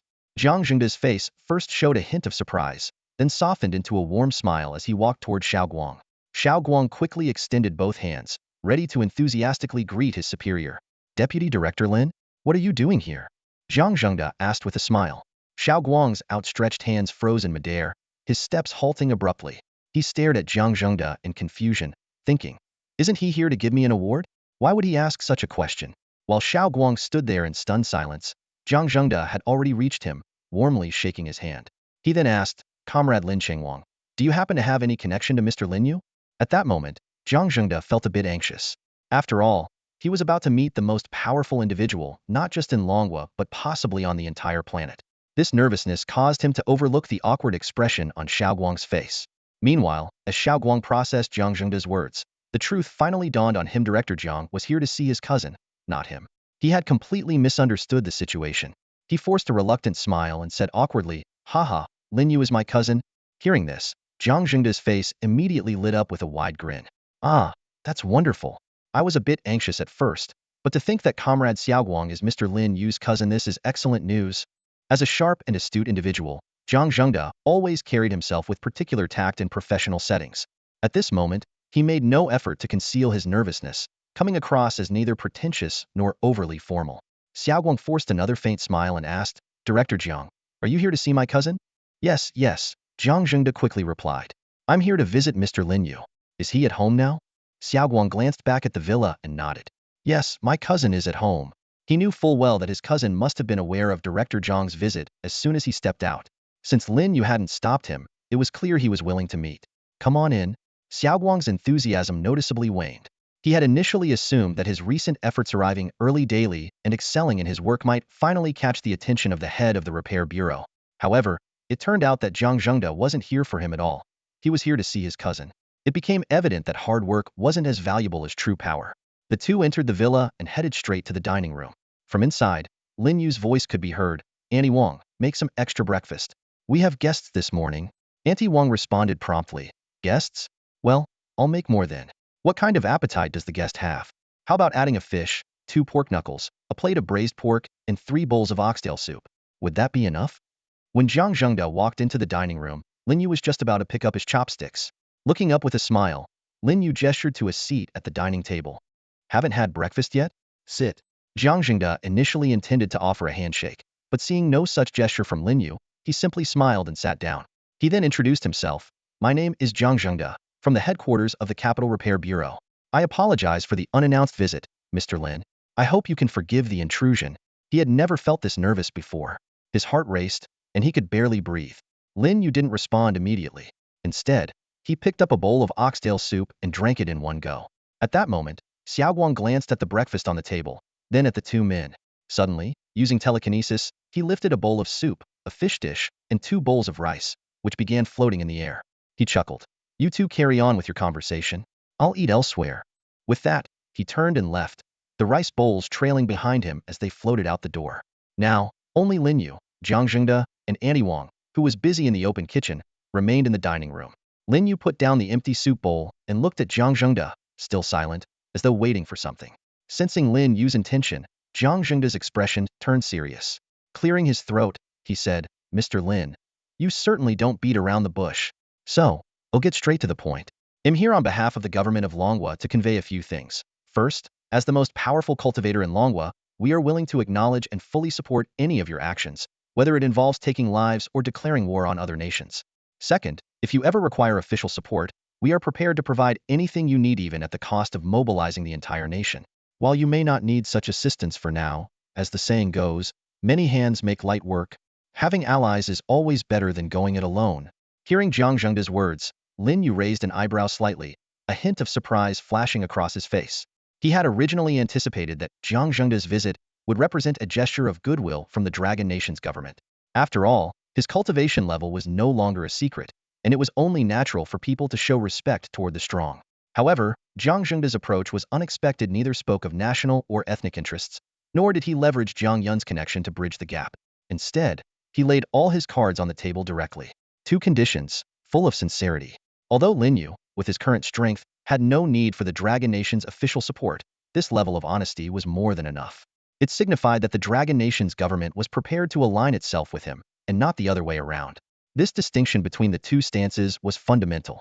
After finishing his statement, Jiang Zhengda's previously tense shoulders finally relaxed. As the representative of the entire Dragon Nation's government, the weight of this conversation had been immense. In truth, the decision on how to handle their relationship with the renowned cultivator Chengfeng Zhenren had been made after thorough deliberation by the officials. They had concluded that only sincerity could yield the greatest return. This principle applied as much to the relationship between a nation and an individual as it did to any other kind of relationship. At this moment, Lin Yu's lips curved into a faint smile as he pushed a steaming bowl of ox tendon soup toward Jiang Zhengda. Have some soup first? It'd be a shame if it got cold. This is quite nourishing. Mr. Lin, your breakfast is truly impressive, Jiang Zhengda remarked, his tone noticeably more relaxed. Ever since I started cultivating, my appetite has definitely improved, Lin Yu replied casually. Jiang Zhengda eyed the soup, with its floating slices of ox tendon flowers, and cautiously took a sip. His eyes lit up. He then picked up a piece of the ox tendon flour with his chopsticks, tasted it, and gave a thumbs up in approval. No wonder someone as powerful as Lin Yu was still so enthusiastic about food. The flavors were truly extraordinary. Following Lin Yu's example, Jiang Zhengda lifted the bowl and began drinking heartily. It was then that Lin Yu's voice broke the moment. Since you've made your stance clear, I'll do the same. I don't want to be bothered with trivial matters. But as long as I'm here, no one will dare cause chaos in the Dragon Nation. From Lin Yu's home to the car, and all the way back to the capital city, Jiang Zhengda wore a smile on his face the entire time. The visit had gone far more smoothly than he had expected. During previous government meetings, some had even suggested inviting Lin Yu to join the Cultivation Management Bureau, or perhaps to lead it. Thankfully, that proposal had been dismissed. Otherwise, this trip might have been fruitless. Jiang Zhengda sat in the car heading back to Beijing, replaying Lin Yu's final statement in his mind, and couldn't help but feel a surge of excitement. He eagerly pulled out his phone and dialed his daughter Jiang Yun's number. Xiaoyun, your dual cultivation partner is really something. Great character, strong abilities, and even health conscious. As soon as he started talking, he couldn't stop praising Lin Yu. By the way, you said the in-game equipment would be reflected in reality soon. Do you think the in-game marriage certificate will also materialize? At the same time as Jiang Zhengda concluded his visit and returned to the capital, the preliminary round of NY's first Blue Star Power Tournament was nearing its end. Despite the rule that matches should be stopped before causing serious harm, the fatality rate shockingly exceeded 80. The 5 elite female ninjas sent by the island nation faced a crushing defeat. 2 were killed by werewolves from F country, 2 fell to zombie players from Olda Island, and the last succumbed to a fireball from a fire mage. Even in their final moments, these ninjas couldn't understand why shouting "Yummy" didn't count as a surrender. With the preliminary round over, more than half of the contestants were eliminated, and many of the victors were too injured to proceed. The host promptly announced that the championship stage would begin the next day at 8 a.m. U.S. time. In a movie theater in the island nation, Gaosheng rose slowly after watching the final match of the preliminary round. The brutal and bloody battles had thrilled him, but the swift demise of the 5 carefully trained female ninjas left him with a tinge of disappointment. He turned to his 4 core subordinates Da-Ha, Air-Ha, San-Ha, and Xiao-Ha. The 4 elite upper-level ninjas immediately knelt in deference. My 5 favorite, powerful female ninjas died with great honor, showing the world the fearless spirit of our ninjas, Gaosheng declared solemnly. To honor them, I've decided to train 50 more exceptional female ninjas to form a new team in preparation for the next tournament. I want to see them by tonight. Understood, leader. The 4 elite ninjas responded in unison. As night fell, it was destined to be a sleepless one. Players across the globe eagerly awaited the arrival of midnight. Although the games varied from country to country, tonight would mark the rollout of the equipment feedback system, which promised to significantly boost the player's abilities. Lin Yu, too, was filled with anticipation, especially for the low-grade celestial weapon, the dust-cleaving flying sword. Based on his experiences from his past life, the first day of feedback would primarily focus on weaponry. He was curious to see just how powerful this unique celestial weapon from the game Ethereal Immortal Path, combined with a 120 feedback ratio, could become. That night, a quiet revolution was unfolding in Asangwo.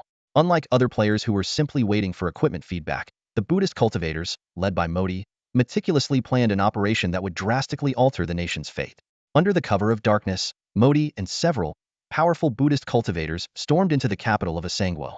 The armed guards standing in their way fell in an instant, and Modi, undeterred by the bullets that struck him, strode directly to confront the king. The corpulent monarch, resembling a living embodiment of the Maitreya Buddha, stared in terror at the intruders. Although Asangwa was neither a Buddhist nation nor was the king himself a Buddhist, everything changed under Modi's persuasive explanation and the forceful gesture of driving a pin into the king's palm. Trembling, the king declared that, effective immediately, Buddhism would replace the Asen religion as the state religion. What followed was a series of shocking reforms. First, the entire education system was abolished. All schools were to be converted into monasteries, where only Buddhist scriptures could be taught. All other books were to be burned, and anyone caught in possession of non-Buddhist texts would be labeled a heretic. Second, marriage and childbirth policies were overhauled. The legal marriage age was lowered to 12, and polygamy was instituted. It was mandated that the first child must be born by age 14, and 3 children were required by age 18. A nationwide survey of women's reproductive status would be conducted in 3 months, and all women between the ages of 13 and 53 were required to either be pregnant or within 3 months postpartum. Violators would also be deemed heretics. Third, the nation's industrial structure was forcibly transformed. All industries, except for agriculture and textiles, were banned. Violators faced the same fate as heretics. These reforms were enforced by the harshest of punishments. Anyone labeled a heretic faced only one outcome: execution by hanging. Additionally, the nation's borders were completely sealed, with no entry or exit permitted. In just one night, Asangwa became a pig farm for the Buddhist cultivators. As for this dramatic upheaval, Lin Yu remained indifferent. As long as they stayed out of his way and refrained from causing trouble, he considered these domestic matters none of his concern. As the clock struck 11:30 p.m., the entire Longwa fell into an eerie silence. Ordinary people were fast asleep, while all cultivators held their breath, eagerly anticipating the first real-world feedback from the game equipment. Casually, Lin Yu opened the official game forum, where the excitement of players filled the screen. "I'm so excited. If storage rings become a reality, I'll never have to worry about food getting cold and bad reviews while delivering takeout. If storage rings become real, I won't need to keep my 3 million in a safe anymore. I can just store it in the ring so much safer." Lin Yu scrolled through the forum posts and couldn't help but chuckle. The discussions among gamers about the equipment feedback were filled with wild imaginations. Some worried about flying swords accidentally hurting their family members, others planned to use divine weapons to improve their cooking skills, and a few had already headed to open parks, waiting for the gear to descend from the sky. These whimsical concerns reminded Lin Yu of a lesson from his previous life when he had waited at home for the equipment feedback. It ended up destroying the roof of his villa. Glancing at the clock, it was already 11:50. Lin Yu got up, walked out of his bedroom, and called toward Xiao Guang's room. "Xiao Guang, come out with me." Moments later, Xiao Guang opened the door, his eyes sparkling with anticipation. As a VIP 10 player in the game, he had long been eyeing his cousin's collection of rare and precious equipment. After all, Lin Yu's name dominated the game's equipment leaderboard. Not only had multiple entries in the top 10, but also accounted for nearly half of the items further down the list. Most of this equipment came from Lin Yu's relentless dungeon grinding. The Blackwater Abyss, being the highest level dungeon, was renowned for its high drop rates. Coupled with the 5-fold rewards he received when soloing the dungeon, Lin Yu had amassed a vast collection of high-quality gear. Unlike other players, Lin Yu neither lacked cultivation resources nor spirit stones. He had never sold any of his equipment and had always kept it all to himself. "Where are we going, bro?" Xiao Guang asked curiously. He couldn't understand why his cousin insisted on waiting for the feedback before handing over the gear. After all, as fellow VIP players, the feedback effect shouldn't differ that much. Little did he know, Lin Yu's VIP 12 status was a closely guarded secret. Lin Yu paused to think and then replied, "To the rooftop." This decision stemmed from his past experience since the equipment descended from the sky. Standing on the rooftop was far better than risking the house getting wrecked again. The equipment feedback arrived as expected, descending from the sky like a meteor shower, gently falling from above. This scene was strikingly similar to the cotton candy phenomenon that occurred during cultivation feedback. Lin Yu and Xiao Guang instinctively flew up to the rooftop, waiting for their destined treasures. Suddenly, the sky underwent a dramatic transformation. Countless star-like points of light flickered across the heavens. Xiao Guang eagerly extended his divine sense to investigate, and the sight before him left him awestruck. Innumerable treasures, glowing with starlight, poured down like a meteor shower. However, what Lin Yu witnessed was even more breathtaking. With his powerful divine sense in this lifetime, he could encompass the entirety of Blue Star in his perception. To his amazement, the skies above different countries displayed distinctly unique phenomena. Above the island nation, ninja equipment dominated the scene. A dense array of kunai and shuriken formed the mainstay, interspersed with iconic items such as ninja headbands and ninja swords. Above the skies of the United States, it was a completely different spectacle. Various types of gleaming steel suits of armor filled the air, along with the Hulk's stretchy shorts, vibrant shields, and even an abundance of sleek black bodysuits. As for the Dragon Nation, its skies were filled with the cultivation treasures Lin Yu was most familiar with. The first wave of equipment feedback was primarily composed of weapons, with flying swords being the most popular treasures among players. Additionally, there were bottles, staffs, mirrors, ropes, scissors, and even rakes of various shapes and sizes. While weapons were the focus, Lin Yu also noticed a significant number of storage rings, which would undoubtedly be a great convenience for the fortunate players who obtained them. At this moment, Xiao Guang looked up at the sky and exclaimed in surprise, "Bro, the starlight above us seems much denser than anywhere else." He quickly realized the reason behind this and, with eyes gleaming, asked excitedly, "Bro, just how much equipment did you hoard in the game?" Lin Yu smiled and replied, "Besides the gear I donated to the sect, I think I still have tens of thousands left." "What? Tens of thousands?" Xiao Guang was so shocked that he was momentarily speechless. In the game, equipment served two main purposes for players, either as essential tools for increasing combat power or as items to trade, donate, or dismantle for resources. At this pivotal moment, most players had a very limited number of equipment, typically no more than 10 items. Many only kept a single essential set of gear on their person, never storing additional items in their inventory or warehouse. After all, hoarding equipment in the game had never held much practical value. Only Lin Yu, knowing that equipment in the game could transfer to the real world with a 100 equivalence rate, deliberately stockpiled a large amount of gear. Now, the equipment floating in the sky began to descend slowly, as if guided by some mysterious force, each piece precisely flying toward its rightful owner. Before long, the first piece of equipment, a low-grade mortal flying sword, landed steadily in the hands of a player. Although mortal-grade items ranked at the bottom of the magical artifact hierarchy and were usually only used by beginners, this lucky player couldn't hide his excitement. He had created his account and made a 6 yuan recharge in the final few minutes before the game's recharge channel closed, earning him the status of a first-time spender.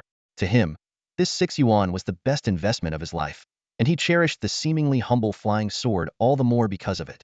As more players received their equipment, a pattern began to emerge. The lower the grade of the magical artifact, the earlier it landed, while higher quality gear only descended gradually in the later stages. Those who had already obtained their equipment started to envy the players still waiting, gazing up at the sky and using their spiritual senses to catch a glimpse of the high-tier artifacts yet to come. At that moment, the players noticed something unusual in the skies over Zhanghai City. While over 80 of the equipment had already descended in other parts of Longhua, leaving the skies increasingly empty, countless magical artifacts were still suspended above Zhanghai City. They radiated dazzling streams of light as they slowly descended from the heavens. In a nearby park on the outskirts of Zhanghai City, a group of cultivators who had already received their own equipment turned their eyes toward the city.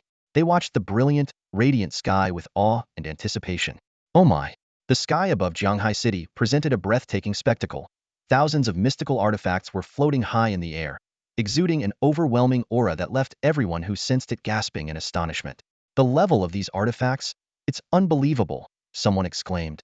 "There are at least several thousand of them, maybe even more than 10,000. Soon, the cultivators realized the truth.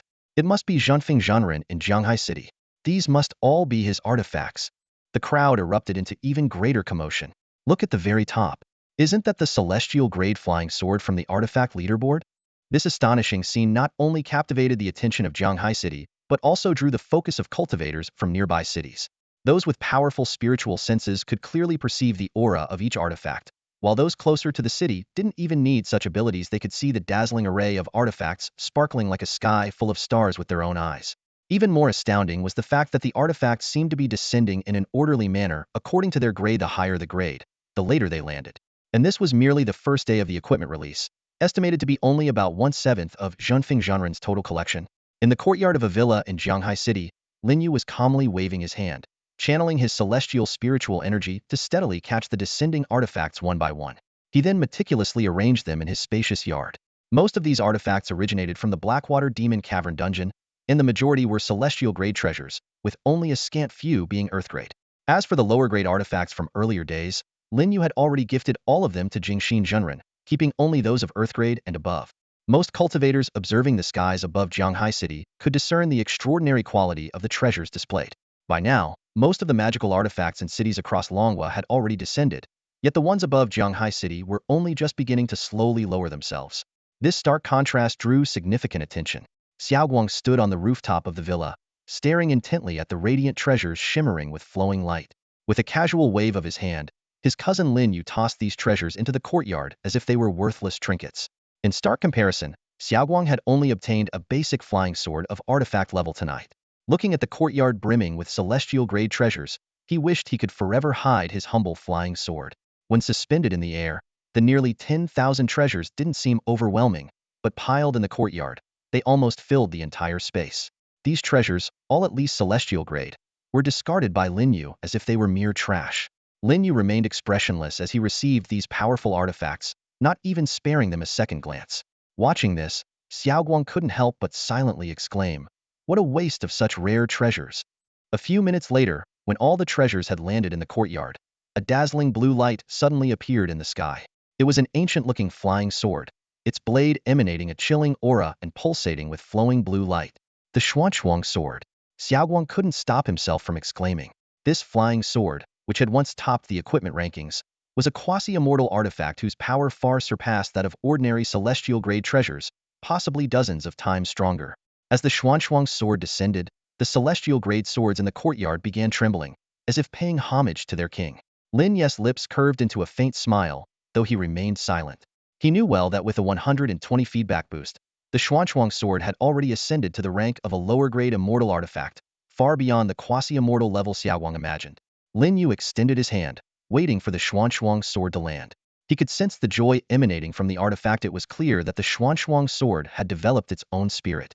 Across Longhua, every cultivator witnessing this scene was filled with envy. They understood that only a true powerhouse like Chengfeng Zhenren was worthy of wielding such an extraordinary treasure. Even for other cultivators who have reached the nascent soul stage, it is challenging to fully harness the true power of a semi-mortal artifact. At this moment, in the headquarters of the Xiaoyao Palace in the capital city, within a refined private garden, the Songyun Demon Lord waited alongside nearly 100 members of the palace for the return of their treasures. Over time, the Xiaoyao Palace had grown into a significant cultivation organization, attracting nearly 100 cultivators to join its ranks. Among these members, a considerable portion were cultivators still in the early stages of their cultivation feedback. Some joined due to a lack of confidence, others were overwhelmed by the presence of more powerful individuals, and many were uncertain about their future. They chose to follow the second strongest player in the rankings.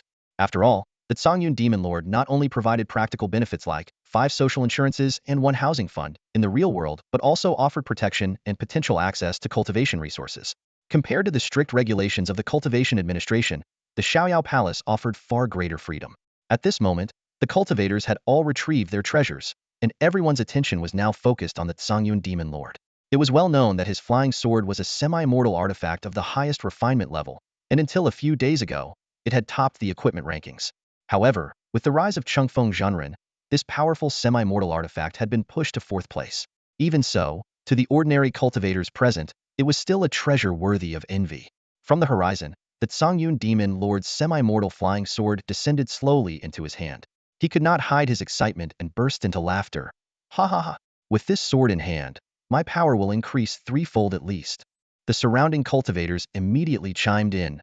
"Palace Master is mighty. Palace Master is invincible." The flattery echoed incessantly, and the Songyun Demon Lord's smile grew even brighter, clearly relishing the admiration of the crowd, or rather, the 100-strong audience. Just then, a member of the Xiaoyao Palace suddenly pointed southward and exclaimed, "Look! The flying sword from Jianghai City is descending too." Although many had been busy praising the Palace Master, they had secretly been keeping tabs on Jianghai City's movements. Hearing this, everyone turned their heads without hesitation. "Whoa!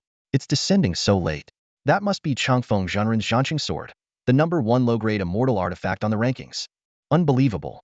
Just catching a glimpse from afar feels like my eyes are being slashed by its sword aura." As they watched the low-grade immortal artifact slowly descend, the envy in everyone's eyes grew even stronger. It was said that the gap between a low-grade immortal artifact and a semi-mortal artifact was even greater than that between a semi-mortal artifact and a heavenly artifact. This was a truly unique immortal artifact in the entire game. In an instant, the crowd's interest in the Songyun Demon Lord's semi-mortal artifact seemed to wane slightly. Many secretly lamented that Chengfeng Zhenren hadn't established a faction. Otherwise, even without offering benefits like 5 social insurances and 1 housing fund, they would likely have flocked to him.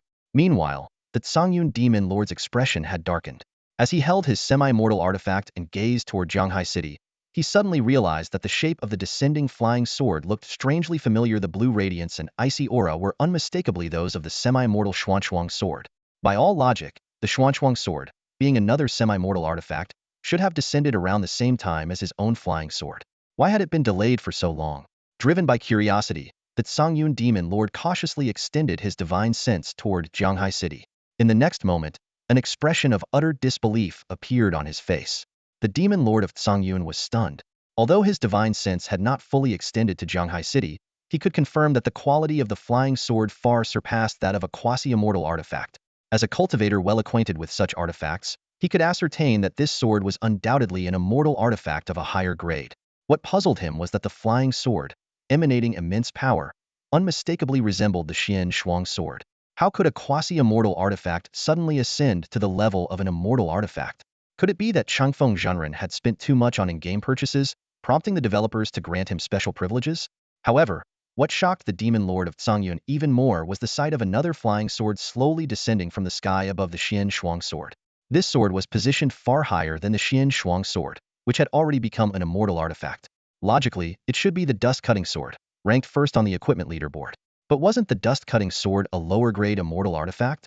Why would it surpass the Xian Shuang sword? Sensing that the situation was turning unfavorable, the demon lord of Songyun quickly withdrew his divine sense. He knew all too well that once Chengfeng Zhenren's treasures descended, he would inevitably start probing the surroundings. If his presence were discovered, his quasi-immortal artifact flying sword would likely be at risk. After all, who would ever complain about having too many quasi-immortal artifacts? Turning to his subordinates gathered in the small garden, the demon lord of Songyun sighed and said, "Disperse. There's nothing worth watching." Nearly 100 golden core cultivators immediately scattered at his command. Casting one last glance at the southern skies, he cradled his quasi-immortal artifact flying sword and returned to his room, ready to study it further. Meanwhile, in Jianghai City, Lin Yu stood atop the villa's roof, his hands firmly catching the descending Xian Shuang sword. A cool, serene aura flowed through the sword's body, sharpening his thoughts. His gaze inadvertently shifted toward the direction of the capital. Though the demon lord of Kangyun's divine sense was hiding at a distance, it could not escape Lin Yu's perception. However, to someone who had already ascended to immortality and wielded an immortal artifact, a cultivator in the integration realm was as insignificant as an ant. Just as ordinary people wouldn't go out of their way to step on ants, Lin Yu gently stroked the Xian Shuang sword and refocused his attention on the formidable weapon in his hands. The Xian Shuang sword began to tremble gently, radiating a clear sense of joy. Xiao Guang eagerly leaned in, his eyes sparkling with excitement, and even a faint glimmer could be seen at the corner of his mouth. "Brother, can I touch this flying sword?" he asked impatiently, reaching out his hand. Lin Yu shook his head decisively. "No." Xiao Guang's hand froze midair, and he pouted in protest. "So stingy. Your cultivation level isn't high enough. The aura of a celestial artifact could harm you," Lin Yu explained with a sigh. "Celestial artifact?" Xiao Guang's eyes widened in shock. "Isn't this your semi-celestial artifact?" Lin Yu's lips curled into a slight smile. "It has grown." Who would believe that equipment can grow? Xiao Guang clearly didn't buy it, his face full of frustration. Lin Yu could see right through him. Comparison breeds discontent, and at this moment, Xiao Guang was painfully comparing himself to his brother.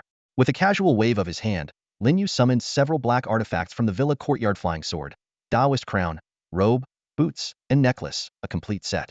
These treasures floated gently in front of Xiao Guang. "Take them to your room and study them. This is a complete high-grade celestial set with set bonuses. It's not as powerful as a semi-celestial artifact, but it's close." Staring at the high-grade celestial artifacts floating before him, Xiao Guang's eyes glazed over, and all his worries were instantly forgotten. Without hesitation, he tossed aside his old flying sword and clutched the new set in his arms. "Brother, from now on, you're not just my cousin. You're my real brother. No, you're my grandpa. No, my great ancestor." Before he could finish, Lin Yu's face darkened, and he kicked the rambling Xiao Guang off the roof. Moments later, Xiao Guang's excited cheers could be heard from the ground as he scrambled to his room with the treasures in tow. This black set of celestial artifacts originated from the Blackwater Demon Cavern. Initially, it was only low-grade celestial equipment, but after a 120 enhancement, it was upgraded to high-grade. The fact that Xiao Guang managed to gather a complete set was truly a stroke of luck. With his current cultivation level and this Blackwater set, fighting opponents of higher levels should be no problem. Meanwhile, back at Xiao Guang's parents' house in Jianghai City, his father, who had been sound asleep, suddenly sneezed twice, startling his wife awake. "Damn it, who's cursing me in the middle of the night?" he muttered groggily. Who else but your son would bother cursing you at this hour? His wife replied lazily, turning over. Why would he curse me? Because you insisted on sending him to that cultivation management institute? I did it for his own good. He was wasting away, doing nothing all day. Have you seen how much weight he's gained recently? Hearing this, Xiaoguang's mother finally nodded in agreement. That's true. Xiaoguang really does need to lose some weight. Standing atop the villa roof, Lin Yu finally tore his gaze away from the Xuanchuang sword and looked up at the horizon. By now, the first-day equipment feedback across the entire world had already concluded. Though some countries were still basking in daylight, the feedback process adhered to the unified blue planet timeline. Under the vast expanse of the heavens, the final piece of equipment was about to descend.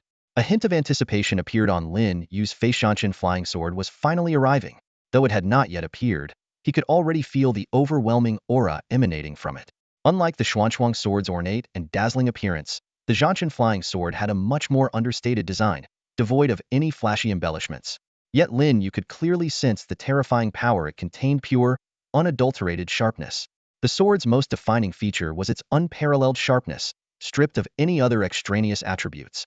Lin Yu vividly remembered using this lower-grade celestial weapon, the Zhanshan flying sword, in the game to slice through the tribulation clouds above him.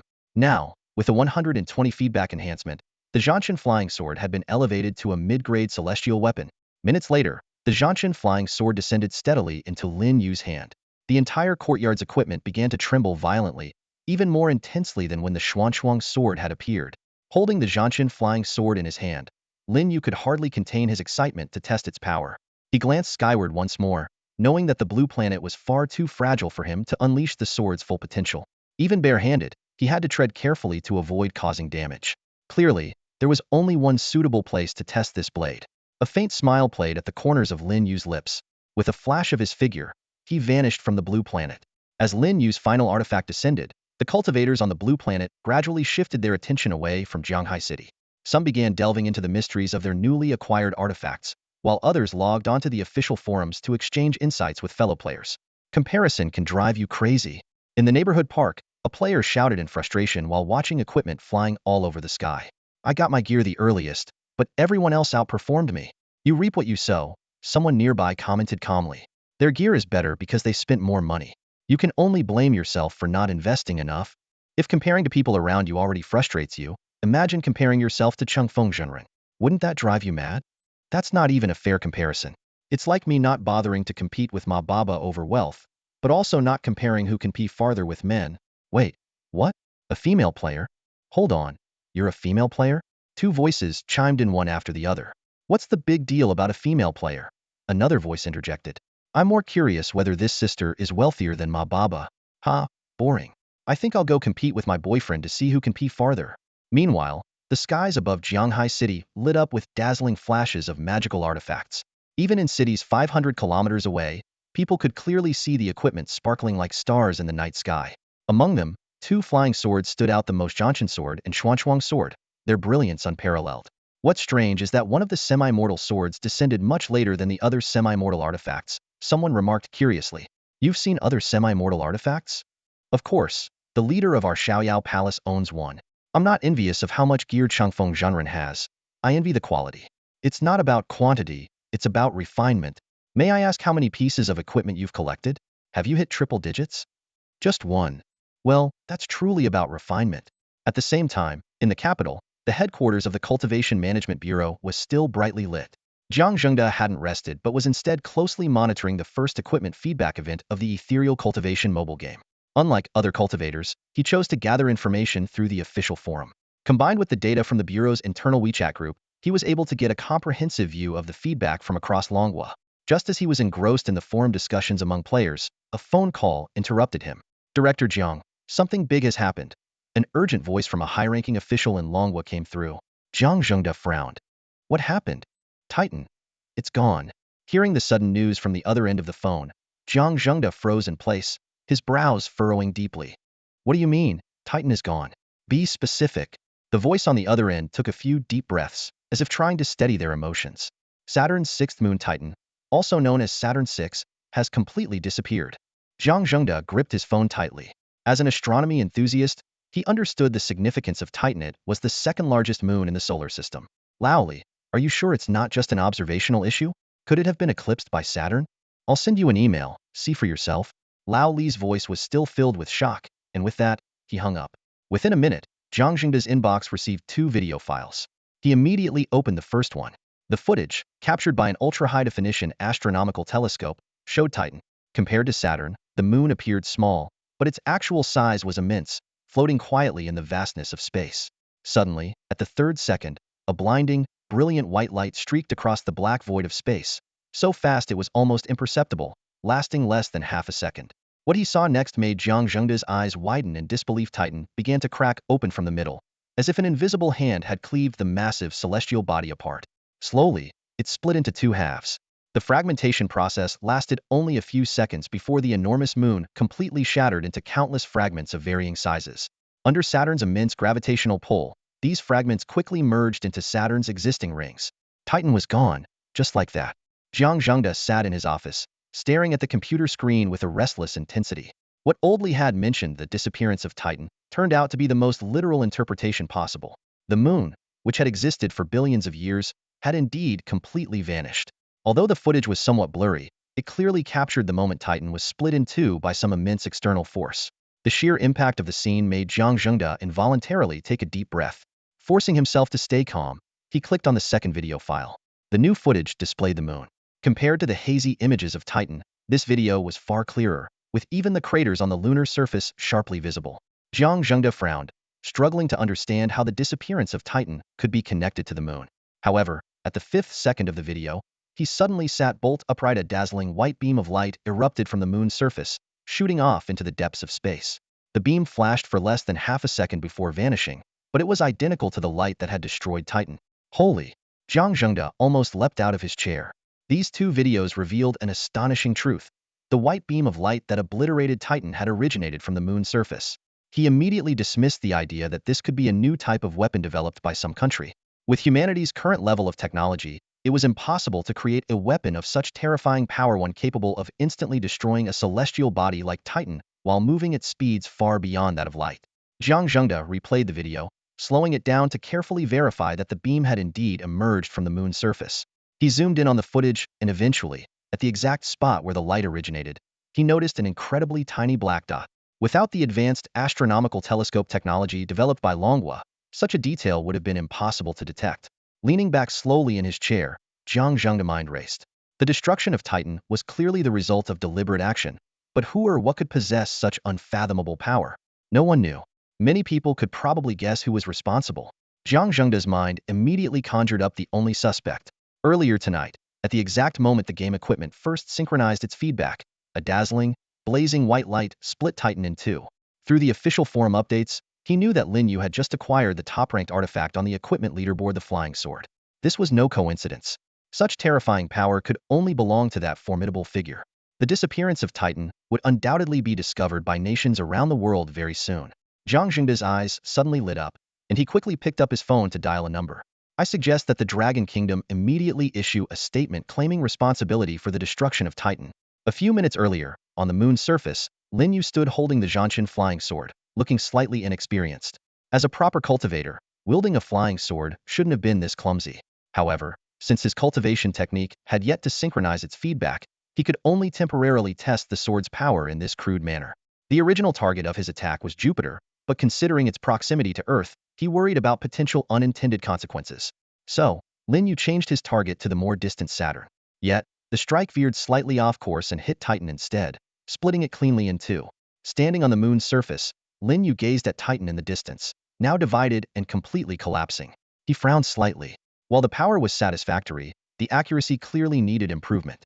His eyes swept across Saturn's other moons, but in the end, he decided to put off further practice until his cultivation technique synchronized its feedback. Lin Yu's attention then shifted to Earth. Observing Earth from the moon was truly a spectacular sight. With his powerful spiritual sense, he noticed that Earth was slowly expanding. This change had begun when his cultivation started syncing, and now, with the equipment feedback, the rate of expansion seemed to have accelerated. However, compared to his previous life, Earth had only grown by about a third by the time NPCs and villain bosses began their synchronization back then. What changes this life would bring, Lin Yu couldn't be sure. After admiring the scene for a moment, his figure vanished from the moon. That evening, the Dragon Kingdom urgently convened a short press conference, inviting journalists from various nations stationed in the country. The staff announced that due to an accident during a secret experiment, a beam of light had veered off course and struck Titan, destroying it. The reporters were stunned. They quickly contacted their respective governments, and it was soon confirmed that Titan had indeed disappeared. The reporters bombarded the staff with questions, but aside from the shocking announcement itself, all critical inquiries were deflected under the guise of national secrecy. This astonishing news rapidly spread across the globe, dominating headlines and media outlets worldwide. The entire world was thrown into an uproar. The world erupted into chaos upon hearing the news. People gathered in streets and alleys, discussing the shocking revelation. Saturn's largest moon, Titan, had mysteriously vanished. Titan was well known even among the general public. With its water and atmosphere, it had long been considered by the scientific community as the most likely place in the solar system, apart from Earth, to harbor life. Yet now, it had been completely obliterated by some unknown force, as if it had never existed. Given humanity's current technological capabilities, destroying such a massive celestial body seemed nearly impossible. This led the world's attention to shift collectively toward the players who had gained extraordinary powers through the game. After all, in a world where in-game equipment could be materialized, it wasn't entirely implausible for a player to destroy a moon. Governments around the globe, especially the United States, expressed significant concern. The US immediately convened a top-level secret meeting. During the discussion, participants voiced their opinions. The so-called secret experiments in Longwa make no sense. Titan, located billions of kilometers away, couldn't have been destroyed by ground-based experiments. I think this is likely related to those cultivators from Longwa. Look at our steel armor players, they can already briefly enter space. It's not far-fetched to think those cultivators might be capable of launching powerful attacks in space. We've already questioned our strongest Iron Man and Thunder God players, and they all claim they couldn't achieve something of this magnitude. If this really was the work of Longwa players, the situation might be far more serious than we imagined. Someone mentioned that on Longwa's gaming forums, while no player had openly taken credit for the event, everyone seemed convinced it was the work of their strongest player. What was particularly puzzling was the frequent appearance of the term Bongchue on the forums. If someone can so easily destroy Titan, it stands to reason that destroying Earth might not be much harder for them. We need to uncover the true capabilities of these Longwa players as soon as possible. Using accounts from players who had either only registered or had since relocated to the US, the United States successfully infiltrated the official forums of the game Ethereal Immortal Path. At that moment, nearly all discussions on the forums revolved around the destruction of Titan. The forum was buzzing with excitement. If it wasn't Chunga De Lao who destroyed Titan, I'll eat my hat live on camera, an excited user posted. Come on, that's not even a challenge. Everyone knows it was Chunga De Lao, another user quickly responded. Chunga De Lao is so impressive, calm, graceful, and effortlessly powerful, just a wave of his hand, and Titan falls. A female user suddenly chimed in, sighing, if my husband were even half as handsome as Chunga De Lao, I swear I'd never seek thrills elsewhere again. Care to elaborate on what kind of thrills you're talking about? Someone immediately seized on the juicy detail. The world is full of surprises, and yet you openly admit to this? Unreal. By the way, your username gives you away. Aren't you afraid your husband will see it? Another user teased. Not at all. The woman replied casually. My husband isn't a player of Ethereal Immortal Journey, so he can't log into this forum. No wonder you are so bold. It's a classic case of a strong woman and a weak man. The discussion suddenly shifted back to Titan. I remember watching a movie where there was life on Titan. Doesn't that mean Chunga De Lao just wiped out an entire planet of beings? What movie was that? A documentary? Science fiction? The scene transitions to a quiet morning in Jianghai City. The sky was just beginning to lighten when Xiaoguang appeared in front of Lin Yu.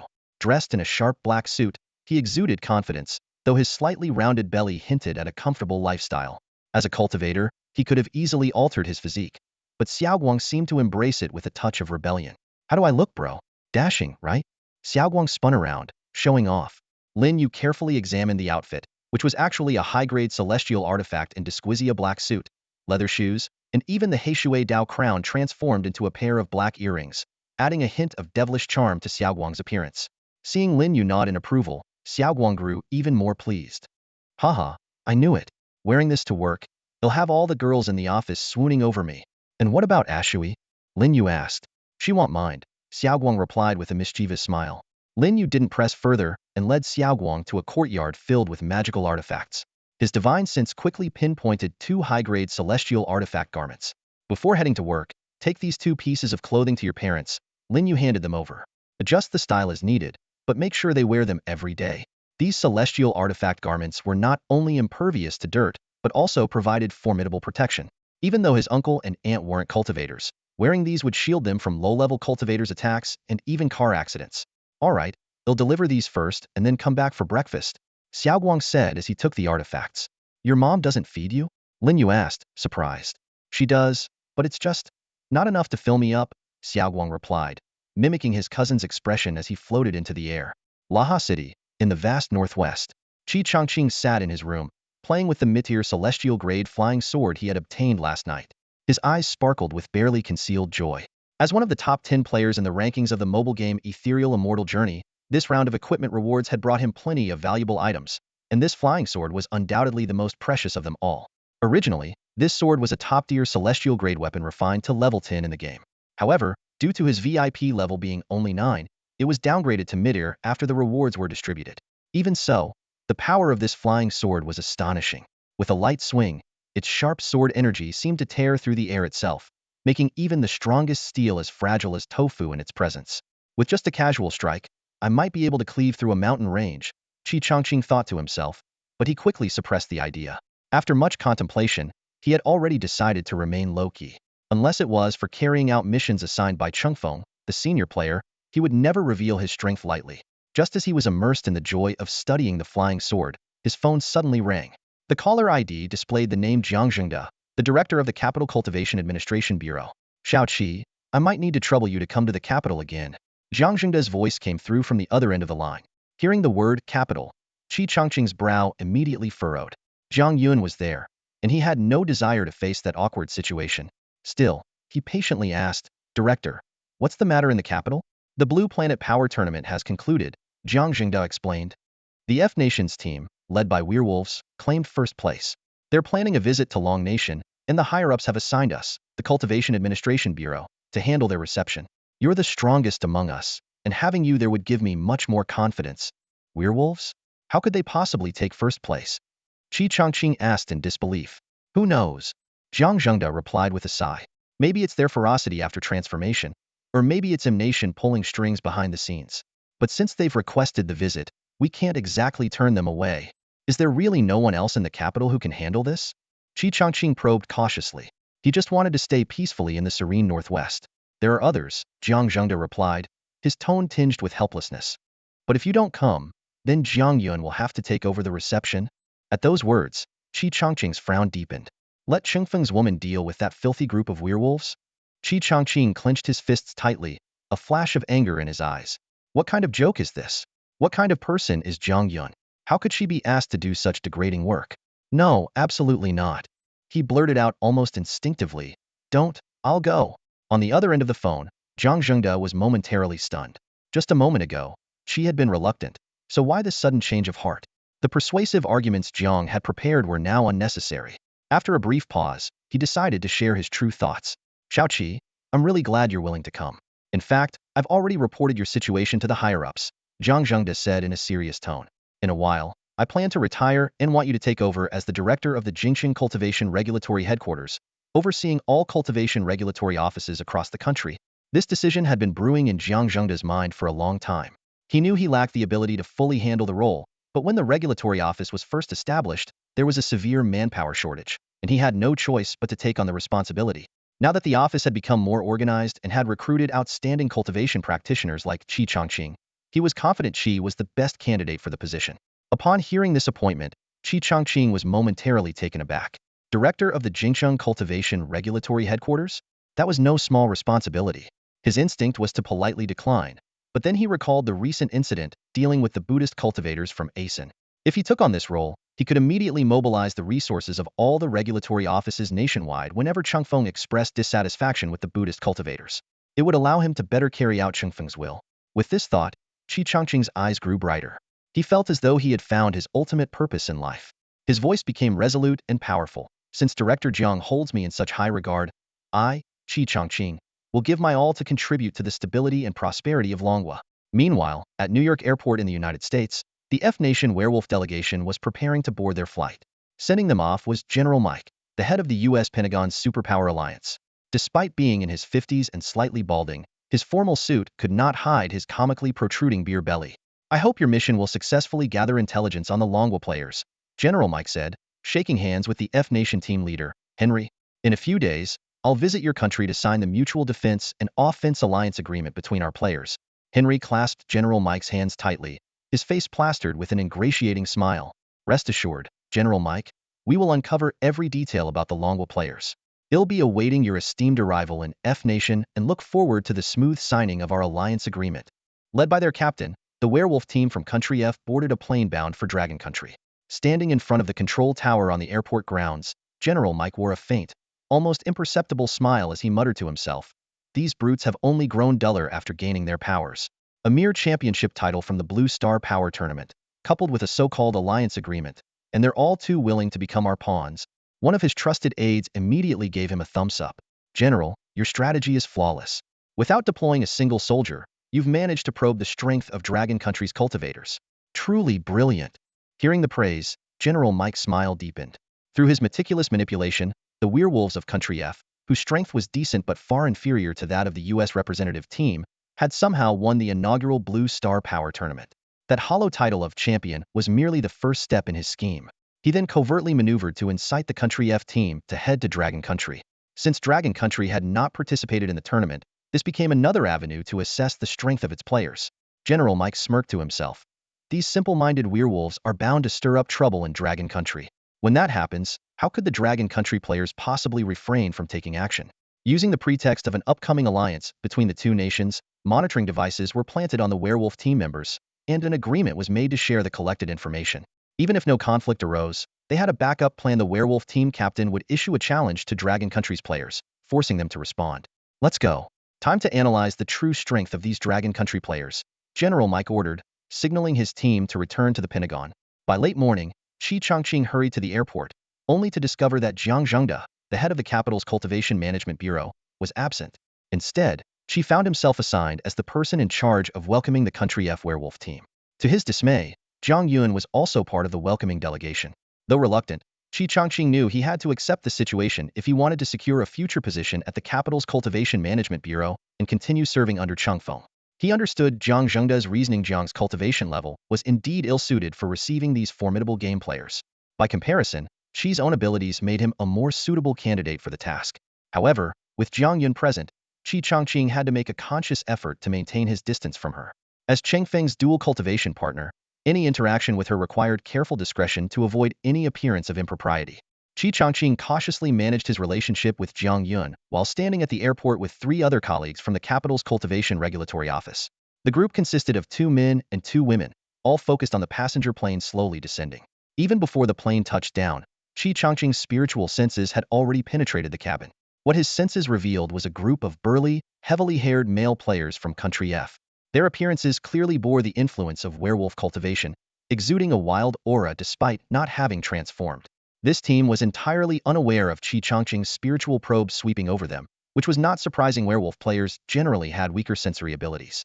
Apart from a slightly heightened sense of smell, they were incapable of detecting such advanced spiritual investigations. Suddenly, Qi Changqing's brows furrowed. His spiritual senses had picked up something unusual. These werewolf players were carrying various concealed recording devices. Some were hidden in their clothing, while others were even implanted directly into their eyes. This discovery made him wary. Wasn't this supposed to be a friendly visit? Why were they bringing so much surveillance equipment? The plane eventually landed smoothly, and as the cabin door opened, the F Country delegation, led by their captain Henry, filed out. Henry was the werewolf player who had made a name for himself in the Blue Star Power Arena by brutally tearing apart the powerful female ninja Kazuma Marie during the opening match.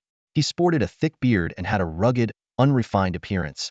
As Henry led his 5 equally muscular teammates toward the welcoming party, he made a move that left Qi Changqing deeply unsettled. Henry casually inserted his fingers into his nostrils, picked at them for a moment, then nonchalantly wiped his hand on his pants. This sight immediately made Qi Changqing abandon his intention to extend a handshake. He had no desire to be disgusted for days in the name of politeness. However, Henry's action was not merely a display of crude behavior. It was a calculated test. The true purpose of this visit was to assess the strength of Long Country's players. While the capabilities of players from other nations were becoming increasingly clear, Long Country's players remained enigmatic and elusive.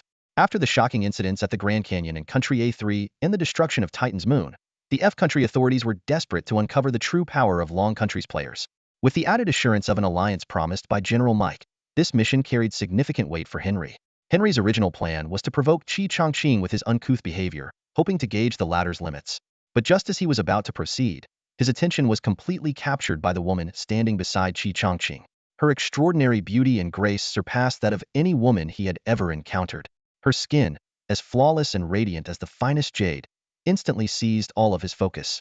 As Qi Chongqing pondered how to deal with the repugnant werewolf Henry, the man suddenly shifted direction and headed straight toward Jiang Yun. Qi Chongqing keenly caught a strange glint in Henry's eyes, and what angered him even more was the sight of the hand that had just been picking his nose now reaching out toward Jiang Yun for a handshake. Qi Chongqing's expression darkened instantly, becoming terrifyingly grim. Disgusting him was one thing, but daring to make a move on the partner of Master Changfeng? Unforgivable. Henry moved quickly, covering the distance to Jiang Yun in just 3 or 4 seconds. During this brief moment, an intense internal struggle raged in Qi Chongqing's mind. On one hand, he considered holding back and allowing Jiang Yun to reject Henry herself, which would avoid any mistakes and ensure he retained his position as head of the Beijing Cultivation Administration Bureau, continuing to serve Master Changfeng.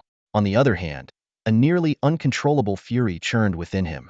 A true man acts decisively, Qi Chongqing resolved inwardly. The monitoring devices carried by these werewolves were clearly suspicious, but at this moment, he no longer cared about international relations. Cultivators live true to their hearts, and he would rather give up his position than stand by and watch Master Changfeng's partner be so insulted. Henry now stood before Jiang Yun, speaking in his native language. "Beautiful lady, you are truly stunning." Jiang Yun, proficient in multiple languages, understood his words. Her brow furrowed slightly, and a look of disgust appeared on her face. Although she also worked at the Cultivation Bureau, like Qi Chongqing, she was not overly bound by rules, or the so-called big picture. Their formidable strength was their confidence. Just as Jiang Yun prepared to step back and teach this insolent man a lesson, Qi Chongqing acted first. How could he let Master Changfeng's partner handle this herself? That would be utterly derelict of him. A dazzling blue light flashed before Henry, and the hand he had extended fell to the ground. Henry froze for 2 seconds before the searing pain in his wrist registered. His face twisted in agony as he clutched the severed wrist with his other hand, letting out a piercing wail. At the same time, his body began to undergo a violent transformation. Henry's clothes tore apart as countless needle-like hairs pierced through his skin. His face rapidly distorted, his mouth protruding forward, and in the blink of an eye, he transformed into a nearly 3-meter-tall werewolf before everyone's eyes. Yet, even after completing the transformation, his severed arm remained unrecovered. Sensing danger, the other 2 cultivators immediately retreated. Jiang Yun reacted even faster, leaping backward over 10 meters in an instant. All 3 of their gazes were fixed on Qi Chongqing, who remained motionless. Qi Chongqing stared expressionlessly at the werewolf Henry, unfazed by his terrifying size. Henry locked onto the one person who hadn't retreated and instantly realized it was this individual who had severed his arm. The ambush had utterly enraged him. Though he had intended to provoke them, he hadn't expected to be caught off guard like this. In his transformed state, Henry had lost all rationality. He threw his head back and let out a long howl before ordering in a hoarse voice, "Transform, all of you. Take them down." At his command, the 6 werewolf players behind him immediately began their transformations. With blood-red eyes fixed on Qi Chongqing, Henry roared, "Was it you who cut off my arm? Die." Before the words had fully left his mouth, he lunged at Qi Chongqing like a cannonball. At the same moment, his teammates completed their transformations, and a fierce battle was on the verge of erupting. Meanwhile, in the Pentagon's monitoring room in the United States, General Mike stood with his hands clasped behind his back, staring at the footage transmitted from the werewolf's perspective. He had noticed the moment Henry's arm was severed, but couldn't determine who had struck or how it was done. The footage showed no trace of an attack. It was as if the arm had been severed out of thin air. Despite his confusion over this strange method of attack, Mike smirked as he watched the werewolves openly transform at the airport. These reckless individuals were perfect for carrying out this mission. In the office of the Cultivation Management Bureau in the capital, Zhang Zhengde leaned back leisurely in his chair, browsing the game forums. His conversation with Qi Chongqing earlier that morning had convinced him of the latter's resolve, prompting him to accelerate the handover process. This reception task was meant to be Qi Chongqing's first test. After all, to take on the role of the Bureau's director, one needed not only immense power but also the ability to handle complex situations. Since the game's feedback mechanism had begun, Zhang Zhengde had been stuck in the office, dealing with endless tasks and unable to return home for a long time. Now, with a reliable successor in place, he felt a genuine sense of relief. However, his good mood was abruptly interrupted by a phone call. On the other end of the line, a subordinate's panicked voice exclaimed, "Director, something's wrong. Fighting." At the capital city airport, the werewolf Henry lunged fiercely at Qi Chongqing. Qi Changqing slightly turned his head, his gaze briefly sweeping past Jiang Yun, who stood not far behind him. Her face was filled with worry and confusion, clearly unable to discern who had severed Henry's arm. At this moment, she was weighing the situation in her mind. This reception mission had already failed and would undoubtedly affect the diplomatic relations between the Dragon Nation and F Nation. However, she wasn't particularly concerned about Qi Changqing's safety. With his cultivation far surpassing everyone present, he was more than capable of protecting himself. That glance from Qi Changqing was actually him waiting for instructions from the Taoist partner of Master Chengfeng. Seeing that Jiang Yun had no specific orders, he turned back to face the charging werewolf Henry Heaton. In an instant, a dazzling blue sword light flashed between the two, so piercingly bright that it stood out even on a sunny day. The sword light swept through, and Henry's body was cleanly severed at the waist. His upper torso crashed to the ground, while his uncontrollable legs instinctively took 2 steps forward before collapsing. Still alive, Henry desperately clawed at the severed area with his remaining hand, but all he could touch was the searing hot blood gushing out. Qi Changqing let out a cold snort. The Taoist partner of Master Chengfeng is of noble status. How dare trash like you defile her? These words suddenly enlightened Jiang Yun and the distanciso Qi Changqing had acted to uphold Lin Yu's dignity. Before his voice had fully faded, the remaining 6 werewolves, their beastly instincts triggered by the scent of blood, completely ignored their fallen leader and charged at Qi Changqing with claws bared. Another streak of blue light flashed, and the 6 werewolves' bodies were likewise cleanly severed, their halves separating in a gruesome symmetry. Meanwhile, in the Pentagon's monitoring room in the United States, General Mike stared at the screen in utter disbelief. One of the cameras was aimed directly at the ground, capturing the 7 werewolf corpses severed at the waist in chilling clarity. The cuts were so precise they were almost unnatural. Someone, slow down the footage immediately. I need to see what sliced through their bodies. General Mike roared with urgency. Quickly, his subordinates slowed the video down dozens of times. Yet even then, the footage only managed to capture a fleeting flash of blue light, followed by the image of the werewolves' bodies being cleanly severed, as if some elusive, razor-sharp blade had cut through them in an instant.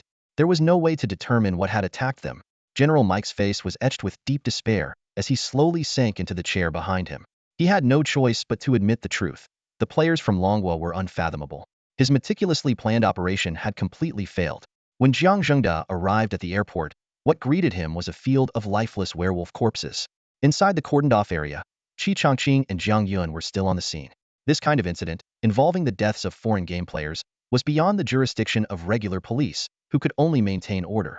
The true authority to handle the matter, the Cultivation Management Bureau, was in an awkward position since its own higher-ups had caused the incident. Explain yourself. Why did you kill all of them?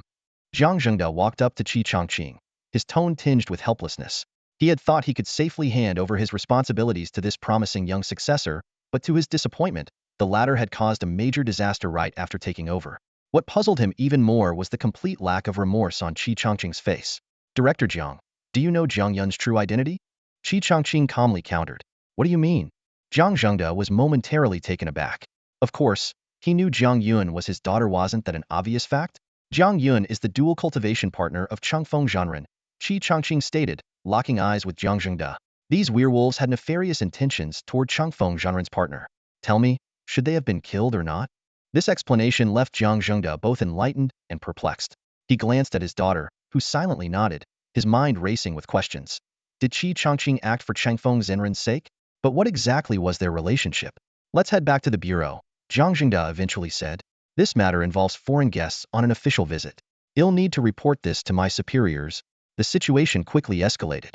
By noon that day, F country lodged a formal protest with Longhua, demanding a thorough investigation. Longhua's senior officials immediately convened a special meeting, with Jiang Zhengda and others in attendance. By evening, Longhua held a press conference, delivering a clear statement. Werewolf Captain Henry and 6 others had attempted to assassinate Qi Changqing, the head of Longhua's Cultivation Management Bureau, at the capital's airport. They were killed in an act of legitimate self-defense. On their bodies were found weapons such as wolf claws, wolf fangs, and hidden cameras. The press conference concluded with a firm declaration. Longhua welcomes friendly visits, but will show no mercy to those with malicious intent. The moment Qi Changqing received the news of his promotion, he could hardly believe his ears. He had thought that killing the werewolf and disrupting the diplomatic reception would cost him his job. To his astonishment, not only was he not dismissed, but he was also directly promoted to the head of the Jingxing Repair and Management Office. That evening, Jiang Zhengda summoned Qi Changqing. In the brightly lit office, Jiang Zhengda, with a serious expression, revealed the considerations of the higher-ups. Shao Qi, the situation has changed. In the past, for the sake of development and stability, we made compromises with many unfair phenomena. But now things are different. After thorough investigation, we have confirmed that the strength of Dragon Nation's players far surpasses that of other countries. Even in the event of an all-out war, we have enough confidence to handle it. He continued, promoting you was based on two factors. First, you were not at fault in this incident. Second, appointing you as the head of headquarters highlights how severe the werewolf's actions were. Assassinating a nation's high-ranking officials is an act of terrorism, and they will have no choice but to swallow this bitter pill. Jiang Zhengde placed a firm hand on Qi Chongqing's shoulder and concluded, I originally planned to promote you later, but now you must take on this responsibility ahead of schedule. Qi Chongqing understood that this position as director was no longer something he could decline, and he had no intention of doing so. Thus, he swiftly stepped into the core leadership of Dragon Nation. That same evening, in the luxurious penthouse suite at the headquarters of the Island Nation's Ninja Alliance, 3 official envoys from the Island Nation visited once again. Guided by a ninja, they entered the room. What greeted them was a group of women dressed in seductive pink ninja outfits, identical to those worn by the 5 female ninjas in the Blue Planet Power Tournament. Even as the envoys walked with their heads lowered, the swaying, fair legs of the women still caught their attention. The lazy voice of Gao Shang, the leader of the Ninja Alliance, rang out, What do you want? I'm busy, so you have half a minute. The envoy at the front wiped the sweat from his forehead. The Island Nation's officials had paid a significant price just to secure this brief meeting. Half a minute was indeed a tight window. The messenger spoke urgently, Lord Alliance Leader, General Mike from the United States has called, hoping to form an alliance with us. He expressed a desire to strengthen communication in managing game players, and to jointly address the current complex international situation on Blue Star. Sitting at the head of the room, Gao Shang's eyes flickered with impatience. Get to the point, 10 seconds, he said coldly, his voice sending a shiver down the messenger's spine. Sweat dripped from the messenger's forehead onto the carpet. The United States requests that we send elite ninjas to investigate the strengths and weaknesses of the players from Longhua. If the mission succeeds, their supernatural alliance will send representatives to sign a mutual defense and offense pact for players from both nations. Gao Shang abruptly stood, pushing aside the dozen female ninjas attending to him. He strode through the crowd to the floor-to-ceiling window, his gaze piercing across the vast ocean toward Longhua. He let out a cold scoff. Go back and tell your master, he said, turning to glare at the 3 messengers. They can do it themselves. Not a single ninja from our nation is to set foot in Longhua. Anyone who dares provoke those cultivators, I will annihilate their entire clan. The messengers turned pale at his words. While they feared the pressure from the United States, they were even more terrified of this decisive and ruthless leader of the Ninja Alliance. Get out, Gao Shang barked. The messengers bowed repeatedly and hurriedly retreated.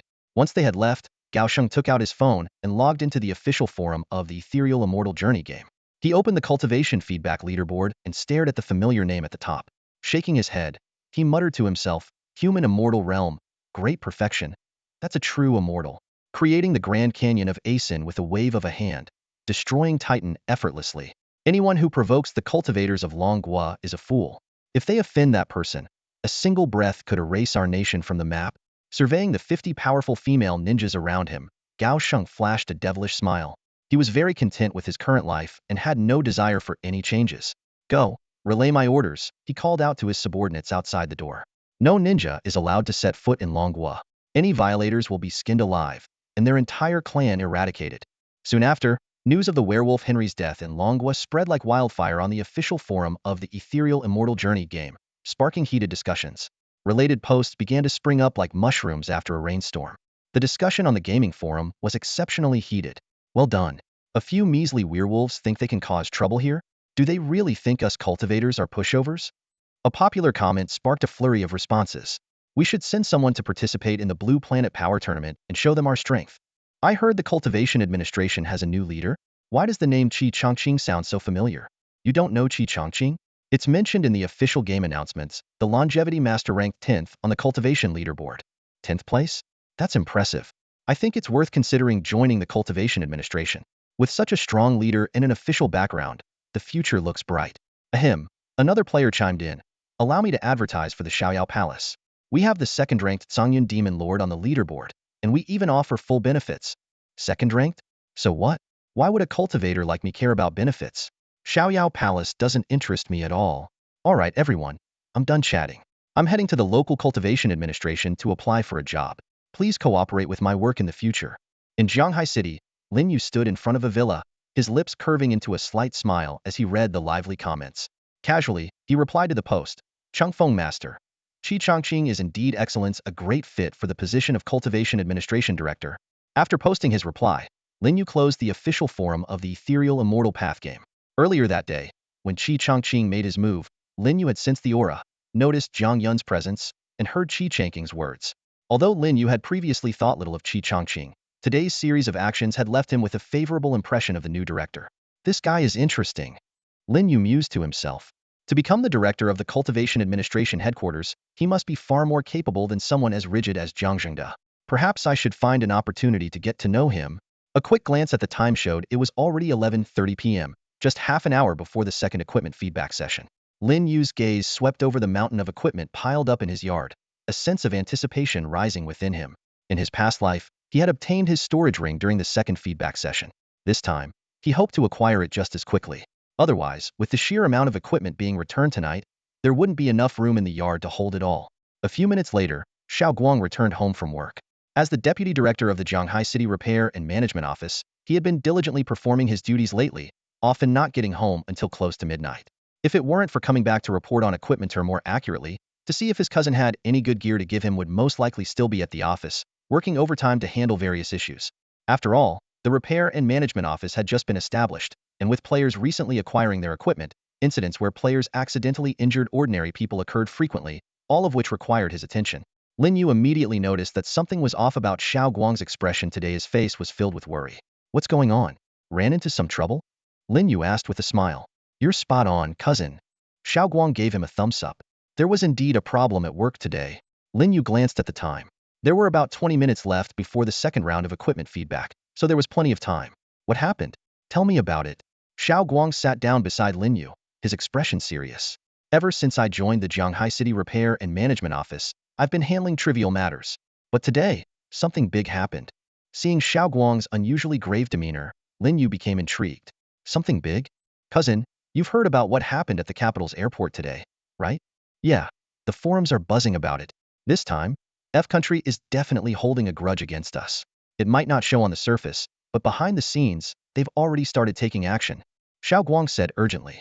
Today, our information department discovered that someone in Shanghai City has been transmitting intelligence about cultivators to foreign entities, including various materials from the forums. After tracing the data, we found that all of it was being sent to F country. Our own players have turned into traitors, and they chose this critical moment to act. We prepared to apprehend the individual immediately, but that guy was too alert. Before we could make a move, he had already boarded a flight to F country. Based on the timing, he should be landing soon. Given the current tense situation, we're unsure about the safety of intervening over there, so he just got away. After listening to Xiao Guang's explanation, Lin Yu frowned. While he usually didn't concern himself too much with most matters, he had zero tolerance for traitors. Didn't I give you a set of high-grade celestial artifacts? Lin Yu suddenly asked. Xiao Guang was momentarily confused. Yeah, I'm wearing them, he said, turning around sheepishly. Then what are you afraid of? Just go get him back. Look at you, acting all scared. Almost thought you were still in the chi refining stage. Lin Yu said, exasperated. Xiao Guang's eyes lit up immediately. Cousin, are you saying I can go straight to F country and bring him back? Of course. You're the deputy director of the Shanghai City Repair and Management Office. If you don't go, are you expecting an ordinary civilian like me to do it? Lin Yu said, shaking his head in disbelief. Lin Yu contemplated capturing the other party. With his abilities, it would take only a single thought to accomplish. However, seeing Xiao Guang's timid demeanor, he decided to let the young man go out and gain some real-world experience, allowing him to truly understand his own strength. Xiao Guang's eyes gradually lit up. All right, as soon as the equipment feedback is done, I'll set off immediately. But just as he finished speaking, he hesitated and added, Bro, if I get caught by them or if I'm about to be beaten to death, you have to come save me, okay? Lin Yu shook his head helplessly. Xiao Guang's understanding of his own strength was woefully lacking. How could mere werewolves possibly stand a chance against a cultivator in the nascent soul stage?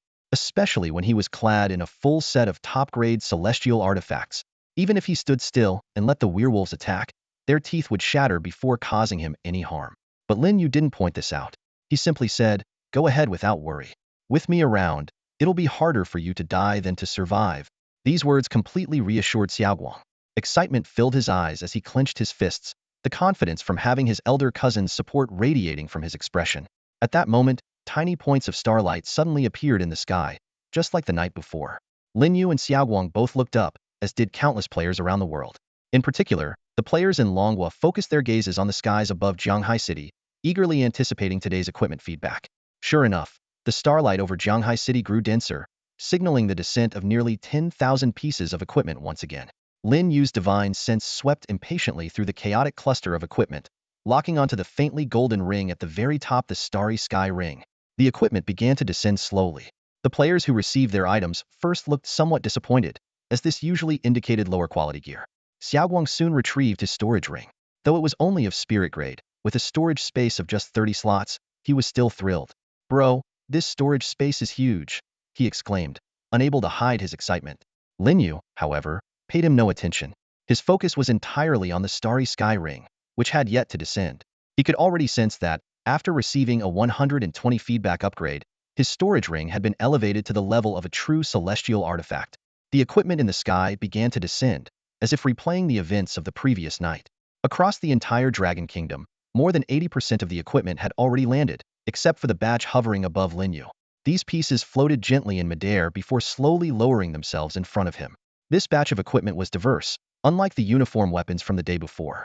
While most of the items still originated from the Blackwater Demon Cave and were of heavenly grade quality, Lin Yu remained unusually composed in the face of such rare treasures. Casually, he tossed the equipment into the courtyard of his villa, quickly forming a small mountain of gear. Finally, when all the equipment worldwide had settled, only one piece remained in the skies above Jianghai City, the starry sky ring. As the second-ranked item on the equipment leaderboard, the ring's position even slightly surpassed Lin Yu's Xian Frost Sword. Players across the Dragon Kingdom gazed up at the sky above Jianghai City, their discussions buzzing with excitement. That's the only semi-immortal grade ring in the game. Revered Master Changfeng even has a semi-immortal grade storage ring? That's insane. If I had known, I would have topped up more. Leaving money in the bank is nothing compared to investing in the game. I regret not spending that 1,000 yuan of New Year money. Now I'm kicking myself. Someone proudly showed off their low-tier treasure-grade storage ring, saying, "This is enough for doing deliveries. It can hold over 10 cubic meters of stuff." Have you noticed? Items of the same type automatically stack inside, just like in the game. When the starry sky ring finally landed in Lin Yu's hand, he immediately used his divine sense to inspect its space. What he discovered left him thrilled. He had initially assumed that the 120 feedback effect would increase the storage slots from 10,000 to 12,000 and expand the space from 10,000 cubic meters to 12,000 cubic meters. However, reality far exceeded his expectations. Upon its evolution from a semi-immortal grade item to a true immortal grade artifact, its capabilities had completely transcended the realm of cultivators' magical treasures. This transformation was far more pronounced than that of other equipment. After all, the performance boost of other treasures still required testing to determine their exact improvements. The changes to the storage ring were indeed too significant to ignore. Lin Yu used his divine sense to thoroughly inspect the interior of the starry sky ring and discovered that its space had been upgraded from a semi-immortal artifact to a lower-grade immortal artifact. Its capacity had increased at least 100-fold, growing from the original 10,000 cubic meters to a conservative estimate of over 1 million cubic meters. However, for Lin Yu, this starry sky ring originating from the game world held far more value than just its expanded space. Drawing on his experience from his previous life, he knew that the ring's greatest feature lay in its spatial stacking ability. Much like the inventory system in games, items of the same category could automatically stack together. For instance, 100 Xinyuan pills would only occupy a single slot instead of taking up 100 separate spaces. Standing on the rooftop of the villa, Lin Yu gently stroked the starry sky ring a couple of times before slipping it onto his finger. The ring immediately became faint and translucent before eventually disappearing entirely. Bro, your ring is pretty high grade, but it's way too low-key. Check out mine. Xiao Guang shook his hand, showing off a massive golden ring weighing at least 180 grams, his face full of pride. Lin Yu gave him a thumbs up. Impressive. But weren't you heading out to catch a suspect? Hearing this, Xiao Guang straightened up instantly, giving Lin Yu a deep, meaningful look. That look clearly said, "If I get caught, you'd better come rescue me." Then, with a swift motion, he leapt into the air, displaying the flying technique he had recently mastered, and sped off into the distance. Finally having some time to organize the equipment in the courtyard, Lin Yu gracefully leapt down from the rooftop. With a sweep of his divine sense, he collected the mountain of equipment into the starry sky ring. Most of these items came from the Blackwater Demon Cavern and were largely identical. Thanks to the ring's spatial stacking ability, they were automatically sorted and stacked. The original in-game stacking limit of 999 seemed to have been surpassed as well, with over 5,000 mid-grade heavenly Blackwater Demon Swords now stacked together. Standing in the courtyard, Lin Yu browsed the official forum posts while simultaneously using his vast divine sense to monitor Xiao Guang, who was flying toward Country F. Although Xiao Guang was already incredibly powerful and equipped with a top-grade Heavenly Blackwater set, making him nearly invincible on Blue Star, Lin Yu decided to keep an eye on him just in case. Given his current cultivation level, multitasking like this was effortless. The official game forum was buzzing with heated discussions. Players, having just experienced the equipment update, flocked to share their thoughts. Some boasted about their newly acquired gear, others complained about their bad luck, and a few expressed their envy while sharing their feelings. The conversation quickly shifted to the functionality of the storage rings. Do you guys think the storage ring has a preservation feature? I put all the fruit from my fridge inside it. I'll let you know the results in a couple of days. Quick reminder, the storage ring can't hold living creatures. I tried putting a live chicken in, but it wouldn't work. Once I killed it though, it went in just fine. Suddenly, a shocking comment appeared. I put my cheating wife and her lover inside it. Not a trace left. This comment immediately sparked intense reactions. That's not a joke you should be making. Hey, mind sharing your address? I just got a job at the corrections department and would love to have a chat with you.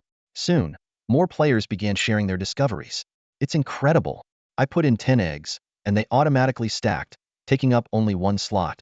My 300 gold bars did the same, just 1 bar's worth of space used. The discussion quickly shifted to the game's most powerful storage item. The Celestial Ring of Master Changfeng must have hundreds of slots, right? After all, it's the only semi-immortal tier storage ring. At that moment, a user with the account name, Most Beautiful Player in Ethereal Immortal Journey, posted that she was lying on Master Changfeng's bed and offered to share more details via private messages. Other players immediately started teasing her, suggesting she see a therapist. As Lin Yu browsed through these posts, Xiao Guang had already flown over the skies of Country F. He immediately unleashed his divine sense, scanning the entire nation. Using the appearance of the suspect he'd seen earlier, Xiao Guang quickly locked onto his target, a hidden underground prison. The scene that unfolded made Xiao Guang smirk coldly.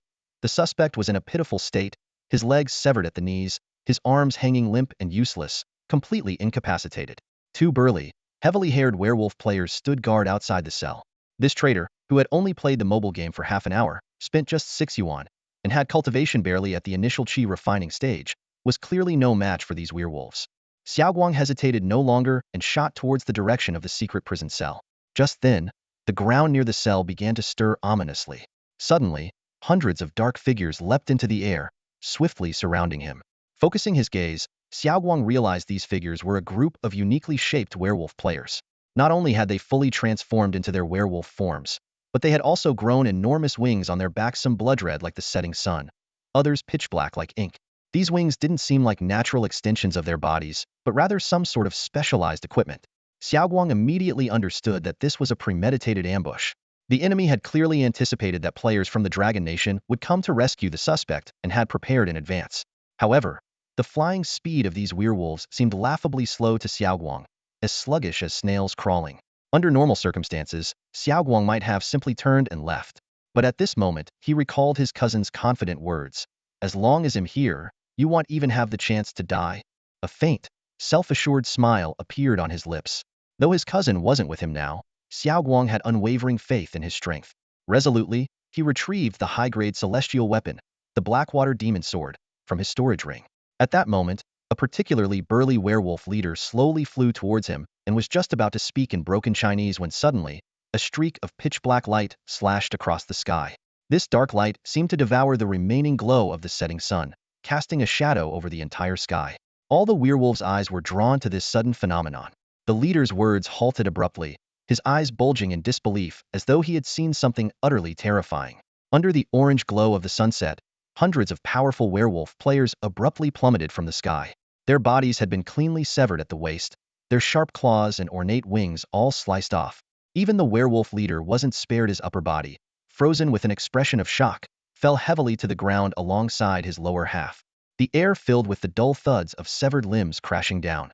The astonishing scene left Xiao Guang momentarily stunned. Ever since obtaining the Blackwater set, he had never truly tested his power.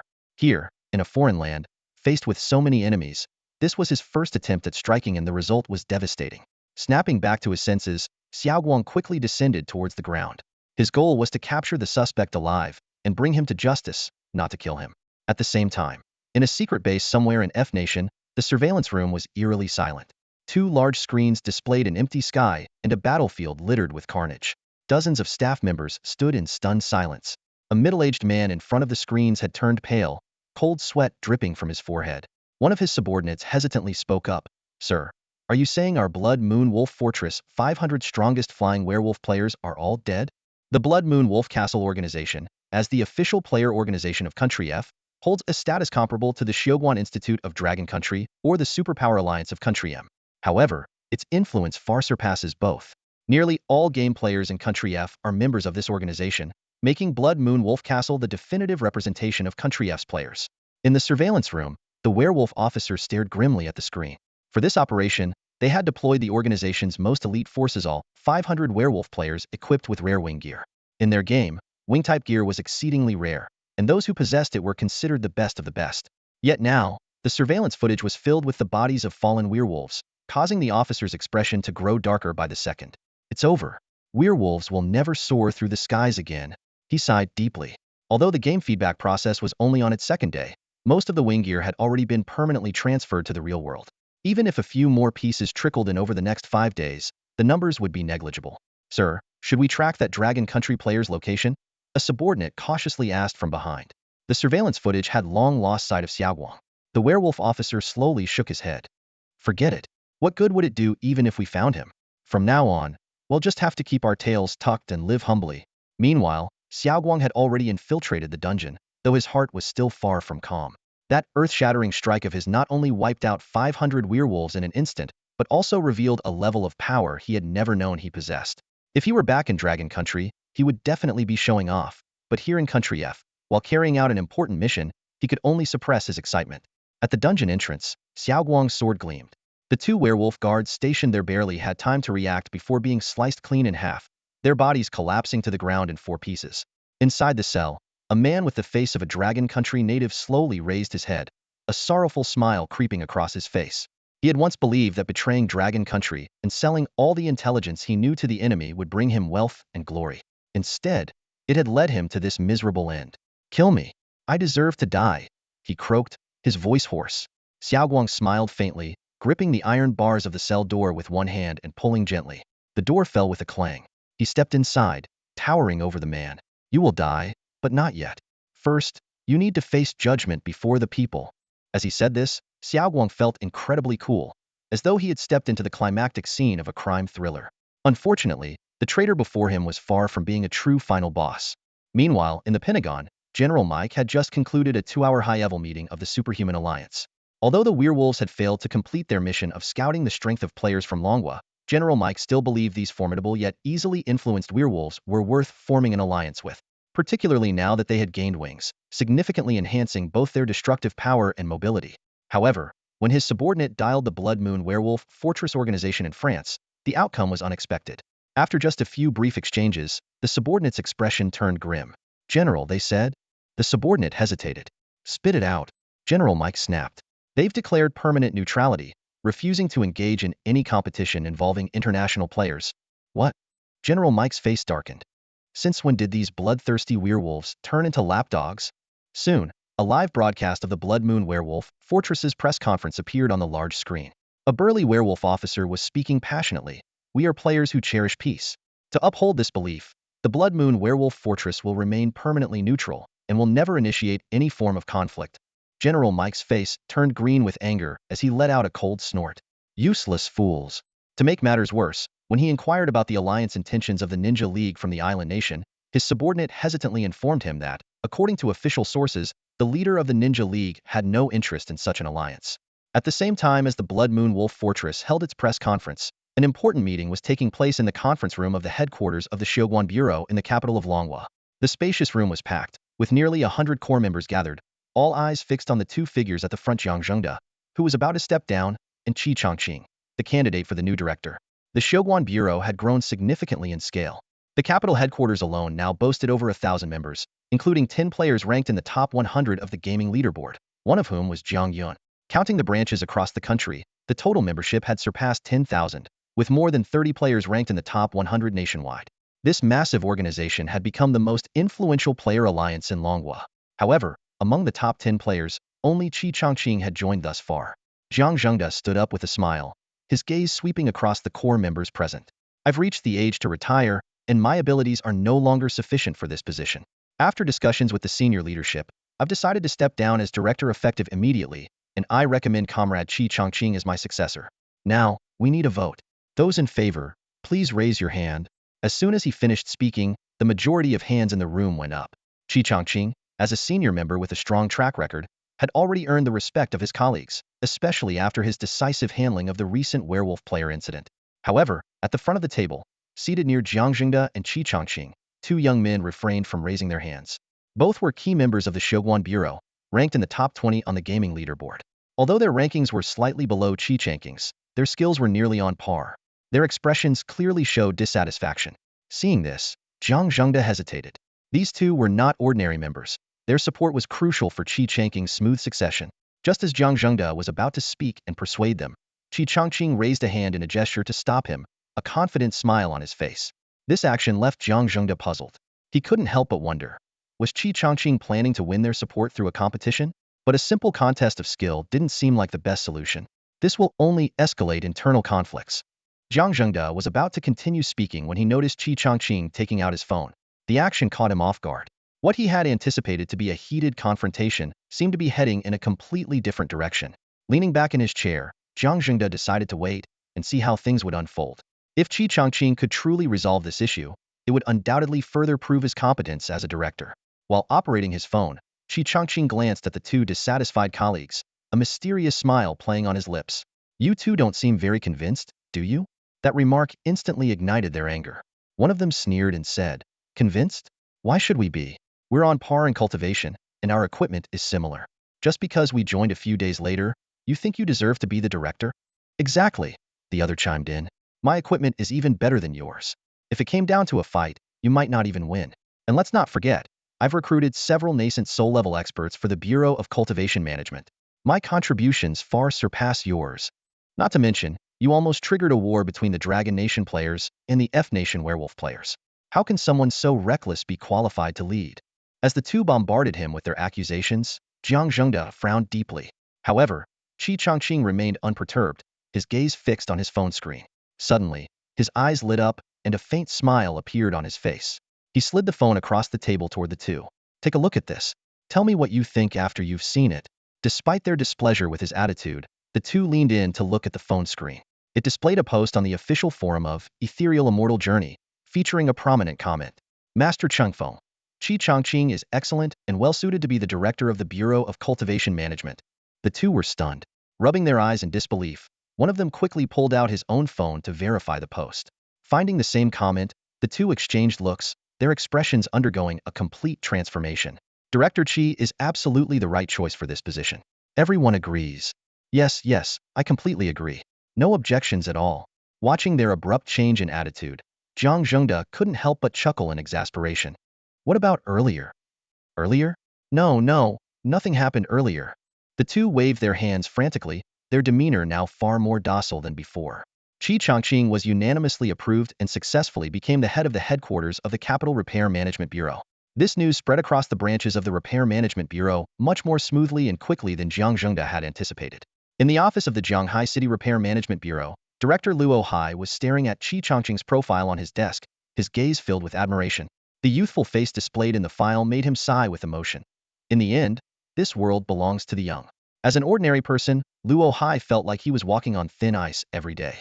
He touched his slightly weary face, showing the signs of age, and couldn't help but compare himself to Jiang Zhengde, who, with a mere 6 yuan recharge, had managed to become a beginner-level cultivator. Luo Hai knew he was no longer up to the task. While Luo Hai was contemplating his retirement plans, a loud crash suddenly came from the courtyard. Through the window, he saw a man with both legs severed lying on the ground, while a young man dressed in black, Xiaoguang, was descending steadily from the sky. Colleagues who had been working overtime rushed to the courtyard upon hearing the noise. Xiaoguang stood there proudly, hands on his hips, and when he saw Luo Hai step out, he excitedly shouted, "Uncle Hai, call me director." Luo Hai immediately corrected him. Though he had a good friendship with Xiaoguang's father, rules still needed to be followed in the workplace. Xiaoguang grinned and stood at attention, saying, "Reporting to the director, this suspect, accused of leaking information about Dragon Kingdom players to foreign entities, has been apprehended by me. Requesting your instructions."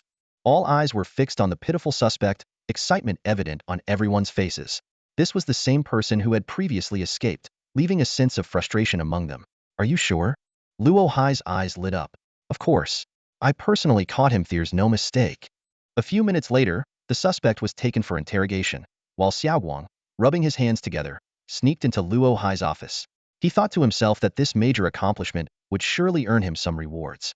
However, Luo Hai's next words left him stunned. Xiaoguang, I think you've gained enough experience. It's time for you to take over as the director of the Jianghai City Repair Management Bureau. What the heck? Uncle Hai, all I did was catch a suspect, and you're giving me such a big reward? I never intended to take your position. Xiaoguang exclaimed, eyes wide in disbelief. Standing by the window, Luo Hai turned around, a satisfied smile on his face. Haha, you're overthinking it. It's not you taking my position, I've been wanting to step down for a while now. He then turned back to gaze out the window, his expression growing distant, as if lost in memories. He slowly began to speak again. At my age, I was already retired. If it weren't for that Immortality mobile game suddenly restoring my cultivation, and the country coincidentally being short on people, I wouldn't have come out of retirement.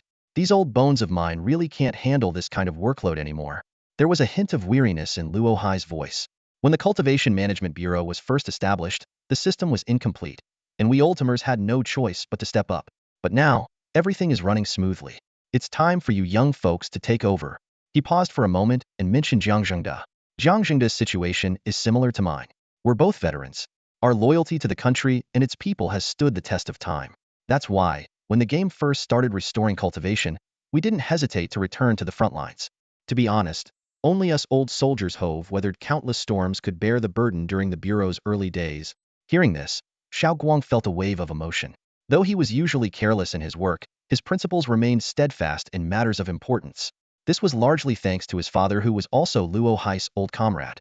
Even though his father later ventured into business, he never slackened in instilling values, especially in holding Xiaoguang to high moral standards. Uncle Hai. Xiaoguang spoke hesitantly.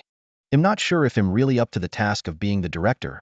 He had originally thought there might be some kind of reward waiting for him, but he hadn't expected a promotion. Normally, he would have been ecstatic, but after hearing Luo Hai's words, the weight of the position suddenly felt overwhelming. Luo Hai turned and walked over to Xiaoguang, patting him gently on the shoulder. Of course you're up to it. I've seen it in you since you were a child. You're destined for great things. Your Uncle Hai's judgment isn't wrong. After a brief pause, he added, besides, the headquarters in the capital has a new leader now. The newly appointed head, Qi Changqing, is only in his 20s. You young people will definitely work better together. After Luo Hai's reassurance, Xiaoguang seemed to finally accept the appointment. However, he still had one lingering question, or rather, concern. Uncle Hai, what about my contract? Now that I'm the director, shouldn't I be the one keeping it? Hearing this, Luo Hai suddenly burst into laughter, shaking with amusement. You silly boy, are you seriously asking about that? Do you really think a few pieces of paper could bind you? That contract was just a scare tactic. You know why we didn't let you see the middle of it? Because it was all blank pages. The moment you left that day, the contract went straight into the trash. If you want, you might still be able to dig it out at the waste disposal site. Xiaoguang was completely dumbfounded. He had always believed the contract was an inescapable shackle, only to realize now that it had been a ruse all along. At this moment, he felt utterly foolish. Uncle Hai. Xiaoguang asked weakly, so, if I want to resign now, is it still possible? Xiaoguang ultimately succeeded in becoming the head of the Jianghai City Repair Administration. The appointment process was surprisingly straightforward. No elections, no voting, just a single order from Luo Hai, which was then reported to the headquarters of the repair administration. At the headquarters, the newly appointed Qi Changqing was reviewing the documents submitted by Jianghai City. When his eyes landed on Xiaoguang's personal information, his expression suddenly shifted. Master of water manipulation, Jianghai City, surname Lin. These details instantly reminded him of what Jiang Zhengda had privately disclosed about the true identity of Master Changfeng.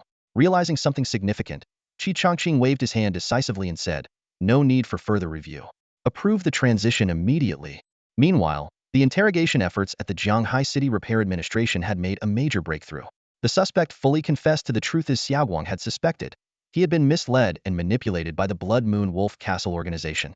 Considering that the case involved foreign forces and exceeded the jurisdiction of Jianghai City's repair administration, Xiaoguang promptly reported the interrogation results to the headquarters in the capital. In the director's office at the headquarters of the capital repair administration, Qi Changqing was handling his first major case since taking office.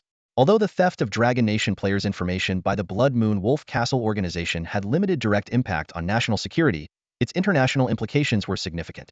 In the office, two colleagues who had previously opposed Qi Chongqing's appointment now stood obsequiously by his side. Qi Chongqing tossed the interrogation report onto the desk and said firmly, "This matter must be addressed by the Blood Moon Wolf Castle organization. Issue a statement condemning their theft and demand a public apology along with compensation." The two subordinates immediately took their orders and left. This assertive approach stood in stark contrast to Jiang Zhengda's more measured style. Backed by a powerful figure, Qi Chongqing handled international affairs with newfound confidence. The news quickly reached the Blood Moon Wolf Castle's base in F country. When the leader, Mark, saw the Dragon Nation's strong official stance, his expression immediately turned grim. Mark initially believed that declaring the Blood Moon Wolf Castle organization permanently neutral would quell the turmoil, but he never expected the relentless pursuit from Longhua to continue. He was acutely aware of his own powerlessness. The strength of those cultivator players from Longhua had reached an astonishing and terrifying level. On a global scale, perhaps only F country and ASEAN country truly understood the fearsome capabilities of these cultivators. Seeing the anxious faces of his subordinates, Mark spoke in a deep voice, "Get in touch with Longhua's cultivation administration immediately. We're willing to issue a public apology and offer compensation." Ever since witnessing that black-clad figure single-handedly slay 500 of Blood Moon Wolf Castle's strongest werewolf players with one sword strike, he had come to accept an undeniable truth. They must never antagonize Longhua's players, nor allow their country to follow an ASEAN country's disastrous footsteps. Soon, his subordinates managed to contact the headquarters of Longhua's cultivation administration in Beijing through official channels. Mark sat to the side, intently monitoring the progress of the negotiations. "Sir, they're demanding a compensation offer that demonstrates genuine sincerity. Ask them what, specifically, they want," Mark replied gravely. "They said they don't know either." Mark took a deep breath, as if steeling himself. "Tell them we're willing to pay $100 billion in compensation for emotional damages." "Sir, they said they don't need money." "Then hand over the information of all F countries' players." "They said they're not interested." "How about including the player information from other countries as well?" "They said they don't care." The veins on Mark's clenched fists bulged as he suppressed his frustration. "Then tell them Blood Moon Wolf Castle is willing to unconditionally carry out one task for them." "Sir, they said we're not qualified." "Arg, arg, arg." Mark's anguished and furious screams echoed through the room as he finally broke down. Time passed, and the international situation temporarily stabilized. The American superpower alliance remained inactive, the island nation maintained its peaceful stance, and ASEAN countries' Buddhist cultivators dared not act rashly. Blood Moon Wolf Castle ultimately issued a public apology and paid Longhua $500 billion in compensation. As for any private agreements reached, no one knew the details. Meanwhile, other countries were busy addressing the management challenges posed by their own players. As equipment feedback continued, the strength of players around the world steadily grew, and the societal disruptions caused by their immense power became increasingly significant. On the seventh night of equipment feedback, Lin Yu and Xiao Guang reappeared on the rooftop of the villa. This marked the final feedback of game equipment. Over the past few days, players worldwide had already claimed most of their gear. Lin Yu stored all his equipment in the Starry Sky Ring, while Xiao Guang simply discarded all of his, keeping only a storage ring compared to his top-tier Heavenly Blackwater set. The rest of the equipment paled in comparison. As midnight approached, the sky once again lit up with countless starlights. Over Jianghai City in particular, the stars shimmered with extraordinary brilliance. After 7 days of equipment feedback, this process had become second nature to players worldwide. Lin Yu looked up at the sky, where thousands of pieces of equipment were slowly descending like a cascade of stars. At the very top was the item he had been eagerly anticipating, the Jade Void Robe. Like other semi-mortal artifacts, the Jade Void Robe had been upgraded to a lower-grade immortal artifact. While not the highest tier, it was already a rare treasure in the current game environment apart from the Demon Lord of Tsangyun. No other players had even acquired a semi-mortal artifact. The equipment rain first landed near Xiao Guang, and a simple Taoist robe floated gently into his hand. Without even glancing at it, he casually tossed it aside. "Let some lucky regular player pick it up," he said. After discarding his own item, Xiao Guang tilted his head back to watch the mesmerizing descent of equipment in the sky. Even though all of it belonged to his cousin, just witnessing the spectacle was enough to stir excitement in his heart. Instinctively, Xiao Guang pulled out his phone and opened the game's official forum. As expected, two prominent announcements had already been pinned to the top. The first announcement got straight to the point. "Dear Immortal Odyssey mobile game players, the 7-day equipment feedback process has been successfully completed. We trust that these powerful pieces of equipment will significantly enhance your strength." Below is the list of the top 100 players who received feedback equipment, along with detailed descriptions of their items. Attached to the announcement was a meticulously detailed ranking chart. When Xiao Guang saw the contents of the list, he couldn't help but gasp in shock. Despite being somewhat prepared for this outcome, the results were still astonishing. Aside from the semi-mortal flying sword owned by the demon lord of Tsangyun, every single one of the remaining 99 pieces of equipment belonged to his cousin. Even more jaw-dropping was the fact that the top-ranked items were all immortal artifacts. The mid-grade immortal artifact, the dust-severing sword, claimed the top spot. The lower-grade immortal artifact, the starry sky ring, followed closely behind. The third place went to the lower-grade immortal artifact, the frost sword. In fourth place was the lower-grade immortal artifact, the jade void robe. On top of all this, Lin Yu also possessed dozens of high-quality semi-mortal artifacts. Xiao Guang stared at his cousin in disbelief. When did you get all these immortal artifacts? And how did the semi-mortal ones get upgraded to immortal artifacts? At that moment, Lin Yu had just caught the jade void robe as it descended from the sky. With a graceful flick of his sleeve, the robe, glowing softly with a faint green light, instantly draped itself over his body. The jade void robe radiated a mystical aura, with its surface shimmering in ethereal hues. On the back, the yin-yang fish emblem rotated slowly, exuding an air of profound mystery while also carrying a touch of elegance and ease. Looking sharp, Xiao Guang exclaimed as he admired the black Taoist robe he was wearing, though the excitement on his face gradually faded. Just then, Lin Yu casually patted his own Yushu robe. A ripple spread across the surface of the robe, and its resplendent glow quickly dimmed, transforming into an utterly ordinary set of loungewear. Bro, you're way too low-key. Xiao Guang couldn't help but tease. Lin Yu smirked and replied, I'm not short on electricity. Why should my clothes light up like a lamp? He thought to himself, a true cultivator's robe, no matter how high-level, shouldn't glow on its own. The game's equipment design is just too flashy. Higher levels mean more over-the-top appearances. A defensive robe designed like a walking light bulb? It's like they're begging to be targeted. Noticing the lit-up screen on Xiao Guang's phone, Lin Yu asked, has the game announcement dropped?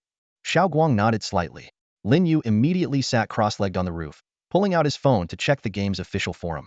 Seeing this, Xiao Guang sneakily scooted closer to Lin Yu. Big bro, he began. But before he could finish, Lin Yu kicked him off the roof. Don't even think about it. Calling me dad won't help. With your current cultivation level, top-tier celestial gear is more than enough for you. Lin Yu easily saw through Xiao Guang's intentions to get his hands on those semi-mortal artifacts. Though Lin Yu did have quite a few of them evolved from the game's top-tier celestial gear, those scattered pieces wouldn't suit Xiao Guang's current strength. A matching set of top-tier celestial gear would be far more effective. Once Xiao Guang's cultivation level improved, it wouldn't be too late to pass them down.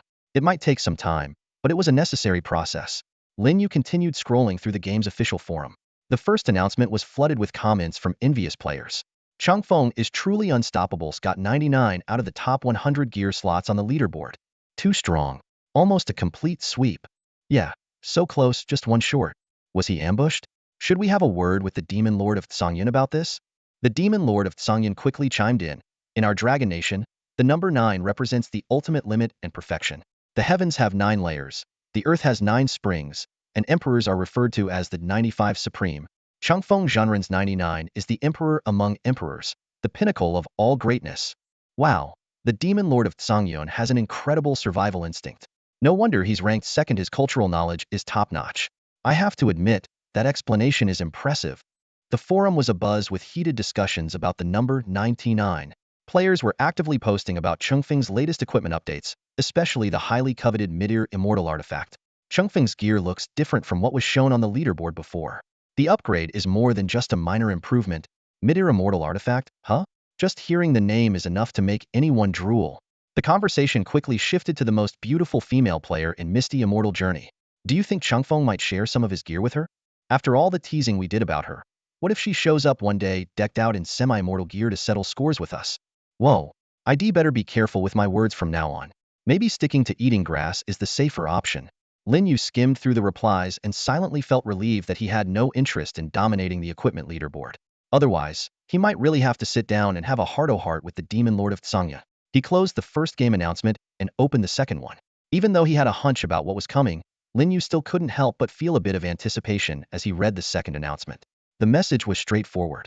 Dear players of Misty Immortal Journey, following the success of the first 2 rounds of game feedback, the third round is about to begin. Cultivation is your foundation, equipment is your support, but techniques are the true key to the path of immortality.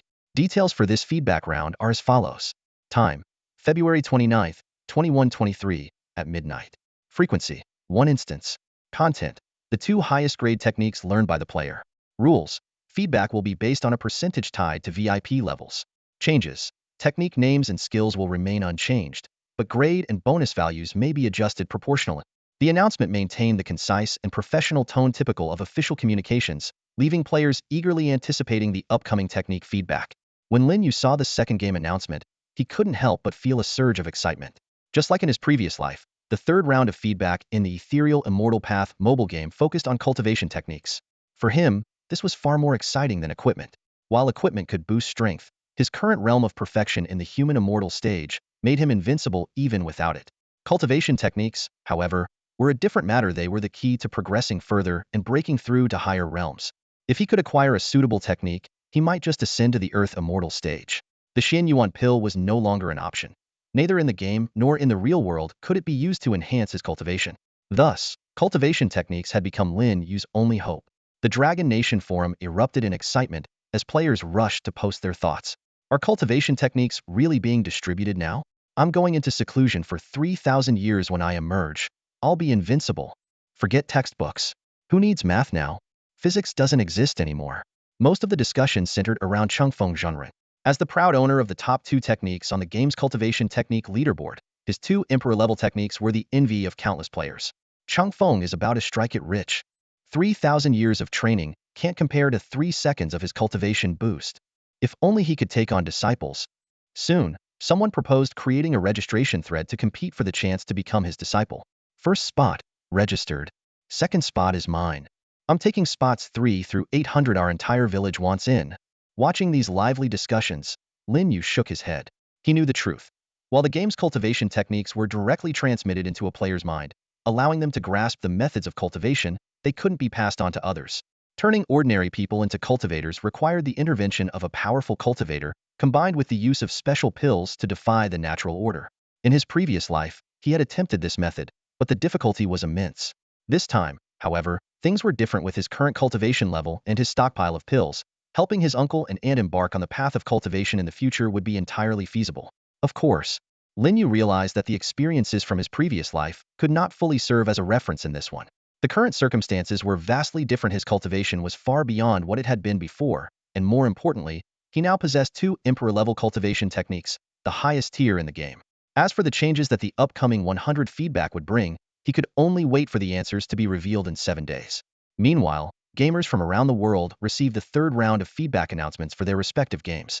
Due to the varying gameplay content, the feedback mechanisms differed from game to game. At the headquarters of the Superpower Alliance in America, an important meeting was underway. In the spacious conference room, over a dozen core members sat upright and attentive. Standing at the front was General Mike, a high-ranking military official and a player of the Iron Man class. His expression was serious, and he wore a pair of distinctive black-rimmed glasses, not for vision correction, but as a sophisticated controller for operating the ultimate equipment he had just acquired, the anti-Hulk armor. This was one of the rare top-tier pieces of equipment within the Superpower Alliance, capable of sustained flight in low Earth orbit. On the large screen at the front of the room, the latest announcement for the Comic Universe game was displayed. The announcement detailed that the third round of feedback would involve knowledge, technology, arcane arts, sorcery, divine power, and more, with a special emphasis on the objective of conquering the cosmic expanse. This unprecedented hint caught the attention of everyone present. General Mike spoke up. Let's hear your thoughts. Everyone, share your opinions. The attendees began voicing their views. This is clearly the game developers conveying an important message. As our power grows, Earth is becoming insufficient to contain us. Expanding into space is inevitable. The accelerated expansion of Earth in recent times might be a sign of some impending crisis. Once we receive the knowledge from the game feedback, we can start exploring the universe. We should prioritize finding new habitable planets. Comic Universe is the only game that allows entry into space. Wait, it seems Dragon Country's players also have this capability. That's right, Titan's Moon is the best example of that. The discussion grew increasingly intense, and the atmosphere in the conference room became heavier with each passing moment. The discussion in the conference room grew increasingly heated until General Mike lightly tapped the table, signaling everyone to quiet down. He scanned the room calmly before speaking in a firm tone. It is undeniable that players from Longwa have entered space. However, according to intelligence, this is an isolated case. The number of Longwa players capable of venturing into space is extremely limited, and I suspect their survival time in space must also be restricted. His voice carried a sense of confidence. Our advantage lies in our superior technological capabilities. enabling us to enter space on a large scale and sustain long-term survival. In the past, Blue Star was humanity's entire world. But now, the vast universe is our future. As the attendees nodded in agreement, General Mike continued with satisfaction. Of course, we cannot overlook Longwa. In the upcoming space competition, they are likely to be the only opponents capable of challenging US. As their own military strategy states, know your enemy and know yourself, and you will never lose a battle. Gathering intelligence on Longwa players must remain a priority. His words set two clear objectives for the Superpower Alliance: exploring the universe and understanding their competitors.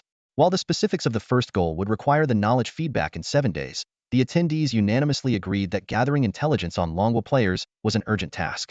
I suggest we send players from Eagle Nation, one member proposed. Their vampire players are experts in stealth and tend to be more obedient. General Mike nodded in agreement and immediately instructed his subordinates to contact Eagle Nation. However, within 2 minutes, one of his subordinates returned with a grave expression. "General, there's been a development," the subordinate said hesitantly. "Eagle Nation may not be able to assist us." "What do you mean? Speak clearly," General Mike demanded, his brows furrowed. "General, they've received a game announcement. 7 days from now, their feedback will involve the game's villainous boss." This revelation hit the room like a bombshell. Everyone was stunned. Feedback from the game would include details about the villainous boss. This was completely beyond their understanding. They had originally assumed the game would only provide feedback on players' personal attributes, such as cultivation levels, equipment, skills, and wealth. The crowd suddenly realized an even more terrifying possibility. If the game boss from Eagle Nation could manifest in reality, what about the villains from their own country's comic universe game? While they weren't sure how powerful the boss from Eagle Nation's game was, as seasoned players of the comic universe game, they were all too familiar with the terrifying strength of its villains. If these powerful antagonists were to descend into the real world, not only would America plunge into chaos, but the entire blue planet would face ultimate destruction. General Mike snapped out of his shock and turned to his subordinates, asking, "Wait a minute. Other countries' games have been manifesting spells and cultivation techniques. Why hasn't Eagle Nation's game done the same?" "General, that's because that game doesn't even have a spell system," one of his subordinates explained helplessly. General Mike suddenly remembered that the vampire game in question was indeed extremely simplistic, consisting solely of level progression and equipment systems. Players simply needed to evolve by absorbing blood. Meanwhile, players in Eagle Nation were thrown into a panic upon seeing the game's announcement. In their game, Knight of the Blood Clan, players started as the lowest rank of Baron and advanced through blood absorption and consuming members of their own kind, progressing through the ranks of Viscount, Count, Marquis, Duke, and Prince, ultimately reaching the Blood Emperor level. However, even before the game server shut down, the strongest player had only reached the Duke rank. What made matters worse was that the most powerful boss in the game was not the Blood Emperor, but the true ancestor Cain, who stood above both the Blood Emperor and the progenitors. In the game's final dungeon, even the weakest minions were too strong for any player to defeat. If the true ancestor Cain were to manifest in the real world, it was feared that even if all the players on the blue planet joined forces, they would be no match for him. On the official forums of Knight of the Blood Clan, despair spread among the players. The apocalypse is coming. Cain's arrival will spell disaster for all humanity. There's nowhere to run. He'll turn the entire blue planet into his personal farm. Even his bloodline suppression alone could wipe us all out. Maybe submission is the only option left. Some pinned their last hopes on the mysterious Eastern players, hoping they could stand against the true ancestor Cain. But for most, the end of days seemed inevitable. Dragon Country, Shanghai City. Lin Yu sat idly on the rooftop of his villa, yawning out of boredom. There were still 7 days left until the cultivation technique feedback, and during this time, he could only wait. To pass the time, he browsed forums, slept, and indulged in delicious food. Looking up at the vast blue sky, the thought of exploring outer space briefly crossed his mind. However, memories of his past life quickly made him dismiss the idea. He decided to wait at least until the feedback was complete. His strength reached its peak, and he had subdued all the villains in the game. After all, before embarking on a distant adventure, he needed to ensure that Blue Star, his home base, was completely secure. Suddenly, a memory from his previous life surfaced. During the third round of feedback, certain countries had already started encountering villainous bosses, with Eagle Country being the first. Lin Yu immediately released his divine sense, instantly covering the entire Eagle Country. Countless pieces of information flooded his mind, confirming this fact. Cain, the progenitor of the Blood Clan? Lin Yu murmured to himself, a faint smile appearing at the corner of his lips. Sending Xiao Guang to test his skills against him might be a good idea. Although Cain was the most powerful boss in the game Knight of the Blood Clan, he was far too weak for Lin Yu at this point. A mere thought would be enough to eliminate him, offering no sense of challenge or enjoyment in battle. Rather than suppressing his power to deal with a minor vampire, Lin Yu preferred to get a good night's sleep. However, for the still-growing Xiao Guang, Cain and his 13 progenitors could serve as excellent opponents. While Lin Yu had no intention of actively rescuing Eagle Country's players, bosses of this caliber would inevitably not be confined to a single nation. If they roamed freely, it would provide the perfect opportunity for Xiao Guang and his subordinates to hone their skills. With this thought in mind, Lin Yu gracefully leapt down from the rooftop and walked to Xiao Guang's bedroom door. Inside, Xiao Guang was browsing forums. Hearing the movement outside, he immediately pushed the door open. "Brew, cousin, what's up?" Xiao Guang asked excitedly. "How strong are the people under your command?" Lin Yu asked with a smile. Xiao Guang was momentarily stunned. "What people under my command? Aren't you the head of the Jianghai City Cultivation Administration? Don't you have subordinates?" Then, as if realizing something, he added, "Oh, you mean them? Their strength is so-so.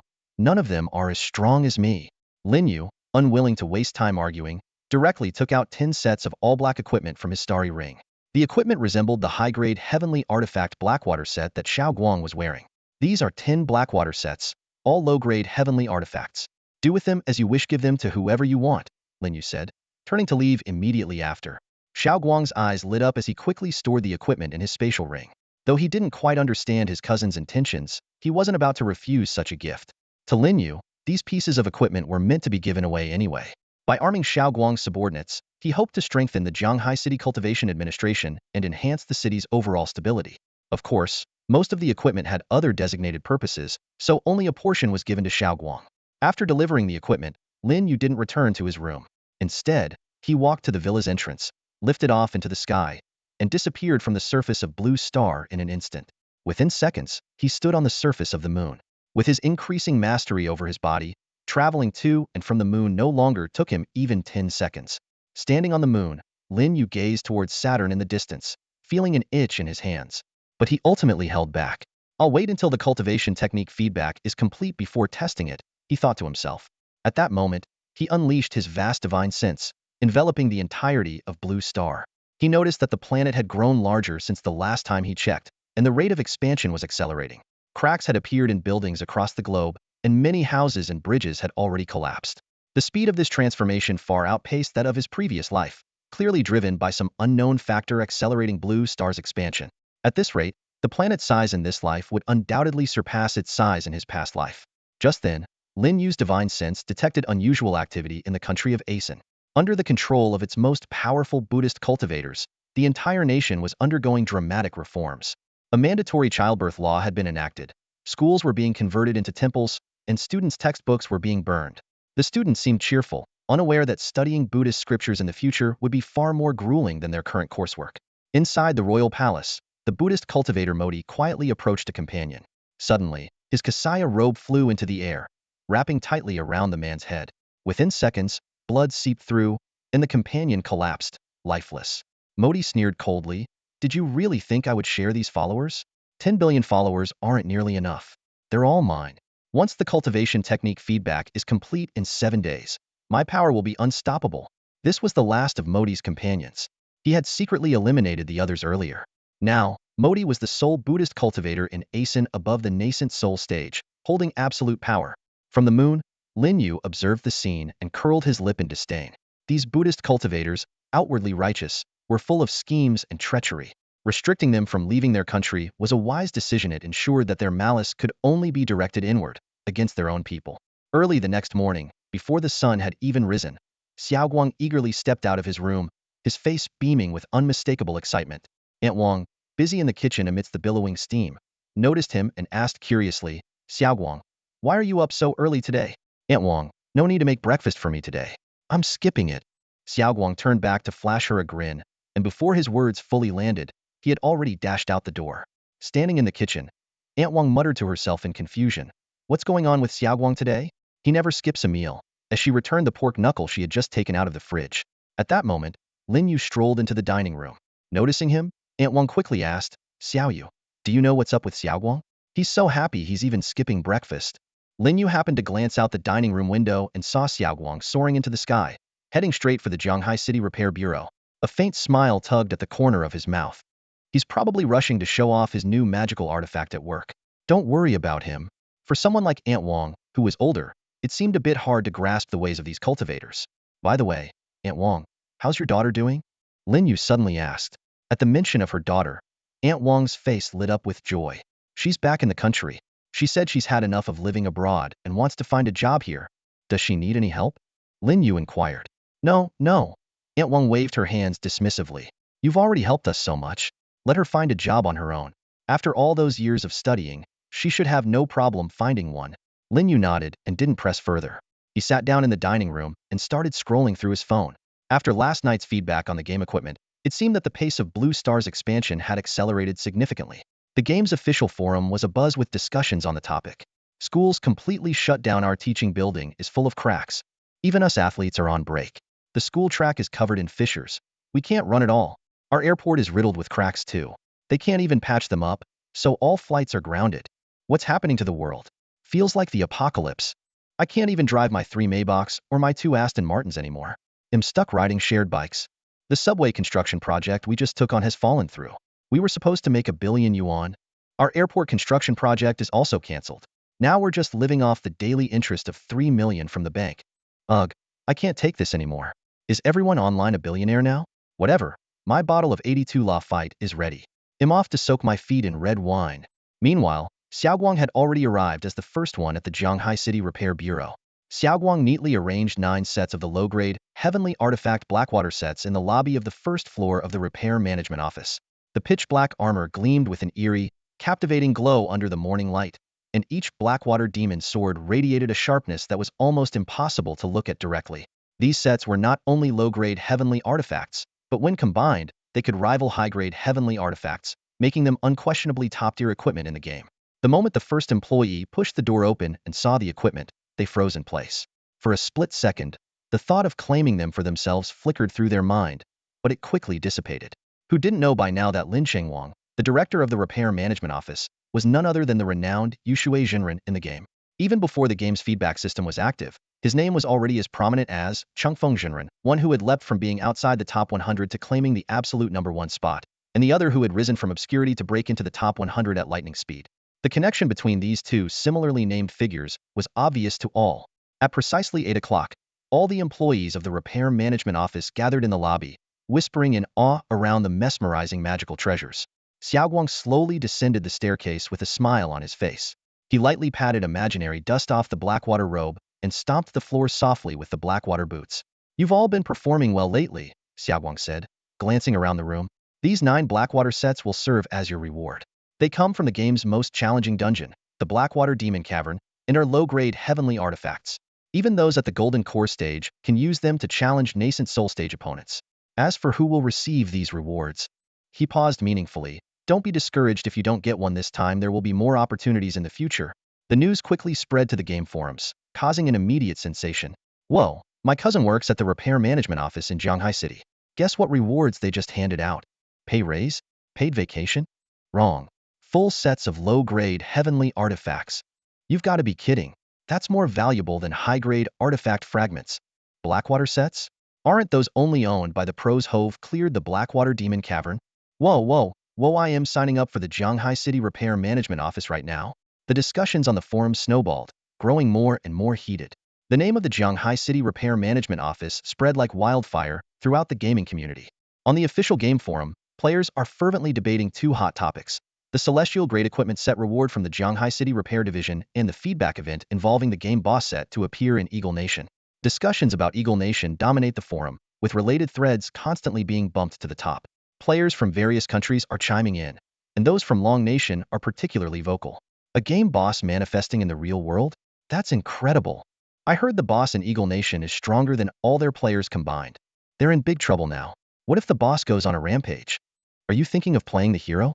Don't joke around. What happens in Eagle Nation has nothing to do with us. The conversation quickly shifts to Long Nation itself. What if our game's bosses also showed up in reality? Just the demons in the Grand Ascension stage would be a nightmare. Grand Ascension? That's nothing. Don't forget about Chunfeng. Exactly, Chunfeng is unbeatable. Those bosses would be lucky to serve as his mounts. Even the queue to become his mount stretches around Blue Planet twice. Those bosses wouldn't even get a chance. With Chunfeng around, Long Nation is definitely the safest place. Lin Yu scrolled through the comments and couldn't help but type his own response. Chunfeng Jinren. No matter how chaotic things get in Eagle Nation, it has nothing to do with us. Just grab some snacks, drinks, and a seat to enjoy the show. Meanwhile, at the headquarters of the Capital Repair Division, Qi Changqing was also glued to the forum. Seeing the celestial grade equipment set awarded to the Jianghai City Repair Division, he couldn't help but feel envious. As one of the top 10 players on the game's leaderboard, he only owned a few fragmented pieces of celestial grade equipment. Even with his mid-grade refined flying sword at level 10, it couldn't compare to a complete celestial grade set. A fleeting thought crossed his mind. Should he resign as head of the Capital Repair Division and apply to join the Jianghai City Repair Division? But he quickly dismissed the idea. After all, only as the head of the Capital Repair Division could he best serve Chun Feng. One of Qi Changqing's subordinates was closely monitoring the forum posts and cautiously said, "Director, it's clear that Jianghai City's Repair Division has received support from that big shot. With your high standing in Chun Feng Zhenren's eyes, maybe you could also." Indeed, every post Lin Yu made on the forum immediately went viral, and players across Longwo regarded Qi Changqing as Chun Feng Zhenren's representative in the mortal world. However, Qi Changqing simply shook his head lightly and turned to gaze out the window in the direction of Jianghai City. "Recognition from Chun Feng is the best reward I could ask for. There's no need to be greedy. If we do our jobs well, rewards will naturally come in due time." As for Jianghai City's Repair Division, he paused for a moment. "You need to understand, at best, we're regional officials, but Lin Chengwang is a legitimate prince." The subordinates suddenly understood. Of course, no matter how high-ranking an official is, they can't compare to royalty. Lin Chengwang's connections were clearly out of their league. Just then, another subordinate rushed in excitedly. "Director, Chun Feng Zhenren has posted again." Qi Changqing's eyes lit up. "Let me see." Taking the phone, he read Lin Yu's latest comment. "No matter how chaotic Eagle Nation gets, it's none of our business. Just grab some snacks and drinks, find a good seat, and enjoy the show." As Qi Changqing silently nodded, marveling at Qin Feng's leisurely mindset, yet another subordinate entered to report, "Director, Eagle Nation wants to talk with you. They said their game's final boss will respond in 7 days and are asking for our help." Hearing this, Qi Changqing revealed an amused smile. "Tell them I'm in seclusion training and unavailable for calls." The subordinates in the office froze for a moment, then burst into laughter. Claiming to be in seclusion before the rewards from the boss even appeared, this was a rejection as blatant as it gets. Eagle Nation would probably be furious upon hearing this response. Meanwhile, at the headquarters of Eagle Nation's official player organization, a seemingly frail but incredibly strong man suddenly flipped over his desk. Under the oppressive aura of his vampire duke status, his subordinates trembled in fear, not daring to make a sound. "This is outrageous. If they want to take the call, they could have at least come up with a better excuse. Looks like we can't rely on Longhua." His voice was icy as he turned to another subordinate. "What about Migua? Have you contacted General Mike?" In the Eagle Nation, an official player organization called the Blood Moon Dynasty holds nearly all power. Behind this somewhat dramatic name lies a vast and formidable network of influence, akin to the Superhuman Alliance in the United States, encompassing almost all local players. The leader of this organization is a vampire duke named Augustine, who consistently ranks at the top of the power leaderboard in the game Bloodline Knight. Through his strength and cunning, he not only gained the official support of the Eagle Nation, but also turned the entire country into his personal domain, where both players and ordinary citizens effectively became his blood servants. However, this authority is under a grave threat. If the bloodline progenitor, Cain, were to return, everything Augustine had painstakingly built would crumble. Even worse, it's not just the Eagle Nation. Cain could potentially turn the entire world into his private domain. As a vampire, Augustine is acutely aware that the suppression of lower bloodline ranks is an insurmountable barrier. Just as his Marquis subordinates could never muster the will to defy him, the 4-level bloodline gap between him and Cain is insurmountable. This has left him resentful of the game's design. Y is the highest player rank limited to Blood Emperor, while the bosses can reach progenitor level. Even at the Blood Emperor level, they are still 2 full ranks above him. With no other options, Augustine could only pin his hopes on other countries. Currently, the 2 most powerful nations on Blue Star are the Dragon Nation, rumored to have mysterious powerhouses capable of causing the disappearance of Titan's moon, in the United States, home to numerous professions and a massive player base. After being inexplicably rejected by the Dragon Nation, Augustine shifted his focus to the United States. He stared intently at his pale-faced Marquis subordinate, anxiously inquiring about the outcome of their attempt to contact General Mike. "We made contact," the subordinate stammered, his voice trembling. Augustine's eyes lit up. "And? What did they say?" He expressed sympathy and apologies for our situation. And then, that's it."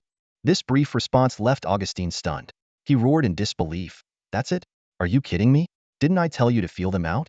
Even setting up a meeting would have been something. How could it just end like that?" Faced with their leader's fury, The already pale Marquis subordinate looked even more terrified. He stammered as he spoke. Before the subordinate could finish his sentence, Augustine was already seething with rage. The overwhelming aura of the vampire duke instantly filled the office, forcing everyone in the room to drop to their knees. The other party hung up before I could finish speaking. The subordinate continued his report, trying to suppress his fear. I called back several times, but the line was always busy. Boom! As Augustine's fury erupted, the entire office building was reduced to rubble in an instant. Meanwhile, at the headquarters of the Superhuman Alliance in the Pentagon, General Mike stood silently by the window, gazing into the distance. A subordinate entered the room, pushing the door open. General, the Blood Moon Dynasty has been calling repeatedly. I didn't answer any of the calls. Block their number, General Mike said calmly. Don't give them any false hope. But General, are we really going to ignore our ally, the Eagle Nation? The subordinate asked hesitantly. General Mike let out a cold chuckle. Right now, we need to focus all our efforts on preparing for the bosses from the comic universe. Even though they haven't made a move yet, we must be ready. As for the Eagle Nation, let them fend for themselves. The news quickly spread across the globe. In the island nation, atop the Metropolis Tower in a luxurious presidential suite, Gao Sheng had just finished his morning training session with 50 powerful kunoichi. The ninja women, drenched in sweat, filed out one by one to freshen up. As for Gao Sheng, with his mastery of spiritual energy, a simple flow of energy through his body left him completely refreshed. This half hour was the only time in his day dedicated to handling official matters. For elite Jonin entered the room with their heads lowered, careful not to glance around at the unique headquarters. Clad in a bathrobe, Gao Sheng stood by the floor-to-ceiling window, sipping red wine as he gazed across the sea. A fleeting sense of homesickness crossed his mind but quickly dissipated. Knew well that while he was invincible on this small island, back in Zhanghai City, he would likely rank below even the ordinary staff at the Regulatory Bureau. Speak. What do you have to report today? Gao Sheng asked. Leader, the Eagle Nation is requesting assistance. They claim their game bosses will manifest in just over 6 days. Daha reported respectfully. Next, Gao Sheng interrupted, his expression unchanging. Erha stepped forward immediately. Based on our assessment, all games will eventually manifest their bosses, including our own Ninja Legends. We ask the leader to prepare in advance. Gao Sheng turned his head, his gaze sharp as a blade slicing toward Erha. A terrifying pressure descended instantly, pinning Erha firmly to the ground. The intense force caused his blood vessels to rupture, and blood seeped from his eyes, ears, mouth, and nose. In just 5 seconds, Erha seemed to have gone through a life-or-death ordeal, collapsing on the ground, nearly incapable of moving. I asked for a report, not your opinions. Gao Sheng's voice was cold as ice. Subordinate admits his mistake. This one deserves death. Thank you, Alliance Leader, for sparing my life. Erha stammered, enduring the excruciating pain as he spoke. Seeing Erha's trembling state, Gao Sheng reigned in his anger. Although he held his subordinates to high standards, he had indeed carried out fewer executions lately. After all, following the last mass execution of thousands, there were barely any elite Jonin left in the island nation. Killing more would leave him with no usable personnel. In your Legend of the Ninja game, what level is the strongest boss? Gao Sheng suddenly asked. Though he had been in the island nation for some time, his indulgence in luxury left him with little knowledge about this game. Alliance Leader, Ha quickly replied. The strongest boss in Legend of the Ninja is referred to by players as Superka level. This is a player-invented ranking, not an official designation. In the game, ninja ranks progress from lowest to highest as follows: Apprentice Ninja, Genin, Chunin, Jonin, Elite Jonin, and Kage level. It's said that the final dungeon boss surpasses Kage level, but since no one has completed it, this remains speculation among players. After hearing Erha's explanation, Gao Sheng asked again, this Super Kage level, how many times stronger is it compared to you? At least 100 times stronger. Erha answered solemnly. Gao Sheng nodded, a smirk forming in his mind. A mere 100 times? He was thousands of times stronger than an elite Jonin. Anything else to report? If not, you're dismissed. Gao Sheng waved his hand dismissively.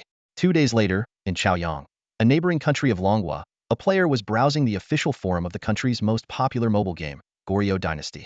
This was a war strategy game where players could join armies, rise through the ranks, and command battles. The game's most challenging dungeon was based on the ancient Silla kingdom, with its boss being the formidable king of Silla, surrounded by numerous subordinates. To date, no one had managed to clear it. The player came across an announcement. The villainous boss from the game would descend into the real world in 5 days. He shook his head, dismissing it as a joke post from another player, and casually closed the forum. The gaming landscape of Chaoyang Nation stands in stark contrast to other countries. In this isolated land, the number of players engaging with the Goryeo Dynasty is astonishingly low, with fewer than 100 participants nationwide. What's even more striking is that due to strict governmental restrictions on online mobile payments, no players have ever made in-game purchases or demonstrated any feedback regarding their in-game strength. This unusual situation has rendered the first 2 rounds of game feedback seemingly irrelevant to Chaoyang Nation. The official game forums are eerily quiet, to the point where even important announcements go unnoticed. On the rare occasion someone does see them, they are dismissed as mere pranks. Although Chaoyang officials have learned through various channels that other countries are already experiencing feedback related to players' in-game strength, the alarming reality is that they remain completely unaware that the 3rd round of feedback has already commenced in their own nation. Even more concerning is the revelation that the feedback targets in their nation, much like those in Eagle Nation, are the game's bosses. A potential crisis is silently approaching the lands of Chaoyang. Meanwhile, the Jianghai City Repair and Management Office has seen an unprecedented surge in activity. Since Xiaoguang showcased 9 sets of Blackwater armor as employee rewards, the office's staff tripled in size within just 2 days. Even more remarkable is the influx of powerful players: 3 top 100 ranked experts, 5 top 200 nascent soul-level players, and even 1 top 10 elite player, Su Chong in Game ID, Ethereal Immortal. Su Chong's involvement clearly carried deeper implications, as someone of his caliber wouldn't ordinarily be swayed by the allure of lower-tier celestial artifacts like the Blackwater armor. In fact, ever since the news of the Blackwater armor rewards leaked online, the Jianghai Repair and Management Office had become a legendary destination for players nationwide. They flocked not only for the rare equipment, but also to get closer to the mysterious figure rumored to be the only player to have cleared the Blackwater Abyss dungeon who was believed to reside in Jianghai City. Adding to the speculation was the fact that the office director, Lin Yu, held the in-game ID Master of Water, further solidifying players' suspicions. Xiaoguang maintained a fair approach toward all new members. Even though Su Chong already possessed powerful gear, he was still awarded a set of Blackwater armor and was even promoted to deputy director. At this moment, in the small conference room of the Repair and Management Office, 10 core members were gathered for a meeting. Each of them was at least at the nascent soul level in cultivation, clad in Blackwater armor, exuding an aura of extraordinary strength. Standing confidently at the front of the room, Xiaoguang addressed the assembled elites with a spirited speech. "You are the finest talents of the Jianghai City Repair and Management Office. I have complete trust in every one of you. I believe that your decision to join us stems from a shared commitment to working hard for the stability and well-being of our nation and its people. There's no need for employment contracts, those are just meaningless pieces of paper. I hope that in the days ahead, we can work together sincerely to ensure the safety and stability of Jianghai City." Xiaoguang stood in the center of the conference room, delivering a passionate speech for a full half-hour. His voice brimmed with pride, and his eyes sparkled with determination. In his view, the development speed of the Jianghai City Cultivation Management Bureau was nothing short of astonishing. Its overall strength had already surpassed that of the Capital Cultivation Bureau. What delighted him most was that every player who joined performed outstandingly, making him feel there was no need to rely on contracts for discipline. Just as he was about to let the deputy director, Su Chong, take over the floor, all 10 people in the room suddenly tensed up. As cultivators at the nascent soul stage or above, their sharp spiritual senses instantly detected something unusual in the distance about 50 kilometers away from the bureau. 2 Foundation Establishment stage players were locked in a fierce battle. Their flying sword strikes had accidentally injured a passerby. Xiaoguang frowned slightly and swept his gaze across the 9 subordinates present. Someone dares to harm people in Jianghai City? Well, since everyone is here today, let's go take a look together. With that, he took the lead and strode out, followed closely by Su Chong, the deputy director at the mid-deity transformation stage, and the other 8 nascent soul stage cultivators. The 10 of them, dressed in their signature Blackwater uniforms, rose into the air from the bureau entrance. Within seconds, they appeared above the battlefield. The 2 Foundation Establishment players who had been fighting froze on the spot, their legs giving way as they dropped to their knees, terrified by the sudden and overwhelming presence. The sight of 10 powerful cultivators hovering in midair was nothing short of awe-inspiring. The mere fact that they could fly demonstrated that each of them had reached at least the nascent soul stage. The oppressive aura they exuded made the 2 players tremble uncontrollably. Xiaoguang stepped forward, his expression stern. "Do you realize your wrongdoing?" We do.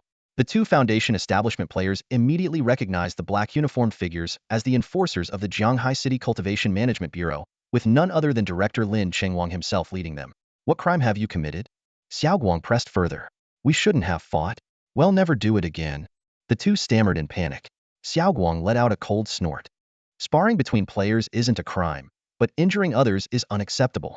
His gaze shifted to the man in the distance whose arm had been grazed by sword energy. "You 2, accompany the injured man to the hospital. Once he's treated, report to the Jianghai City Cultivation Management Bureau and turn yourselves in." Understood? Understood.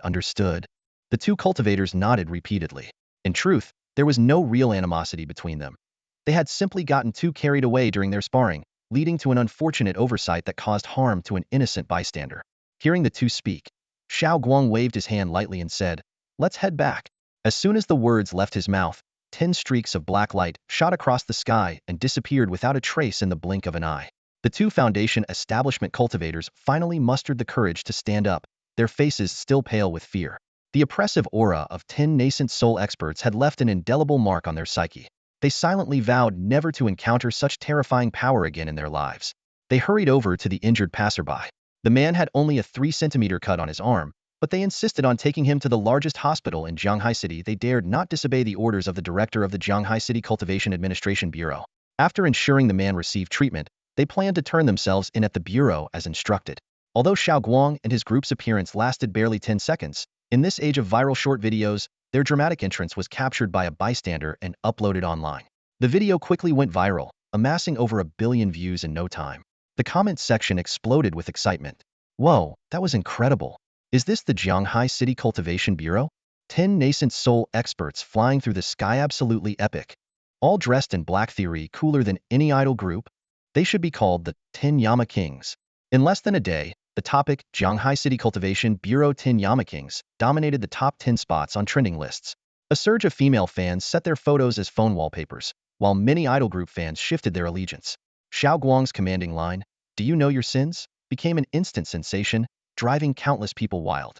The craze even reached the headquarters of the Capital Cultivation Administration Bureau. One subordinate suggested to Qi Chongqing that they give their bureau a similarly catchy nickname, but Qi Chongqing declined with a helpless smile, saying, "That was something the netizens came up with on their own. It wouldn't feel right for us to make one up ourselves." To make matters worse for the headquarters, more and more cultivation players from the capital were applying to join the Jianghai City Cultivation Bureau instead. Time flew by, and the 7th day after the equipment feedback phase finally arrived.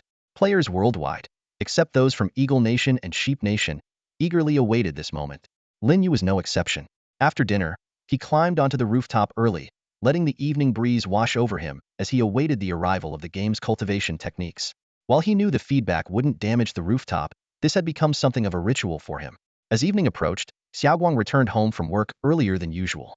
At first glance, he noticed his cousin, Lin Yu, quietly sitting on the roof of the villa, waiting.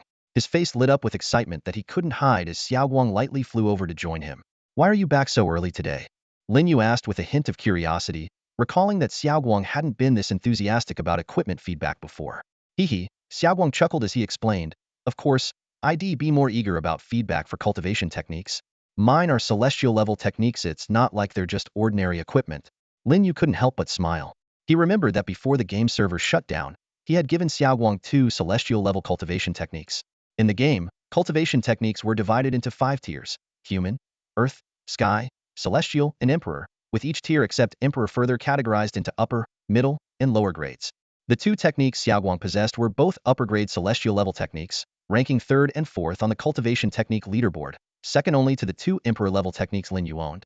What was even more remarkable was that, as a level 10 VIP player, Xiaoguang could fully integrate these 2 celestial level techniques into the real world. This was fundamentally different from equipment. While equipment could be gifted between players after being integrated, cultivation techniques could not be taught or shared.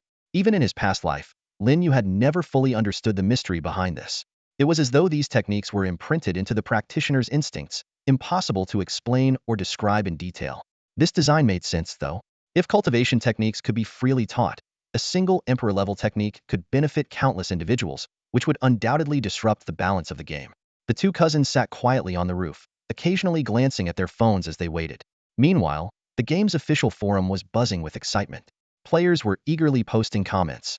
"Only 3 hours left until we can integrate our techniques. I'm so excited. Yeah, with these techniques, we'll truly be immortal cultivators. We'll be real cultivators. I'm wondering, once the techniques are integrated, can we teach them to our parents? It'd be amazing if they could learn these cultivation techniques too. That might be tough. Cultivation relies heavily on innate talent. Without the right aptitude, even getting started could be impossible." On the official forum of the mobile game Ethereal Immortal Path, a heated discussion about the talent for cultivating immortality is underway. "Why can all of us players practice immortality? Does everyone have the talent for it?" one player questioned. "Wait a second. I think I figured something out." Another player exclaimed, "Our talent is tied to how much we recharge. Haven't you noticed? There's never been a single report of cultivation progress from players who haven't spent any money. This revelation sparked even more debate. Exactly.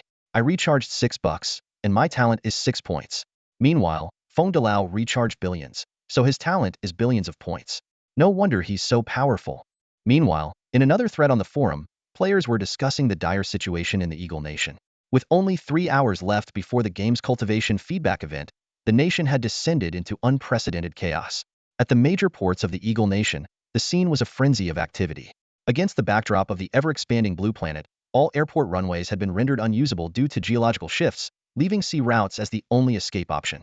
At the docks, countless people were desperately pushing their way onto any ship preparing to depart. From wealthy elites to ordinary citizens, and even vampire players, everyone aware of the impending arrival of the Blood Clan's progenitor, Cain, was trying to flee. Some ships capsized shortly after leaving the harbor due to overcrowding, but this did nothing to deter the masses. Even vampire counts, who could transform into bats, chose the water route, as their bat forms couldn't cross the straits. At the headquarters of the Blood Moon dynasty, Augustine stood by the floor-to-ceiling window, gazing down at the chaos unfolding at the port. As the only player who had seen Cain's true form in a game instance, a faint smirk appeared on his face. Run, run, you ignorant fools. As long as you're still on the blue planet, you'll never escape Cain's grasp. Recalling that fleeting moment in the game instance, Augustine still felt a chill run down his spine. Although he had been instantly killed by a minor monster upon entering the instance, the brief moment when his eyes met Cain's through the screen left an indelible impression. The sheer terror of having his soul seemingly pierced was something he would never forget. Augustine had only ever seen Cain once through a phone screen, yet that single glance left him deeply shaken. After the game's servers shut down, he had assumed he would never encounter that terrifying presence again. But to his utter disbelief, the progenitor of the vampires, Cain, had descended into the real world. When he first learned of this, Augustine sought help everywhere he could, but in the end, he had no choice but to face the harsh reality against this ancient being who had existed for countless ages, untouched even by the passage of time. Any player was utterly insignificant. At that moment, snow began to fall from the sky. Though it was still autumn, heavy snow blanketed the skies of the Eagle Nation. This unusual weather seemed to foretell that Blue Star was on the brink of its coldest winter yet. In Zhanghai City, Lin Yu and Xiao Guang both looked up at the sky. Lin Yu's eyes glimmered with an unusual light, as he sensed the intangible yet very real energy in the air. What was slowly descending were the techniques and arts of the players. Brother, what are you seeing? I don't see anything, Xiao Guang asked, puzzled. Though his abilities were far from weak, like most players, he was unable to perceive these invisible phenomena. Lin Yu understood that his ability to sense all of this stemmed entirely from his extraordinarily high cultivation in this lifetime. The arrangement of these techniques mirrored the tiered structure of the equipment feedback from before. Lin Yu's spiritual sense had already locked onto the two most potent presences hovering above Zhanghai City. Those were likely his two Imperial-level techniques, or perhaps even something beyond the Imperial level. As the techniques descended, players across the Dragon Nation closed their eyes, their minds filled with indescribable and peculiar memories. Many instinctively sat cross-legged and began to cultivate. Countless spirals of spiritual energy appeared in the skies above the Dragon Nation, as if the world's spiritual power was being summoned and converging there. Lin Yu keenly noticed that while players worldwide were receiving their game feedback, only the players in the Dragon Nation were absorbing spiritual energy. After the feedback for other players concluded, two formless energies descended above Xiao Guang as well. What the hell is this? Xiao Guang began to exclaim, but before he could finish, the cultivation within his body surged uncontrollably. A powerful suction force emanated from him. Quickly, he closed his eyes and focused entirely on feeling the newfound power. Xiao Guang's body seemed to transform into a massive vortex, frantically absorbing spiritual energy from hundreds of kilometers around. Though his cultivation level was unremarkable, his unique technique allowed him to absorb energy at a rate far surpassing that of other players in the Dragon Kingdom. Lin Yu watched quietly. As someone with experience, he knew that this seemingly astonishing absorption speed would not easily lead to a breakthrough in cultivation. The path of cultivation becomes progressively harder, with the required spiritual energy increasing exponentially. Recalling his past life's decade-long struggle to make even the slightest progress, he couldn't help but feel curious about the path that lay ahead in this life. At that moment, the last two clusters of spiritual energy descended slowly over Zhanghai City. Lin Yu closed his eyes, and in an instant, a flood of chaotic memories surged into his mind. He sat cross-legged on the roof of the villa, and an incomprehensibly powerful suction thousands of billions of times stronger than Xiao Guang's erupted from within him.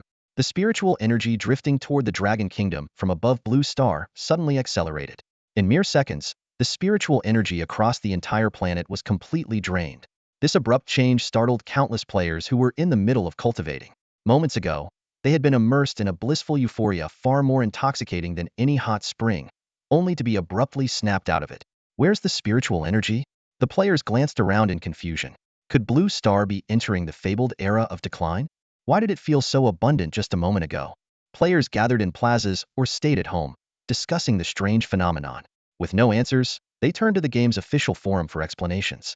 On the villa rooftop, Lin Yu and Xiaoguang opened their eyes simultaneously. What the heck, bro?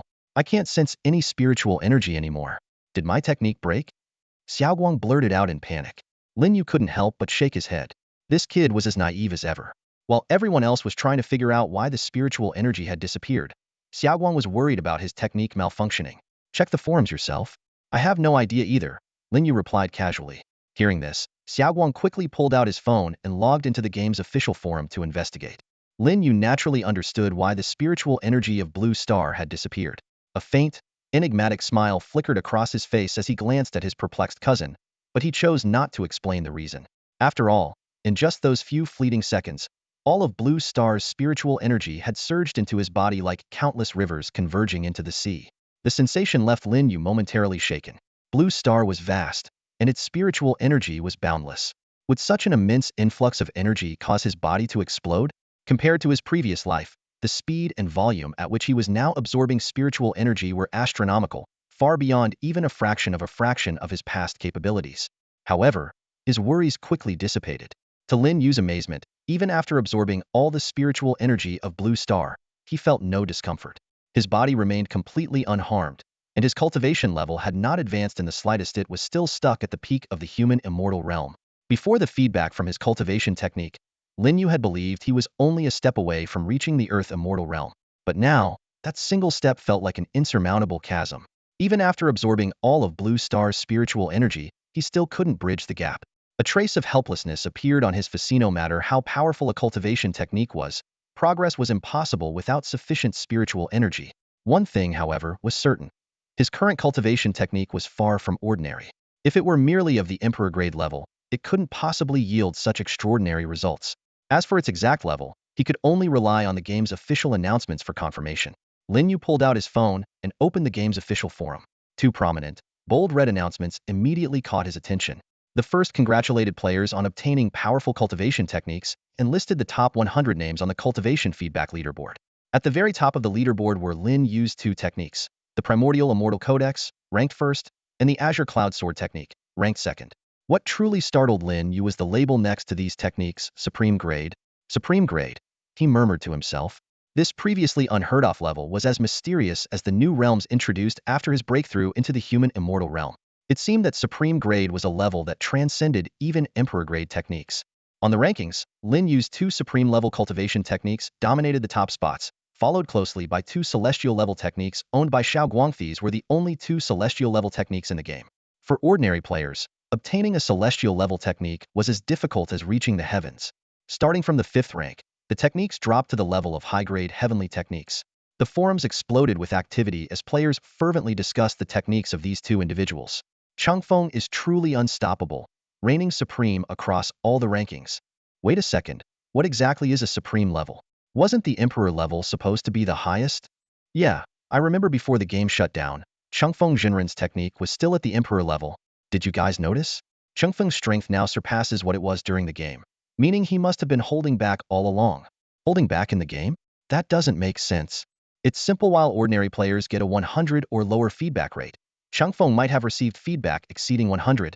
The discussion gradually shifted to deeper topics. Someone sharply pointed out, supreme-level techniques. Could they be related to the sudden disappearance of spiritual energy from Blue Star earlier? Someone immediately refuted. There's no way Changfeng would care about such a small amount of spiritual energy. I swear on my reputation, it wasn't his doing. Yeah, don't slander Changfeng. Changfeng is invincible, mighty, and unstoppable. The conversation then veered in a new direction. The 3rd and 4th ranked Yushui Zhenren has a name that's quite similar to Changfeng Zhenren, doesn't it? You don't know? Their relationship is all over the internet. I've decided I am heading to the Jianghai City Cultivation Management Office to sign up tomorrow morning. Dream on the line for registration stretches all the way to the neighboring city. Lin Yu smiled as he closed the first announcement and opened the second. The new announcement revealed that the fourth round of feedback was about to begin. This time, it would focus on spiritual roots. Scheduled for 7 days later at midnight on March 6th, 21-23 players would receive another opportunity for feedback, which would include all the spiritual roots they had in the game. The announcement emphasized that the feedback would be based on the player's VIP level percentage, with the rank and value of the spiritual roots adjusted accordingly. Initially, all players had high expectations for spiritual roots. These roots not only enhanced damage but also accelerated cultivation, complementing the techniques of immortality cultivation. With spiritual roots, players could absorb spiritual energy far more efficiently, allowing their cultivation to progress at an unprecedented pace. However, when the fourth round of feedback announcements was released, players' enthusiasm noticeably waned.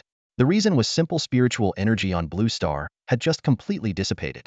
No matter how powerful the spiritual roots were, they were useless without spiritual energy to absorb. Despite this, discussions about the second feedback announcement remained heated on the game forums. There's a 7-day interval between each feedback. If we have to wait for everything to be announced, it could take months. Well, the game system is complex, and there's just so much content. Eagle Nation has already started getting boss feedback. I wonder when it'll be our turn. Amid these discussions, a shocking post suddenly appeared on the forums. Wait, I can feel spiritual energy. It's coming from the cracks in the ground. I feel it too. It's faint, but spiritual energy is definitely seeping out from underground. Finally, we can continue cultivating again. With the reappearance of spiritual energy, players' excitement over spiritual root feedback reignited. At the same time, more surprising news spread. Someone in an eastern coastal city reported signs of boss feedback appearing above Chaoyang Nation. This caught many off guard, as there had been no previous reports of equipment feedback from Chaoyang Nation. After reading these discussions, Lin Yu put down his phone and unleashed his vast divine sense, covering the entire surface of Blue Star. The situations in Eagle Nation and Chaoyang Nation became vividly clear in his mind. At that moment, above Eagle Nation, countless game bosses were descending from the skies. They gazed down at the land below, their eyes gleaming with excitement. Among these bosses, about half were vampires, while the other half consisted of special class professionals known as demon hunters. According to the lore of the Night of the Vampires game, many dungeons were based in demon hunter team strongholds. Logically, lower-ranked vampires, as natural enemies of demon hunters, should have been extremely fearful of them. However, the scene unfolding above Eagle Nation seemed to defy all logic. The descending demon hunters wore expressions of terror, their gazes fixed collectively on the most commanding figure in the sky above the Eagle Nation. It was a man clad in a black suit, his emaciated frame resembling a withered corpse, with a face so gaunt it seemed devoid of life. Yet, his crimson eyes glowed with an unsettling, bone-chilling intensity. Was none other than Cain, the true progenitor of the blood race. Beneath Cain, 13 bloodline progenitors hovered in midair. These formidable beings were the true rulers of the blood race. The creatures hunted by demon hunters on ordinary days were merely their descendants. In the game, these terrifying entities were confined to dungeons, never to cross paths with the hunters. But now, they shared the same sky. Cain's blood-red eyes scanned the ground below. His parched tongue slid across his cracked lips as a hoarse voice escaped his throat. What is this place? Have I entered heaven? The scent of fresh blood is everywhere. This, to me, is heaven. His gaze swept over his descendants in the sky and the insignificant demon hunters, a sinister smile spreading across his face. Though some mysterious force was causing all beings to descend slowly, Cain could feel this power weakening. Once he touched the ground, he would be completely free. At that moment, Cain noticed a figure on the ground slowly kneeling. The individual exuded a faint trace of his bloodline. A mere duke? It seems my bloodline has extended into this world, Cain murmured, closing his eyes to take a deep breath. An expression of exhilaration crossed his face. This world appears to hold many with my bloodline, though only a select few seem wise enough to welcome my arrival. Across the cities of the Eagle Nation, players of Night of the Bloodline knelt in reverence, bowing their heads as they awaited the descent of the true progenitor. Meanwhile, some players, driven by wishful thinking, hid in basements, hoping to evade detection. But the most terrified were the ordinary mortals, who stared at the multitude of bloodline beings and demon hunters in the sky, paralyzed by a fear that washed over them like a tidal wave. Despair enveloped the entire Eagle Nation. As the bosses drew closer to the ground, a voice suddenly rang out. Augustine raised his head and shouted, "Augustine, descendant of the blood race, welcomes the arrival of the true progenitor on Blue Star."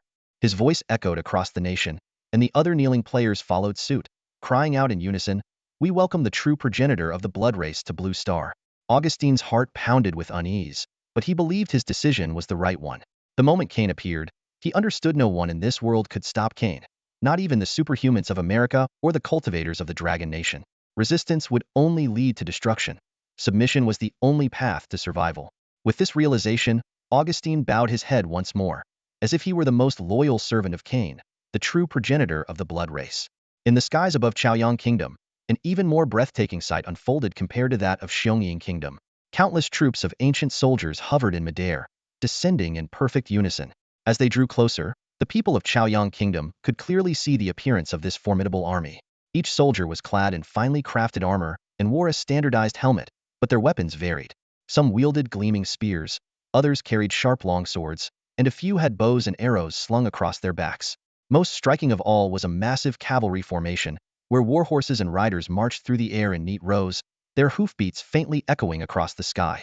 Above this army, a commanding figure stood out prominently, the very embodiment of the strongest boss from the Goryeo dynasty mobile game, none other than the king of Goryeo himself. He gazed down from on high at the peninsula below and the vast plains stretching into the distance, his eyes alight with ambition. Though he found himself in this unfamiliar world, with his elite forces in tow, he was already envisioning a grand conquest that would surpass the glory of the Goryeo dynasty's past. The Chaoyang Kingdom's military responded swiftly, unleashing a barrage of heavy artillery fire into the sky.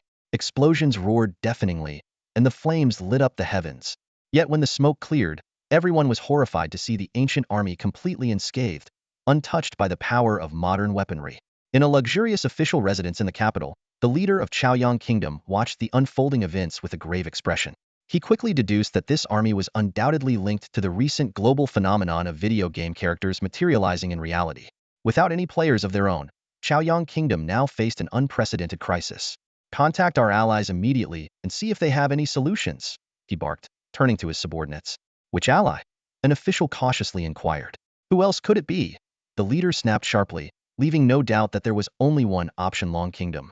Meanwhile, at the headquarters of Long Kingdom's Bureau of Special Affairs in the capital, Qi Chongqing had just finished providing feedback on the cultivation technique and was engrossed in browsing forum posts when his phone suddenly rang.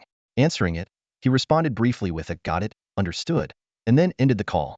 As soon as he hung up, his divine sense swept across thousands of miles, reaching the skies above Chaoyang Nation.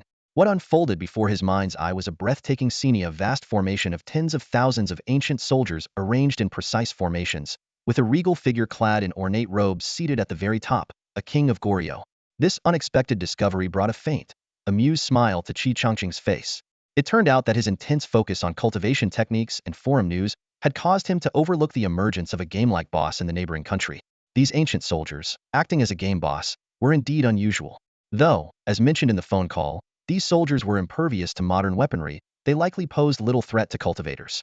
As the head of the Cultivator Management Bureau in the capital, Qi Chongqing contemplated whom to send for support. This was a task handed to him by Long Nation's leadership after receiving a plea for help from Chaoyang Nation. It was also the Bureau's first international aid mission since its establishment. While dispatching a few cultivators could easily resolve the issue, he had to carefully select the team, as this mission would reflect Long Nation players' international reputation. After some consideration, he decided to send the special squad known among players as the 10 Yama Kings.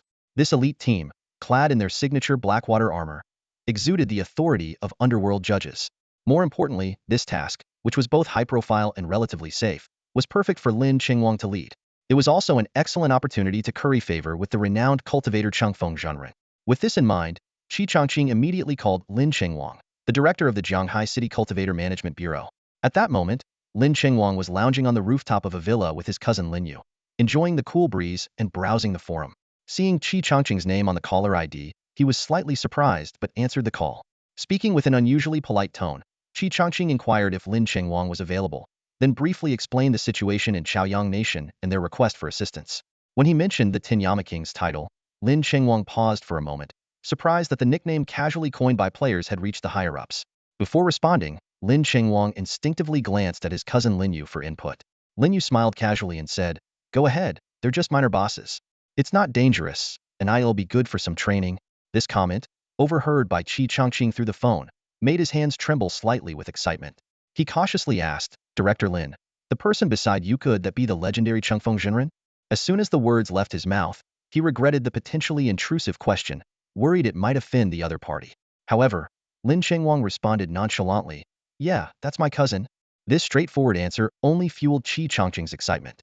The lack of denial confirmed his suspicion the voice he heard truly belonged to the legendary Chengfeng Zhanren. Qi Changqing couldn't hide his excitement. He felt that entrusting this crucial mission to Lin Chengwang was absolutely the right decision. Although he didn't get to speak directly with the legendary Chengfeng, just hearing that voice was already an immense honor for him. From the other end of the phone, Xiaoguang's voice came through, "Director Qi, will gather the team and head out immediately." Before Qi could respond, the call had already been disconnected. In the office of the Capital Repair Management Bureau, Qi Changqing's heart was still racing. Even though Chengfeng Zhanren didn't speak to him directly, the acknowledgement of his decision was undoubtedly a testament to his competence. Meanwhile, on the rooftop of Lin Yu's villa in Jianghai City, Xiaoguang stood up and turned to Lin Yu. "Bro, I'm heading to Chaoyang country for the mission. Your divine sense can monitor the situation over there, right? If I run into any tough bosses..." Before he could finish, Lin Yu kicked him squarely on the backside. "Get lost already. The bosses in Chaoyang country are about to land any second." Using the momentum from the kick, Xiaoguang soared into the air and hovered midair, shouting, "Jianghai City Repair Management Bureau, Tinyama King's squad, assemble." His booming voice echoed across the skies of Jianghai City. Across the entire long country, only his cousin would dare to act with such audacity. Lin Yu, on the other hand, was far more low-key. Soon, several dark figures shot up into the sky from various parts of Jianghai City, converging around Xiaoguang. These players, regulars on the game forums, were well aware of the Tinyama King's moniker. They just hadn't expected the director himself to personally use this title. After briefly explaining the mission objectives, Xiaoguang led his 9 teammates eastward at lightning speed. Thanks to their cultivation levels, all above the nascent soul stage, combined with long-term feedback training and enhanced by specialized techniques and equipment, the team of 10 reached the skies above Chaoyang country in less than 5 seconds. At that moment, below them, ancient soldiers had already descended to the ground, forming organized phalanxes as they awaited the arrival of their king. Amidst the collective anticipation, the king of Goryeo, clad in golden armor and wielding a gleaming sword, descended slowly. His eyes burned with the ambition of conquest. Without hesitation, he raised his sword high and pointed forward. "My warriors, expand our territory for your king." Simultaneously, Chaoyang country had completed its emergency mobilization. Hundreds of tanks were now arrayed in formation directly in front of the game boss phalanx, ready for the impending clash. The battlefield was densely packed with infantry and artillery, their numbers seemingly endless. The battle erupted in an instant as tank treads crushed the ground beneath them, cannons roared, and countless shells whistled through the air, hurtling toward the enemy boss's army. However, when the shells struck the ancient soldiers' phalanx, it was as if they hit an invisible barrier. Each soldier was shrouded in a golden aura that rendered them entirely immune to the damage of modern weaponry. On the other side of the battlefield, the ancient archers formed a perfectly synchronized formation, drawing their bows in unison. In a flash, a dense rain of arrows blotted out the sky, descending like a swarm of locusts upon the soldiers of Chaoyang Nation. These arrows were extraordinarily sharp, easily piercing through the modern army's armored defenses, rendering even bulletproof vests useless. In the blink of an eye, Chaoyang Nation's forces suffered devastating casualties, with even those sheltered inside tank armor failing to escape unscathed. The ancient infantry phalanx began an orderly advance, while the cavalry launched a thunderous charge. Meanwhile, the high-ranking officials of Chaoyang Nation gathered on the rooftop of a skyscraper in the capital, observing this bizarre battle through binoculars. Despite their nation's well-equipped and numerous modern military forces, they appeared powerless in the face of these otherworldly ancient warriors. Though the army continued to resist, it was clear they wouldn't hold out much longer. The leader of Chaoyang Nation spoke in a grave tone. "Any word from Long Nation?" A subordinate shook his head and replied, "They said they're deploying immediately, but it's only been a minute. I'm afraid their reinforcements will take some time to arrive." Just as the subordinate prepared to contact Long Nation again, 10 figures clad in black suddenly appeared, hovering in midair. Under the moonlight, their dark gear glinted with an icy sheen. "Look, up there!" one of the Chaoyang Nation officials exclaimed, pointing to the sky in astonishment. Suddenly, a booming voice echoed through the night sky. "Long Nation, Jianghai City's Repair Bureau, 10 Kings of Yama Squad is here. Who dares to act recklessly?" Xiao Guang unsheathed the Blackwater Demon sword, pointing it directly at the distant figure of the Goryeo king clad in golden armor. The high-ranking officials of Chaoyang Nation were stunned, murmuring in disbelief. These seemingly godlike beings who could fly had been dispatched by Long Nation in less than a minute. The Goryeo king furrowed his brow as he stared at the 10 figures in the sky. Although he himself had descended from the heavens before, the flight abilities of these 10 were clearly of a different kind. Unable to understand their language, he scowled and issued a cold command. Archers, bring those enemies in the sky down for me. Above the skies of Chaoyang Kingdom, the night was as dark as ink. Xiao Guang hovered midair with 9 of his subordinates, their black robes gently swaying in the night breeze. They resembled tin shadows, standing tall in the pitch-black sky. At this moment, Xiao Guang was filled with excitement, feeling like the legendary hero descending from the heavens. However, his grandiose speech met an unexpected embarrassment. Neither the high-ranking officials, nor the ordinary citizens of Chaoyang Kingdom, nor even the opposing game's boss, could understand a single word he said. To make matters even more comical, under the cover of darkness, 99% of the citizens of Chaoyang Kingdom couldn't even make out the figures of these 10 black-clad, black sword-wielding individuals. While Xiao Guang was still basking in his own imposing fantasies, the king of Goryeo had already issued the command to attack. In an instant, countless arrows shot up from the ground like a torrential rain, aiming straight for the 10 Yama King's squad. Yet, these arrows, which had proven invincible on the battlefield, disintegrated into dust the moment they collided with the protective spiritual energy surrounding Xiao Guang and his team. Thanks to the feedback from their game techniques, they had already mastered the 2 most powerful skills. Even the most basic spiritual energy shield was more than enough to shred the arrows to pieces. Splinters of wood and metal dust scattered like fine rain, leaving the king of Goryeo stunned. His prideful formation of archers was utterly incapable of breaking through the enemy's defenses. As he glanced at his cavalry and infantry formations, he quickly realized that these traditional troops were completely powerless against enemies who could fly. While the king of Goryeo was still grappling with his confusion, Xiao Guang in the sky could no longer hold back. Since the enemy had ceased their attack, it was now their turn to strike. Although this meant the 10 Yama King's squad's display of power would be cut short, Xiao Guang didn't mind. There would always be another chance to showcase their might in other allied nations. Take them down, Xiao Guang commanded, thrusting his arm forward. In an instant, the sky was torn apart by countless sword lights. Before the king of Goryeo could react, a pitch-black sword beam had already sliced through the phalanx of archers before him. What followed was a scene of utter devastation. Thousands of archers were severed cleanly at the waist, and fountains of blood shot skyward. The king of Goryeo's eyes widened in disbelief as his gaze swept across the battlefield. Every formation of soldiers had suffered the same fate, all neatly cut in half. As he tried to turn his head to check on his cavalry at the flanks, he realized his body no longer obeyed his brain's commands. The world spun around him. His head had already hit the ground, and life slipped away in an instant. Inside the building housing the top officials of the Chaoyang Kingdom, a deathly silence prevailed. Even the leader of the government, along with all the other officials, was transfixed by the horrifying scene unfolding before them.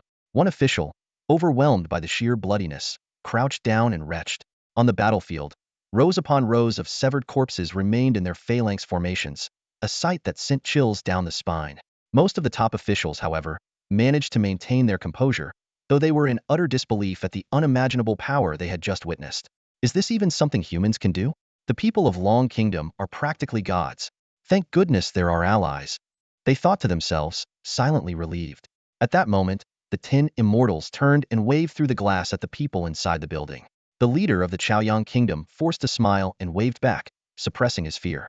Moments later, the 10 halls of Yama squad vanished into thin air. The entire rescue operation, from receiving the distress call to completing the decapitation strike, had taken no more than 2 minutes. This marked the first time the players of Ethereal Immortal Path displayed their strength on the international stage, with an immediate and overwhelming deterrent effect. Back in Zhanghai City, Xiao Guang found Lin Yu on the rooftop of a villa, browsing the forums. Already done? Lin Yu asked with a smile. The Chaoyang Kingdom's game boss was too weak. It wasn't even satisfying, Xiao Guang replied, a hint of disappointment in his voice. Lin Yu had anticipated this outcome. There are plenty of mediocre bosses like that around the world. You'll have more chances in the future, no need to rush. Brother, how about I take the 10 halls of Yama squad to the Eagle Nation? The Blood Clan's progenitor, Kane, might actually put up a decent fight, Xiao Guang suggested, his confidence boosted by their recent victory. I said don't rush. Do you want to be the world police? Hearing that less than flattering nickname from the internet, Xiao Guang immediately shook his head in denial. Moments ago, when the 10 kings of Yama squad demonstrated overwhelming power by effortlessly eliminating the king of Goryeo and his soldiers, Gao Shang, the leader of the ninja alliance in the island nation, was closely monitoring the battle in Chaoyang through his spiritual sense. Witnessing the terrifying strength of the squad clad in uniform black water suits, Gao Shang couldn't help but shrink back in unease. Although he had read numerous posts about the 10 kings of Yama squad on forums, seeing their combat performance firsthand was an entirely different experience, far more shocking than any written description. Every one of the 10 members in that squad was stronger than him. This realization completely extinguished Gao Sheng's thoughts of returning to Zhanghai City. Even if the Cultivation Bureau decided not to hold him accountable for killing 20 ordinary individuals, living a life of submission under those powerful figures was not something he desired.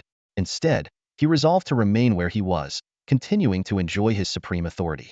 Looking around the room at the 50 strikingly beautiful female ninjas, Gao Sheng allowed himself a smug smile.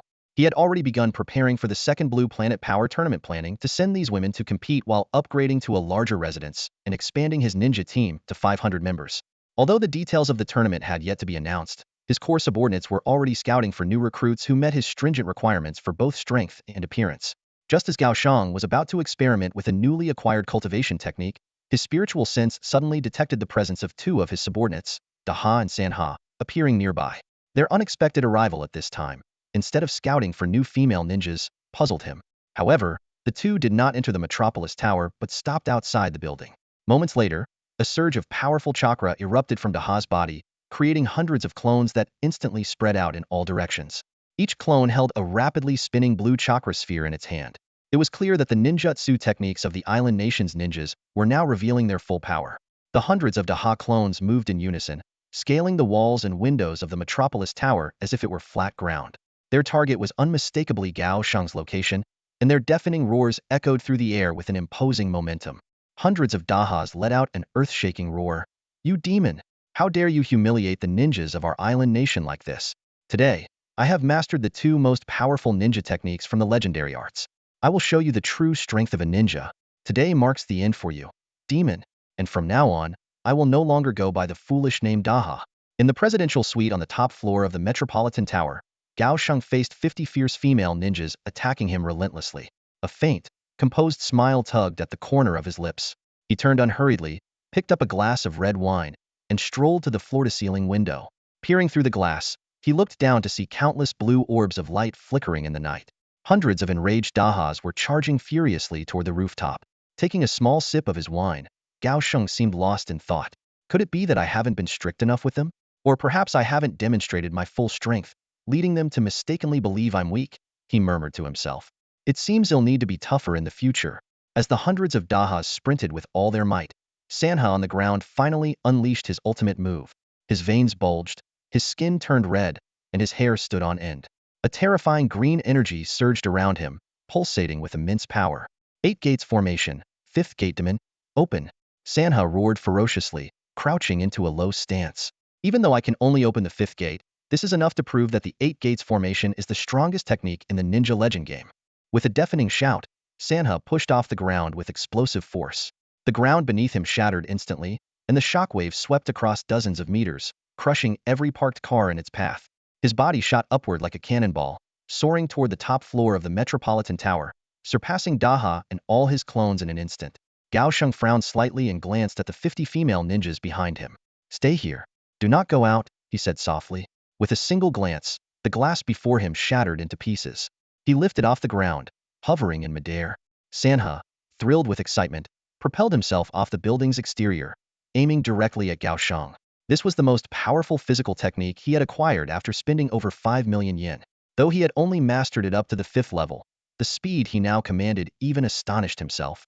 "Demon, prepare to die," Sanha bellowed, clenching his fists tightly as he launched a ferocious strike at Gao Sheng in the sky. Gao Sheng's cold eyes fixed on the approaching Sanha and the hundreds of Daha clones. Watching their overconfident display, a trace of helplessness rose in his heart. While the courage to challenge him was commendable, pointless bravery only served to highlight their foolishness. He slowly raised his right hand, and a surge of violent spiritual energy instantly condensed into a massive hand of energy. To Gao Sheng, Sanha's seemingly swift movements were no more than sluggish actions, as if in slow motion.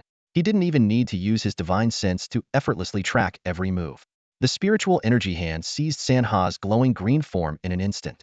Sanha's momentum came to an abrupt halt, as though he had slammed into an invisible wall.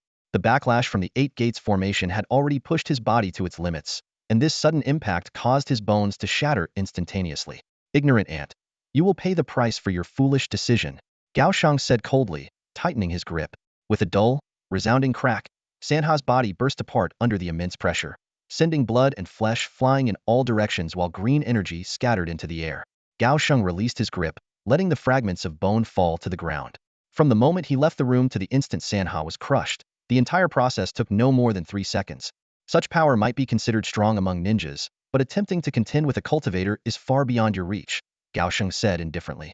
By now, the hundreds of Daha clones had only just managed to close in on Gao Sheng's position.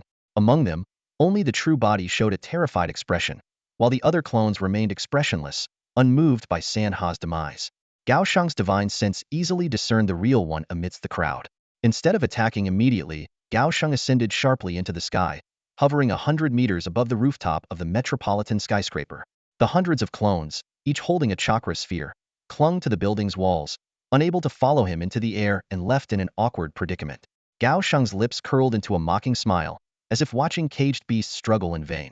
Unexpectedly, Daha made no attempt to attack or flee. Instead, he suddenly fell to his knees on the building's wall, frantically kowtowing.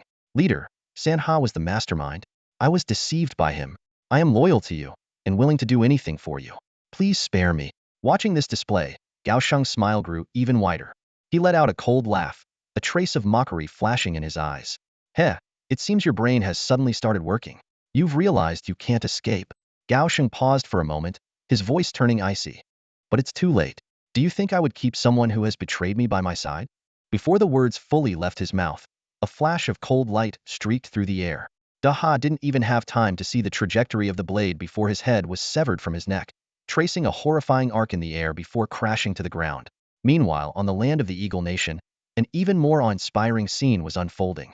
The blood progenitor Cain descended slowly to the ground, flanked by 13 blood ancestors standing in perfect formation. These second-generation vampires were the origin of all vampire bloodlines, and their power stemmed entirely from the progenitor Cain. The 13 ancestors chanted in unison, "We welcome the progenitor's arrival." They knelt, their eyes burning with fervent devotion. In the distance, Augustine hurriedly flew over. When he was still several kilometers away from Cain, he immediately transformed into his human form and landed, crawling forward on his knees. His posture of submission surpassed even that of the 13 ancestors, resembling more the behavior of Cain's own flesh and blood. Seeing this, a faint smile of satisfaction appeared on Cain's withered, pale face. Augustine quickly crawled to Cain's feet, reverently kissing the dust-covered boots. Cain spoke in a hoarse voice, "Rise, my child. As long as you are loyal to me, you shall gain eternal life and limitless power."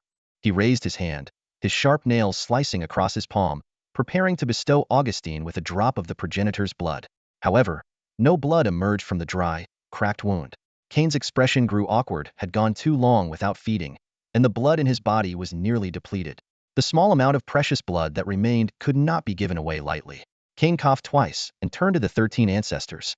"My children, which of you is willing to offer this child a drop of your blood?" One of the blood ancestors immediately stepped forward, mimicking Cain's gesture and slashing his palm. A single drop of golden blood floated out. Cain gently stroked Augustine's head and said, "Child, consume this drop of blood, and you will truly become my child's child." Bitterness filled Augustine's heart. The chance to become a second-generation vampire, unseen a lifetime opportunity, was now lost. Instead, he was relegated to the status of a third-generation vampire. He wanted to suggest that the progenitor replenish his own blood first, but the words ultimately stayed locked in his throat. Augustine opened his mouth and carefully caught the drop of progenitor's blood. The moment it slid down his throat, his body trembled violently. A sudden, searing pain shot through his back as a pair of massive, blood-red bat wings tore through his clothing and unfurled.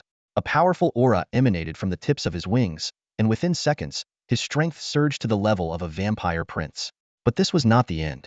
As the progenitor's blood continued to fuse with his being, there was potential for his power to ascend to the rank of a vampire king. Of course, this newfound strength came with eternal bondage. From this moment on, Augustine could neither betray the progenitor who granted him the blood nor harbor even the slightest irreverence toward the true ancestor, Cain. Yet, for Augustine, this was the best possible outcome. Not only had he preserved his life, but he had also gained an extraordinary boost in power. Pledging allegiance to Cain first had indeed been the wisest choice. At that moment, Cain inhaled deeply, his face lighting up with an expression of rapture. Such freshness, such exquisite taste, he murmured with a low groan. Spreading his arms wide, a pair of colossal wings unfolded behind him. A terrifying pressure swept across the area, forcing all vampires to instinctively kneel once more. Cain's parched lips parted slightly, unleashing an overwhelming suction force. The demon hunters who had fled to the ground suddenly froze in place. Their blood began seeping from their bodies like streams, converging midair into a crimson river that flowed unceasingly into Cain's mouth. This suction was not limited to the demon hunters. Ordinary citizens throughout the entirety of the Eagle Kingdom's capital were not spared either. In less than 2 minutes, all living beings apart from the vampires, whether hunters or civilians, were reduced to desiccated husks. The blood of millions was consumed by Cain in a single breath. After absorbing such an immense quantity of blood, Cain's appearance transformed dramatically. His withered skin regained its luster, his pale face flushed with vitality, and he seemed to have returned to the prime of his youth, appearing no older than 20. His strength, too, was restored to its peak. Cain slowly opened his eyes, twin crimson beams shooting skyward. He sighed in ecstasy. What a marvelous world this is. I can sense the aroma of blood everywhere on this planet. With a sweeping gesture, he turned to his followers and declared with excitement, "Children, rejoice. Our era has arrived. Here, we are invincible. Let us transform this world into a paradise for vampires. This place is far more beautiful than my original one." Cain's laughter echoed wildly. But the laughter abruptly ceased. As his power returned, so too did the sharpness of his vision. On the surface of the newly risen full moon, he noticed an unusual black speck. Though the change was subtle, why would such an anomaly suddenly appear on this world's moon? Just moments ago, Xiao Guang had left the rooftop of the villa and returned to his room. Lin Yu gazed up at the starry sky, his heart brimming with restless excitement. The two techniques he had just upgraded had astonishingly surpassed the game's maximum level cap, reaching the supreme rank. This made him eager to test their power. The Hunyuan Xiandian, a technique designed to accelerate cultivation speed, had already been tested by him. Merely attempting to absorb spiritual energy had drained the entire blue star of its aura. The other technique, the Qing Yun sword art, was a cultivation method specifically focused on enhancing offensive abilities. Even at the imperial rank, its attributes were already astounding. It could amplify the attack power of sword-based magical weapons tenfold, while increasing both attack and flight speeds fivefold. Most notably, the Qing Yun sword art came with a set of powerful sword moves known as the 9 styles of Qing Yun. At this moment, these sword techniques were deeply imprinted in Lin Yu's mind. Although he had yet to discover the extent of their power when infused with celestial energy, he was certain they would far surpass their in-game performance. Lin Yu looked up at the starry sky once again, the countless stars twinkling above. To him, losing 1 or 2 stars in this vast universe seemed inconsequential. Even though he had ascended to immortality and his divine sense was unimaginably powerful, he could still only glimpse a tiny corner of the universe, a testament to its boundless expanse. With such thoughts crossing his mind, a glimmer of determination flashed in Lin Yu's eyes. In an instant, his figure soared into the sky. Empowered by the Qing Yun sword art, his flight speed had reached a new peak. Traveling from Blue Star to the moon now took only 2 to 3 seconds. Even so, this was not his limit. Concerned that excessive speed might damage the moon or alter its orbit, he deliberately slowed down beforehand. After landing on the moon, Lin Yu's gaze shifted towards Saturn in the distance. With a single thought, his Zhanchun flying sword emerged, radiating a joyful aura, seemingly excited after days of inactivity. Soon, the Xian Shuang sword also appeared, and the 2 celestial-grade flying swords danced happily around him. However, as he looked at Saturn, Lin Yu quickly changed his mind. Saturn was too close to Blue Star, and he couldn't risk causing harm to his home planet, let alone endanger his loved ones living there. Thus, his gaze moved past Saturn, extending further into the vast reaches of space. Lin Yu gazed into the distant cosmos, and a few bright stars caught his attention. After a brief moment of thought, he recognized them as the 3 stars of the Alpha Centauri system, the closest star system to Blue Planet, approximately 4 light-years away. Though it seemed like a promising target, he ultimately dismissed the idea. The distance made precision challenging, but more importantly, the potential presence of intelligent life there meant any action could result in the catastrophic loss of billions, even tens of billions, of lives. After careful consideration, Lin Yu set his sights on the most distant object in the solar system, Pluto, which had been reclassified and removed from the list of planets. This celestial body, smaller than Earth's moon and located at the edge of the solar system, would cause no significant impact even if it vanished. Lin Yu gently ran his hand over the Xian Shuang sword before storing it away. Instead, he channeled the immense celestial energy within him into the Zhan Chen sword. If he was going to test its destructive power, he would unleash his strongest technique, the 9th form of the Azure Cloud 9 forms. 1 sword to eternity, annihilation of all.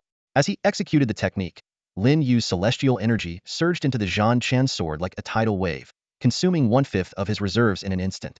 The sword trembled, seemingly unable to withstand the overwhelming energy, or perhaps shivering with excitement at the immense power it was about to unleash.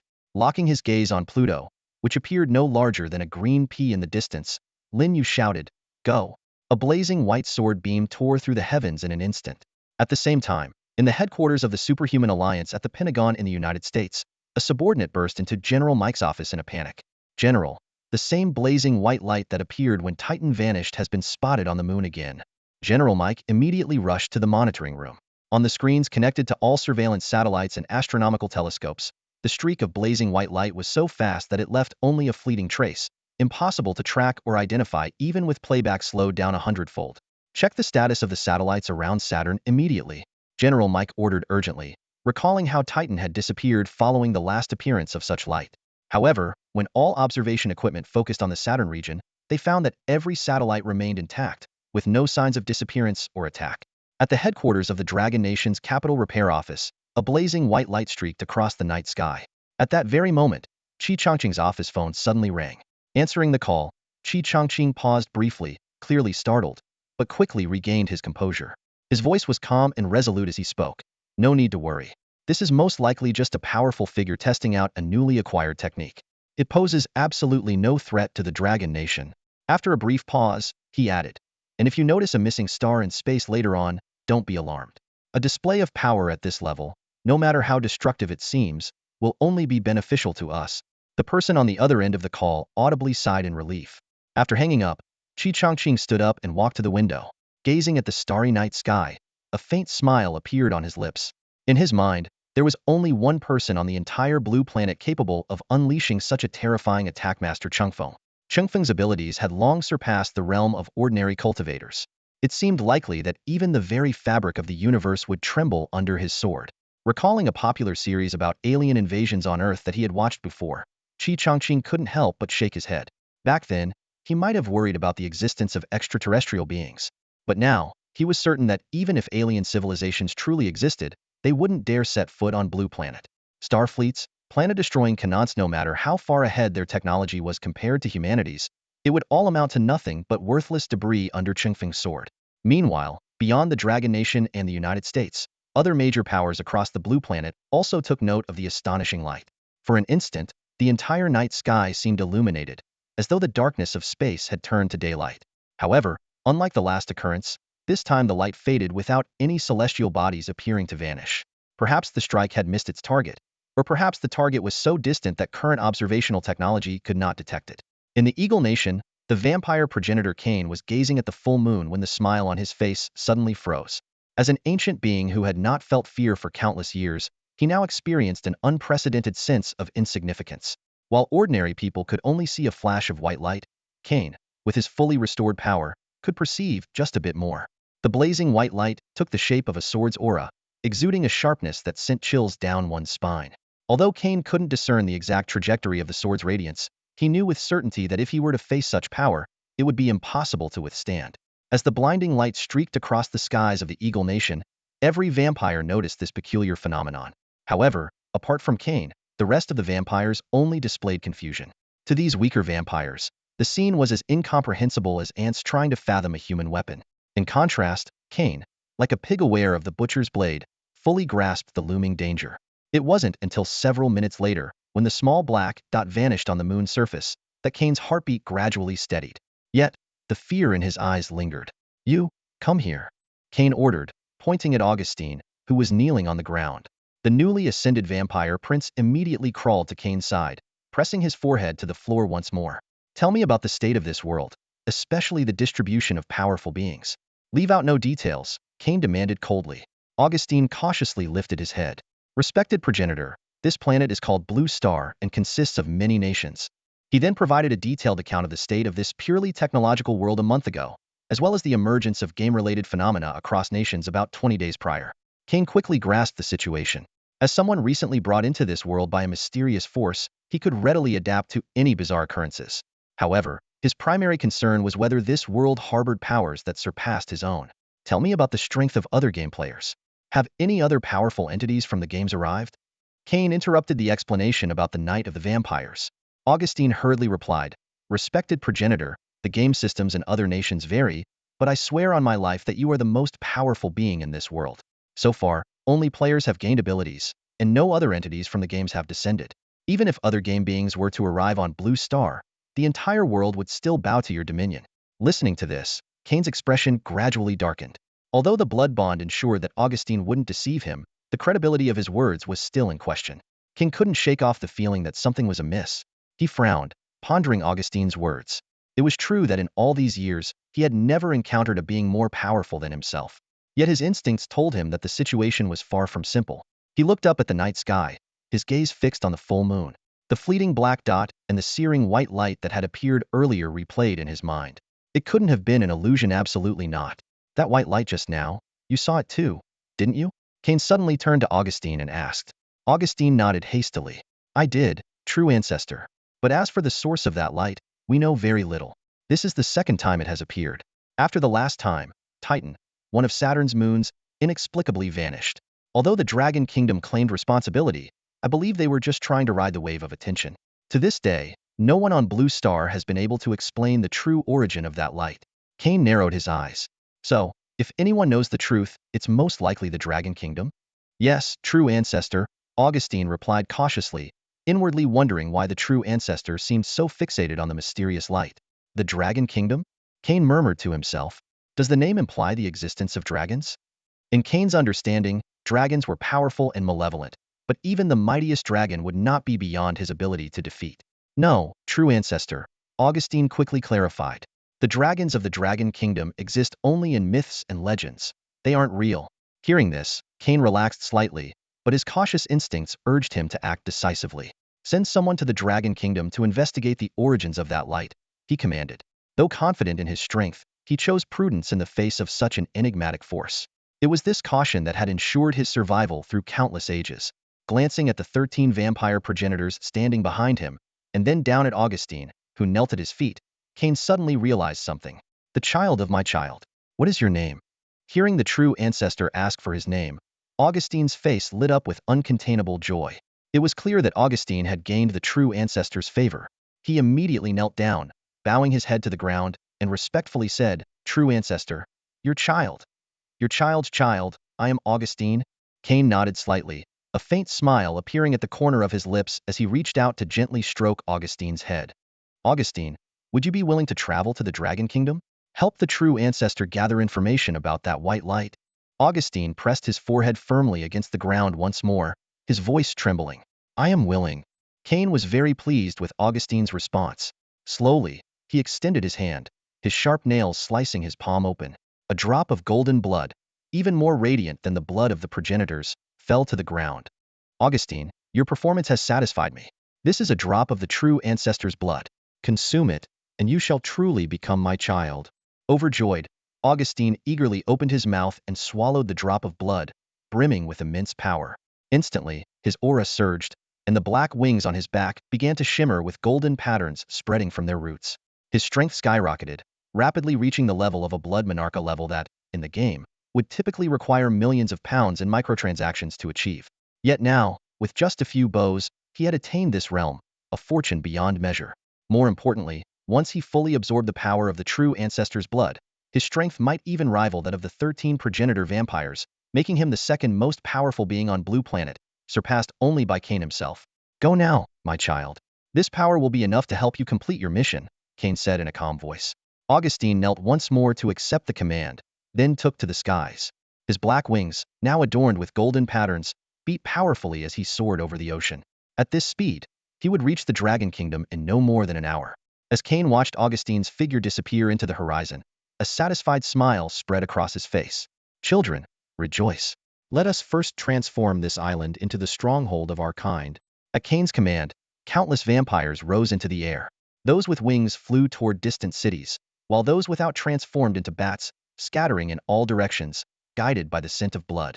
Although Kane harbored some concerns, based on Augustine's report and his own perception, this Eagle Nation currently seemed devoid of other powerful beings, populated only by mortals and vampires.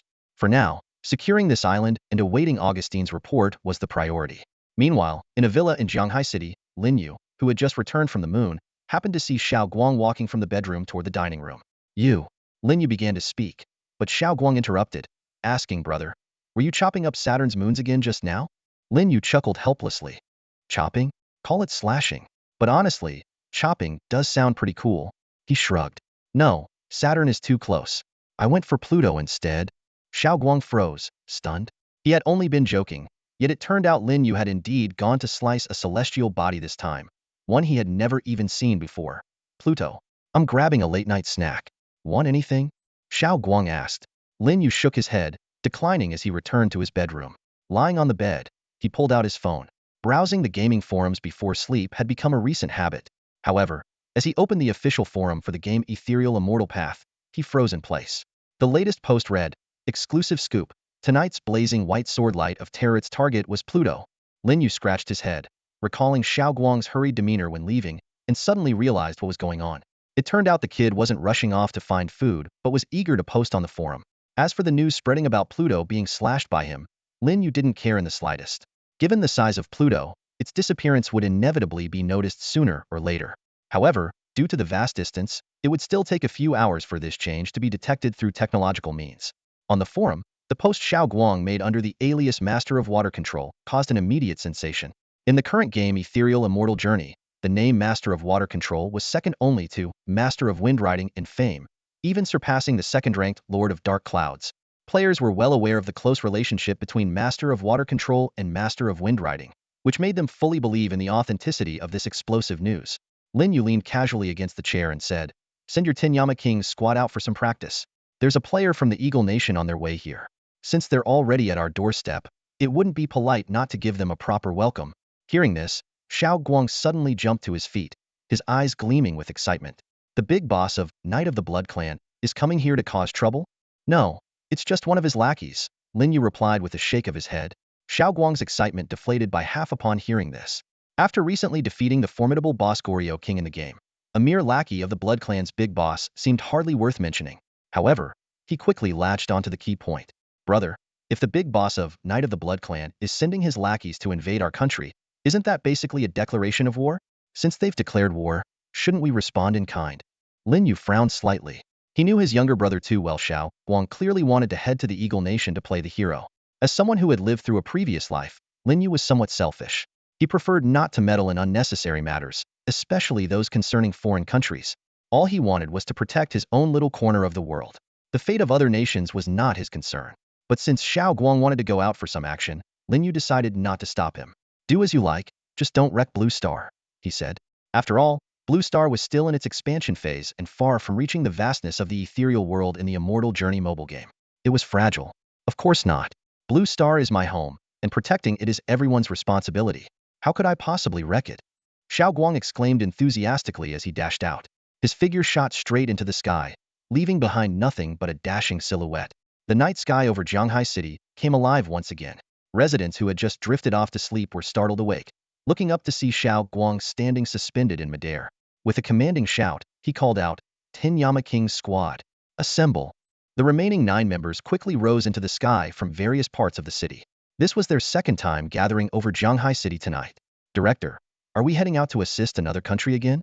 Su Chong, the deputy director of Jianghai City's Cultivation Management Bureau, asked curiously, clearly still thinking about their earlier mission aiding Chaoyang Nation. Xiao Guang shook his head, his excitement palpable. "Not this time. This time, we're going to fight. No, wait, we're going to take down some vampires. My brother said a vampire is trying to invade our dragon nation." Hearing their leader's words, the members of the Tinyama King's squad instantly lit up with excitement. A vampire invading the Dragon Kingdom? That was nothing short of flaunting arrogance on their turf. A glint of killing intent flashed through the eyes of several team members. "How could we not skin him alive and wipe out his entire clan?" one squad member muttered through clenched teeth. In the next moment, 10 powerful spiritual senses swept across the skies of the Dragon Kingdom like searchlights. For other nascent soul cultivators, such an unrestrained release of spiritual sense would be unthinkable. After all, in the ethereal world of the Immortal Journey game, the strong were everywhere, and offending a more powerful existence carelessly could lead to disastrous consequences. But the Tinyama King's squad had no such fears. Their captain was Lin Chengwang, known in the game by his ID Master of Water, someone with formidable backing. It was this solid support that earned their unwavering loyalty to Xiao Guang. Before long, their spiritual senses locked onto a figure that had just entered the border from the northwest. Augustine. The figure had massive wings spread out behind him, with golden patterns gleaming brilliantly under the sunlight. He soared through the air like a giant bat. Though his speed was several times that of a regular plane, To these nascent soul cultivators, it seemed almost sluggish. Let's go and see what this vampire is made of, Xiaoguang said, a mysterious smile playing on his lips as he took the lead, flying westward. Su Chong and the other squad members followed closely, the 10-person team speeding toward the northwest. At that moment, Augustine was flapping his wings vigorously over the vast northwestern skies. As a newly ascended Blood Emperor, his heart was brimming with ambition and hope. During the past hour of flight, he had been contemplating his future. With his current strength, combined with his still growing potential, the position of Blood Clan progenitor was practically within reach.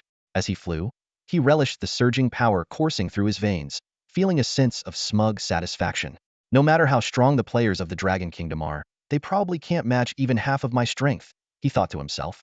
After all, I am a top-tier Blood Emperor, on the verge of ascending to become a progenitor.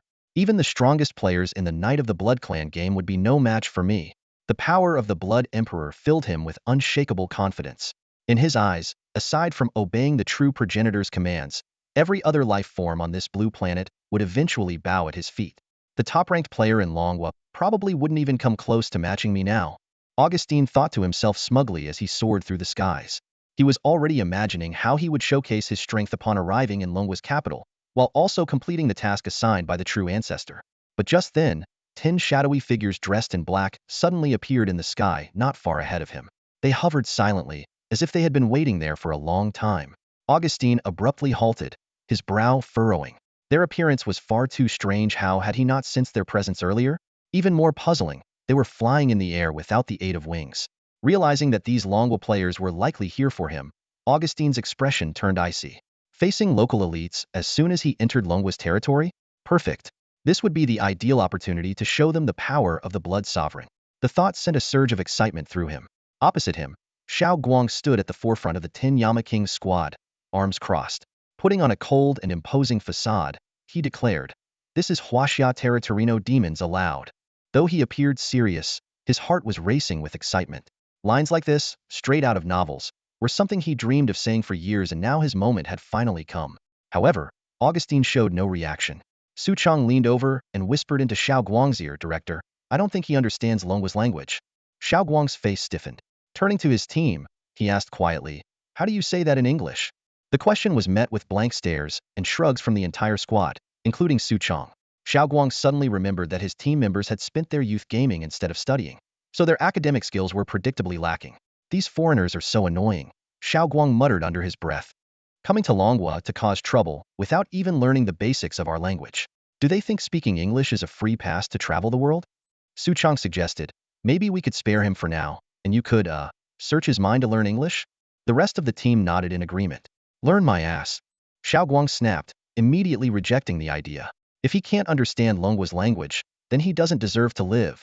Xiao Guang had always hated English, and there was no way he'd start learning it now just to show off. Since his attempt to act cool had failed, it was time to get straight to action. Raising his hand and pointing at Augustine, Xiao Guang shouted fiercely, "Take him down!" Augustine indeed did not understand the language of the Dragon Nation. Naively, he assumed that all Dragon Nation people could understand English. At this moment, he was preparing to deliver a pre-battle declaration, a cold sneer on his face, just about to utter "Fu."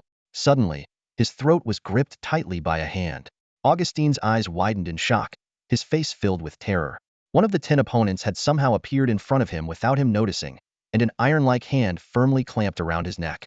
What shocked him even more was that he couldn't see any trace of the opponent's movement. It was as if they had teleported right before him. As a vampire, and especially as a Blood Emperor, Augustine had always prided himself on his speed. This incredible speed, far beyond the limits of human perception, was what made vampires seem so elusive and supernatural to humans. Yet now, Augustine found himself no better than an ordinary human, unable to track his opponent's movements at all. His confidence plummeted from arrogance to despair in an instant. Instinctively, he tried to use the vampire's secret technique to transform into a small bat and escape, only to discover in horror that he couldn't move. His blood seemed to have frozen, and he couldn't even sense the power within his veins. Worse still, the hand gripping his neck suddenly began to radiate an unbearable heat, like a searing hot iron branding his flesh.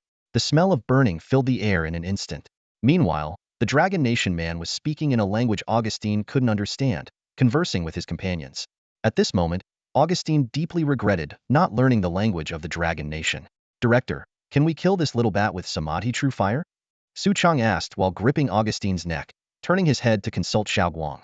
Although the fire-based technique he practiced, the Heavenly Fire Brahma record, ranked among the top 20 in the feedback cultivation rankings, he still habitually sought the director's guidance. Xiaoguang gave a slight nod. With approval granted, Su Chang grinned and said, "All right then." Before the words had fully left his mouth, terrifying flames instantly engulfed Augustine's entire body. At that moment, Augustine was still contemplating how to beg for mercy, even considering whether to take out his phone and use a translation app to communicate with his opponents. Through this encounter, Augustine finally realized the terrifying strength of his opponent. The searing heat from the hand gripping his neck had already charred his flesh. All his once proud techniques were utterly useless in the face of such overwhelming power. Instincts for survival urged him to surrender and beg for mercy, but his opponent gave him no such opportunity. The act of gripping his neck was merely a display to curry favor with a superior.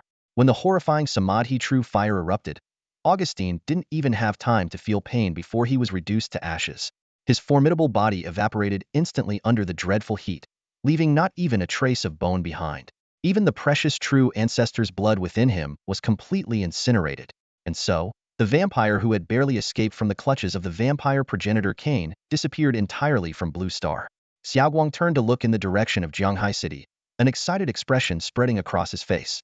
Since these wicked vampires have declared war on our dragon country, we cannot stand idly by.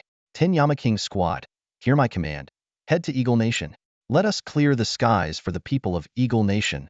The team members, hearing this somewhat dramatic yet undeniably bold command, exchanged slightly awkward glances but still responded in unison, "Yes, sir."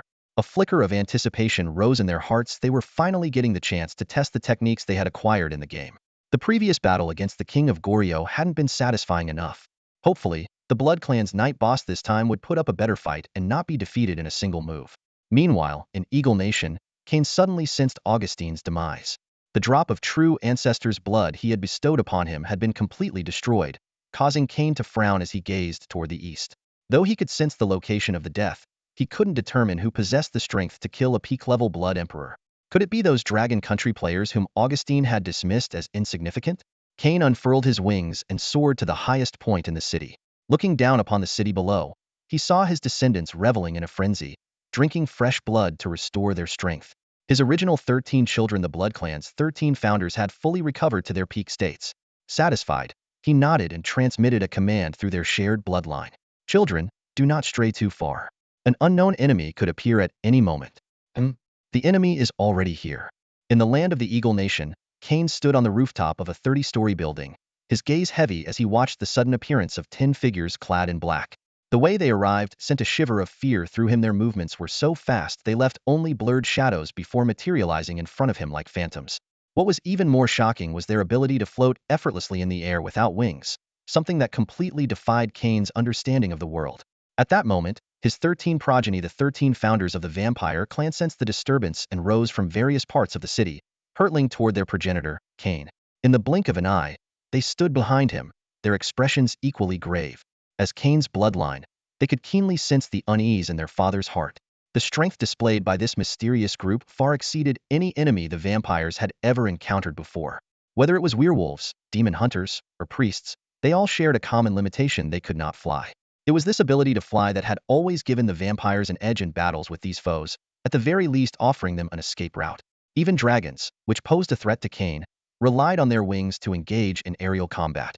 Yet here were 10 individuals who could hover in midair as steadily as if they were standing on solid ground, without any visible aid.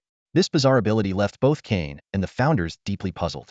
As the two sides remained in a tense standoff, Xiaoguang's attention shifted to the ground below.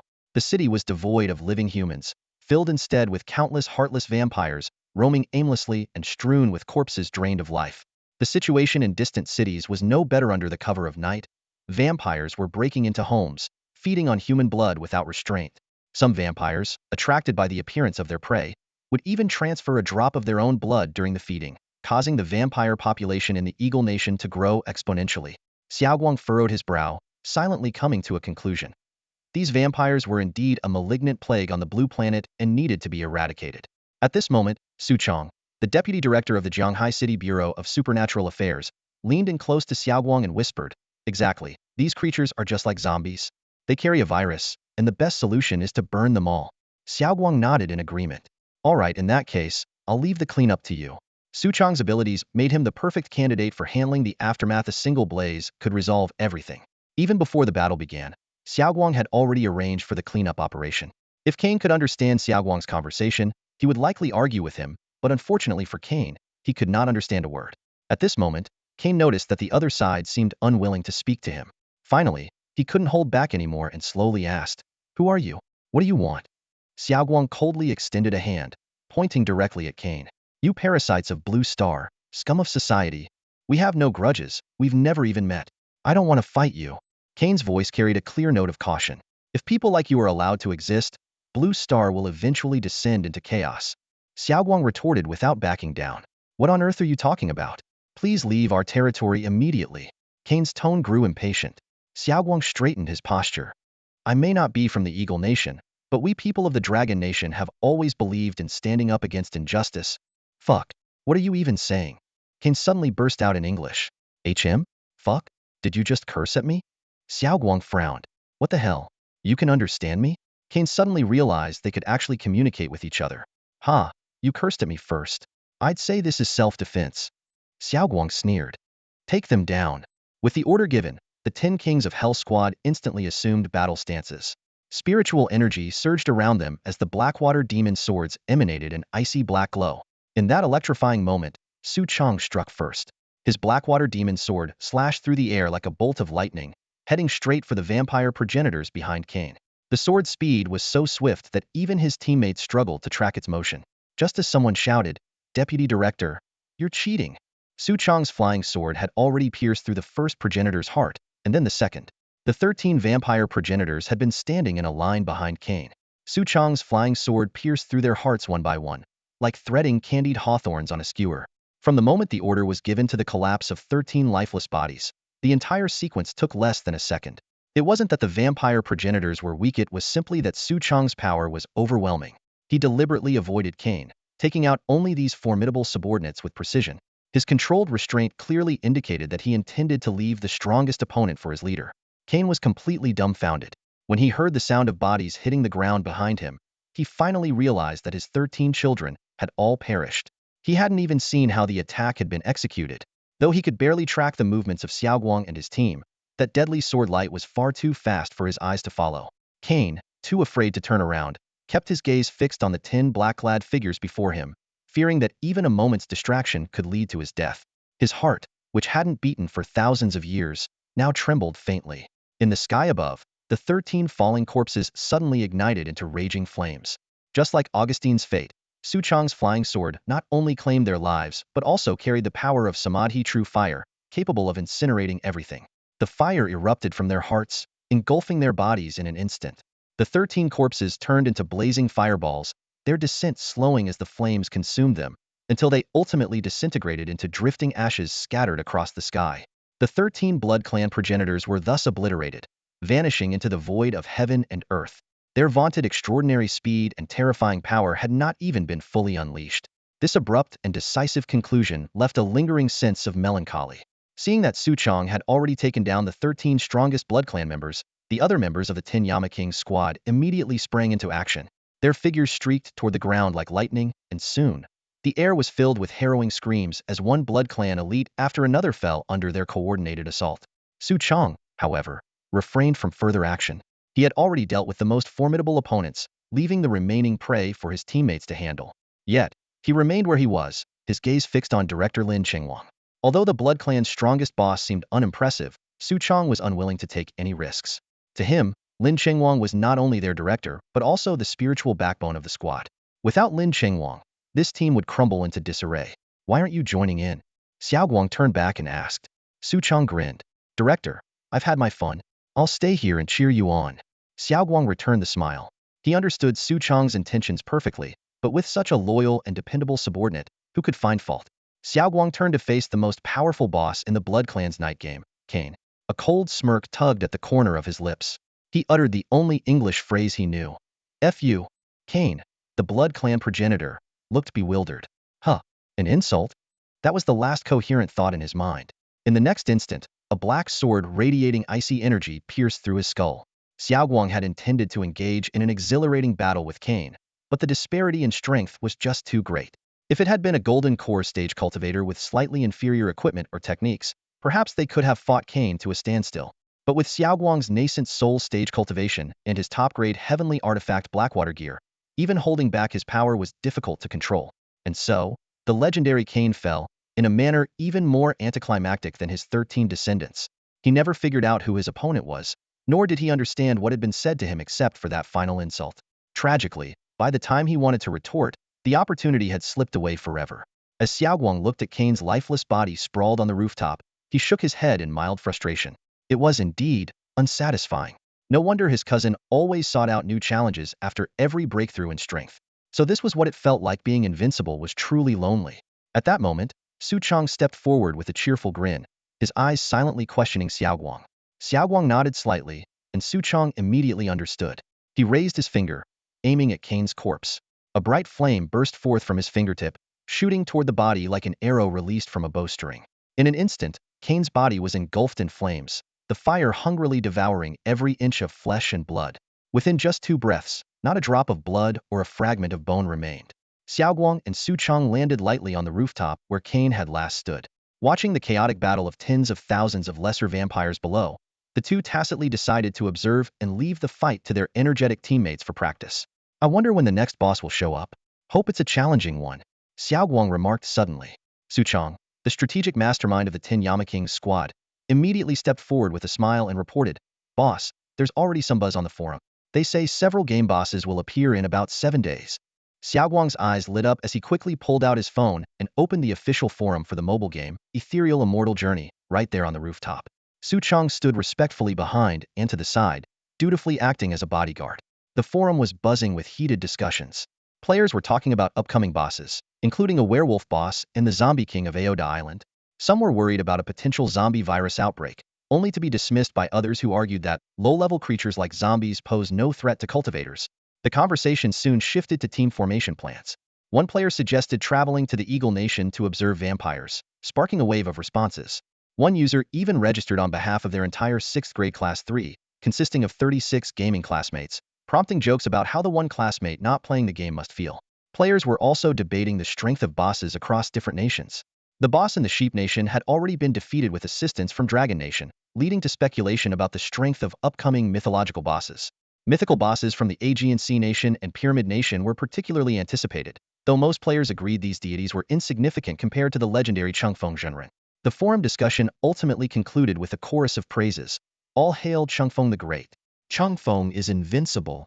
This night was destined to be anything but peaceful. Nations around the world were undergoing significant transformations, with the most notable changes taking place in the Asen Kingdom and the Island Nation. In the Asen Kingdom, the practice of Buddhist cultivation techniques had reached a breakthrough.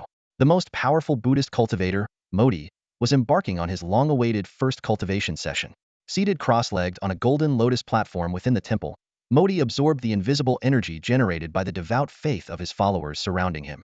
The session yielded astonishing results. His cultivation level soared from mid-stage nascent soul to the peak of mid-stage nascent soul, leaving him just one step away from the advanced latest-stage nascent soul level. After completing his cultivation, a confident and energized Modi issued a series of sweeping decrees. Statues of him began to spring up across the nation like mushrooms after the rain. Whether in temples, public squares, parks, or even at busy intersections, Modi's seated figure became omnipresent. Every household was required to display his portrait on their walls, and a new mandate dictated that anyone encountering his statues or images must immediately kneel and bow. Furthermore, each person was required to perform this ritual no fewer than 30 times a day. This decree fundamentally altered the daily lives of the Asen Kingdom citizens. With statues erected at every intersection, driving or cycling became an arduous task after all. One had to stop frequently to perform the kneeling ritual. As a result, walking emerged as the most practical means of transportation, as pedestrians could pause and complete their bows more conveniently. Meanwhile, subtle yet significant changes were unfolding in the island nation. In the top-floor presidential suite of the Metropolitan Tower, a windowless room shrouded in mystery, Gaosheng summoned his last 2 subordinates, Era and Xiaoha. The betrayal of Daha and Sanha had left them on edge, kneeling on the floor and bracing for judgment. To their surprise, Gaosheng's first words brought a measure of relief. 7 days from now, what will the feedback from your Ninja Legend game bring? He asked. Era immediately responded in detail, Leader, the game will provide feedback on 3 elements: Kekkei Genkai, Bloodline Talents, and Secret Ninja Techniques. Kekiai Genkai refers to powerful ninja abilities inherited through bloodline or genetics, granting the wielder strength far beyond that of ordinary ninjas. Bloodline talents come from the lineage of powerful ninja clans, offering unique abilities. As for secret ninja techniques, these are family-specific skills passed down through generations. Gaosheng nodded impassively, then shifted the focus of the conversation. And what about the next feedback? What will it bring? Explain it to me. This time, Xiaoha eagerly spoke first. Leader, my next feedback will be the Sharingan. With these eyes capable of unleashing powerful illusions and black flames, my strength will increase at least fivefold. Before his words could fully land, a sharp blade of light suddenly illuminated the room. Blood gushed from Xiaoha's eyes instantly, and the excruciating pain made his entire body tremble violently. He clutched his eyes tightly with both hands, blood seeping continuously through his fingers, yet he dared not let out even a whimper. Speaking one word too many in front of the leader could easily lead to death. Gao Shang's sword hovered next to Xiaoha as he coldly declared, "If you've lost your sight, there's no need to think about the Sharingan anymore. Just do your job properly and abandon all these ridiculous ideas." Xiaoha was devastated. He had only wanted to prove his worth to the leader, but instead, he was left completely blind. Even if he were to gain the Sharingan's bloodline limit in 7 days, it would be useless without eyes. He wanted to cry, but only blood flowed from his eye sockets. Even more distraught was Erha. When Gaosheng's gaze turned to him, he asked coldly, "Erha, what will your feedback be in 7 days?" Erha's face turned pale with fear as his eyes darted between his trembling hands and the bloodied Xiaoha. Finally, he stammered nervously, Leader, in 7 days, my feedback will be a secret technique, the Four Limbs Expansion Jutsu." Meanwhile, in the United States, General Mike had already begun deploying the advanced technology he had received through feedback. As a powerful Iron Man player, his mind was filled with technological knowledge decades ahead of Earth's current capabilities. He gathered hundreds of core Iron Man players from the Superpower Alliance and initiated the Lunar Base Plan. This plan aimed to utilize nanobots and aerospace technology to establish a production and research base on the moon, paving the way for future deep space exploration.